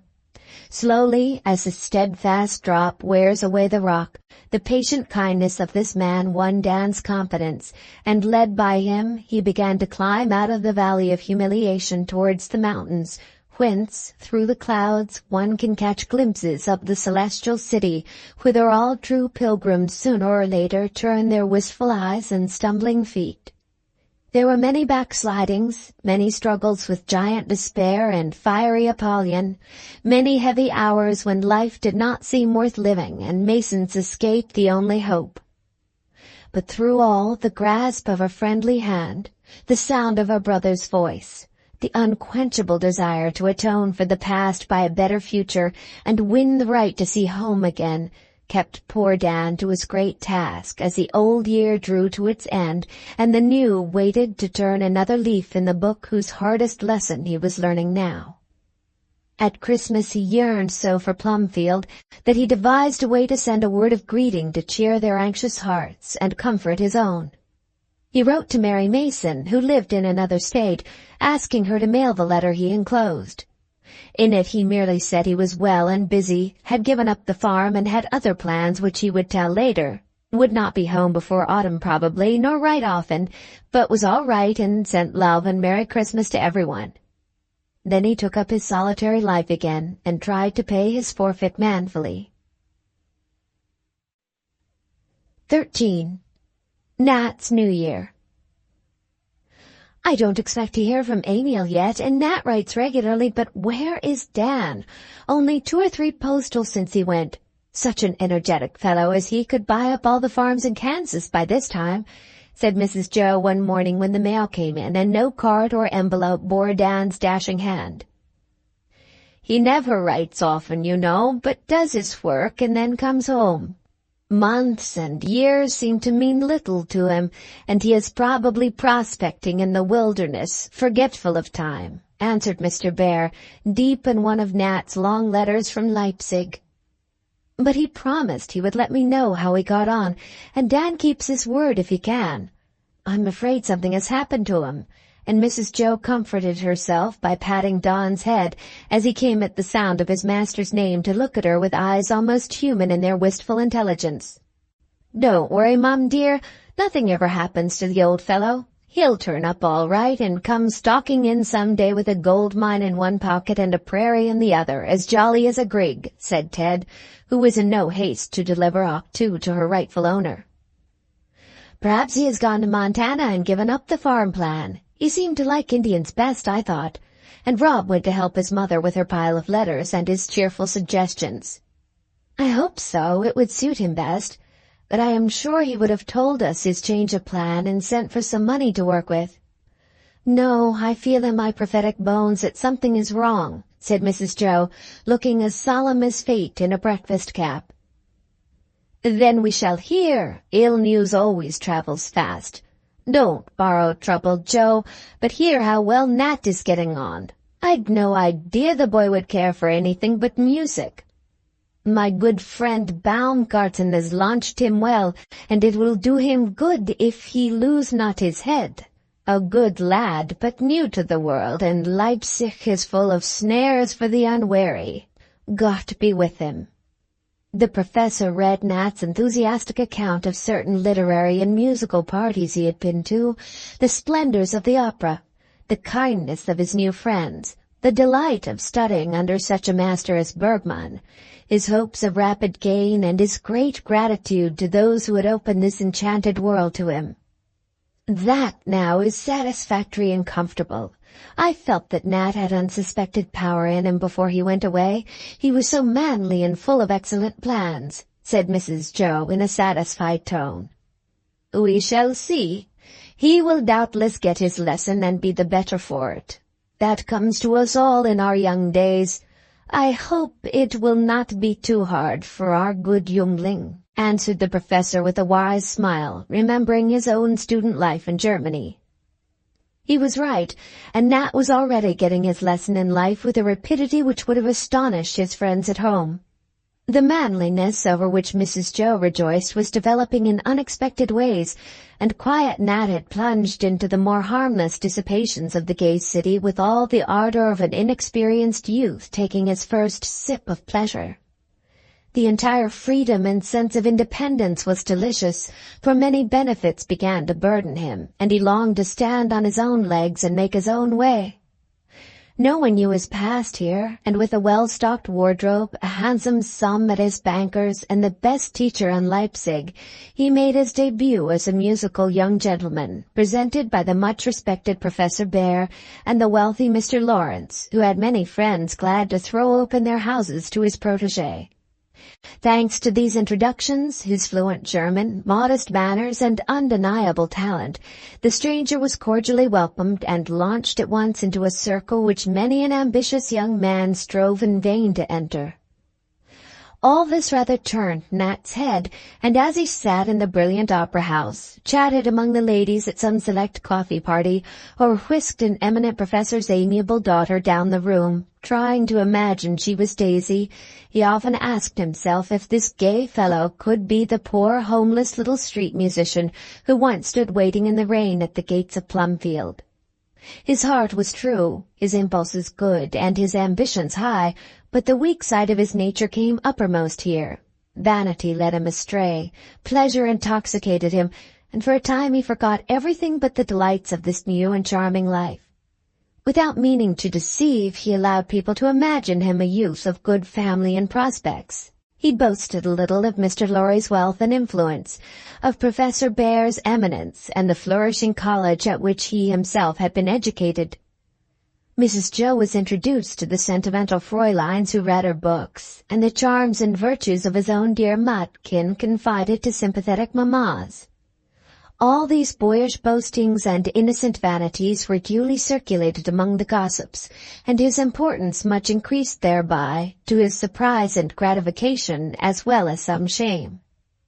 but they bore fruit that was bitter in the end, for finding that he was considered one of the upper class, it very soon became impossible for him to live in the humble quarters he had chosen, or to lead the studious, quiet life planned for him.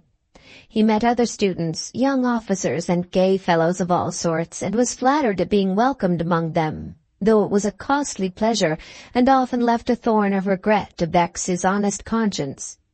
He was tempted to take better rooms in a more fashionable street, leaving good Frau Tetzel to lament his loss, and his artist neighbor, Fräulein Vogelstein, to shake her grey ringlets and predict his return, a sadder and wiser man. The sum placed at his disposal for expenses and such simple pleasures as his busy life could command seemed a fortune to Nat, though it was smaller than generous Mr. Lorry first proposed. Professor Bhaer wisely counseled prudence, as Nat was unused to the care of money, and the good man knew the temptations that a well-filled purse makes possible at this pleasure-loving age. So Nat enjoyed his handsome little apartment immensely, and insensibly let many unaccustomed luxuries creep in. He loved his music and never missed a lesson, but the hours he should have spent in patient practice were too often wasted at theatre, ball, beer garden, or club, doing no harm beyond that waste of precious time and money not his own, for he had no vices and took his recreation like a gentleman so far. But slowly a change for the worse was beginning to show itself, and he felt it. These first steps along the flowery road were downward, not upward, and the constant sense of disloyalty which soon began to haunt him made Nat feel, in the few quiet hours he gave himself, that all was not well with him, in spite of the happy whirl in which he lived. "Another month, and then I will be steady," he said more than once, trying to excuse the delay by the fact that all was new to him, that his friends at home wished him to be happy, and that society was giving him the polish he needed. But as each month slipped away it grew harder to escape. He was inevitably drawn on, and it was so easy to drift with the tide that he deferred the evil day as long as possible. Winter festivities followed the more wholesome summer pleasures, and Nat found them more costly, for the hospitable ladies expected some return from the stranger, and carriages, bouquets, theatre tickets, and all the little expenses a young man cannot escape at such times told heavily on the purse which seemed bottomless at first. Taking Mr. Lorry for his model, Nat became quite a gallant and was universally liked, for through all the newly acquired airs and graces, the genuine honesty and simplicity of his character plainly shone, winning confidence and affection from all who knew him. Among these was a certain amiable old lady with a musical daughter, well-born but poor, and very anxious to marry the aforesaid daughter to some wealthy man. Nat's little fictions concerning his prospects and friends charmed the gnädige Frau as much as his music and devoted manners did the sentimental Mina. Their quiet parlor seemed homelike and restful to Nat when tired of gayer scenes, and the motherly interest of the elder lady was sweet and comfortable to him, while the tender blue eyes of the pretty girl were always so full of welcome when he came, of regret when he left, and of admiration when he played to her, that he found it impossible to keep away from this attractive spot. He meant no harm and feared no danger, having confided to the Frau Mamma that he was betrothed. So he continued to call, little dreaming what ambitious hopes the old lady cherished, nor the peril there was in receiving the adoration of a romantic German girl, till it was too late to spare her pain and himself great regret. Of course, some inkling of these new and agreeable experiences got into the voluminous letters he never was too gay, too busy, or too tired to write each week. And while Daisy rejoiced over his happiness and success, and the boys laughed at the idea of old Chirper coming out as a society man, the elders looked sober and said among themselves, "He is going too fast. He must have a word of warning, or trouble may come." But Mr. Lorry said, "Oh, let him have his fling. He's been dependent and repressed long enough. He can't go far with the money he has, and I've no fear of his getting into debt. He's too timid and too honest to be reckless. It is his first taste of freedom. Let him enjoy it, and he'll work the better by and by. I know, and I'm sure I'm right." So the warnings were very gentle, and the good people waited anxiously to hear more of hard study and less of splendid times. Daisy sometimes wondered, with a pang of her faithful heart, if one of the charming Minas, Hildegardes, and Lotkins mentioned were not stealing her Nat away from her. But she never asked, always wrote calmly and cheerfully, and looked in vain for any hint of change in the letters that were worn out with much reading. Month after month slipped away, till the holidays came with gifts, good wishes, and brilliant festivities. Nat expected to enjoy himself very much, and did at first, for a German Christmas is a spectacle worth seeing.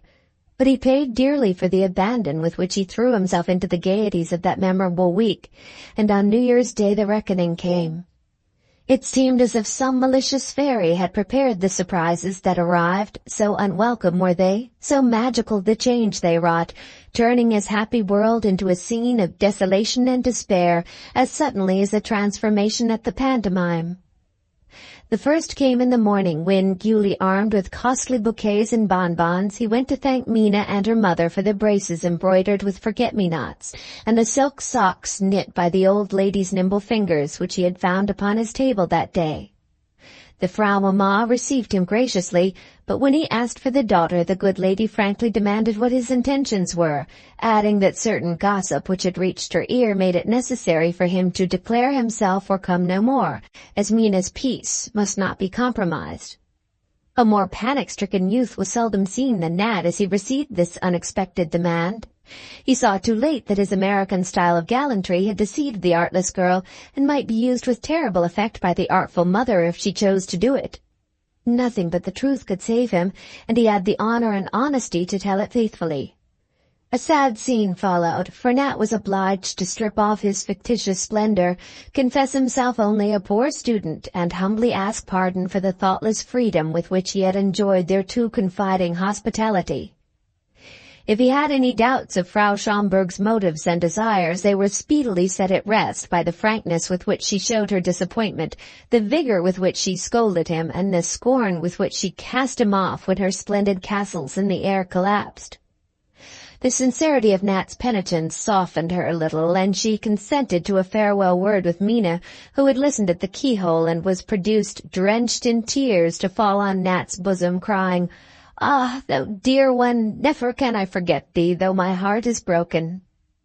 This was worse than the scolding, for the stout lady also wept, and it was only after much German gush and twaddle that he escaped, feeling like another Werther, while the deserted Lotte consoled herself with the bonbons, her mother with the more valuable gifts. The second surprise arrived as he dined with Professor Baumgarten. His appetite had been effectually taken away by the scene of the morning, and his spirits received another damper when a fellow student cheerfully informed him that he was about to go to America, and should make it his agreeable duty to call upon the lieber Herr Professor Bhaer to tell him how gaily his protégé was disporting himself at Leipzig. Nat's heart died within him as he imagined the effect these glowing tales would have at Plumfield. Not that he had wilfully deceived them, but in his letters many things were left untold, and when Carlson added, with a friendly wink, that he would merely hint at the coming betrothal of the fair Mina and his heart's friend, Nat found himself devoutly hoping that this other inconvenient heart's friend might go to the bottom of the sea before he reached Plumfield to blast all his hopes by these tales of a misspent winter. Collecting his wits, he cautioned Carlson with what he flattered himself was Mephistophelian art, and gave him such confused directions that it would be a miracle if he ever found Professor Bhaer. But the dinner was spoiled for Nat, and he got away as soon as possible, to wander disconsolately about the streets, with no heart for the theatre or the supper he was to share with some gay comrades afterwards. He comforted himself a little by giving alms to sundry beggars, making 2 children happy with gilded gingerbread, and drinking a lonely glass of beer, in which he toasted his Daisy and wished himself a better year than the last had been. Going home at length, he found a third surprise awaiting him in the shower of bills which had descended upon him like a snowstorm, burying him in an avalanche of remorse, despair, and self-disgust. These bills were so many and so large that he was startled and dismayed, for, as Mr. Bhaer wisely predicted, he knew little about the value of money. It would take every dollar at the banker's to pay them all at once, and leave him penniless for the next 6 months, unless he wrote home for more. He would rather starve than do that, and his first impulse was to seek help at the gaming table, whither his new friends had often tempted him. But he had promised Mr. Bhaer to resist what then had seemed an impossible temptation, and now he would not add another fault to the list already so long. Borrow he would not, nor beg. What could he do? For these appalling bills must be paid, and the lessons go on, or his journey was an ignominious failure.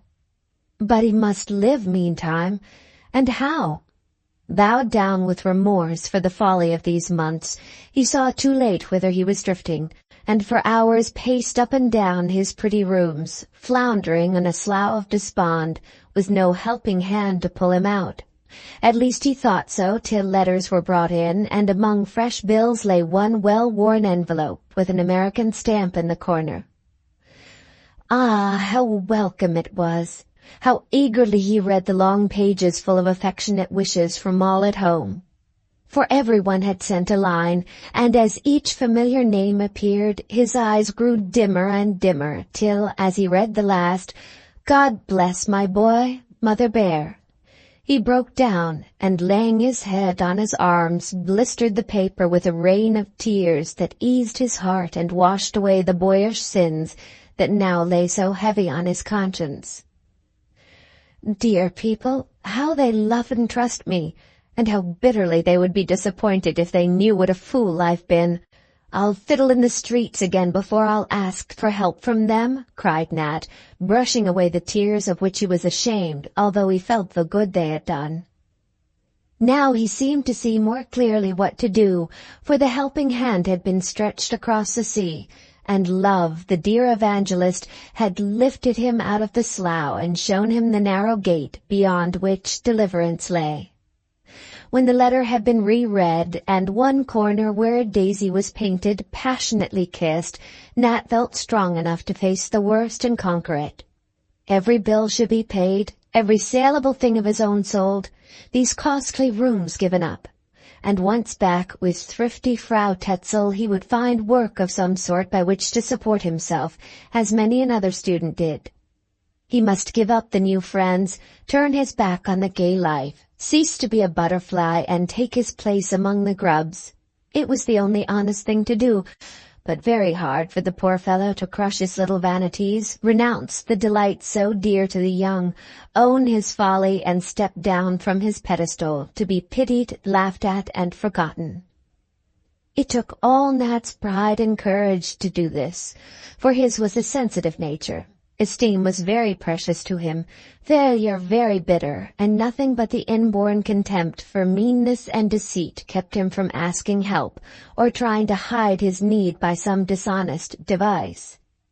As he sat alone that night, Mr. Bhaer's words came back to him with curious clearness, and he saw himself a boy again at Plumfield, punishing his teacher as a lesson to himself, when timidity had made him lie. He shall not suffer for me again, and I won't be a sneak if I am a fool. I'll go and tell Professor Baumgarten all about it and ask his advice. I'd rather face a loaded cannon, but it must be done. Then I'll sell out, pay my debts, and go back where I belong. Better be an honest pauper than a jackdaw among peacocks. And Nat smiled in the midst of his trouble as he looked about him at the little elegancies of his room, remembering what he came from. He kept his word manfully, and was much comforted to find that his experience was an old story to the professor, who approved his plan, thinking wisely that the discipline would be good for him, and was very kind in offering help, and promising to keep the secret of his folly from his friend Bhaer till Nat had redeemed himself. The first week of the new year was spent by our prodigal in carrying out his plan with penitent dispatch, and his birthday found him alone in the little room high up at Frau Tetzel's, with nothing of his former splendor, but sundry unsaleable keepsakes from the buxom maidens, who mourned his absence deeply. His male friends had ridiculed, pitied, and soon left him alone, with one or two exceptions, who offered their purses generously and promised to stand by him. He was lonely and heavy-hearted, and sat brooding over his small fire as he remembered the last New Year's Day at Plumfield, when at this hour he was dancing with his Daisy. A tap at the door roused him, and with a careless "Herein," he waited to see who had climbed so far for his sake. It was the good Frau, proudly bearing a tray on which stood a bottle of wine and an astonishing cake bedecked with sugar plums of every hue and crowned with candles. Fräulein Vogelstein followed, embracing a blooming rose tree, above which her grey curls waved and her friendly face beamed joyfully as she cried, "Dear Herr Block, we bring you greetings and a little gift or two in honor of this ever-to-be-remembered day. Best wishes, and may the new year bloom for you as beautifully as we, your heart-warm friends, desire." "Yes, yes, in truth we do, dear Herr," added Frau Tetzel. "Eat of this with joy-made kuchen and drink to the health of the far-away beloved ones in the good wine." Amused yet touched by the kindness of the good souls, Nat thanked them both and made them stay to enjoy the humble feast with him. This they gladly did, being motherly women full of pity for the dear youth whose straits they knew, and having substantial help to offer as well as kind words and creature comforts. Frau Tetzel, with some hesitation, mentioned a friend of hers who, forced by illness to leave his place in the orchestra of a second-rate theatre, would gladly offer it to Nat if he could accept so humble a position. Blushing and toying with the roses like a shy girl, good old Vogelstein asked if, in his leisure moments, he could give English lessons to the young ladies' school where she taught painting, adding that a small but certain salary would be paid him. Gratefully Nat accepted both offers, finding it less humiliating to be helped by women than by friends of his own sex. This work would support him in a frugal way, and certain musical drudgery promised by his master assured his own teaching. Delighted with the success of their little plot, these friendly neighbors left him with cheery words, warm hand grasps, and faces beaming with feminine satisfaction at the hearty kiss Nat put on each faded cheek, as the only return he could make for all their helpful kindness. It was strange how much brighter the world looked after that, for hope was a better cordial than the wine, and good resolutions bloomed as freshly as the little rose tree that filled the room with fragrance, as Nat woke the echoes with the dear old airs, finding now, as always, his best comforter in music, to whom henceforth he swore to be a more loyal subject. 14. Plays at Plumfield. As it is as impossible for the humble historian of the March family to write a story without theatricals in it as for our dear Miss Young to get on with less than 12 or 14 children and her interesting tales, we will accept the fact, and at once cheer ourselves after the last afflicting events by proceeding to the Christmas plays at Plumfield, for they influence the fate of several of our characters and cannot well be skipped. When the college was built, Mr. Lorry added a charming little theatre which not only served for plays but declamations, lectures, and concerts. The drop curtain displayed Apollo with the muses grouped about him, and as a compliment to the donor of the hall, the artist had given the god a decided resemblance to our friend, which was considered a superb joke by everyone else. Home talent furnished stars, stock company, orchestra, and scene painter, and astonishing performances were given on this pretty little stage.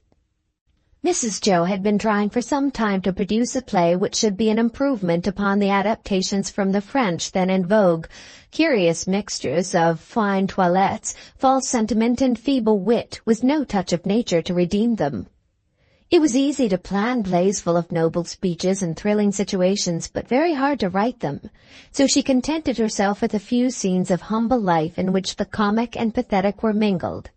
And as she fitted her characters to her actors, she hoped the little venture would prove that truth and simplicity had not entirely lost their power to charm. Mr. Lorry helped her, and they called themselves Beaumont and Fletcher, enjoying their joint labor very much, for Beaumont's knowledge of dramatic art was of great use in curbing Fletcher's too aspiring pen, and they flattered themselves that they had produced a neat and effective bit of work as an experiment. All was ready now, and Christmas Day was much enlivened by last rehearsals, the panics of timid actors, the scramble for forgotten properties, and the decoration of the theatre. evergreen and holly from the woods, blooming plants from the hothouse on Parnassus, and flags of all nations made it very gay that night in honor of the guests who were coming, chief among them Miss Cameron, who kept her promise faithfully. The orchestra tuned their instruments with unusual care. The scene-shifters set their stage with lavish elegance. The prompter heroically took his seat in the stifling nook provided for him, and the actors dressed with trembling hands that dropped the pins and perspiring brows whereon the powder wouldn't stick. Beaumont and Fletcher were everywhere, feeling that their literary reputation was at stake, for sundry friendly critics were invited, and reporters, like mosquitoes, cannot be excluded from any earthly scene, be it a great man's deathbed or a dime museum. "Has she come?" was the question asked by every tongue behind the curtain. And when Tom, who played an old man, endangered his respectable legs among the footlights to peep, announced that he saw Miss Cameron's handsome head in the place of honor, a thrill pervaded the entire company, and Josie declared with an excited gasp that she was going to have stage fright for the first time in her life. "I'll shake you if you do," said Mrs. Jo, who was in such a wild state of dishevelment with her varied labors that she might have gone on as Madge Wildlife without an additional rag or crazy elf-lock. "You'll have time to get your wits together while we do our piece. We are old stagers and calm as clocks," answered Demi, with a nod towards Alice, ready in her pretty dress and all her properties at hand. But both clocks were going rather faster than usual, as heightened color, brilliant eyes, and a certain flutter under the laces and velvet coat betrayed. They were to open the entertainment with a gay little piece which they had played before and did remarkably well. Alice was a tall girl with dark hair and eyes, and a face which intelligence, health, and a happy heart made beautiful. She was looking her best now, for the brocades, plumes, and powder of the marquise became her stately figure, and Demi in his court suit, with sword, three-cornered hat, and white wig, made as gallant a baron as one would wish to see. Josie was the maid, and looked her part to the life, being as pretty, pert, and inquisitive as any French soubrette. These three were all the characters, and the success of the piece depended on the spirit and skill with which the quickly changing moods of the quarrelsome lovers were given, their witty speeches made to tell, and by-play suited to the courtly period in which the scene was laid. Few would have recognized sober John and studious Alice in the dashing gentleman and coquettish lady who kept the audience laughing at their caprices, while they enjoyed the brilliant costumes and admired the ease and grace of the young actors. Josie was a prominent figure in the plot as she listened to keyholes, peeped into notes, and popped in and out at all the most inopportune moments, with her nose in the air, her hands in her apron pockets, and curiosity pervading her little figure from the topmost bow of her jaunty cap to the red heels of her slippers. All went smoothly, and the capricious marquise, after tormenting the devoted baron to her heart's content, owned herself conquered in the war of wits, and was just offering the hand he had fairly won, when a crash startled them, and a heavily decorated side scene swayed forward ready to fall upon Alice. Demi saw it and sprung before her to catch and hold it up, standing like a modern Samson with the wall of a house on his back. The danger was over in a moment, and he was about to utter his last speech, when the excited young scene-shifter, who had flown up a ladder to repair the damage, leaned over to whisper, "All right," and released Demi from his spread-eagle attitude. As he did so, a hammer slipped out of his pocket to fall upon the upturned face below, inflicting a smart blow and literally knocking the baron's part out of his head. A quick curtain robbed the audience of a pretty little scene not down on the bill, for the marquise flew to staunch the blood with a cry of alarm. "Oh, John, you are hurt! Lean on me!" which John gladly did for a moment, being a trifle dazed yet quite able to enjoy the tender touch of the hands busied about him and the anxiety of the face so near his own, for both told him something which he would have considered cheaply won by a rain of hammers and the fall of the whole college on his head. Nan was on the spot in a moment with a case that never left her pocket, and the wound was neatly plastered up by the time Mrs. Jo arrived, demanding tragically, "Is he too much hurt to go on again? If he is, my play is lost." "I'm all the fitter for it, Auntie, for here's a real instead of a painted wound." I'll be ready, don't worry about me." And catching up his wig, Demi was off, with only a very eloquent look of thanks to the Marquise, who had spoilt her gloves for his sake, but did not seem to mind it at all, though they reached above her elbows and were most expensive. "How are your nerves, Fletcher?" asked Mr. Lorry as they stood together during a breathless minute before the last bell rings. "About as calm as yours, Beaumont," answered Mrs. Jo, gesticulating wildly to Mrs. Meg to set her cap straight. "They're up, partner. I'll stand by you whatever comes. I feel that it ought to go, for though it's a mere trifle, a good deal of honest work and truth have gone into it. Doesn't Meg look the picture of a dear old country woman?" She certainly did, as she sat in the farmhouse kitchen by a cheery fire, rocking a cradle and darning stockings, as if she had done nothing else all her life. Gray hair, skillfully drawn lines on the forehead, and a plain gown with cap, little shawl, and check apron changed her into a comfortable motherly creature who found favor the moment the curtain went up and discovered her rocking, darning, and crooning an old song. In a short soliloquy about Sam, her boy who wanted to enlist, Dolly, her discontented little daughter who longed for city ease and pleasures, and poor Elizy, who had married badly and came home to die, bequeathing her baby to her mother lest its bad father should claim it, the little story was very simply opened and made effective by the real boiling of the kettle on the crane, the ticking of a tall clock, and the appearance of a pair of blue worsted shoes which waved fitfully in the air to the soft babble of a baby's voice. Those shapeless little shoes won the first applause, and Mr. Lorry, forgetting elegance and satisfaction, whispered to his coadjutor, "I thought the baby would fetch them. If the dear little thing won't squall in the wrong place, we are saved. But it is risky.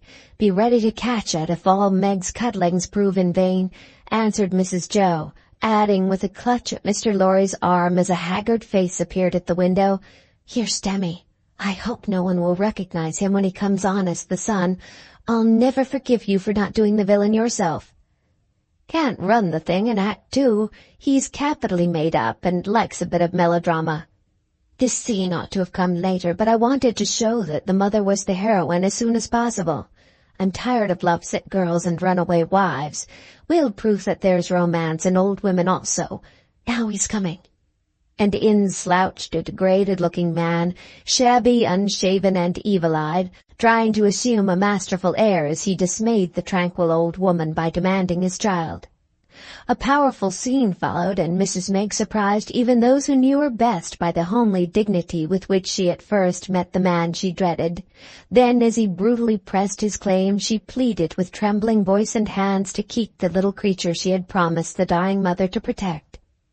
And when he turned to take it by force, quite a thrill went through the house as the old woman sprung to snatch it from the cradle, and holding it close, defied him in God's name to tear it from that sacred refuge.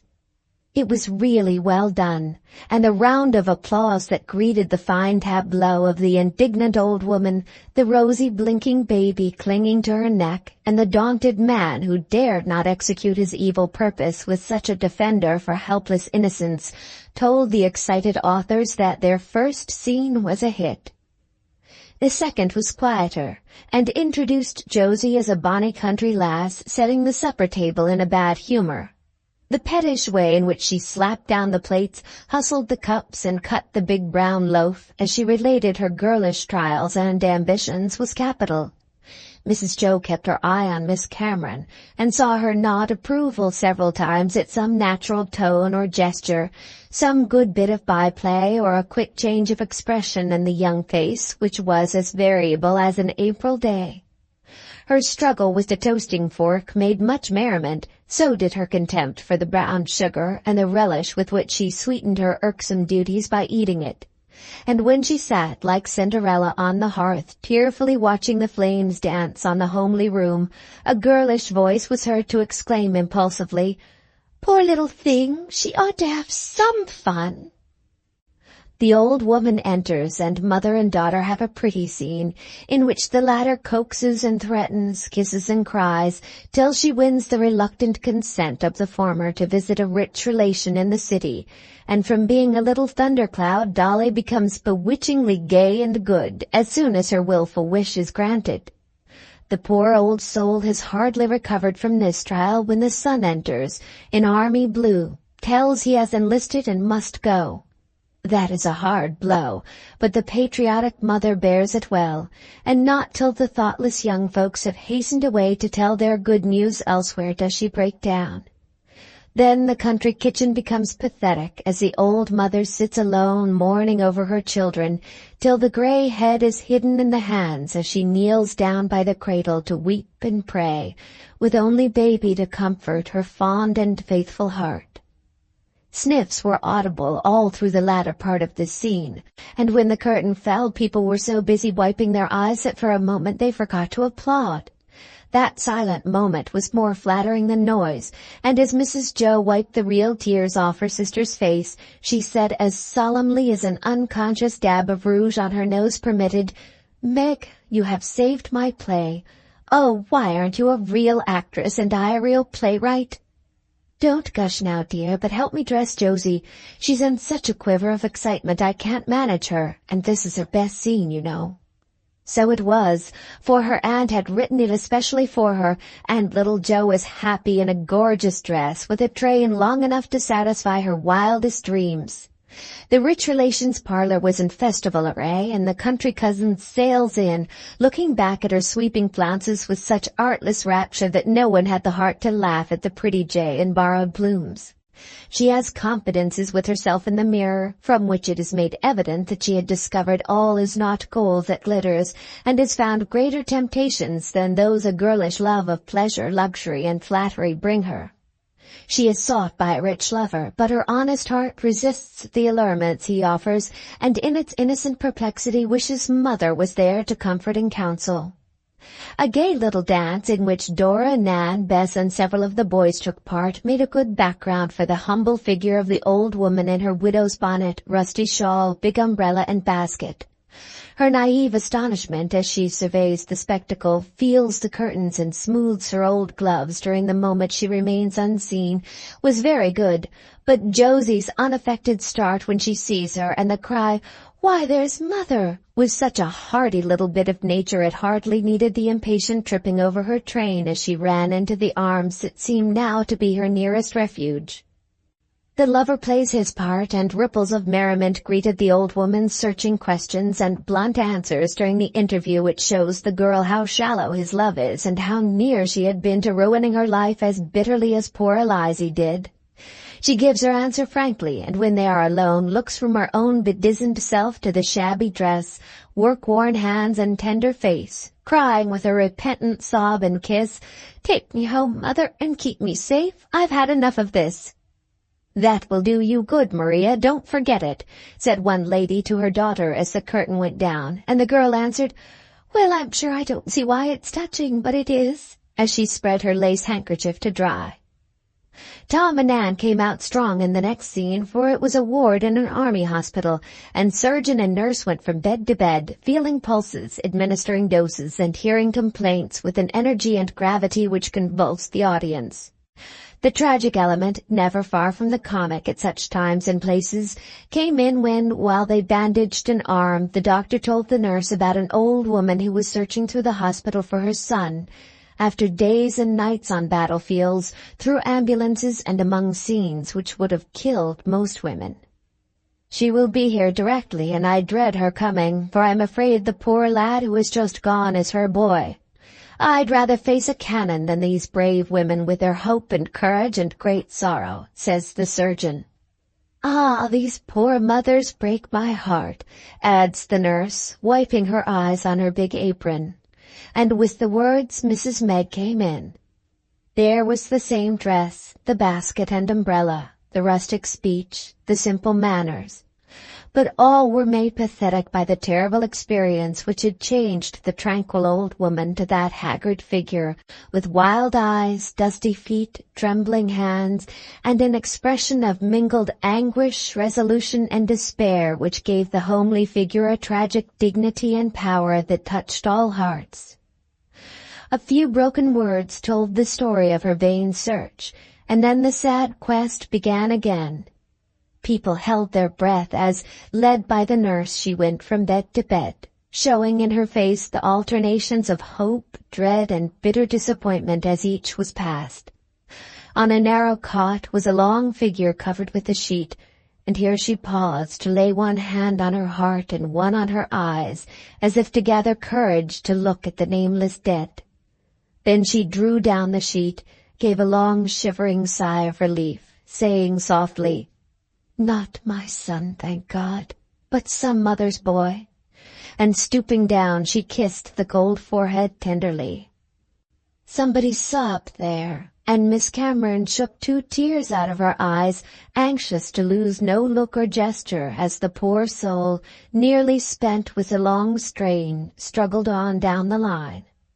But her search was happily ended, for as if her voice had roused him from his feverish sleep, a gaunt, wild-eyed man sat up in his bed, and stretching his arms to her, cried in a voice that echoed through the room, "Mother! Mother! I knew you'd come to me!" She did go to him, with a cry of love and joy that thrilled every listener, as she gathered him in her arms with the tears and prayers and blessings such as only a fond and faithful old mother could give. The last scene was a cheerful contrast to this, for the country kitchen was bright with Christmas cheer. The wounded hero, with black patch and crutches well displayed, sat by the fire in the old chair whose familiar creak was soothing to his ear. Pretty Dolly was stirring about, gaily trimming dresser, settle, high chimney-piece, and old-fashioned cradle with mistletoe and holly, while the mother rested beside her son with that blessed baby on her knee. Refreshed by a nap and nourishment, this young actor now covered himself with glory by his ecstatic prancings, incoherent remarks to the audience, and vain attempts to get to the footlights as he blinked approvingly at these brilliant toys. It was good to see Mrs. Meg pat him on the back, cuddle the fat legs out of sight, and appease his vain longings with a lump of sugar, till baby embraced her with a grateful ardor that brought him a round of applause, all for his little self. A sound of singing outside disturbs the happy family, and after a carol in the snowy moonlight, a flock of neighbors troop in with Christmas gifts and greetings.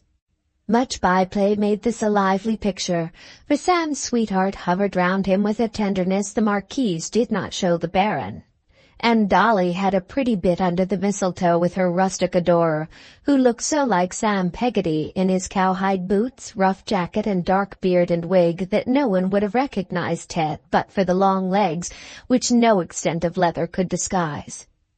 It ended with a homely feast, brought by the guests, and as they sat round the table covered with doughnuts and cheese, pumpkin pie, and other delicacies, Sam rises on his crutches to propose the first toast, and holding up his mug of cider, says with a salute and a choke in his voice, "Mother, God bless her." All drink it standing, Dolly with her arm round the old woman's neck as she hides her happy tears on her daughter's breast, while the irrepressible baby beat rapturously on the table with a spoon and crowed audibly as the curtain went down. They had it up again in a jiffy to get a last look at the group about that central figure, which was showered with bouquets to the great delight of the infant Rochus, till a fat rosebud hit him on the nose and produced the much-dreaded squall, which fortunately only added to the fun at the moment. "Well, that will do for a beginning," said Beaumont with a sigh of relief, as the curtain descended for the last time and the actors scattered to dress for the closing piece. "As an experiment, it is a success. Now we can venture to begin our great American drama," answered Mrs. Jo, full of satisfaction and grand ideas for the famous play, which, we may add, she did not write that year, owing to various dramatic events in her own family. The Owl's Dark Marbles closed the entertainment, and, being something new, proved amusing to this very indulgent audience. The gods and goddesses on Parnassus were displayed in full conclave, and thanks to Mrs. Amy's skill in draping and posing, the white wigs and cotton flannel robes were classically correct and graceful, though sundry modern additions somewhat marred the effect while adding point to the showman's learned remarks. Mr. Lorry was Professor Alstark in cap and gown, and after a high-flown introduction he proceeded to exhibit and explain his marvels. The first figure was a stately Minerva, but a second glance produced a laugh, for the words "Women's Rights" adorned her shield. A scroll bearing the motto "Vote Early and Often" hung from the beak of the owl perched on her lance, and a tiny pestle and mortar ornamented her helmet. Attention was drawn to the firm mouth, the piercing eye, the awe-inspiring brow of the strong-minded woman of antiquity, and some scathing remarks made upon the degeneracy of her modern sisters who failed to do their duty. Mercury came next, and was very fine in his airy attitude, though the winged legs quivered as if it was difficult to keep the lively god in his place. His restless nature was dilated upon, his mischievous freaks alluded to, and a very bad character given to the immortal messenger boy, which delighted his friends and caused the marble nose of the victim to curl visibly with scorn when derisive applause greeted a particularly hard hit. A charming little Hebe stood next, pouring nectar from a silver teapot into a blue china teacup. She also pointed a moral, for the professor explained that the nectar of old was the beverage which cheers but does not inebriate, and regretted that the excessive devotion of American women to this classic brew proved so harmful, owing to the great development of brain their culture produced. A touch at modern servants, in contrast to this accomplished table girl, made the statue's cheeks glow under the chalk and brought her a hearty round as the audience recognized Dolly and the smart soubrette.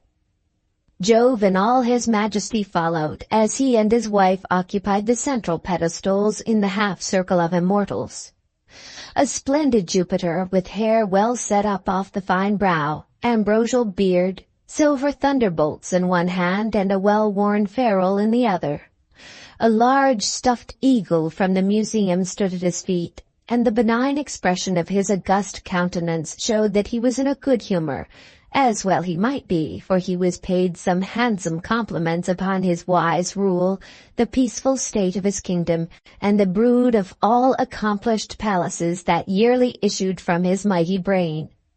Cheers greeted this and other pleasant words, and caused the Thunderer to bow his thanks, for Jove nods, as everyone knows, and flattery wins the heart of gods and men.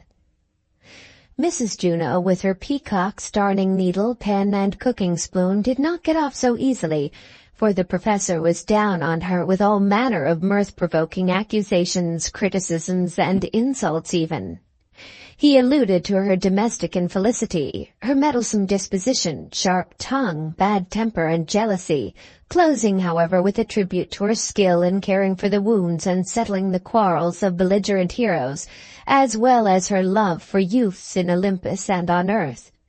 Gales of laughter greeted these hits, varied by hisses from some indignant boys who would not bear even in joke any disrespect to dear Mother Bear, who, however, enjoyed it all immensely, as the twinkle in her eye and the irrepressible pucker of her lips betrayed. A jolly Bacchus astride of his cask took Vulcan's place, and appeared to be very comfortable with a beer mug in one hand, a champagne bottle in the other, and a garland of grapes on his curly head. He was the text of a short temperance lecture aimed directly at a row of smart young gentlemen who lined the walls of the auditorium. George Cole was seen to dodge behind a pillar at one point. Dolly nudged his neighbor at another, and there was laughter all along the line as the professor glared at them through his big glasses and dragged their bacchanalian orgies to the light and held them up to scorn. Seeing the execution he had done, the learned man turned to the lovely Diana, who stood as white and still as the plaster stag beside her, with sandals, bow, and crescent, quite perfect and altogether the best piece of statuary in the show. She was very tenderly treated by the paternal critic, who, merely alluding to her confirmed spinsterhood, fondness for athletic sports, and oracular powers, gave a graceful little exposition of true art and passed on to the last figure. This was Apollo in full fig, his curls skillfully arranged to hide a well-whitened patch over the eye, his handsome legs correctly poised, and his gifted fingers about to draw divine music from the silvered gridiron which was his lyre. His divine attributes were described, as well as his little follies and failings, among which were his weakness for photography and flute-playing, his attempts to run a newspaper, and his fondness for the society of the Muses, which latter slap produced giggles and blushes among the girl graduates, and much mirth among the stricken youths. For misery loves company, and after this they began to rally. Then, with a ridiculous conclusion, the professor bowed his thanks, and after several recalls the curtain fell, but not quickly enough to conceal Mercury wildly waving his liberated legs, Hebe dropping her teapot, Bacchus taking a lovely roll on his barrel, and Mrs. Juno rapping the impertinent Owlstark on the head with Jove's ruler. While the audience filed out to supper in the hall, the stage was a scene of dire confusion as gods and goddesses, farmers and barons, maids and carpenters congratulated one another on the success of their labors. Assuming various costumes, actors and actresses soon joined their guests to sip bounteous draughts of praise with their coffee and cool their modest blushes with ice cream. Mrs. Meg was a proud and happy woman when Miss Cameron came to her as she sat by Josie, with Demi serving both, and said so cordially that it was impossible to doubt the sincerity of her welcome words. "Mrs. Brooke, I no longer wonder where your children get their talent. I make my compliments to the Baron, and next summer you must let me have little Dolly as a pupil when we are at the beach." One can easily imagine how this offer was received, as well as the friendly commendation bestowed by the same kind critic on the work of Beaumont and Fletcher, who hastened to explain that this trifle was only an attempt to make nature and art go hand in hand, with little help from fine writing or imposing scenery. Everybody was in the happiest mood, especially little Dolly, who danced like a will-o'-the-wisp with light-footed Mercury, and Apollo as he promenaded with the Marquise on his arm, who seemed to have left her coquetry in the green room with her rouge. When all was over, Mrs. Juno said to Jove, to whose arm she clung as they trudged home along the snowy paths, "Fritz, dear, Christmas is a good time for new resolutions, and I've made one never to be impatient or fretful with my beloved husband again. I know I am, though you won't own it, but Laurie's fun had some truth in it, and I felt hit in a tender spot. Henceforth I am a model wife, else I don't deserve the dearest, best man ever born." And being in a dramatic mood, Mrs. Juno tenderly embraced her excellent Jove in the moonlight, to the great amusement of sundry lingerers behind them. So all three plays might be considered successes, and that merry Christmas night a memorable one in the March family, for Demi got an unspoken question answered, Josie's fondest wish was granted, and thanks to Professor Owlstark's jest, Mrs. Jo made Professor Bhaer's busy life quite a bed of roses by the keeping of her resolution. A few days later she had her reward for this burst of virtue in Dan's letter, which set her fears at rest and made her very happy, though she was unable to tell him so because he sent her no address. 15. Waiting. "My wife, I have bad news for thee," said Professor Bhaer, coming in one day early in January. "Please tell it at once. I can't bear to wait, Fritz," cried Mrs. Jo, dropping her work and standing up as if to take the shot bravely. "But we must wait and hope, hearts dearest. Come and let us bear it together. Emil's ship is lost, and as yet no news of him." It was well Mr. Bhaer had taken his wife into his strong arms, for she looked ready to drop, but bore up after a moment, and sitting by her good man, heard all that there was to tell. Tidings had been sent to the shipowners at Hamburg by some of the survivors, and telegraphed at once by Franz to his uncle. As one boatload was safe, there was hope that others might also escape, though the gale had sent 2 to the bottom. A swift-sailing steamer had brought these scanty news, and happier ones might come at any hour. But kind Franz had not added that the sailors reported the captain's boat as undoubtedly wrecked by the falling mast, since the smoke hid its escape, and the gale soon drove all far asunder. But this sad rumor reached Plumfield in time, and deep was the mourning for the happy-hearted Commodore, never to come singing home again. Mrs. Jo refused to believe it, stoutly insisting that Emil would outlive any storm and yet turn up safe and gay. It was well she clung to this hopeful view, for poor Mr. Bhaer was much afflicted by the loss of his boy, because his sister's sons had been his so long he scarcely knew a different love for his very own. Now was a chance for Mrs. Juno to keep her word, and she did, speaking cheerily of Emil, even when hope waxed faint and her heart was heavy. If anything could comfort the Bhaers for the loss of one boy, it would have been the affection and sorrow shown by all the rest. Franz kept the cable busy with his varying messages. Nat sent loving letters from Leipzig, and Tom harassed the shipping agents for news. Even busy Jack wrote them with unusual warmth. Dolly and George came often, bearing the loveliest flowers and the daintiest bonbons to cheer Mrs. Bhaer and sweeten Josie's grief. while good-hearted Ned traveled all the way from Chicago to press their hands and say, with a tear in his eye, "I was so anxious to hear all about the dear old boy I couldn't keep away." That's right comfortable, and shows me that if I didn't teach my boys anything else, I did give them the brotherly love that will make them stand by one another all their lives, said Mrs. Jo when he had gone. Rob answered reams of sympathizing letters which showed how many friends they had, and the kindly praises of the lost man would have made Emil a hero and a saint had they all been true. The elders bore it quietly, having learned submission in life's hard school. But the younger people rebelled. Some hoped against hope and kept up, others despaired at once, and little Josie, Emil's pet cousin and playmate, was so broken-hearted nothing could comfort her. Nan dosed in vain, Daisy's cheerful words went by like the wind, and Bess's devices to amuse her all failed utterly. To cry in Mother's arms and talk about the wreck, which haunted her even in her sleep, was all she cared to do.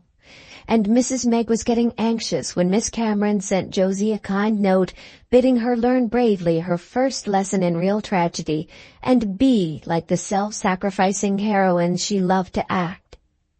That did the little girl good, and she made an effort in which Teddy and Doc too helped her much, for the boy was deeply impressed by this sudden eclipse of the firefly, whose light and life all missed when they were gone, and lured her out every day for long drives behind the black mare, who shook her silvery bells till they made such merry music Josie could not help listening to it, and whisked her over the snowy roads at a pace which set the blood dancing in her veins and sent her home strengthened and comforted by sunshine, fresh air, and congenial society, 3 aids young sufferers seldom can resist.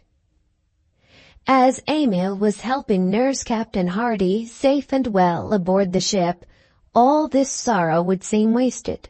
But it was not, for it drew many hearts more closely together by a common grief, taught some patience, some sympathy, some regret for faults that lie heavy on the conscience when the one sinned against is gone, and all of them the solemn lesson to be ready when the summons comes.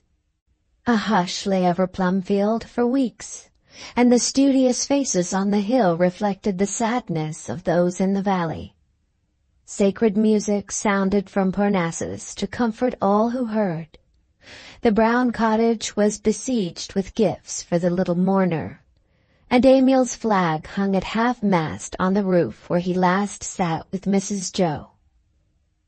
So the weeks went heavily by, till suddenly, like a thunderbolt out of a clear sky, came the news. All safe. Letters on the way. Then up went the flag, out rang the college bells, bang went Teddy's long unused cannon, and a chorus of happy voices cried, "Thank God," as people went about, laughing, crying, and embracing one another in a rapture of delight.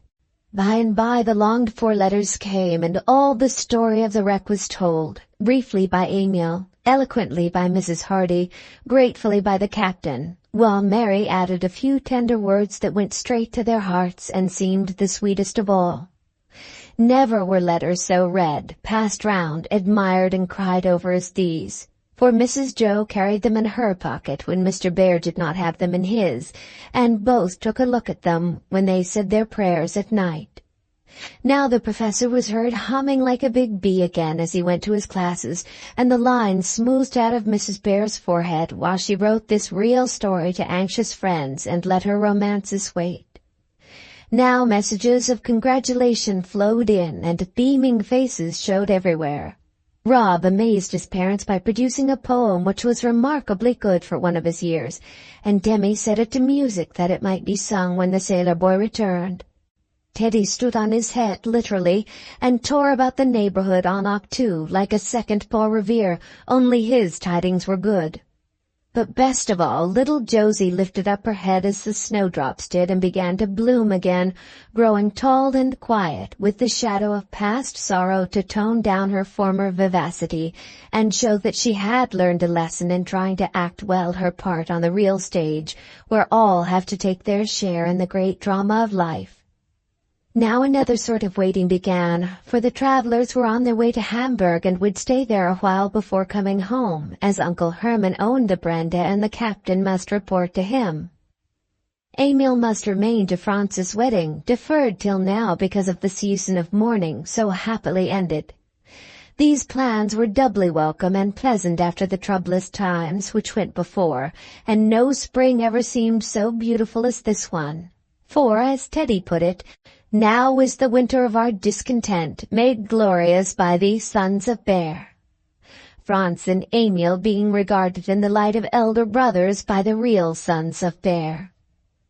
There was great scrubbing and dusting among the matrons as they set their houses in order, not only for class day, but to receive the bride and groom who were to come to them for the honeymoon trip. Great plans were made, gifts prepared, and much joy felt at the prospect of seeing Franz again, though Emil, who was to accompany them, would be the greater hero. Little did the dear souls dream what a surprise was in store for them, as they innocently laid their plans and wished all the boys could be there to welcome home their eldest and their Casabianca. While they wait and work so happily, let us see how our other absent boys are faring, as they too wait and work and hope for better days. Nat was toiling steadily along the path he had wisely chosen, though it was by no means strewn with flowers. Quite thorny was it, in fact, and hard to travel after the taste of ease and pleasure he had got when nibbling at forbidden fruit. But his crop of wild oats was a light one, and he resolutely reaped what he had sowed, finding some good wheat among the tares.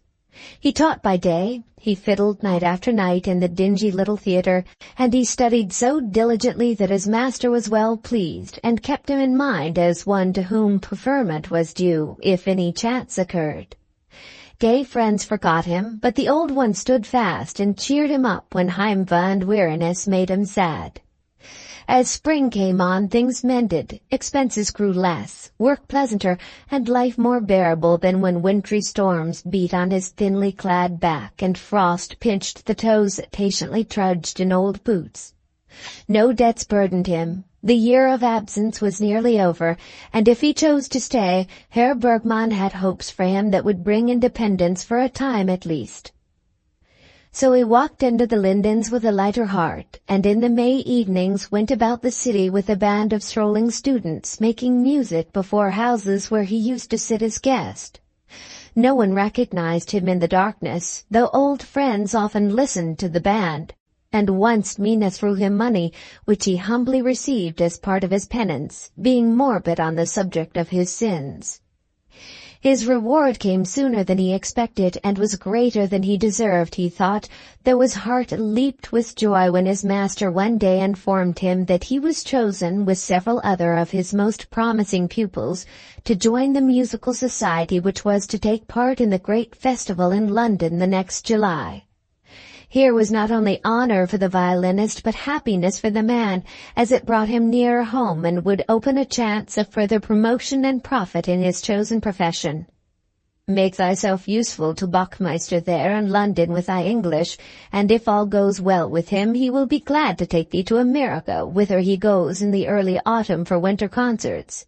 Thou hast done well these last months, and I have hopes of thee." As the great Bergman seldom praised his pupils, these words filled Nat's soul with pride and joy, and he worked yet more diligently than before to fulfill his master's prophecy. He thought the trip to England happiness enough, but found room for more when early in June Franz and Emil paid him a flying visit, bringing all sorts of good news, kind wishes, and comfortable gifts for the lonely fellow, who could have fallen on their necks and cried like a girl at seeing his old mates again. How glad he was to be found in his little room, busy at his proper work, not living like an idle gentleman on borrowed money. How proud he was to tell his plans, assure them that he had no debts, and receive their praises for his improvement in music, their respect for his economy and steadfastness in well-doing. How relieved when, having honestly confessed his shortcomings, they only laughed and owned that they also had known like experiences and were the wiser for them. He was to go to the wedding late in June and join his comrades in London. As best man, he could not refuse the new suit Franz insisted on ordering for him, and a check from home about that time made him feel like a millionaire, and a happy one, for this was accompanied by such kind letters full of delight in his success. He felt that he had earned it, and waited for his joyful holiday with the impatience of a boy. Dan, meantime, was also counting the weeks till August, when he would be free. But neither marriage bells nor festival music awaited him. No friends would greet him as he left the prison. No hopeful prospect lay before him. No happy home-going was to be his. Yet his success was far greater than Nat's, though only God and one good man saw it. It was a hard-won battle, but he would never have to fight so terrible a one again. For though enemies would still assail from within and from without, he had found the little guidebook that Christian carried in his bosom, and love, penitence, and prayer, the three sweet sisters, had given him the armor which would keep him safe. He had not learned to wear it yet, and chafed against it, though he felt its value, thanks to the faithful friend who had stood by him all that bitter year. Soon he was to be free again, worn and scarred in the fray, but out among men in the blessed sun and air. When he thought of it, Dan felt as if he could not wait, but must burst that narrow cell and fly away, as the caddis-worms he used to watch by the brookside shed their stony coffins, to climb the ferns and soar into the sky. Night after night he lulled himself to sleep with planning how, when he had seen Mary Mason according to his promise, he would steer straight for his old friends, the Indians, and in the wilderness hide his disgrace and heal his wounds. Working to save the many would atone for the sin of killing one, he thought, and the old free life would keep him safe from the temptations that beset him in cities. "By and by, when I'm all right again, and have something to tell that I'm not ashamed of, I'll go home," he said, with a quicker beat of the impetuous heart that longed to be there so intensely he found it as hard to curb as one of his unbroken horses on the plains. "Not yet. I must get over this first. They'd see and smell and feel the prison taint on me if I went now, and I couldn't look them in the face and hide the truth. I can't lose Ted's love, Mother Bear's confidence, and the respect of the girls, for they did respect my strength anyway, but now they wouldn't touch me." And poor Dan looked with a shudder at the brown fist he clenched involuntarily, as he remembered what it had done since a certain little white hand had laid in it confidingly. "I'll make 'em proud of me yet, and no one shall ever know of this awful year. I can wipe it out, and I will, so help me God." And the clenched hand was held up as if to take a solemn oath that this lost year should yet be made good if resolution and repentance could work the miracle. 16. In the tennis court. Athletic sports were in high favor at Plumfield. and the river where the old punt used to wobble about with a cargo of small boys or echo to the shrill screams of little girls trying to get lilies, was now alive with boats of all kinds, from the slender wherry to the trim pleasure craft, gay with cushions, awnings, and fluttering pennons. Everyone rowed, and the girls as well as the boys had their races, and developed their muscles in the most scientific manner. The large level meadow near the old willow was now the college playground, and here baseball battles raged with fury, varied by football, leaping, and kindred sports fitted to split the fingers, break the ribs, and strain the backs of the too ambitious participants. The gentler pastimes of the damsels were at a safe distance from this champ de mars. Croquet mallets clicked under the elms that fringed the field. Rackets rose and fell energetically in several tennis courts, and gates of different heights were handy to practice the graceful bound by which every girl expected to save her life some day when the mad bull, which was always coming but never seemed to arrive, should be bellowing at her heels. One of these tennis grounds was called Jo's Court, and here the little lady ruled like a queen, for she was fond of the game, and being bent on developing her small self to the highest degree of perfection, she was to be found at every leisure moment with some victim hard at it. On a certain pleasant Saturday afternoon she had been playing with Bess and beating her, for though more graceful, the princess was less active than her cousin, and cultivated her roses by quieter methods. "Oh, dear, you are tired, and every blessed boy's at that stupid baseball match. What shall I do?" sighed Josie, pushing back the great red hat she wore, and gazing sadly round her for more worlds to conquer. "I'll play presently when I'm a little cooler, but it is dull work for me as I never win," answered Bess, fanning herself with a large leaf. Josie was about to sit down beside her on the rustic seat and wait, when her quick eyes saw afar off two manly forms arrayed in white flannel. Their blue legs seemed bearing them towards the battle going on in the distance, but they never reached the fray, for with a cry of joy Jo raced away to meet them, bent on securing this heaven-sent reinforcement. Both paused as she came flying up, and both raised their hats, but oh, the difference there was in the salutes. The stout youth pulled his off lazily and put it on again at once, as if glad to get the duty over. The slender being with the crimson tie lifted his with a graceful bend, and held it aloft while he accosted the rosy, breathless maid, thus permitting her to see his raven locks smoothly parted with one little curl upon the brow. Dolly prided himself upon that bow, and practiced it before the glass, but did not bestow it upon all alike, regarding it as a work of art, fit only for the fairest and most favored of his female admirers, for he was a pretty youth, and fancied himself an Adonis. Eager Josie evidently did not appreciate the honor he did her, for with a nod she begged them both to come along and play tennis, not go and get all hot and dirty with the boys. These two adjectives won the day, for Stuffy was already warmer than he liked to be, and Dolly had on a new suit which he desired to keep immaculate as long as possible, conscious that it was very becoming. "Charmed to oblige," answered the polite one with another bend. "You play, I'll rest," added the fat boy, yearning for repose and gentle converse with the princess in the cooling shade. "Well, you can comfort Bess, for I've beaten her all to bits, and she needs amusing. I know you've got something nice in your pocket, George. Give her some, then, and Dolphus can have her racket. Now then, fly round." And driving her prey before her, Josie returned in triumph to the court. Casting himself ponderously upon the bench, which creaked under his weight, Stuffy, as we will continue to call him, though no one else dared to use the old name now, promptly produced the box of confectionery without which he never traveled far, and regaled Bess with candied violets and other dainties, while Dolly worked hard to hold his own against a most accomplished antagonist. He would have beaten her if an unlucky stumble, which produced an unsightly stain upon the knee of those new shorts, had not distracted his mind and made him careless. Much elated at her victory, Josie permitted him to rest, and offered ironical consolation for the mishap which evidently weighed upon his mind. "Don't be an old Betty, it can be cleaned. You must have been a cat in some former state, who are so troubled about dirt, or a tailor and lived for clothes."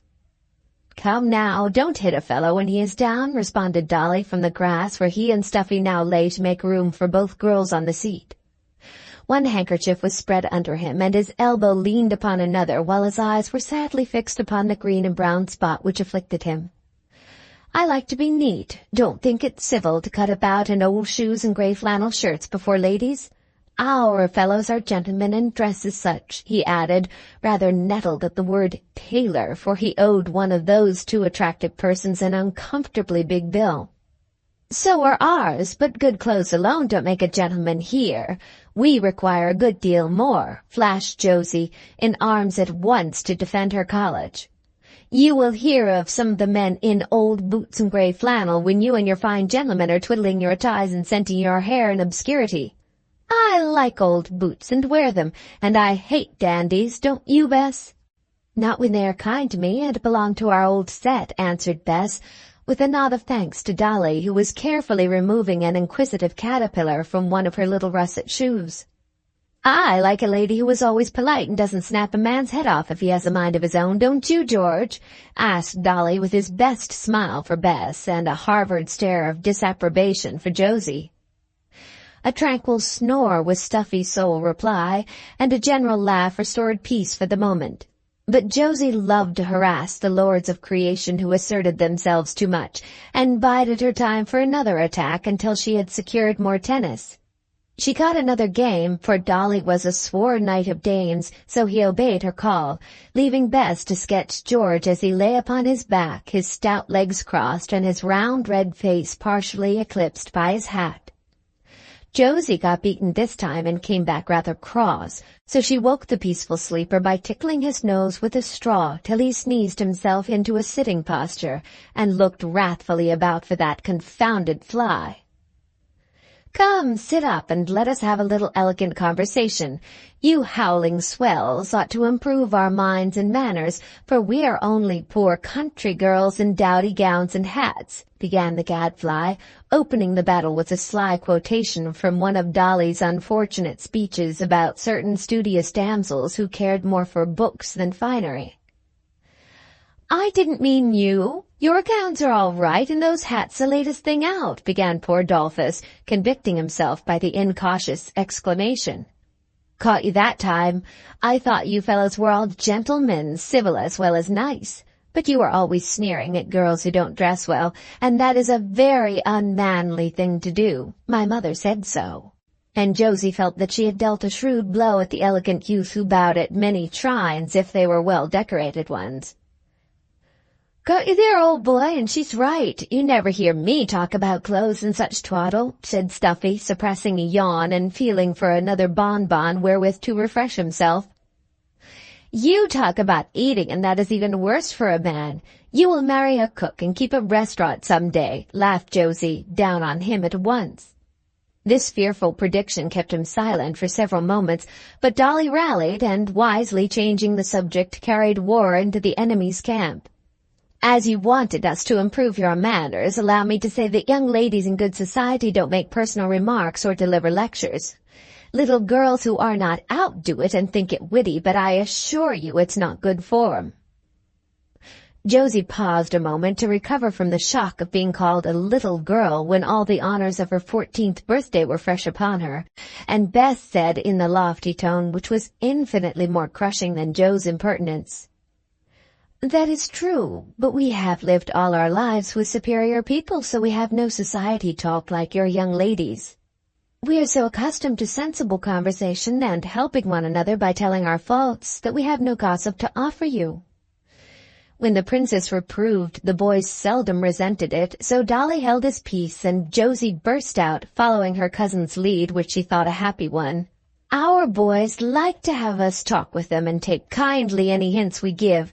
They don't think they know everything and are quite perfect at 18, as I've observed the Harvard men do, especially the very young ones."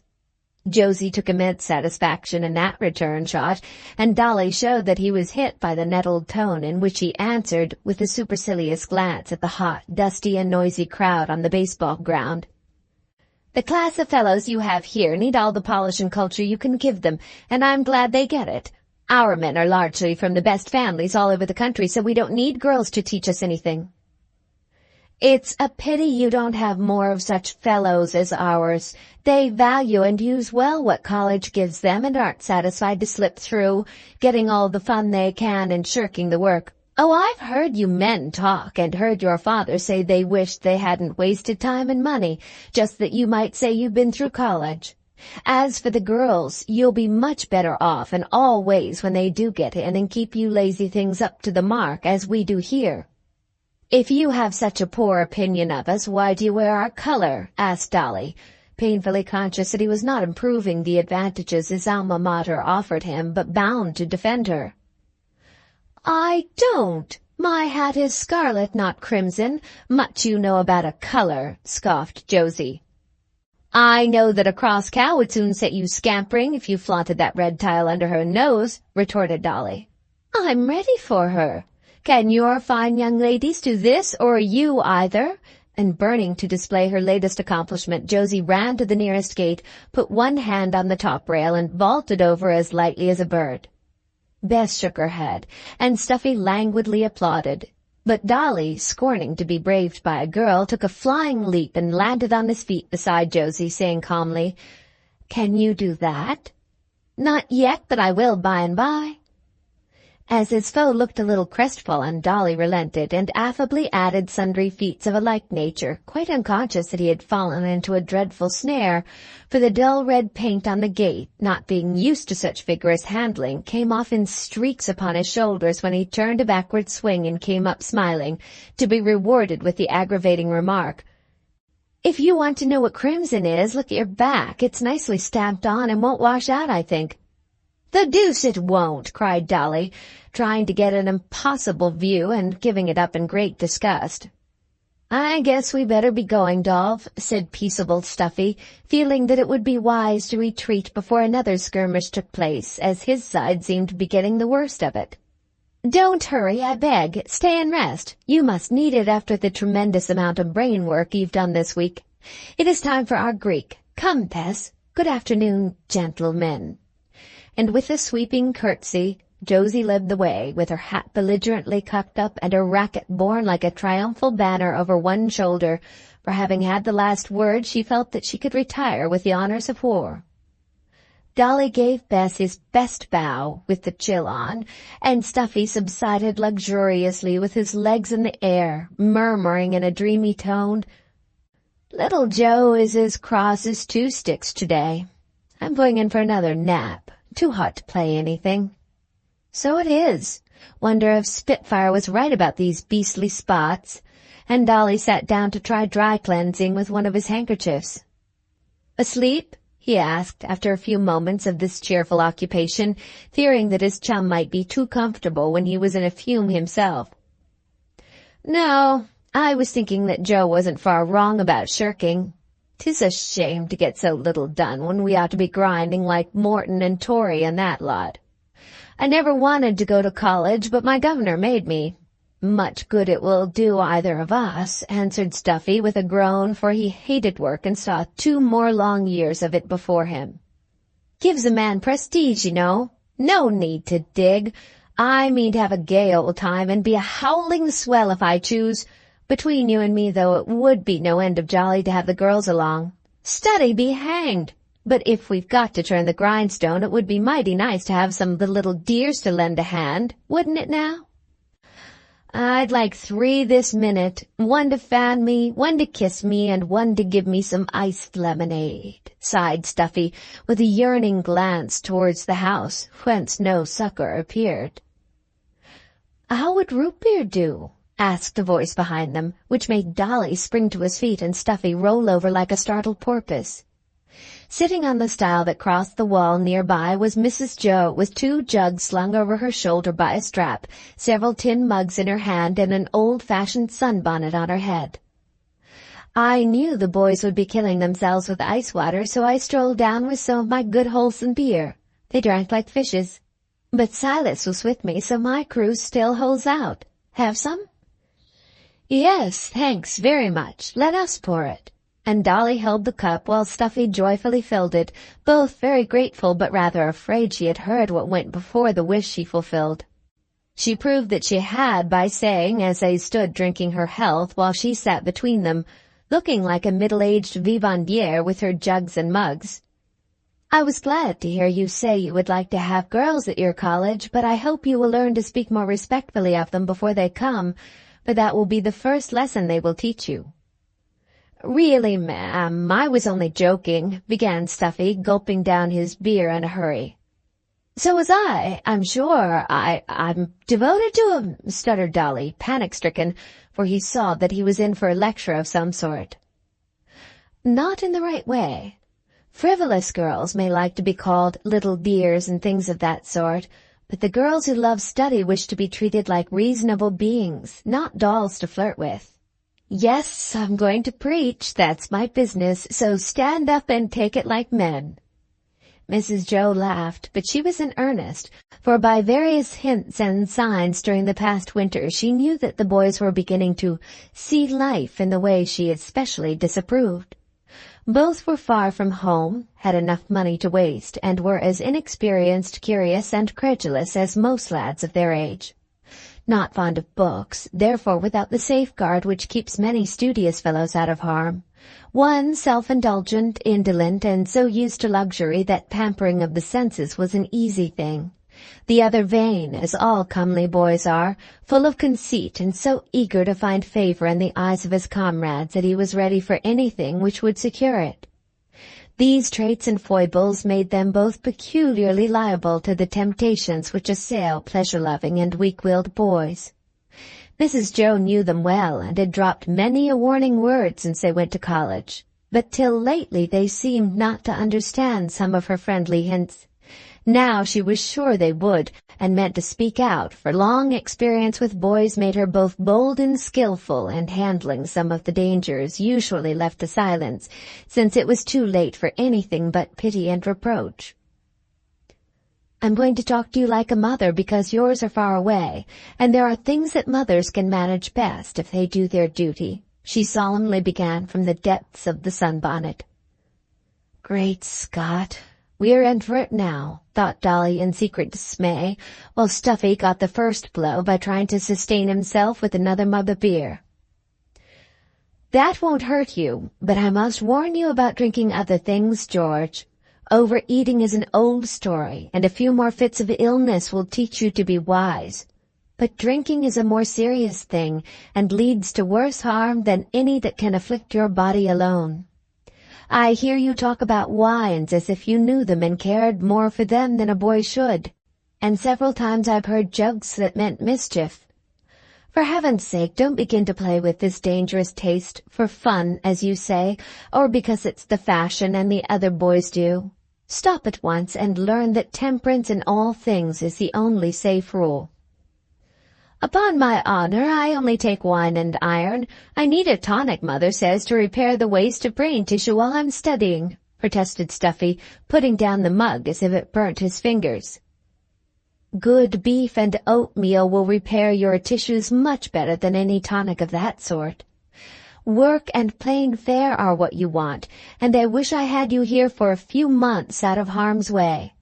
I'd banting you and fit you to run without puffing and get on without 4 or 5 meals a day.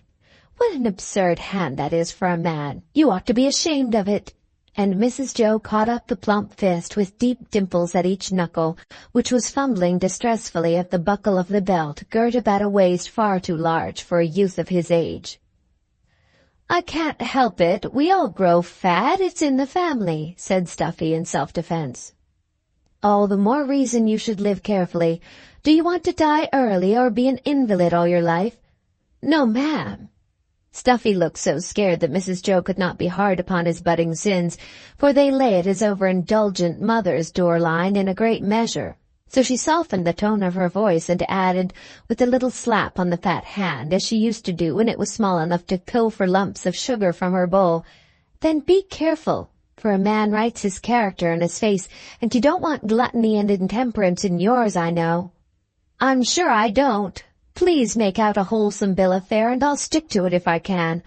I am getting stout, and I don't like it, and my liver's torpid, and I have palpitations and headache. Overwork, Mother says, but it may be overeating." And Stuffy gave a sigh of mingled regret for the good things he renounced, and relief as he finished loosening his belt as soon as his hand was free. "I will. Follow it, and in a year you'll be a man and not a meal bag. Now, Dolly." And Mrs. Jo turned to the other culprit, who shook in his shoes and wished he hadn't come. "Are you studying French as industriously as you were last winter?" "No, ma'am, I don't care for it. That is, I'm busy with Greek just now," answered Dolly, beginning bravely, quite in the dark, as to what that odd question meant, until a sudden memory made him stutter and look at his shoes with deep interest. "Oh, he doesn't study it, only reads French novels and goes to the theatre when the opera bouffe is here," said Stuffy, innocently confirming Mrs. Jo's suspicions. "So I understood, and that is what I want to speak about. Ted has a sudden desire to learn French in that way from something you said, Dolly, so I went myself and was quite satisfied that it was no place for a decent boy. Your men were out in full force, and I was glad to see that some of the younger ones looked as ashamed as I felt. The older fellows enjoyed it, and when we came out were waiting to take those painted girls to supper. Did you ever go with them?" "Once." "Did you like it?" "No, I came away early," stammered Dolly, with a face as red as his splendid tie. "I'm glad you have not lost the grace of blushing yet, but you will soon if you keep up this sort of study and forget to be ashamed. The society of such women will unfit you for that of good ones and lead you into trouble and sin and shame. Oh, why don't the city fathers stop that evil thing when they know the harm it does? It made my heart sick to see those boys, who ought to be at home and in their beds, going off for a night of riot which would help to ruin some of them forever." The youths looked scared at Mrs. Jo's energetic protest against one of the fashionable pleasures of the day, and waited in conscience-stricken silence. Stuffy glad that he never went to those gay suppers, and Dolly deeply grateful that he came away early. With a hand on either shoulder and all the terrors smoothed from her brow, Mrs. Jo went on in her most motherly tone, anxious to do for them what no other woman would, and do it kindly.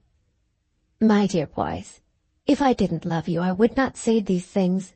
I know they are not pleasant, but my conscience won't let me hold my peace when a word may keep you from two of the great sins that curse the world and send so many young men to destruction.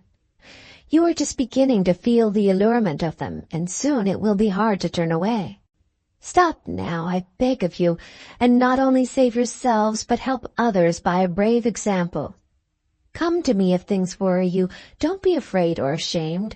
I have heard many sadder confessions than any you are ever likely to bring me, and been able to comfort many poor fellows, gone wrong for want of a word in time. Do this, and you will be able to kiss your mothers with clean lips, and by have the right to ask innocent girls to love you." "Yes'm, thank you. I suppose you're right, but it's pretty hard work to toe the mark when ladies give you wine and gentlemen take their daughters to see Amy," said Dolly, foreseeing tribulations ahead, though he knew it was time to pull up. "So it is. But all the more honor to those who are brave and wise enough to resist public opinion and the easy-going morals of bad or careless men and women. Think of the persons whom you respect most, and in imitating them you will secure the respect of those who look up to you. I'd rather my boy should be laughed at and cold-shouldered by 100 foolish fellows than lose what, once gone, no power can give them back, innocence and self-respect. I don't wonder you find it hard to toe the mark when books, pictures, ballrooms, theaters, and streets offer temptations. Yet you can resist if you try. Last winter Mrs. Brooke used to worry about John's being out so late reporting, but when she spoke to him about the things he must see and hear on his way to and from the office at midnight, he said in his sober way, "I know what you mean, Mother, but no fellow need to go wrong unless he wants to." "That's like the deacon," exclaimed Stuffy with an approving smile on his fat face. "I'm glad you told me that. He's right, and it's because he doesn't want to go wrong we all respect him so," added Dolly, looking up now with an expression which assured his mentor that the right string had been touched, and a spirit of emulation roused. more helpful perhaps than any words of hers. Seeing this, she was satisfied and said, as she prepared to leave the bar before which her culprits had been tried and found guilty but recommended to mercy, "Then be to others what John is to you, a good example. Forgive me for troubling you, my dear lads, and remember my little preachment. I think it will do you good, though I may never know it. Chance words spoken in kindness often help amazingly, and that's what old people are here for, else their experience is of little use. Now come and find the young folk. I hope I shall never have to shut the gates of Plumfield upon you, as I have upon some of your gentlemen. I mean to keep my boys and girls safe if I can, and this a wholesome place where the good old-fashioned virtues are lived and taught." Much impressed by that dire threat, Dolly helped her from her perch with deep respect, and Stuffy relieved her of her empty jugs, solemnly avowing to abstain from all fermented beverages except root beer as long as feeble flesh could hold out. Of course they made light of Mother Bear's lecture when they were alone. That was to be expected of men of our class. But in their secret souls they thanked her for giving their boyish consciences a jog, and more than once afterward had cause to remember gratefully that half-hour in the tennis court. 17. Among the Maids. Although this story is about Jo's boys, her girls cannot be neglected because they held a high place in this little republic, and especial care was taken to fit them to play their parts worthily in the great republic which offered them wider opportunities and more serious duties. To many, the social influence was the greater part of the training they received, for education was not confined to books, and the finest characters often graduate from no college, but make experience their master and life their book. Others cared only for the mental culture, and were in danger of overstudying under the delusion which pervades New England that learning must be had at all costs, forgetting that health and real wisdom are better. A third class of ambitious girls hardly knew what they wanted, but were hungry for whatever could fit them to face the world and to earn a living, being driven by necessity, the urgency of some half-conscious talent, or the restlessness of strong young natures to break away from the narrow life which no longer satisfied.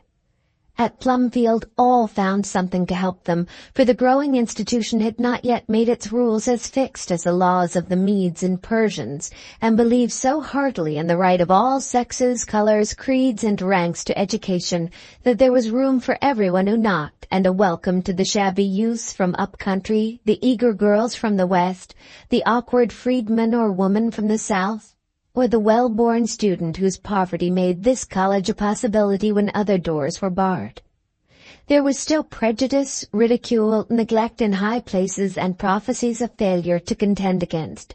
But the faculty was composed of cheerful, hopeful men and women, who had seen greater reforms spring from smaller roots, and after stormy seasons blossom beautifully to add prosperity and honor to the nation. So they worked on steadily and bided their time, full of increasing faith in their attempt as year after year their numbers grew, their plan succeeded, and the sense of usefulness in this most vital of all professions blessed them with its sweet rewards.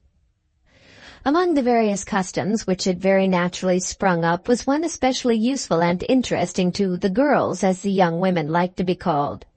It all grew out of an old sewing hour still kept up by the three sisters long after the little work-boxes had expanded into big baskets full of household mending.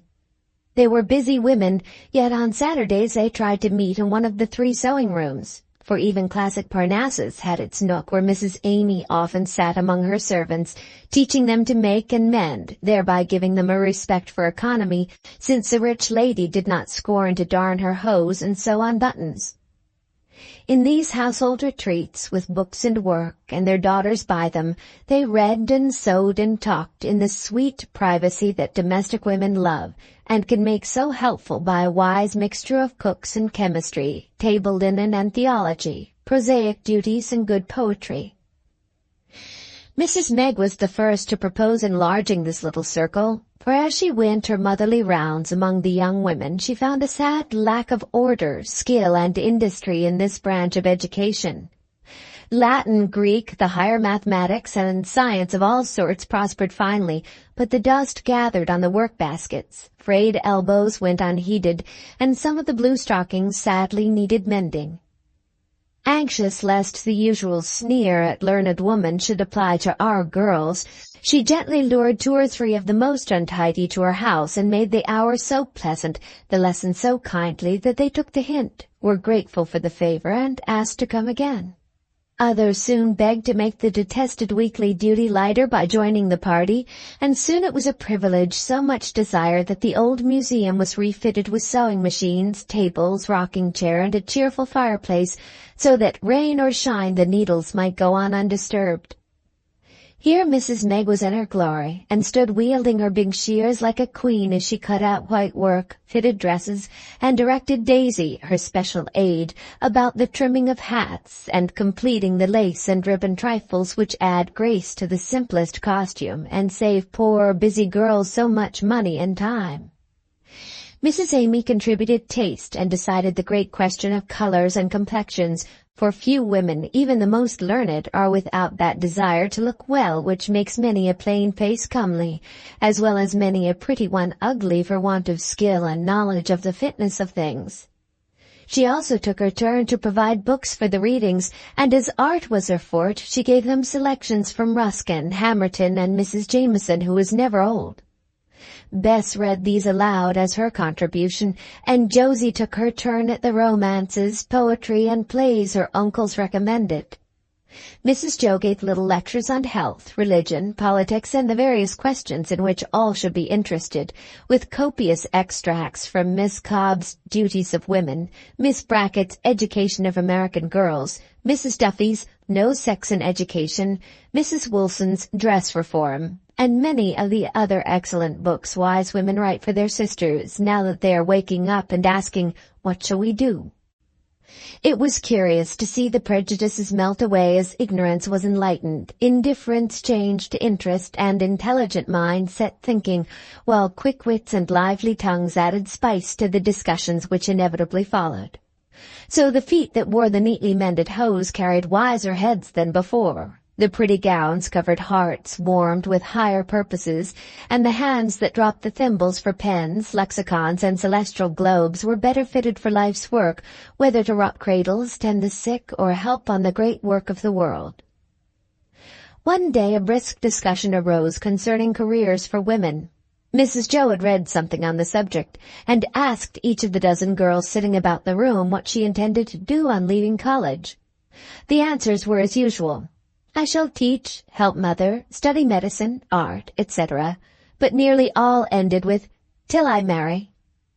"But if you don't marry, what then?" asked Mrs. Jo, feeling like a girl again as she listened to the answers and watched the thoughtful, gay, or eager faces. "Be old maids, I suppose. Hard but inevitable, since there are so many superfluous women," answered a lively lass, too pretty to fear single blessedness unless she chose it. "It is well to consider that fact, and fit yourselves to be useful, not superfluous women. That class, by the way, is largely made up of widows, I find, so don't consider it a slur on maidenhood." "That's a comfort. Old maids aren't sneered at half as much as they used to be, since some of them have grown famous and prove that woman isn't a half but a whole human being and can stand alone." "Don't like it all the same. We can't all be like Miss Cobb, Miss Nightingale, Miss Phelps, and the rest, so what can we do but sit in a corner and look on?" asked a plain girl with a dissatisfied expression. "Cultivate cheerfulness and content, if nothing else. But there are so many little odd jobs waiting to be done that nobody need sit idle and look on unless she chooses," said Mrs. Meg with a smile, laying on the girl's head the new hat she had just trimmed. "Thank you very much. Yes, Mrs. Brooke, I see it's a little job, but it makes me neat and happy and grateful," she added, looking up with brighter eyes as she accepted the labor of love and the lesson as sweetly as they were given. "One of the best and most beloved women I know has been doing odd jobs for the Lord for years, and will keep at it till her dear hands are folded in her coffin. All sorts of things she does. Picks up neglected children and puts them in safe homes, saves lost girls, nurses poor women in trouble, sews, knits, trots, begs, works for the poor day after day with no reward but the thanks of the needy, the love and honor of the rich who make St. Matilda their almoner. That's a life worth living, and I think that quiet little woman will get a higher seat in heaven than many of those of whom the world has heard." "I know it's lovely, Mrs. Bhaer, but it's dull for young folks. We do want a little fun before we buckle down," said a Western girl with a wide-awake face. "Have your fun, my dear, but if you must earn your bread, try to make it sweet with cheerfulness, not bitter with the daily regret that it isn't cake. I used to think mine was a very hard fate because I had to amuse a somewhat fretful old lady, but the books I read in that lonely library have been of immense use to me since, and the dear old soul bequeathed me Plumfield for my cheerful service and affectionate care. I didn't deserve it, but I did used to try to be jolly and kind and get as much honey out of duty as I could, thanks to my dear mother's help and advice.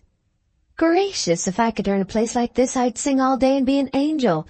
But you have to take your chance and get nothing for your pains, perhaps. I never do," said the Westerner, who had a hard time with small means and large aspirations. "Don't do it for the reward, but be sure it will come, though not in the shape you expect. I worked hard for fame and money one winter, but I got neither and was much disappointed. A year afterwards I found I had earned 2 prizes, skill with my pen and Professor Bhaer." Mrs. Jo's laugh was echoed blithely by the girls who liked to have these conversations enlivened by illustrations from life. "You're a very lucky woman," began the discontented damsel, whose soul soared above new hats, welcome as they were, but did not quite know where to steer. Yet her name used to be Luckless Jo, and she never had what she wanted till she had given up hoping for it, said Mrs. Meg. "I'll give up hoping then right away, and see if my wishes will come. I only want to help my folks and get a good school." "Take this proverb for your guide. Get the distaff ready, and the Lord will send the flax," answered Mrs. Jo. "We'd better all do that if we are to be spinsters," said the pretty one, adding gaily, "I think I should like it on the whole. They're so independent. My Aunt Jenny can do just what she likes and ask no one's leave, but Ma has to consult Pa about everything. Yes, I'll give you my chance, Sally, and be a superfluum, as Mr. Plock says." "You'll be the first to go into bondage, see if you aren't. Much obliged all the same." "Well, I'll get my distaff ready and take whatever flax the fates send, single or double twisted as the powers please." "That is the right spirit, Nellie. Keep it up and see how happy life will be with a brave heart, a willing hand, and plenty to do." "No one objects to plenty of domestic work or fashionable pleasure, I find, but the minute we begin to study, people tell us we can't bear it and warn us to be very careful. I've tried the other things and got so tired I came to college, though my people predict nervous exhaustion and an early death." "Do you think there is any danger?" asked a stately girl, with an anxious glance at the blooming face reflected in the mirror opposite. "Are you stronger or weaker than when you came 2 years ago, Miss Winthrop?" "Stronger in body and much happier in mind. I think I was dying of ennui, but the doctors called it inherited delicacy of constitution. That is why Mamma is so anxious, and I wish not to go too fast. Don't worry, my dear. That active brain of yours was starving for good food. It has plenty now, and plain living suits you better than luxury and dissipation. It is all nonsense about girls not being able to study as well as boys. Neither can bear cramming, but with proper care both are better for it. So enjoy the life your instinct led you to, and we will prove that wise head work is a better cure for that sort of delicacy than tonics and novels on the sofa, where far too many of our girls go to wreck nowadays. They burn the candle at both ends, and when they break down they blame the books, not the balls. Dr. Nan was telling me about a patient of hers who thought she had heart complaint till Nan made her take off her corsets, stopped her coffee and dancing all night, and made her eat, sleep, walk, and live regularly for a time. And now she's a brilliant cure. Common sense versus custom, Nan said. I've had no headache since I came here, and can do twice as much studying as I did at home. "It's the air, I think, and the fun of going ahead of the boys," said another girl, tapping her big forehead with her thimble as if the lively brain inside was in good working order and enjoyed the daily gymnastics she gave it. "Quality, not quantity, wins the day, you know.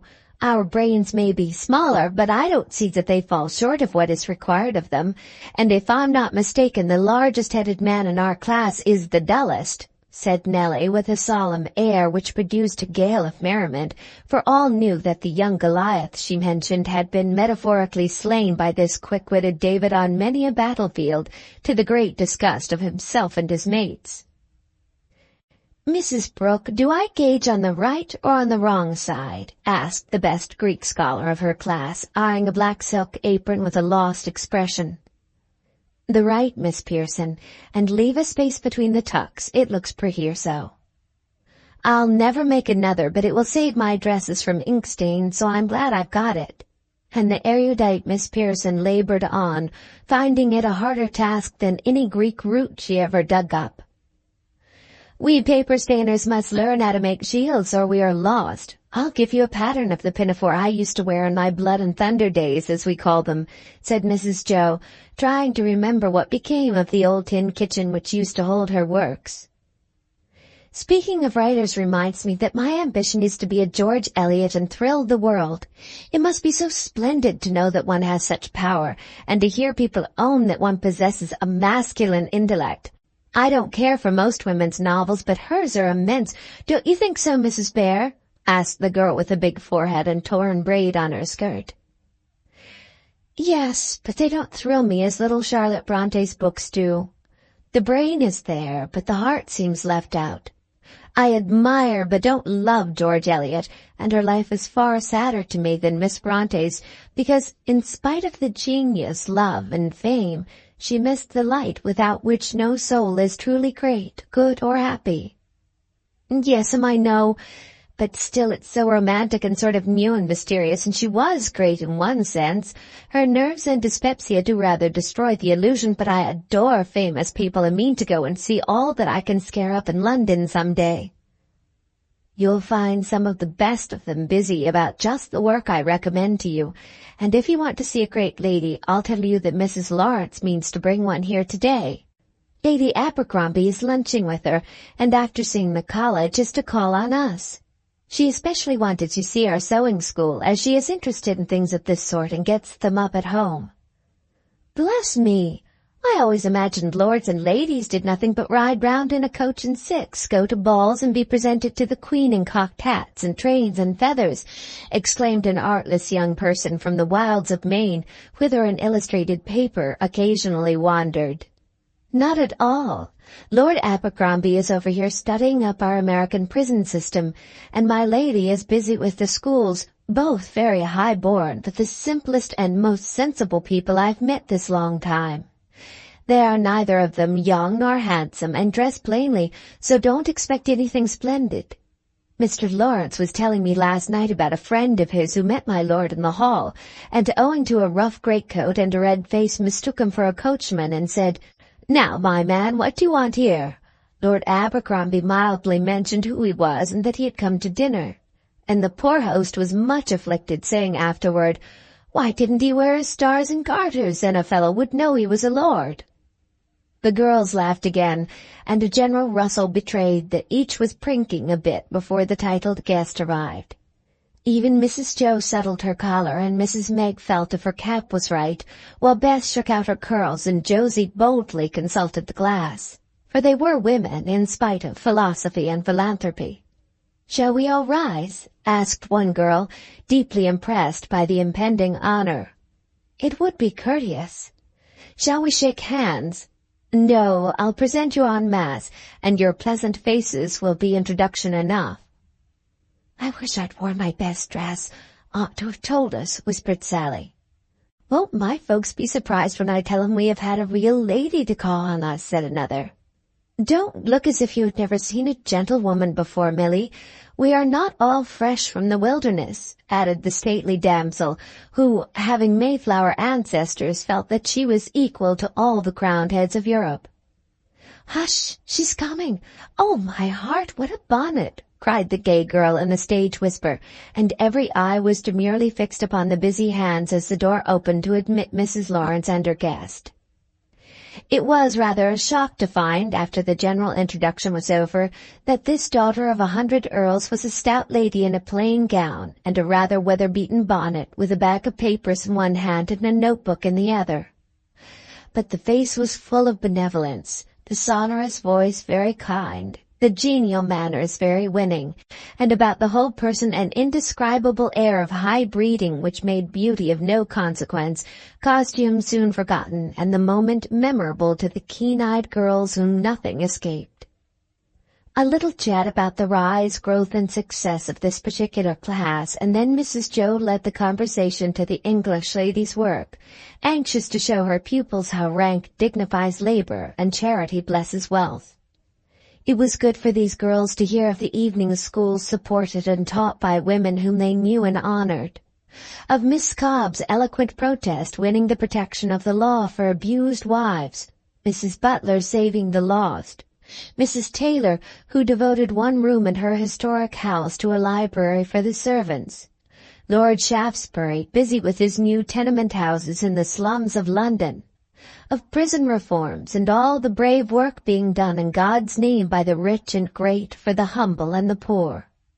It impressed them more than many quiet home lectures would have done, and roused an ambition to help when their time should come, well knowing that even in glorious America there is still plenty to be done before she is what she should be, truly just and free and great.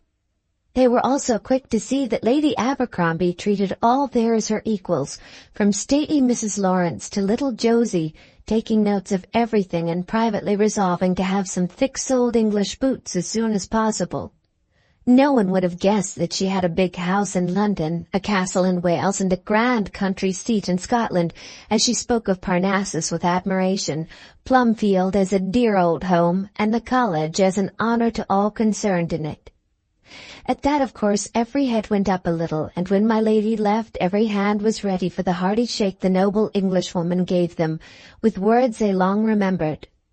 "I am very much pleased to see this much-neglected branch of a woman's education so well conducted here, and I have to thank my friend Mrs. Lawrence for one of the most charming pictures I've seen in America, Penelope among her maids." A group of smiling faces watched the stout boots trudge away. Respectful glances followed the shabby bonnet till it was out of sight, and the girls felt a truer respect for their titled guest than if she had come in the coach and six with all her diamonds on. "I feel better about the odd jobs now. I only wish I could do them as well as Lady Abercrombie does," said one. "I thank my stars my buttonholes were nice, for she looked at them and said, 'Quite workmanlike, upon my word,'" added another, feeling that her gingham gown had come to honor. "Her manners were as sweet and kind as Mrs. Brooks, not a bit stiff or condescending as I expected. I see now what you meant, Mrs. Bhaer, when you said once that well-bred people were the same all the world over." Mrs. Meg bowed her thanks for the compliment, and Mrs. Bhaer said, "I know them when I see them, but never shall be a model of deportment myself. I'm glad you enjoyed the little visit. Now, if you young people don't want England to get ahead of us in many ways, you must bestir yourselves and keep abreast, for our sisters are in earnest, you see, and don't waste time worrying about their sphere, but make it wherever duty calls them." "We will do our best, ma'am," answered the girls heartily, and trooped away with their work-baskets, feeling that though they might never be Harriet Martineaus, Elizabeth Brownings, or George Eliots, they might become noble, useful, and independent women, and earn for themselves some sweet title from the grateful lips of the poor, better than any queen could bestow. 18. Class Day. The clerk of the weather evidently has a regard for young people and sends sunshine for class days as often as he can. An especially lovely one shone over Plumfield as this interesting anniversary came round, bringing the usual accompaniments of roses, strawberries, white-gowned girls, beaming youths, proud friends, and stately dignitaries full of well-earned satisfaction with the yearly harvest. As Lawrence College was a mixed one, the presence of young women as students gave to the occasion a grace and animation entirely wanting where the picturesque half of creation appear merely as spectators. The hands that turn the pages of wise books also possessed the skill to decorate the hall with flowers. Eyes tired with study shone with hospitable warmth on the assembling guests. And under the white muslins beat hearts as full of ambition, hope, and courage as those agitating the broadcloth of the ruling sex. College Hill, Parnassus, and Old Plum swarmed with cheery faces as guests, students, and professors hurried to and fro in the pleasant excitement of arriving and receiving. Everyone was welcomed cordially, whether he rolled up in a fine carriage or trudged afoot to see the good son or daughter come to honor on the happy day that rewarded many a mutual sacrifice. Mr. Lorry and his wife were on the reception committee, and their lovely house was overflowing. Mrs. Meg, with Daisy and Jo as aides, was in demand among the girls, helping on belated toilettes, giving an eye to spreads, and directing the decorations. Mrs. Jo had her hands full as president's lady and the mother of Ted, for it took all the power and skill of that energetic woman to get her son into his Sunday best. Not that he objected to be well arrayed, far from it. He adored good clothes, and owing to his great height already revelled in a dress suit bequeathed him by a dandy friend. The effect was very funny, but he would wear it in spite of the jeers of his mates, and sighed vainly for a beaver because his stern parent drew the line there. He pleaded that English lads of 10 wore them and were no end nobby, but his mother only answered with a consoling pat of the yellow mane. "My child, you are absurd enough now. If I let you add a tall hat, Plumfield won't hold either of us. Such would be the scorn and derision of all beholders. Content yourself with looking like the ghost of a waiter, and don't ask for the most ridiculous headgear in the known world." Denied this noble badge of manhood, Ted soothed his wounded soul by appearing in collars of an amazing height and stiffness, and ties which were the wonder of all female eyes.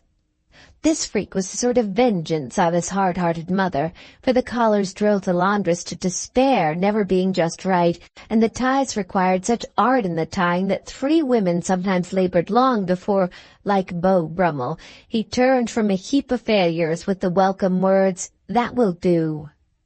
Rob was devoted on these trying occasions, his own toilet being distinguished only by its speed, simplicity, and neatness.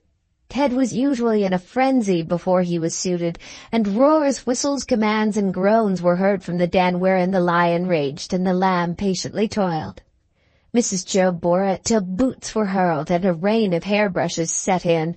Then, fearing for the safety of her eldest, she would go to the rescue, and by a wise mixture of fun and authority finally succeed in persuading Ted that he was a thing of beauty, if not a joy forever. At last he would stalk majestically forth, imprisoned in collars compared to which those worn by Dickens's afflicted Byler were trifles not worth mentioning. The dress coat was a little loose in the shoulders, but allowed a noble expanse of glossy bosom to be seen, and with a delicate handkerchief negligently drooping at the proper angle, had a truly fine effect. Boots that shone and likewise pinched appeared at one end of the long black clothespin, as Josie called him, and a youthful but solemn face at the other, carried at an angle which, if long continued, would have resulted in spinal curvature. Like gloves, a cane, and, oh bitter drop in the cup of joy, an ignominious straw hat, not to mention a choice floweret in the buttonhole and a festoon of watchguard below, finished off this impressive boy. "How's that for style?" he asked, appearing to his mother and cousins whom he was to escort to the hall on this particular occasion. A shout of laughter greeted him, followed by exclamations of horror, for he had artfully added the little blonde moustache he often wore when acting. It was very becoming and seemed the only balm to heal the wound made by the loss of the beloved hat. "Take it off this moment, you audacious boy! What would your father say to such a prank on this day when we must all behave our best?" said Mrs. Jo, trying to frown, but privately thinking that among the many youths about her none were so beautiful and original as her long son. "Let him wear it, Auntie, it's so becoming. No one will ever guess he isn't 18 at least," cried Josie, to whom disguise of any sort was always charming. Father won't observe it. He'll be absorbed in his bigwigs and the girls. No matter if he does, he'll enjoy the joke and introduce me as his oldest son. Rob is nowhere when I'm in full fig." And Ted took the stage with a tragic stalk, like Hamlet in A Coattail and Joker. "My son, obey me." And when Mrs. Jo spoke in that tone, her word was law. Later, however, the moustache appeared, and many strangers firmly believed that there were 3 young bears, so Ted found one ray of joy to light his gloom. Mr. Bhaer was a proud and happy man when, at the appointed hour, he looked down upon the parterre of youthful faces before him, thinking of the little gardens in which he had hopefully and faithfully sowed good seeds years ago, and from which this beautiful harvest seemed to have sprung. Mr. March's fine old face shone with the serenest satisfaction, for this was the dream of his life fulfilled after patient waiting, and the love and reverence in the countenances of the eager young men and women looking up at him plainly showed that the reward he coveted was his in fullest measure. Laurie always effaced himself on these occasions as much as courtesy would permit, for everyone spoke gratefully an ode, poem, and oration of the founder of the college and noble dispenser of his beneficence. The 3 sisters beamed with pride as they sat among the ladies, enjoying as only women can the honor done the men they loved, while the original Plums, as the younger ones called themselves, regarded the whole affair as their work, receiving the curious, admiring, or envious glances of strangers with a mixture of dignity and delight rather comical to behold. The music was excellent, and well it might be when Apollo waved the baton. The poems were, as usual on such occasions, of varied excellence, as the youthful speakers tried to put old truths into new words and made them forceful by the enthusiasm of their earnest faces and fresh voices. It was beautiful to see the eager interest with which the girls listened to some brilliant brother student and applauded him with a rustle as of wind over a bed of flowers. It was still more significant and pleasant to watch the young men's faces when a slender white figure stood out against the background of black-coated dignitaries, and with cheeks that flushed and paled and lips that trembled till earnest purpose conquered maiden fear, spoke to them straight out of a woman's heart and brain concerning the hopes and doubts, the aspirations and rewards all must know, desire, and labor for. This clear, sweet voice seemed to reach and rouse all that was noblest in the souls of these youths, and to set a seal upon the years of comradeship which made them sacred and memorable forever. Alice Heath's oration was unanimously pronounced the success of the day, for without being flowery or sentimental, as is too apt to be the case with these first efforts of youthful orators, it was earnest, sensible, and so inspiring that she left the stage in a storm of applause, the good fellows being as much fired by her stirring appeal to march shoulder to shoulder as if she had chanted the Marseillaise then and there. One young man was so excited that he nearly rushed out of his seat to receive her as she hastened to hide herself among her mates, who welcomed her with faces full of tender pride and tearful eye. A prudent sister detained him, however, and in a moment he was able to listen with composure to the president's remarks. They were worth listening to, for Mr. Bhaer spoke like a father to the children whom he was dismissing to the battle of life, and his tender, wise, and helpful words lingered in their hearts long after the praise was forgotten. Then came other exercises peculiar to Plumfield and the end. Why the roof did not fly off when the sturdy lungs of the excited young men pealed out the closing hymn will forever be a mystery, but it remained firm, and only the fading garlands vibrated as the waves of music rolled up and died away, leaving sweet echoes to haunt the place for another year. Dinners and spreads consumed the afternoon, and at sunset came a slight lull as everyone sought some brief repose before the festivities of the evening began. The president's reception was one of the enjoyable things in store, also dancing on Parnassus, and as much strolling, singing, and flirting as could be compressed into a few hours by youths and maidens just out of school. Carriages were rolling about, and gay groups on piazzas, lawns, and window seats idly speculated as to who the distinguished guests might be. The appearance of a very dusty vehicle loaded with trunks at Mr. Bhaer's hospitably open door caused much curious comment among the loungers, especially as two rather foreign-looking gentlemen sprang out, followed by two young ladies, all four being greeted with cries of joy and much embracing by the Bhaers. Then they all disappeared into the house, the luggage followed, and the watchers were left to wonder who the mysterious strangers were, till a fair collegian declared that they must be the professor's nephews, one of whom was expected on his wedding journey. She was right.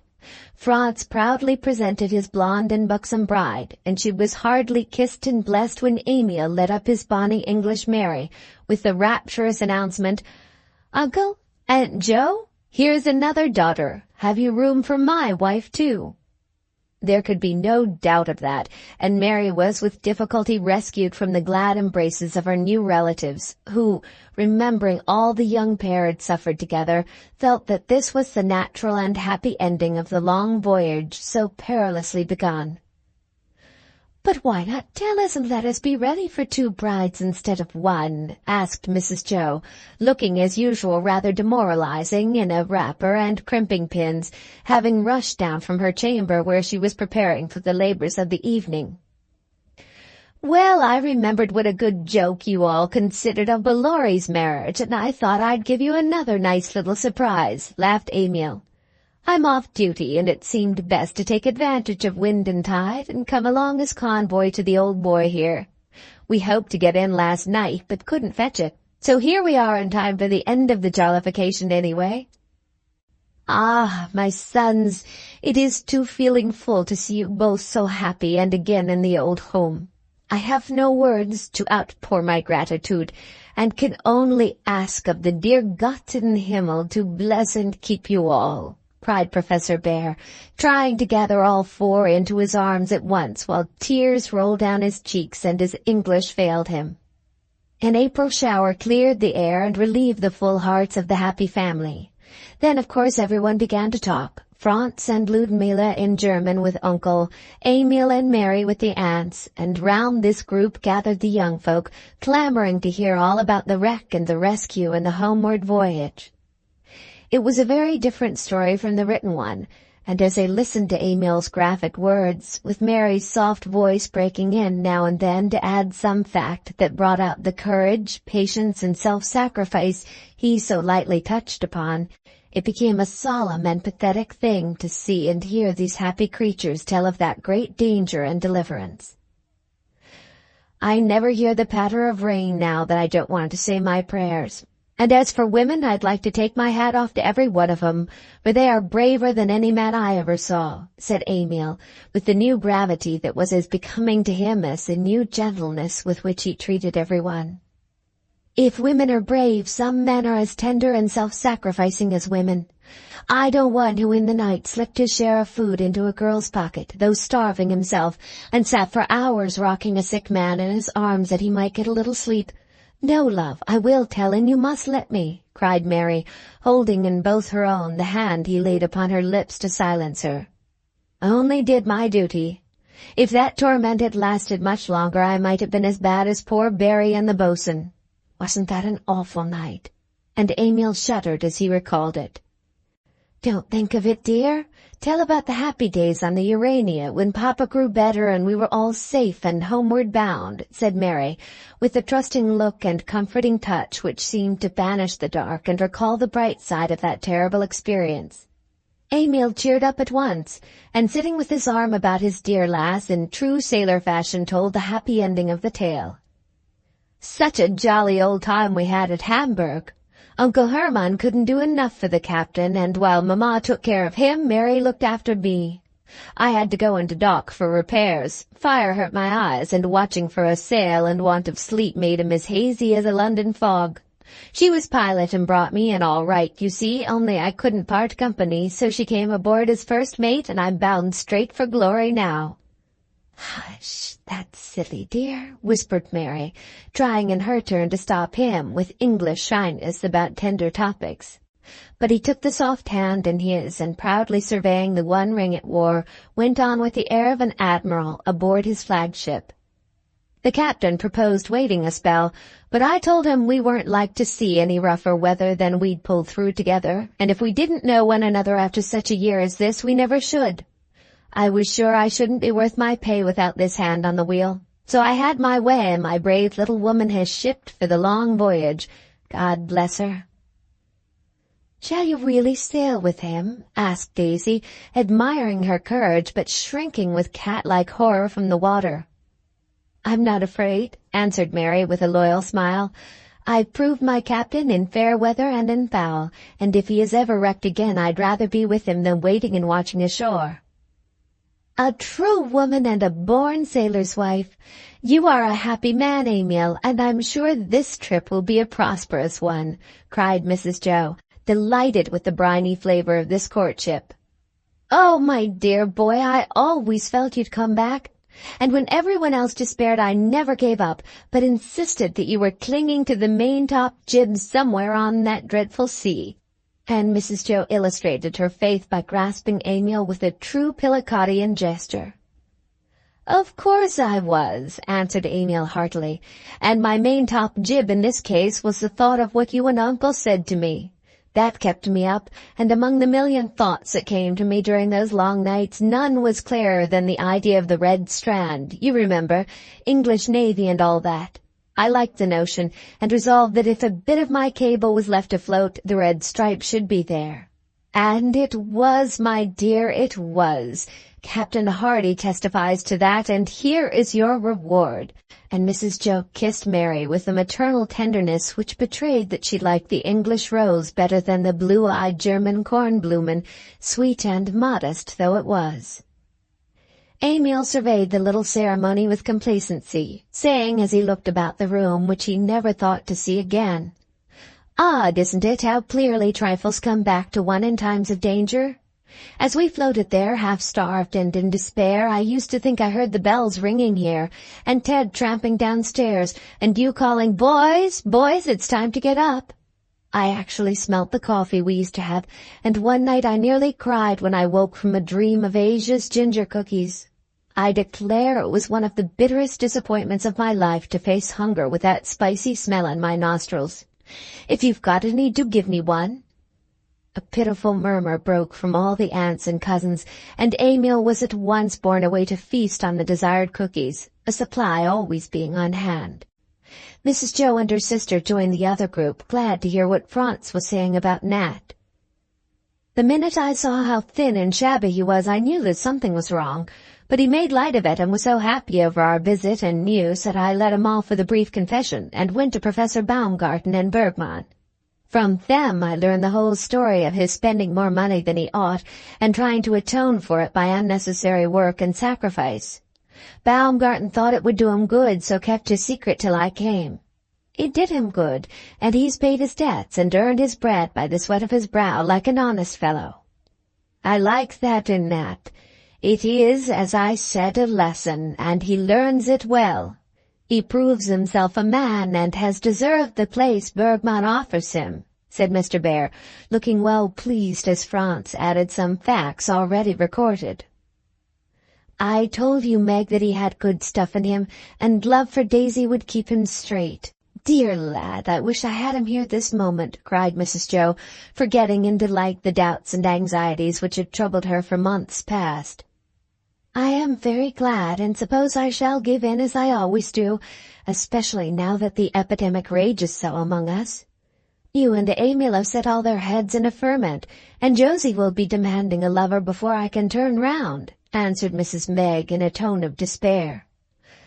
But her sister saw that she was touched by Nat's trials and hastened to add the triumphs, that the victory might be complete, for success is always charming. "This offer of Herr Bergmann is a good one, isn't it?" she asked, though Mr. Lorry had already satisfied her on that point when Nat's letter brought the news. "Very fine in every way. Nat will get capital drill in Bachmeister's orchestra, see London in a delightful way, and if his suits come home with them, well started among the violins. No great honor, but a sure thing and a step up. I congratulated him, and he was very jolly over it, saying, like the true lover he is, 'Tell Daisy, be sure and tell her all about it.' I'll leave that to you, Aunt Meg, and you can also break it gently to her that the old boy had a fine blonde beard. Very becoming, hides his weak mouth and gives a noble air to his big eyes and a Mendelssohnian brow, as a gushing girl called it. Ludmilla has a photo of it for you." This amused them, and they listened to many other interesting bits of news which kind Franz, even in his own happiness, had not forgotten to remember for his friend's sake. He talked so well and painted Nat's patient empathetic shift so vividly that Mrs. Meg was half won, though if she had learned of the Mina episode and the fiddling in beer gardens and streets, she might not have relented so soon. She stored up all she heard, however, and, woman-like, promised herself a delicious talk with Daisy, in which she would allow herself to melt by degrees and perhaps change the doubtful "we shall see" to a cordial "he has done well. Be happy, dear." In the midst of this agreeable chat, the sudden striking of a clock recalled Mrs. Jo from romance to reality, and she exclaimed with a clutch at her crimping pins, "My blessed people, you must eat and rest, and I must dress or receive in this disgraceful rig. Meg, will you take Ludmilla and Mary upstairs and see to them? Franz knows the way to the dining-room. Fritz, come with me and be made tidy, for what with heat and emotion we are both perfect wrecks." 19. White Roses. While the travelers refreshed and Mrs. President struggled into her best gown, Josie ran into the garden to gather flowers for the brides. The sudden arrival of these interesting beings had quite enchanted the romantic girl, and her head was full of heroic rescues, tender admiration, dramatic situations, and feminine wonder as to whether the lovely creatures would wear their veils or not. She was standing before a great bush of white roses, culling the most perfect for the bouquets which she meant to tie with the ribbon festooned over her arm and lay on the toilette tables of the new cousins as a delicate attention. A step startled her, and looking up she saw her brother coming down the path with folded arms, bent head, and the absent air of one absorbed in deep thought. "Sophie Blackles," said the sharp child, with a superior smile, as she sucked her thumb just pricked by a too eager pull at the thorny branches. "What are you at here, mischief?" asked Demi, with an Irving-esque start, as he felt rather than saw a disturbing influence in his daydream. "Getting flowers for our brides. Don't you wish you had one?" answered Josie, to whom the word mischief suggested her favorite amusement. "A bride or a flower?" asked Demi calmly, though he eyed the blooming bush as if it had a sudden and unusual interest for him. "Both. You get the one and I'll give you the other." "Wish I could," and Demi picked a little bud with a sigh that went to Josie's warm heart. "Why don't you then? It's lovely to see people so happy. Now's a good time to do it if you ever mean to. She will be going away forever soon." "Who?" And Demi pulled a half-opened bud with a sudden color in his own face, which sign of confusion delighted little Jo. "Don't be a hypocrite. You know I mean Alice. Now, Jack, I'm fond of you and want to help. It's so interesting, all these lovers and weddings and things, and we ought to have our share. So you take my advice and speak up like a man and make sure of Alice before she goes." Demi laughed at the seriousness of the small girl's advice, but he liked it and showed that it suited him by saying blandly, instead of snubbing her as usual, "You are very kind, child. Since you are so wise, could you give me a hint how I'd better speak up as you elegantly express it?" "Oh, well, there are various ways, you know. In plays the lovers go down on their knees, but that's awkward when they have long legs. Ted never does it well, though I drill him for hours. You could say, 'Be mine, be mine,' like the old man who threw cucumbers over the wall to Mrs. Nickleby if you want to be gay and easy, or you could write a poetical pot. You've tried it, I dare say. But seriously, Jo, I do love Alice, and I think she knows it. I want to tell her so, but I lose my head when I try and don't care to make a fool of myself. Thought you might suggest some pretty way. You read so much poetry and are so romantic." Demi tried to express himself clearly, but forgot his dignity and his usual reserve in the sweet perplexity of his love, and asked his little sister to teach him how to put the question which a single word can answer. The arrival of his happy cousins had scattered all his wise plans and brave resolutions to wait still longer. The Christmas play had given him courage to hope, and the oration today had filled him with tender pride. But the sight of those blooming brides and beaming grooms was too much for him, and he panted to secure his Alice without an hour's delay. Daisy was his confidant in all things but this. A brotherly feeling of sympathy had kept him from telling her his hopes because her own were forbidden. His mother was rather jealous of any girl he admired, but knowing that she liked Alice, he loved on and enjoyed his secret alone, meaning soon to tell her all about it. Now suddenly Josie and the rosebush seemed to suggest a speedy end to his tender perplexities, and he was moved to accept her aid as the netted lion did that of the mouse. "I think I'll write," he was slowly beginning, after a pause during which both were trying to strike out a new and brilliant idea. "I've got it. Perfectly lovely. Just shoot her, and you too, being a poet," cried Josie with a skip. "What is it? Don't be ridiculous, please," begged the bashful lover, eager but afraid of the sharp-tongued bit of womanhood. "I read in one of Miss Edgeworth's stories about a man who offers 3 roses to his lady. A bud, a half-blown, and a full-blown rose. I don't remember which she took, but it's a pretty way, and Alice knows about it because she was there when we read it. Here are all kinds. You've got the 2 buds. Pick the sweetest rose you can find, and I'll tie them up and put them in her room. She's coming to dress with Daisy, so I can do it nicely."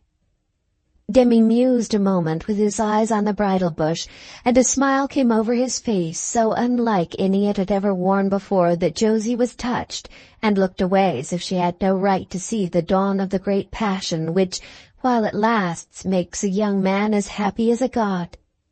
"Do it," was all he said, and gathered a full-blown rose to finish his floral love message.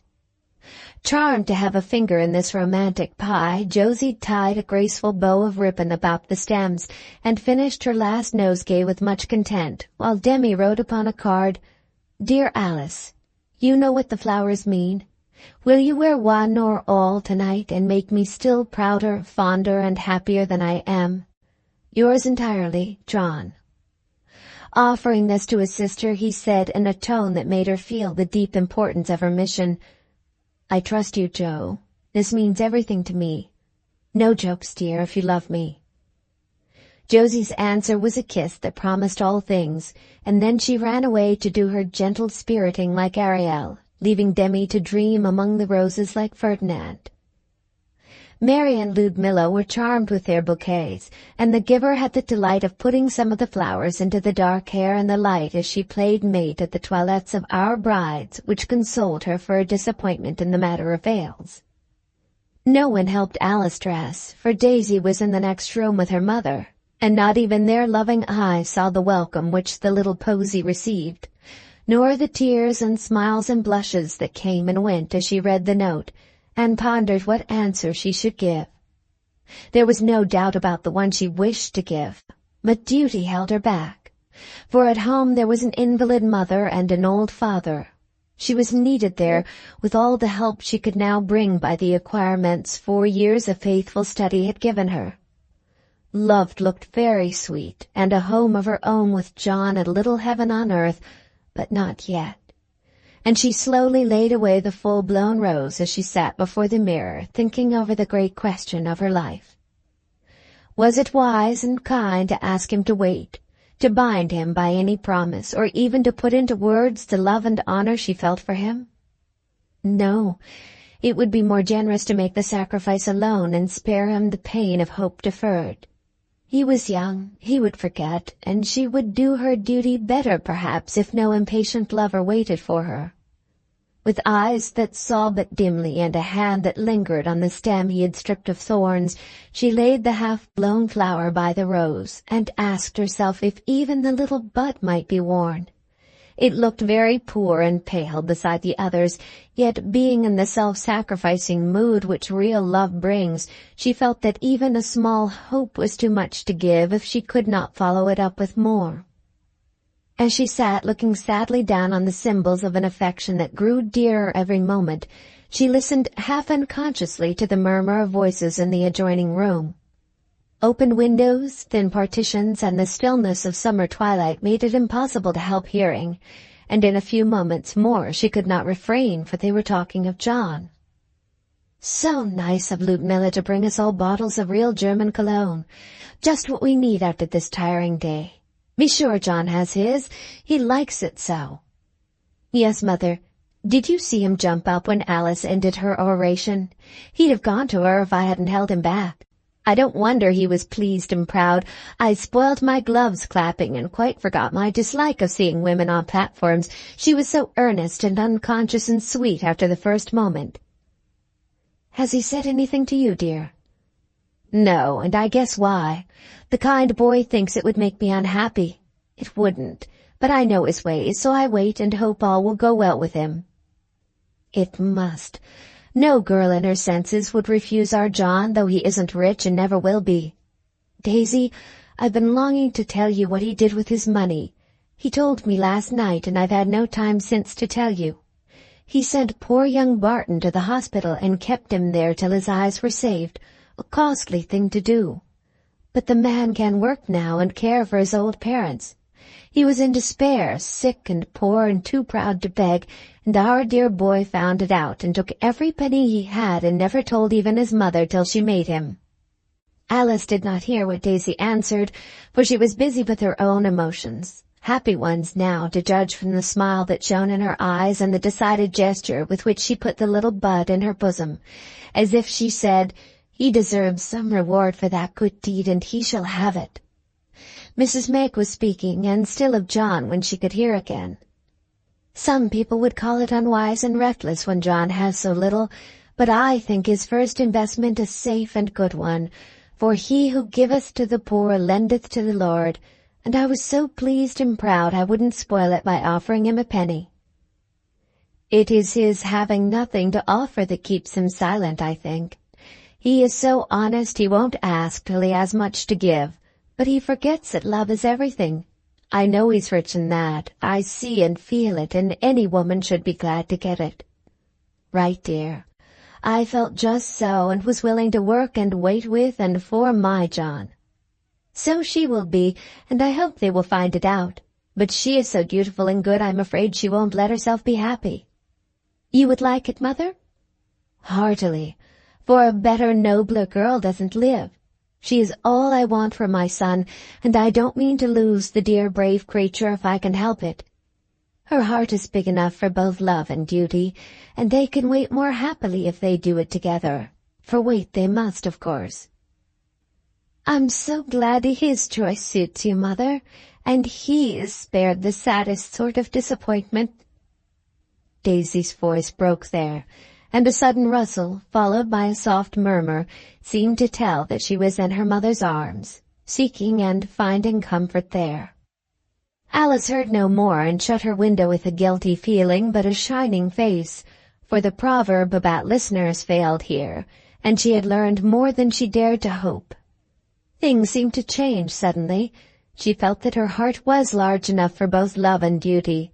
She knew now that she would be welcomed by mother and sister, and the memory of Daisy's less happy fate, Nat's weary probation, the long delay, and the possible separation forever, all came before her so vividly that prudence seemed cruelty, self-sacrifice sentimental folly, and anything but the whole truth disloyalty to her lover. As she thought thus, the half-blown rose went to join the bud, and then, after a pause, she slowly kissed the perfect rose and added it to the telltale group, saying to herself with a sort of sweet solemnity, as if the words were a vow, "I'll love and work and wait with and for my John." It was well for her that Demi was absent when she stole down to join the guests, who soon began to flow through the house in a steady stream. The new brightness which touched her usually thoughtful face was easily explained by the congratulations she received as orator, and the slight agitation observable when a fresh batch of gentlemen approached soon passed, as none of them noticed the flower she wore over a very happy heart. Demi, meantime, was escorting certain venerable personages about the college, and helping his grandfather entertain them with discussion of the Socratic method of instruction, Pythagoras, Pestalozzi, Frabel, and the rest, whom he devoutly wished at the bottom of the Red Sea. And no wonder, for his head and his heart were full of love and roses, hopes and fears. He piloted the potent, grave, and reverend seniors safely down to Plumfield at last, and landed them before his uncle and Aunt Bhaer, who were receiving in state, the one full of genuine delight in all men and things, the other suffering martyrdom with a smile as she stood shaking hand after hand, and affecting utter unconsciousness of the sad fact that ponderous Professor Pluck had camped upon the train of her state and festival velvet gown. With a long sigh of relief, Demi glanced about him for the beloved girl. Most persons would have looked some time before any particular angel could be discovered among the white-robed throng in parlors, hall, and study. But his eye went, like the needle to the pole, to the center, where a smooth dark head with its braided crown rose like a queen's, he thought, above the crowd which surrounded her. Yes, she has a flower at her throat. 1, 2... Oh, blessed sight! He saw it all across the room and gave a rapturous sigh which caused Miss Perry's frizzled crop to wave with a sudden gust. He did not see the rose, for it was hidden by a fold of lace, and it was well, perhaps, that bliss came by installments, or he might have electrified the assembled multitude by flying to his idol, there being no Daisy to clutch him by the coat-tail. A stout lady, thirsting for information, seized him at that thrilling moment, and he was forced to point out celebrities with a saintly patience which deserved a better reward than it received. For a certain absence of mind and incoherence of speech at times caused the ungrateful dowager to whisper to the first friend she met after the escape, "I saw no wine at any of the spreads, but it is plain that young Brooke has had too much. Quite gentlemanly, but evidently a trifle intoxicated, my dear." Ah, so he was, but with a diviner wine than any that ever sparkled at a Class Day lunch, though many collegians know the taste of it, and when the old lady was disposed of, he gladly turned to find the young one bent on having a single word. He saw her standing by the piano now, idly turning over music as she talked with several gentlemen. Hiding his impatience under an air of scholastic repose, Demi hovered near, ready to advance when the happy moment came, wondering meantime why elder persons persisted in absorbing young ones instead of sensibly sitting in corners with their contemporaries. The elder persons in question retired at length, but only to be replaced by 2 impetuous youths who begged Miss Heath to accompany them to Parnassus and join the dance. Demi thirsted for their blood, but was appeased by hearing George and Dolly say, as they lingered a moment after her refusal, "Really, you know, I'm quite converted to coeducation and almost wish I'd remained here. It gives a grace to study, a sort of relish even to Greek, to see charming girls at it," said Stuffy, who found the feast of learning so dry any sauce was welcome, and he felt as if he had discovered a new one. "Yes, by Jove! We fellows will have to look out or you'll carry off all the honors. You were superb today, and held us all like magic, though it was so hot there. I really think I couldn't have stood it for anyone else," added Dolly, laboring to be gallant and really offering a touching proof of devotion, for the heat melted his collar, took the curl out of his hair, and ruined his gloves. "There is room for all, and if you will leave us the books, we will cheerfully yield the baseball, boating, dancing, and flirting, which seem to be the branches you prefer," answered Alice sweetly. "Ah, now you are too hard upon us. We can't grind all the time, and you ladies don't seem to mind taking a turn at the 2 latter branches you mentioned," returned Dolly, with a glance at George which plainly said, "I had her there." "Some of us do in our first years. Later we give up childish things, you see. Don't let me keep you from Parnassus," and a smiling nod dismissed them, smarting under the bitter consciousness of youth. "You got it there, doll. Better not try to fence with these superior girls. Sure to be routed, horsefoot and dragoons," said Stuffy, lumbering away, somewhat cross with too many spreads. "So deuced sarcastic. Don't believe she's much older than we are.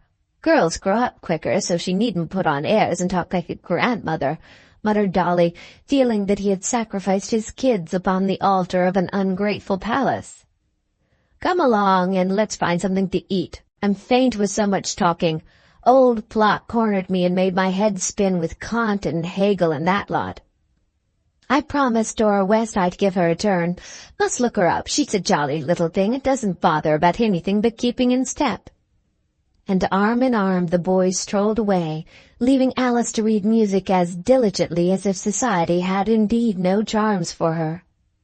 As she bent to turn a page, the eager young man behind the piano saw the rose and was struck speechless with delight. A moment he gazed, then hastened to seize the coveted place before a new detachment of boors arrived. "Alice, I can't believe it. Did you understand? How shall I ever thank you?" murmured Demi, bending as if he too read the song, not a note or word of which did he see, however. "Hush, not now. I understood. I don't deserve it. We are too young. We must wait, but I'm very proud and happy, John." What would have happened after that tender whisper, I tremble to think, if Tom Bangs had not come bustling up with a cheerful remark, "Music? Just the thing. People are thinning out, and we all want a little refreshment. My brain fairly reels with the ologies and the isms I've heard discussed tonight. Yes, give us this sweet thing. Scotch songs are always charming." Demi glowered, but the obtuse boy never saw it, and Alice, feeling that this would be a safety vent for sundry unruly emotions, sat down at once and sang the song which gave her answer better than she could have done. "Bide a wee. The puir old folk at home, ye mind, are frail and failing sair, and weel I ken they'd miss me, lad, gin I come hame nae mair. The grist is out, the times are hard, the kine are only 3. I canna leave the auld folk now, we'd better bide a wee. I fear me sair they're failing baith, for when I sit apart, they talk o' heaven so earnestly, it well nigh breaks my heart. So laddie, dinna urge me now, it surely winna be. I canna leave the old folk yet, we'd better bide a wee." The room was very still before the first verse ended, and Alice skipped the next, fearing she could not get through it, for John's eyes were on her, showing that he knew she sang for him, and let the plaintive little ballad tell what her reply must be. He took it as she meant it, and smiled at her so happily that her heart got the better of her voice, and she rose abruptly, saying something about the heat. "Yes, you are tired. Come out and rest, my dearest." And with a masterful air Demi took her into the starlight, leaving Tom to stare after them, winking as if a skyrocket had suddenly gone off under his nose. "Bless my soul, the deacon really meant business last summer and never told me. Won't Dora laugh?" And Tom departed in hot haste to impart and exult over his discovery. What was said in the garden was never exactly known, but the Brooke family sat up very late that night, and any curious eye at the window would have seen Demi receiving the homage of his womankind as he told his little romance.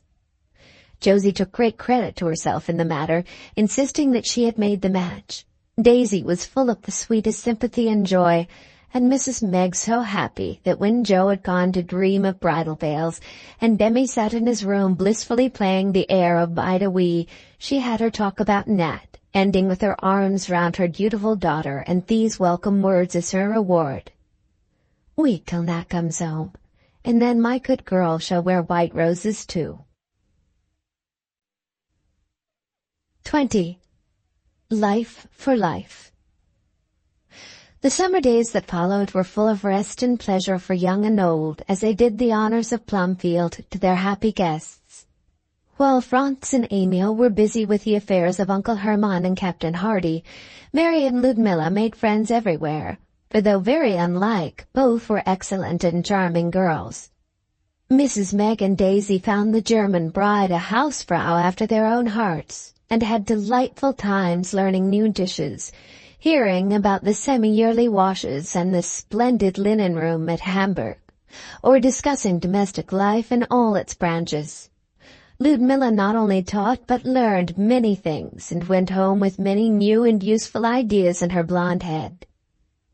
Mary had seen so much of the world that she was unusually lively for an English girl, while her various accomplishments made her a most agreeable companion. Much good sense gave her ballast, and the late experiences of danger and happiness added a sweet gravity at times which contrasted well with her natural gaiety. Mrs. Jo was quite satisfied with Emil's choice, and felt sure this true and tender pilot would bring him safe to port through fair or stormy weather. She had feared that Franz would settle down into a comfortable money-making burgher, and be content with that, but she soon saw that his love of music and his placid Ludmilla put much poetry into his busy life, and kept it from being too prosaic. So she felt at rest about these boys, and enjoyed their visit with real maternal satisfaction, parting with them in September most regretfully yet hopefully as they sailed away to the new life that lay before them. Demi's engagement was confided to the immediate family only, as both were pronounced too young to do anything but love and wait. They were so happy that time seemed to stand still for them, and after a blissful week they parted bravely, Alice to home duties with a hope that sustained and cheered her through many trials, and John to his business, full of a new ardor which made all things possible when such a reward was offered. Daisy rejoiced over them, and was never tired of hearing her brother's plans for the future. Her own hope soon made her what she used to be, a cheery, busy creature with a smile, kind word, and helping hand for all. And as she went singing about the house again, her mother felt that the right remedy for past sadness had been found. The dear pelican still had doubts and fears, but kept them wisely to herself, preparing sundry searching tests to be applied when Nat came home, and keeping a sharp eye on the letters from London. For some mysterious hint had flown across the sea, and Daisy's content seemed reflected in Nat's present cheerful state of mind. Having passed through the Werther period and tried a little Faust, of which experience he spoke to his Marguerite as if it had included an acquaintanceship with Mephistopheles, Blocksberg, and Auerbach's wine cellar, he now felt that he was a Wilhelm Meister serving his apprenticeship to the great masters of life. As she knew the truth of his small sins and honest repentance, Daisy only smiled at the mixture of love and philosophy he sent her, knowing that it was impossible for a young man to live in Germany without catching the German spirit. His heart is all right, and his head will soon grow clear when he gets out of the fog of tobacco, beer, and metaphysics he's been living in. England will wake up his common sense, and good salt air blow his little follies all away, said Mrs. Jo, much pleased with the good prospects of her violinist, whose return was delayed till spring, to his private regret but professional advancement. Josie had a month with Miss Cameron at the seaside, and threw herself so heartily into the lesson given her that her energy, promise, and patience laid the foundation of a friendship which was of infinite value to her in the busy, brilliant years to come. For little Jo's instincts were right, and the dramatic talent of the Marches was to blossom by and by into an actress virtuous and beloved. Tom and his Dora were peacefully ambling altarward, for Bang Sr. was so afraid his son would change his mind again and try a third profession that he gladly consented to an early marriage, as a sort of anchor to hold the mercurial Thomas fast. Aforesaid Thomas could not complain of cold shoulders now, for Dora was a most devoted and adoring little mate, and made life so pleasant to him that his gift for getting into scrape seemed lost, and he bade fair to become a thriving man with undeniable talent for the business he had chosen. "We shall be married in the autumn and live with my father for a while. The governor is getting on, you know, and my wife and I must look after him. Later we shall have an establishment of our own," was a favorite speech of his about this time, and usually received with smiles, for the idea of Tommy Bangs at the head of an establishment was irresistibly funny to all who knew him. Things were in this flourishing condition, and Mrs. Jo was beginning to think her trials were over for that year, when a new excitement came. Several postal cards had arrived at long intervals from Dan, who gave them "Care of M. Mason, etc." as his address. By this means he was able to gratify his longing for home news and to send brief messages to quiet their surprise at his delay in settling. The last one, which came in September, was dated Montana, and simply said, "Here at last, trying mining again, but not going to stay long. All sorts of luck. Gave up the farm idea. Tell plans soon. Well, busy and very happy. DK." If they had known what the heavy dash under happy meant, that postal would have been a very eloquent bit of pasteboard, for Dan was free and had gone straight away to the liberty he panted for. Meeting an old friend by accident, he obliged him at a pinch by acting as overseer for a time, finding the society even of rough miners very sweet and something in the muscular work wonderfully pleasant after being cooped up in the brush shop so long. He loved to take a pick and wrestle with rock and earth till he was weary, which was very soon, for that year of captivity had told upon his splendid physique. He longed to go home, but waited week after week to get the prison taint off him and the haggard look out of his face. Meanwhile, he made friends of masters and men, and as no one knew his story, he took his place again in the world gratefully and gladly, with little pride now and no plans but to do some good somewhere and efface the past. Mrs. Jo was having a grand clearing out of her desk one October day, while the rain poured outside and peace reigned in her mansion.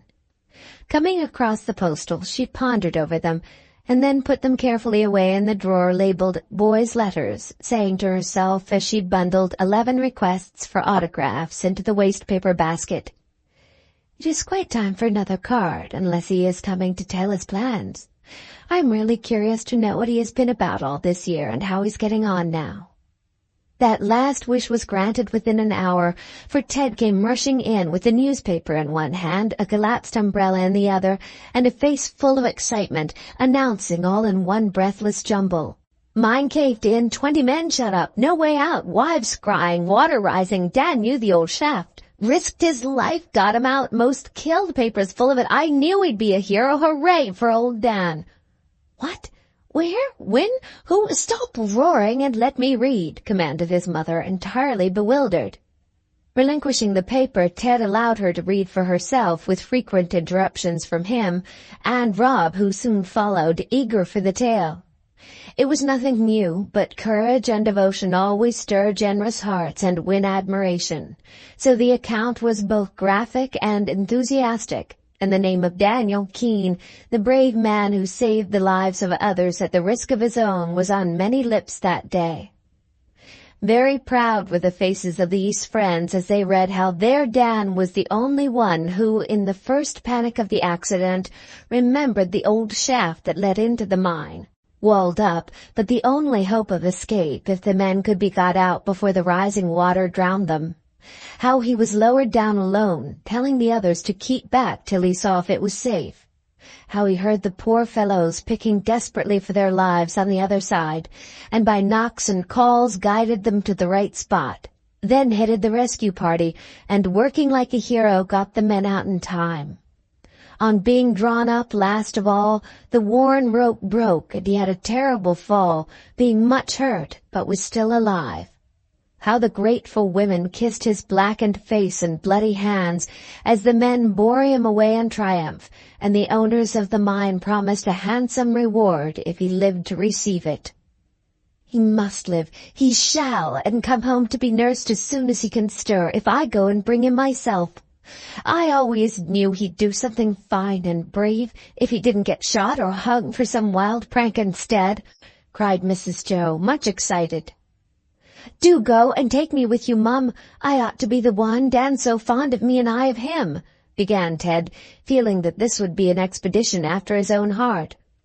Before his mother could reply, Mr. Lorry came in with almost as much noise and flurry as Teddy the Second, exclaiming as he waved the evening paper, "Seen the news, Joe? What do you think? Shall I go off at once and see after that brave boy?" "I wish you would, but the thing may not be all true. Rumor lies so. Perhaps a few hours will bring an entirely new version of the story. I've telephoned to Demi for all I can find out, and if it's true I'll go at once. Should like the trip. If he's able I'll bring him home. If not, I'll stay and see to him. He'll pull through.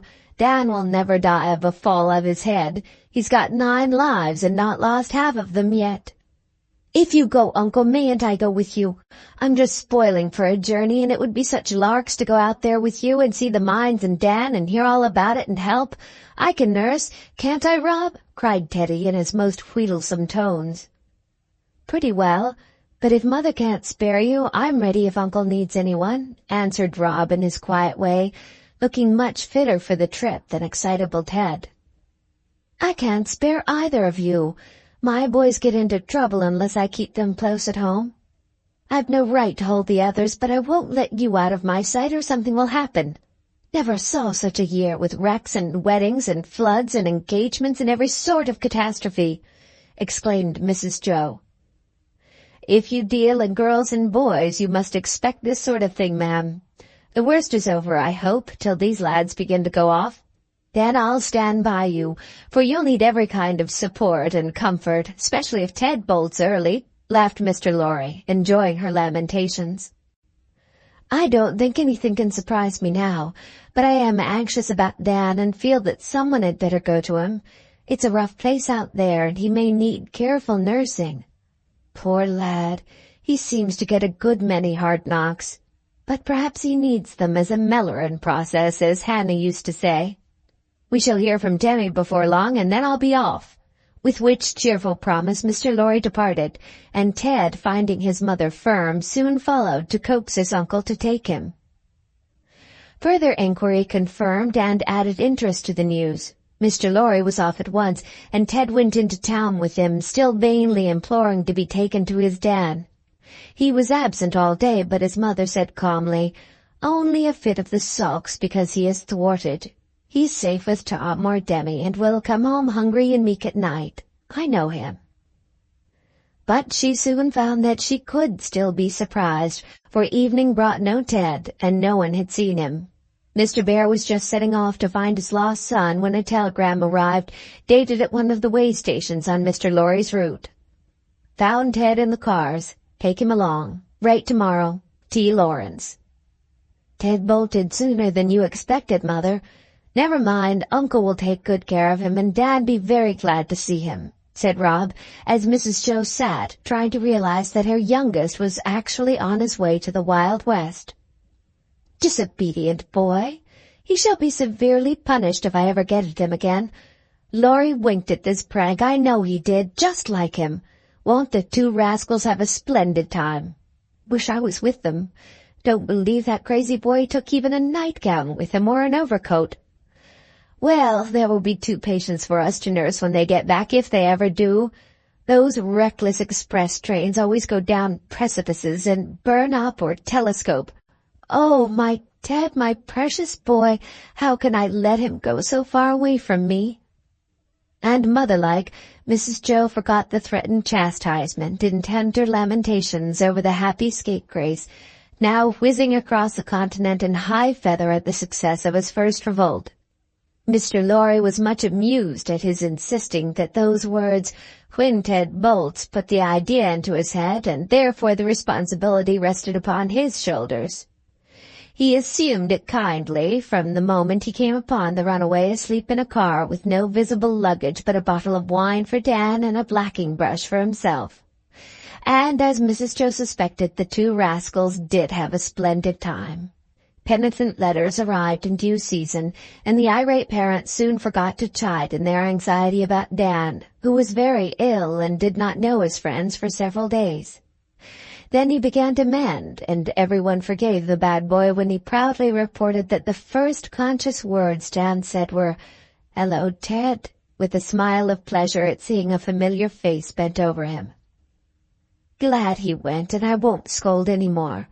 Now, what shall we put in the box for Dan?" And Mrs. Jo worked off her impatience to get hold of the invalid by sending comforts enough for a hospital. Cheering accounts soon began to come, and at length Dan was pronounced able to travel, but seemed in no haste to go home, though never tired of hearing his nurses talk of it. "Dan is strangely altered," wrote Laurie to Jo, "not by this illness alone, but by something which has evidently gone before. I don't know what, and leave you to ask, but from his ravings when delirious I fear he has been in some serious trouble the past year. He seems 10 years older, but improved, quieter, and so grateful to us. It is pathetic to see the hunger in his eyes as they rest on Ted, as if he couldn't see enough of him. He says Kansas was a failure, but can't talk much, so I bide my time. The people here love him very much, and he cares for that sort of thing now. Used to scorn any show of emotion, you know. Now he wants everyone to think well of him and can't do enough to win affection and respect. I may be all wrong. You will soon find out. Ted is in clover, and the trip has done him a world of good. Let me take him to Europe when we go. Apron strings don't agree with him any better than they did with me when I proposed to run away to Washington with you some century ago. Aren't you sorry you didn't? This private letter set Mrs. Jo's lively fancy in a ferment, and she imagined every known crime, affliction, and complication which could possibly have befallen Dan. He was too feeble to be worried with questions now, but she promised herself most interesting revelations when she got him safe at home, for the firebrand was her most interesting boy. She begged him to come and spent more time in composing a letter that should bring him than she did over the most thrilling episodes in her works. No one but Dan saw the letter, but it did bring him, and one November day Mr. Lorry helped a feeble man out of a carriage at the door of Plumfield, and Mother Bear received the wanderer like a recovered son, while Ted, in a disreputable-looking hat and an astonishing pair of boots, performed a sort of war dance round the interesting group. "Right upstairs and rest. I'm nurse now, and this ghost must eat before he talks to anyone," commanded Mrs. Jo, trying not to show how shocked she was at this shorn and shaven, gaunt and pallid shadow of the stalwart man she had parted with. He was quite content to obey, and lay on the long lounge in the room prepared for him, looking about as tranquilly as a sick child restored to its own nursery and mother's arms, while his new nurse fed and refreshed him, bravely controlling the questions that burned upon her tongue. Being weak and weary, he soon fell asleep, and then she stole away to enjoy the society of the rascals, whom she scolded and petted, pumped and praised to her heart's content. "Jo, I think Dan has committed some crime and suffered for it," said Mr. Lorry, when Ted had departed to show his boots and tell glowing tales of the dangers and delights of the miner's life to his mates. "Some terrible experience has come to the lad and broken his spirit.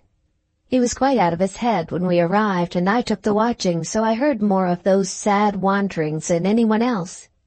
He talked of the warden, some trial, a dead man, and Blair and Mason, and would keep offering me his hand, asking me if I would take it and forgive him. Once when he was very wild I held his arms, and he quieted in a moment, imploring me not to put the handcuffs on. I declare it was quite awful sometimes to hear him in the night talk of old Plum and you, and to beg to be let out and go home to die. He isn't going to die, but live to repent of anything he may have done, so don't harrow me up with these dark hints, Teddy. I don't care if he's broken the 10 Commandments, I'll stand by him, and so will you, and we'll get him on his feet and make a good man of him yet. I know he's not spoiled, by the look on his poor face.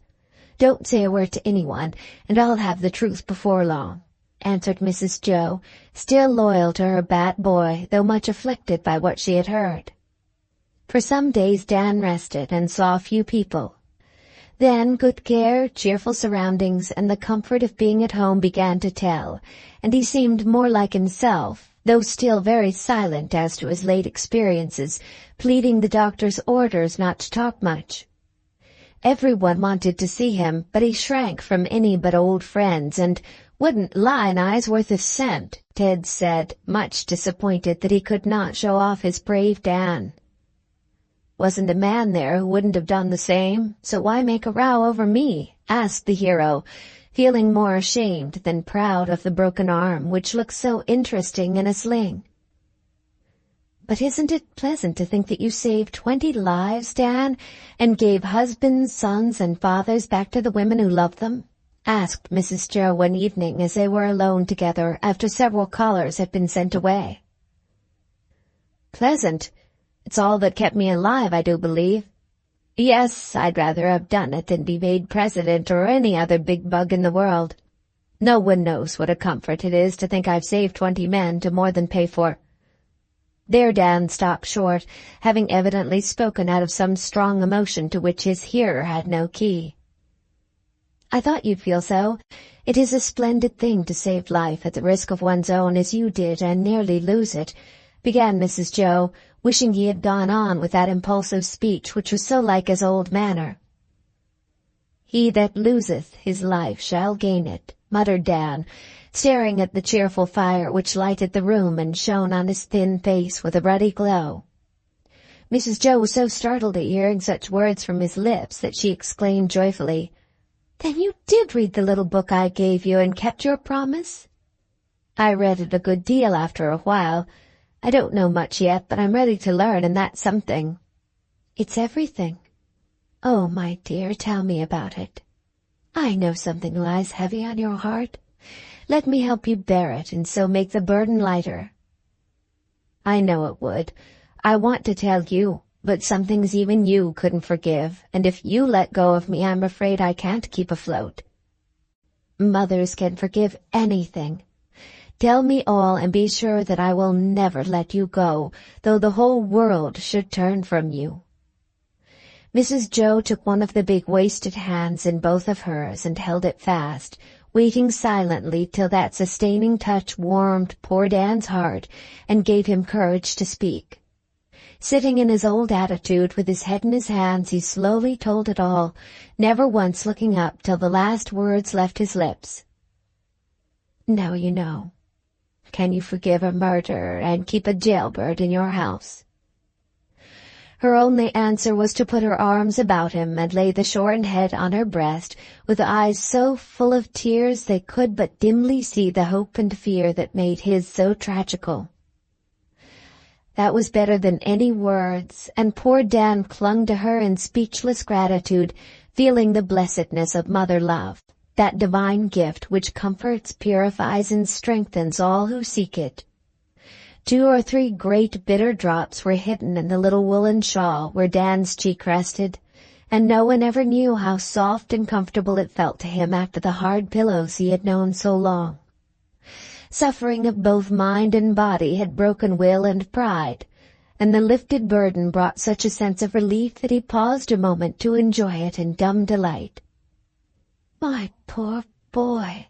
How you have suffered all this year when we thought you free as air!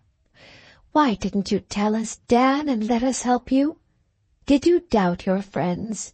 asked Mrs. Jo, forgetting all other emotions in sympathy, as she lifted up the hidden face and looked reproachfully into the great hollow eyes that met her own frankly now. "I was ashamed. I tried to bear it alone rather than shock and disappoint you, as I know I have, though you try not to show it. Don't mind, I must get used to it." And Dan's eyes dropped again, as if they could not bear to see the trouble and dismay his confession painted on his best friend's face. "I am shocked and disappointed by the sin, but I am also very glad and proud and grateful that my sinner has repented, atoned, and is ready to profit by the bitter lesson. No one but Fritz and Laurie need ever know the truth. We owe it to them, and they will feel as I do," answered Mrs. Jo, wisely thinking that entire frankness would be a better tonic than too much sympathy. "No, they won't. Men never forgive like women. But it's right. Please tell 'em for me and get it over. Mr. Lawrence knows, I guess. I blabbed when my wits were gone, but he was very kind all the same. I can bear their knowing. But oh, not Ted and the girls."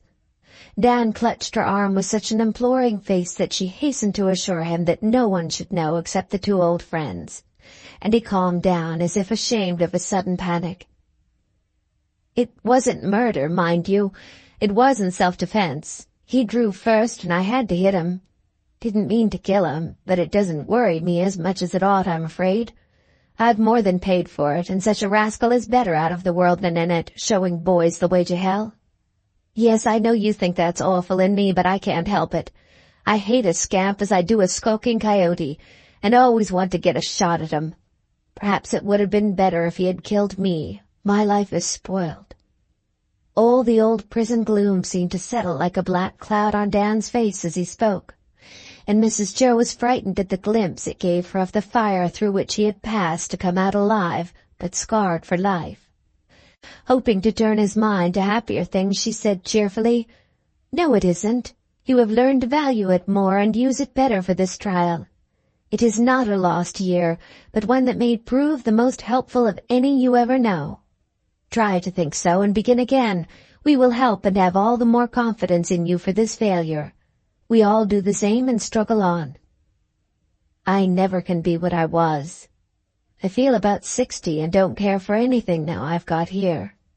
Let me stay till I'm on my feet, then I'll clear out and never trouble you any more, said Dan despondently. You are weak and low in your mind.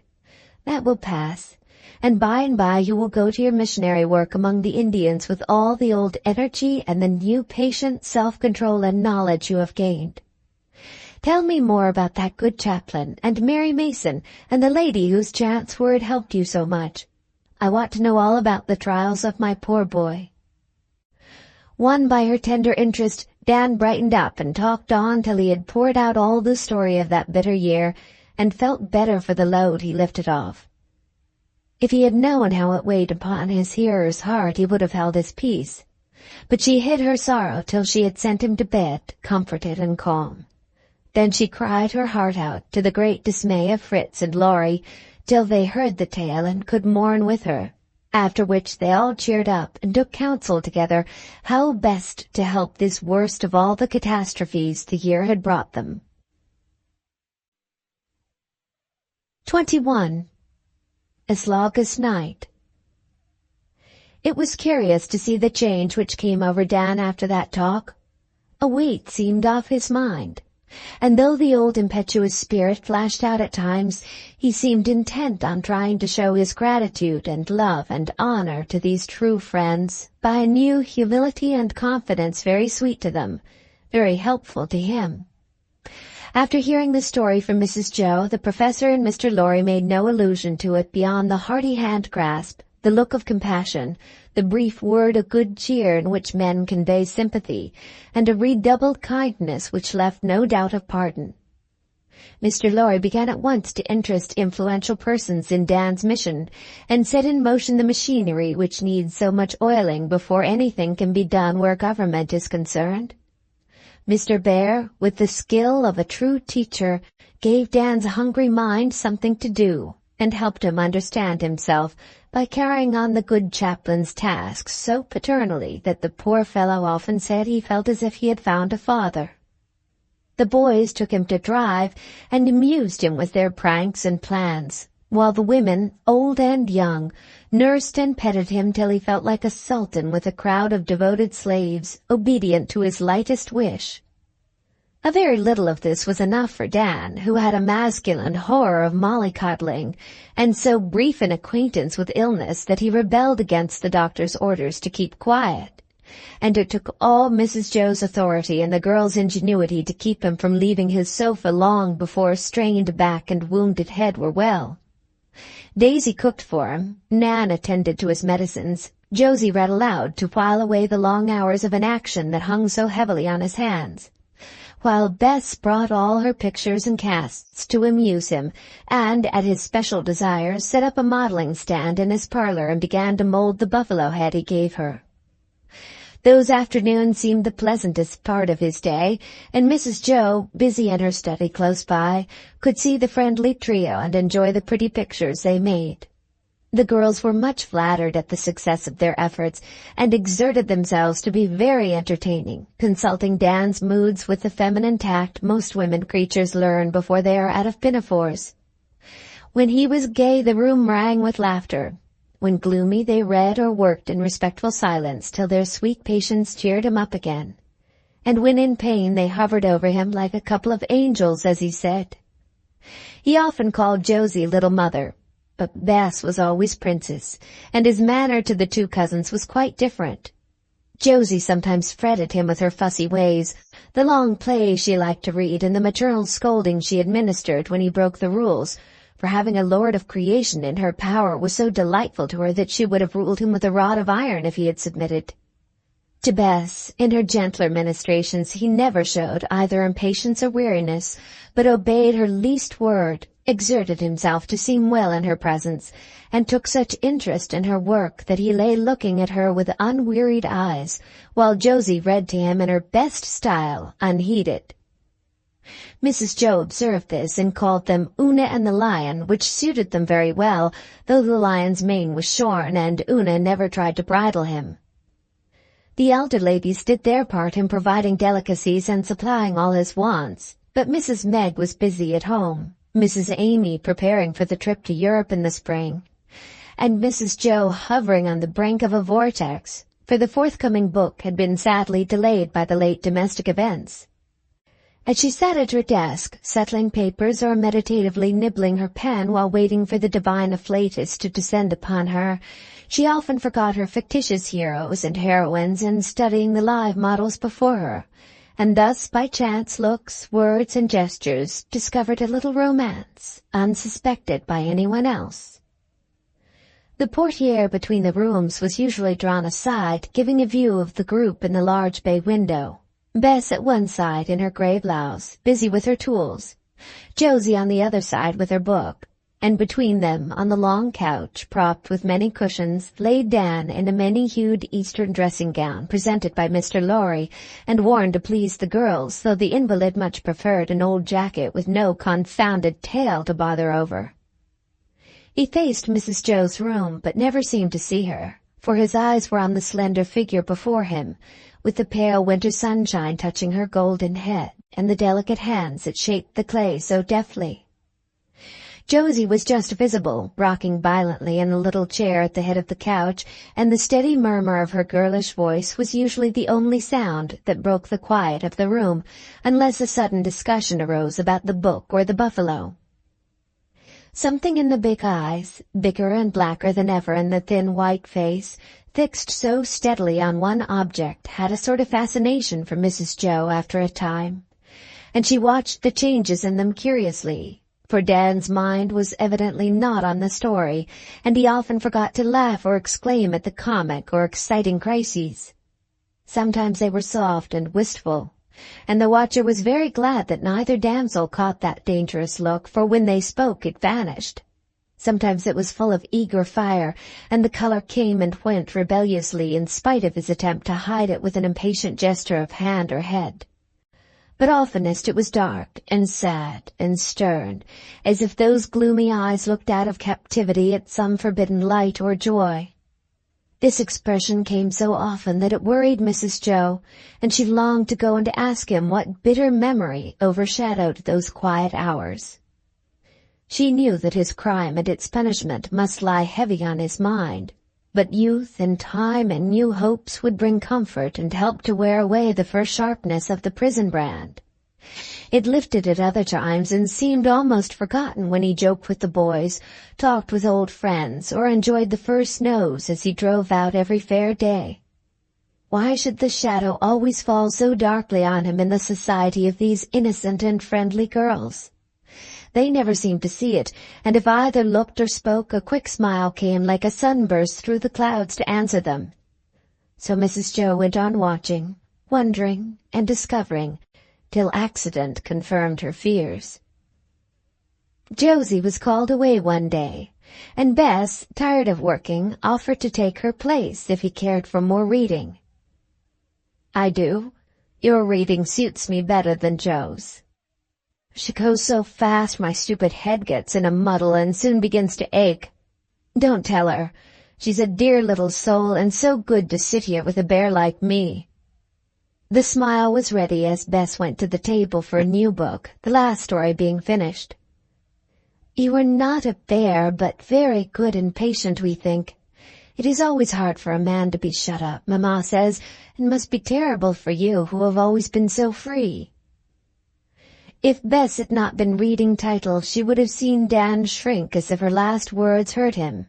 He made no answer, but other eyes saw and understood why he looked as if he would have liked to spring up and rush away for one of his long races up the hill, as he used to do when the longing for liberty grew uncontrollable. Moved by a sudden impulse, Mrs. Jo caught up her work-basket and went to join her neighbors, feeling that a non-conductor might be needed, for Dan looked like a thundercloud full of electricity. "What shall we read, Auntie? Dan doesn't seem to care. You know his taste.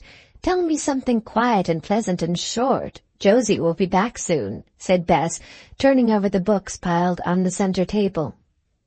Before Mrs. Jo could answer, Dan pulled a shabby little volume from under his pillow and handing it to her said, "Please read the third one. It's short and pretty. I'm fond of it."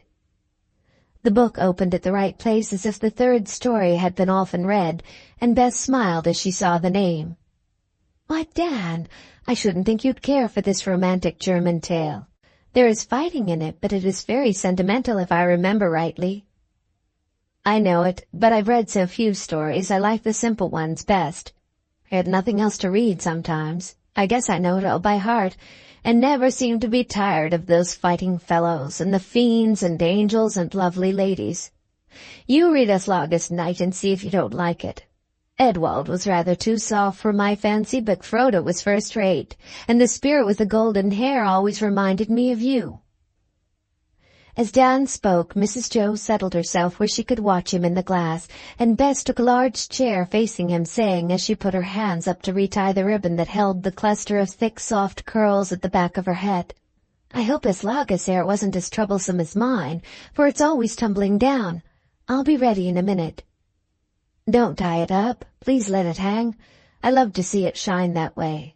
It will rest your head and be just right for the story, Goldilocks," pleaded Dan, using the childish name and looking more like his boyish self than he had done for many a day. Bess laughed, shook down her pretty hair, and began to read, glad to hide her face a little, for compliments made her shy no matter who paid them. Dan listened intently on, and Mrs. Jo, with eyes that went often from her needle to the glass, could see without turning how he enjoyed every word as if it had more meaning for him than for the other listeners. His face brightened wonderfully, and soon wore the look that came when anything brave or beautiful inspired and touched his better self.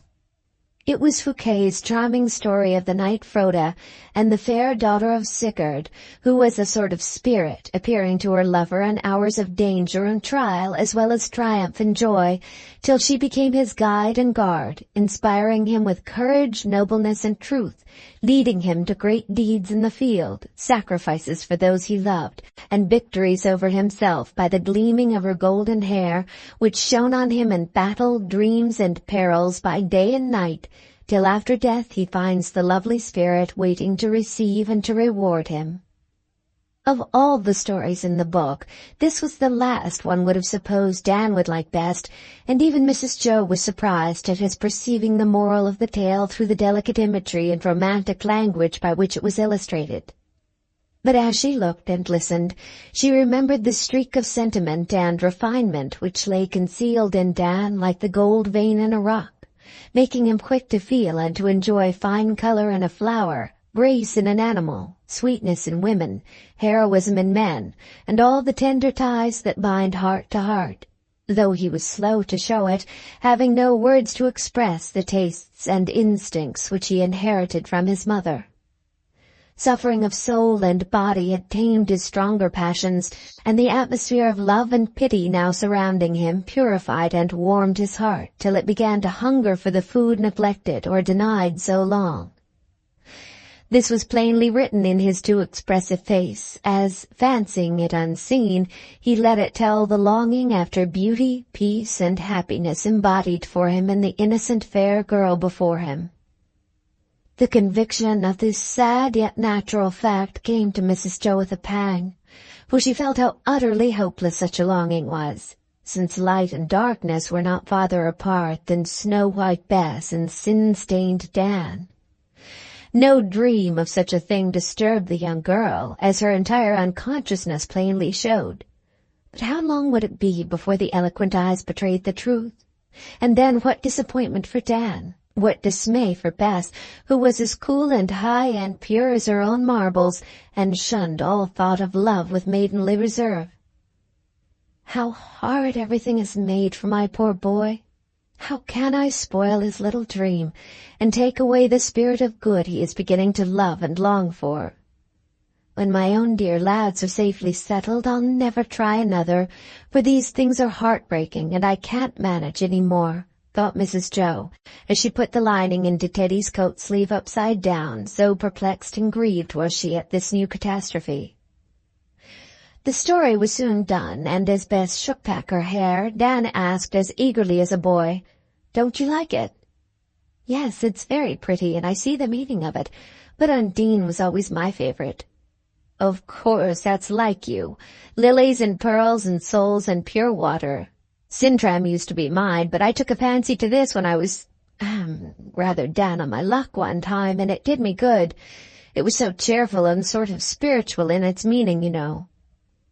Bess opened her eyes in wonder at this fancy of Dan's for anything spiritual, but she only nodded, saying, "Some of the little songs are sweet and might be set to music." Dan laughed. "I used to sing the last one to a tune of my own sometimes at sunset.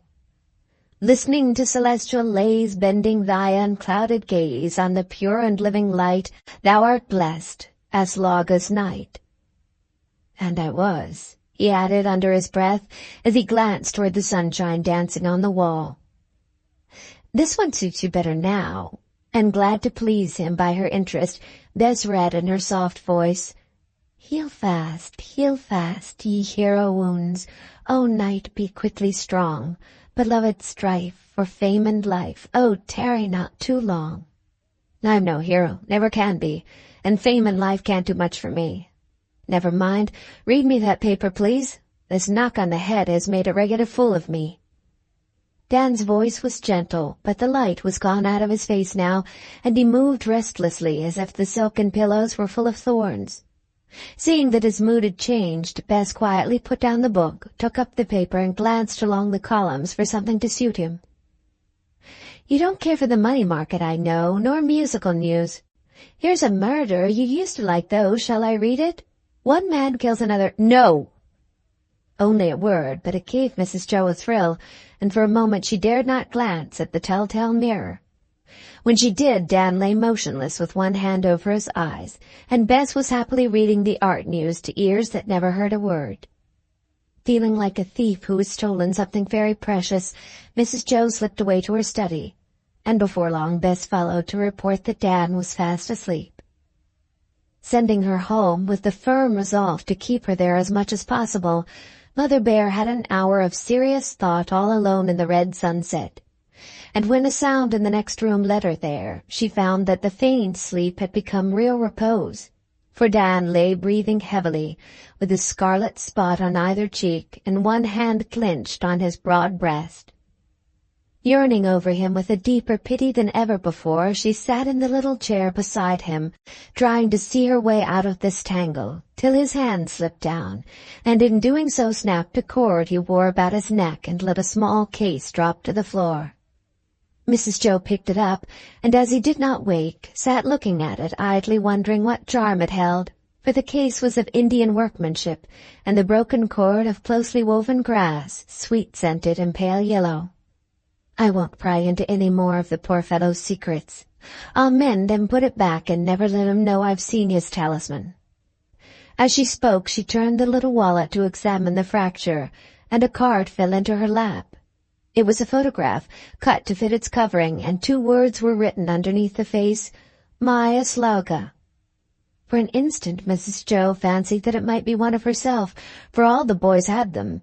But as the thin paper fell away, she saw the picture Demi took of Bess that happy summer day. There was no doubt now, and with a sigh she put it back, and was about to slip it into Dan's bosom, so that not even a stitch should betray her knowledge, when, as she leaned towards him, she saw that he was looking straight at her, with an expression that surprised her more than any of the strange ones she had ever seen in that changeful face before. "Your hand slipped down. It fell. I was putting it back," explained Mrs. Jo, feeling like a naughty child caught in mischief. "You saw the picture?"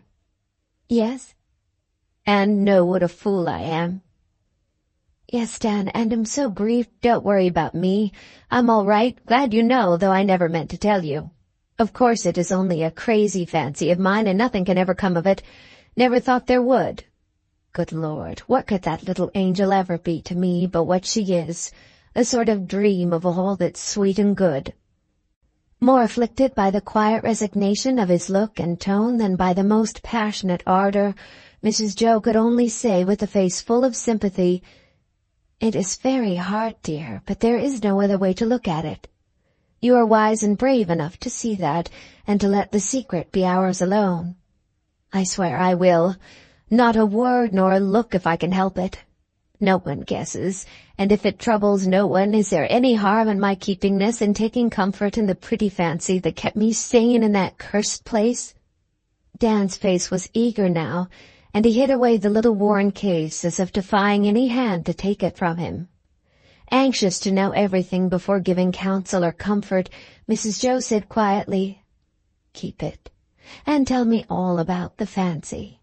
Since I have stumbled on your secret, let me know how it came and how I can help to make it lighter to bear." "You'll laugh, but I don't mind. You always did find out our secrets and give us a lift. Well, I never cared much for books, you know, but down yonder when the devil tormented me I had to do something or go stark mad. So I read both the books you gave me. One was beyond me till that good old man showed me how to read it. But the other one, this one, was a comfort, I tell you. It amused me and was as pretty as poetry. I liked 'em all, and most wore out Sintram. See how used up he is? Then I came to this, and it sort of fitted that other happy part of my life, last summer. Here." Dan stopped a moment as the words lingered on his lips. Then, with a long breath, went on, as if it was hard to lay bare the foolish little romance he had woven about a girl, a picture, and a child's story there in the darkness of the place which was as terrible to him as Dante's Inferno, till he found his Beatrice. "I couldn't sleep, and had to think about something. So I used to fancy I was Folko, and see the shining of Aslauga's hair and the sunset on the wall, the glim of the watchman's lamp, and the light that came in at dawn. My cell was high. I could see a bit of sky. Sometimes there was a star in it, and that was most as good as a face. I set great store by that patch of blue, and when a white cloud went by, I thought it was the prettiest thing in all this world. I guess I was pretty near a fool, but those thoughts and things help me through, so they are all solemn true to me, and I can't let them go. The dear shiny head, the white gown, the eyes like stars, and sweet, calm ways that set her as high above me as the moon in heaven. Don't take it away. It's only a fancy, but a man must love something, and I'd better love a spirit like her than any of the poor common girls who would care for me." The quiet despair in Dan's voice pierced Mrs. Jo to the heart, but there was no hope, and she gave none. Yet she felt he was right, and that his hapless affection might do more to uplift and purify him than any other he might know. Few women would care to marry Dan now, except such as would hinder, not help him in the struggle which life would always be to him. And it was better to go solitary to his grave than become what she suspected his father had been, a handsome, unprincipled, and dangerous man with more than one broken heart to answer for. "Yes, Dan, it is wise to keep this innocent fancy if it helps and comforts you, till something more real and possible comes to make you happier. I wish I could give you any hope, but we both know that the dear child is the apple of her father's eye, the pride of her mother's heart, and that the most perfect lover they can find will hardly seem to them worthy of their precious daughter. Let her remain for you the high, bright star that leads you up and makes you believe in heaven." Mrs. Jo broke down there. It seemed so cruel to destroy the faint hope Dan's eyes betrayed that she could not moralize when she thought of his hard life and lonely future. Perhaps it was the wisest thing she could have done, for in her hearty sympathy he found comfort for his own loss, and very soon was able to speak again in the manly tone of resignation to the inevitable that showed how honest was his effort to give up everything but the pale shadow of what, for another, might have been a happy possibility. They talked long and earnestly in the twilight, and this second secret bound them closer than the first, for in it there was neither sin nor shame, only the tender pain and patience which has made saints and heroes of far worse men than our poor Dan. When at length they rose at the summons of a bell, all the sunset glory had departed, and in the wintry sky there hung one star, large, soft, and clear, above a snowy world. Pausing at the window before she dropped the curtains, Mrs. Jo said cheerfully, "Come and see how beautiful the evening star is, since you love it so." and as he stood behind her, tall and pale, like the ghost of his former self, she added softly, "And remember, dear, if the sweet girl is denied you, the old friend is always here to love and trust and pray for you." This time she was not disappointed, and had she asked any reward for many anxieties and cares, she received it when Dan's strong arm came round her as he said, in a voice which showed her that she had not labored in vain to pluck her firebrand from the burning, "I can never forget that, for she's helped to save my soul and make me dare to look up there and say, 'God bless her.'" 22. The last chapter. Positively last appearance. "Upon my word, I feel as if I lived in a powder magazine and don't know which barrel will explode next and send me flying," said Mrs. Jo to herself next day, as she trudged up to Parnassus to suggest to her sister that perhaps the most charming of the young nurses had better return to her marble gods before she unconsciously added another wound to those already won by the human hero. She told no secrets, but a hint was sufficient, for Mrs. Amy guarded her daughter as a pearl of great price, and at once devised a very simple means of escape from danger. Mr. Lorry was going to Washington on Dan's behalf and was delighted to take his family with him when the idea was carelessly suggested. So the conspiracy succeeded finally, and Mrs. Jo went home feeling more like a traitor than ever. She expected an explosion, but Dan took the news so quietly it was plain that he cherished no hope, and Mrs. Amy was sure her romantic sister had been mistaken. If she had seen Dan's face when Bess went to say goodbye, her maternal eye would have discovered far more than the unconscious girl did. Mrs. Jo trembled lest he should betray himself, but he had learned self-control in a stern school, and would have got through the hard moment bravely, only when he took both hands, saying heartily, "Goodbye, Princess. If we don't meet again, remember your old friend Dan sometimes." She, touched by his late danger and the wistful look he wore, answered with unusual warmth, "How can I help it when you make us all so proud of you? God bless your mission and bring you safely home to us again." As she looked up at him with a face full of frank affection and sweet regret, all that he was losing rose so vividly before him that Dan could not resist the impulse to take the dear Goldie head between his hands and kiss it with a broken goodbye, then hurried back to his room, feeling as if it were the prison cell again, with no glimpse of heaven's blue to comfort him. This abrupt caress and departure rather startled Bess, for she felt with a girl's quick instinct that there was something in that kiss unknown before, and looked after him with sudden color in her cheeks and new trouble in her eyes. Mrs. Jo saw it, and, fearing a very natural question, answered it before it was put. "Forgive him, Bess. He has had a great trouble, and it makes him tender at parting with old friends, for you know he may never come back from the wild world he is going to." "You mean the fall and danger of death?" asked Bess innocently. "No, dear, a greater trouble than that. But I cannot tell you any more, except that he has come through it bravely, so you may trust and respect him as I do." "He has lost someone he loved. Poor Dan, we must be very kind to him."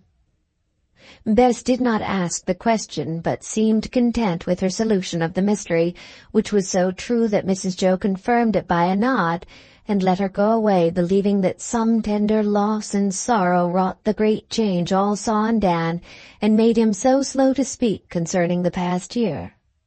But Ted was less easily satisfied, and this unusual reticence goaded him to desperation. His mother had warned him not to trouble Dan with questions till he was quite well, but this prospect of approaching departure made him resolve to have a full, clear, and satisfactory account of the adventures which he felt sure must have been thrilling from stray words Dan let fall in his fever. So one day when the coast was clear, Master Ted volunteered to amuse the invalid, and did so in the following manner. "Look here, old boy, if you don't want me to read, you've got to talk and tell me all about Kansas and the farms in that part. The Montana business I know, but you seem to forget what went before.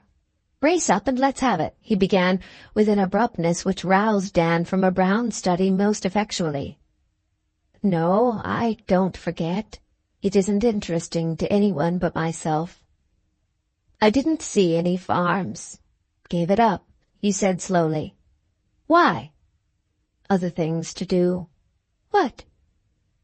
Well, brush making for one thing. Don't chaff a fellow, tell true. I truly did. What for? To keep out of mischief as much as anything. Well, of all the queer things, and you've done a lot, that's the queerest, cried Ted, taken aback at this disappointing discovery. But he didn't mean to give up yet, and began again. What mischief, Dan? Never you mind. Boys shouldn't bother. But I do want to know awfully, because I'm your pal and care for you no end. Always did. Come now, tell me a good yarn. I love scrapes. I'll be mum as an oyster if you don't want it known. Will you? And Dan looked at him, wondering how the boyish face would change if the truth were suddenly told him. I'll swear it on locked fists, if you like. I know it was jolly, and I'm aching to hear. You are as curious as a girl. More than some. Josie and Bess never asked a question. They don't care about rows and things. They like the mind business, heroes and that sort. So do I, and I'm as proud as Punch over it. But I see by your eyes that there was something else before that, and I'm bound to find out who Blair and Mason are, and who was hit, and who ran away, and all the rest of it. What? Cried Dan, in a tone that made Ted jump. Well, you used to mutter about him in your sleep, and Uncle Laurie wondered. So did I, but don't mind if you can't remember, or would rather not. What else did I say? Queer what stuff a man will talk when his wits are gone. That's all I heard, but it seemed interesting, and I just mentioned it, thinking it might refresh your memory a bit, said Teddy very politely, for Dan's frown was heavy at that moment. It cleared off at this reply, and after a look at the boy squirming with suppressed impatience in his chair, Dan made up his mind to amuse him with a game of cross-purposes and half-truths, hoping to quench his curiosity and so get peace. Let me see. Blair was a lad I met in the cars, and Mason a poor fellow who was in a sort of hospital where I happened to be. Blair ran off to his brother's, and I suppose I might say Mason was hit because he died there. Does that suit you? No, it doesn't. Why did Blair run, and who hit the other fellow? I'm sure there was a fight somewhere, wasn't there? Yes. I guess I know what it was about. The devil you do! Let's hear you guess. Must be amusing, said Dan, affecting an ease he did not feel. Charmed to be allowed to free his mind, Ted at once unfolded the boyish solution of the mystery which he had been cherishing, for he felt that there was one somewhere. You needn't say yes if I guess right, and you are under oath to keep silent. I shall know by your face and never tell. Now see if I'm not right. Out there they have wild doings, and it's my belief you were in some of 'em.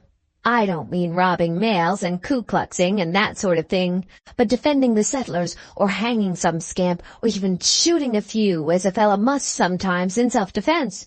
Aha! I've hit it, I see. Needn't speak. I know the flash of your old eye and the clench of your big fist. And Ted pranced with satisfaction.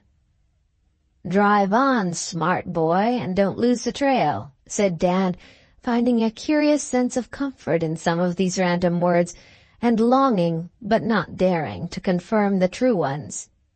He might have confessed the crime, but not the punishment that followed. The sense of its disgrace was still so strong upon him. I knew I should get it. Can't deceive me long, began Ted, with such an air of pride Dan could not help a short laugh. It's a relief, isn't it, to have it off your mind? Now just confide in me, and it's all safe, unless you've sworn not to tell. I have. Oh, well, then don't. And Ted's face fell, but he was himself again in a moment, and said, with the air of a man of the world, It's all right, I understand. Honor binds, silence to death, etc. Glad you stood by your mate in the hospital. How many did you kill? Only one.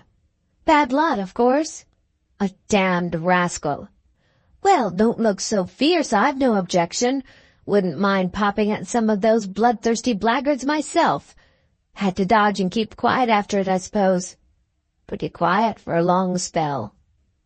Got off all right in the end and headed for your mines and did that jolly brave thing. Now I call that decidedly interesting and capital.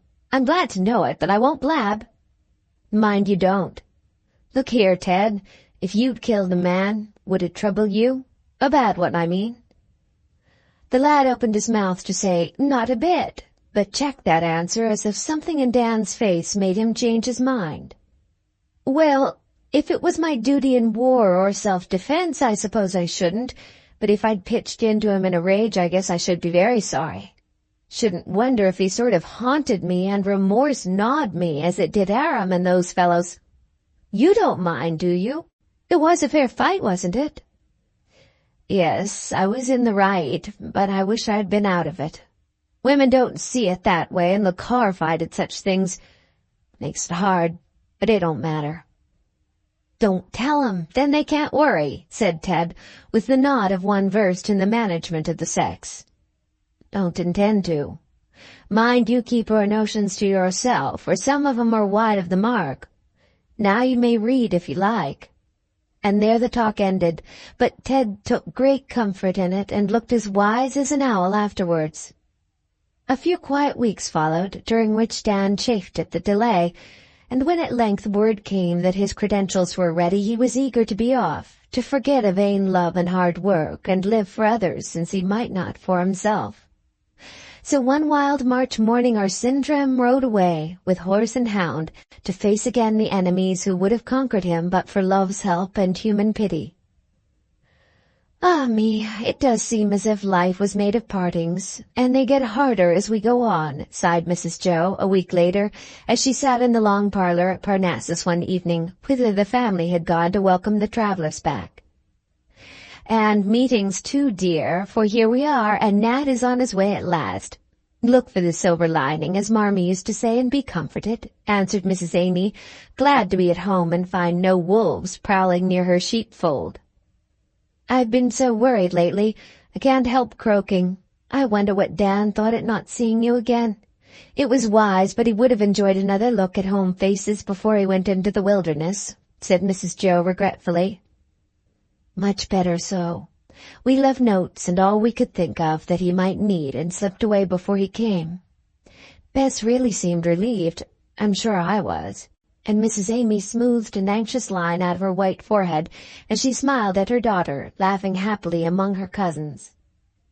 Mrs. Jo shook her head as if the silver lining of that cloud was hard to find, but she had no time to croak again, for just then Mr. Lorry came in looking well pleased at something. A new picture has arrived. Face towards the music room, good people, and tell me how you like it. I call it Only a Fiddler, after Andersen's story. What name will you give it? As he spoke, he threw open the wide doors, and just beyond they saw a young man standing with a beaming face and a violin in his hand. There was no doubt about the name to this picture, and with the cry, "Nat! Nat!" there was a general uprising. But Daisy reached him first, and seemed to have lost her usual composure somewhere on the way, for she clung to him, sobbing with the shock of a surprise and joy too great for her to bear quietly.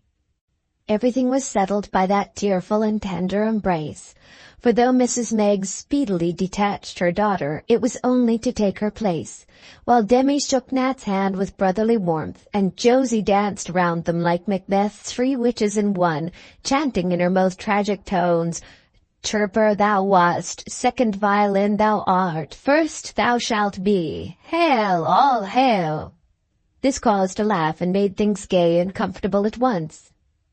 Then the usual fire of questions and answers began, to be kept up briskly while the boys admired Nat's blonde hair and foreign clothes, the girls his improved appearance, for he was ruddy with good English beef and beer, and fresh with the sea breezes which had blown him swiftly home, and the older folk rejoiced over his prospects.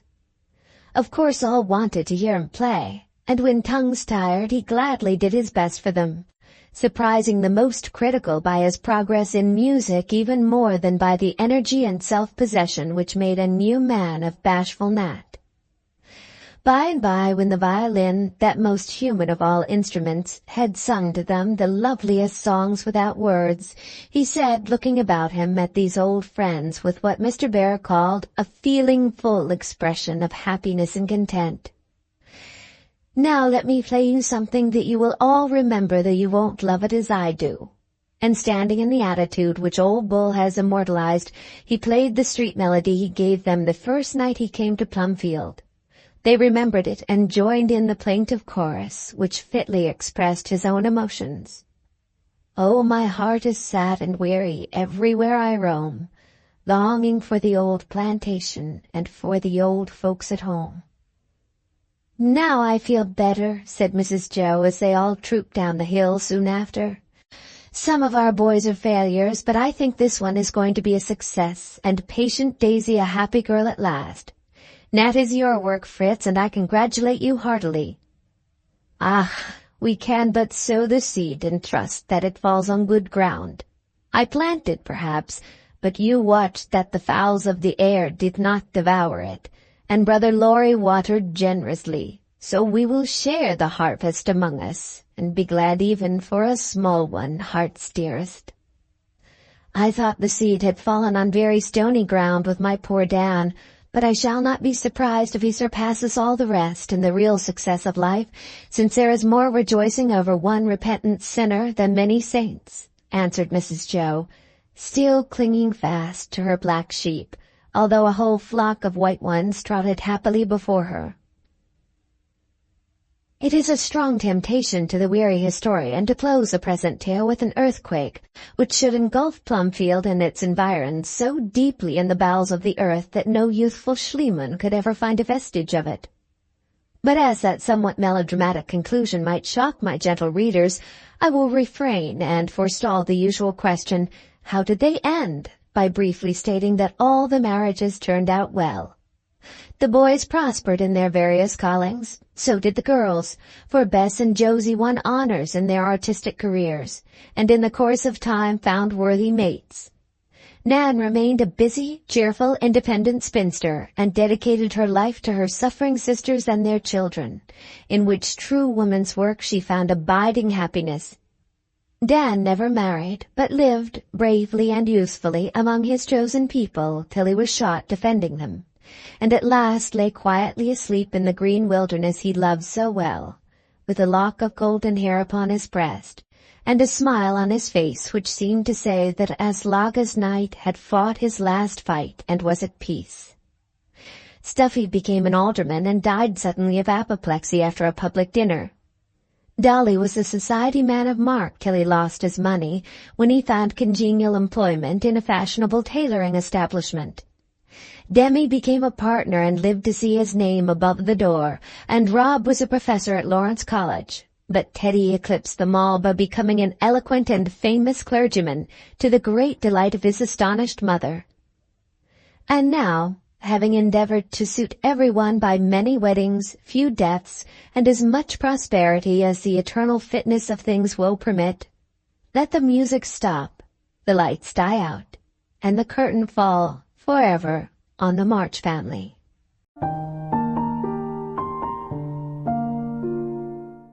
The end. Thank you very much for watching. Please don't forget to subscribe our channel for more stories.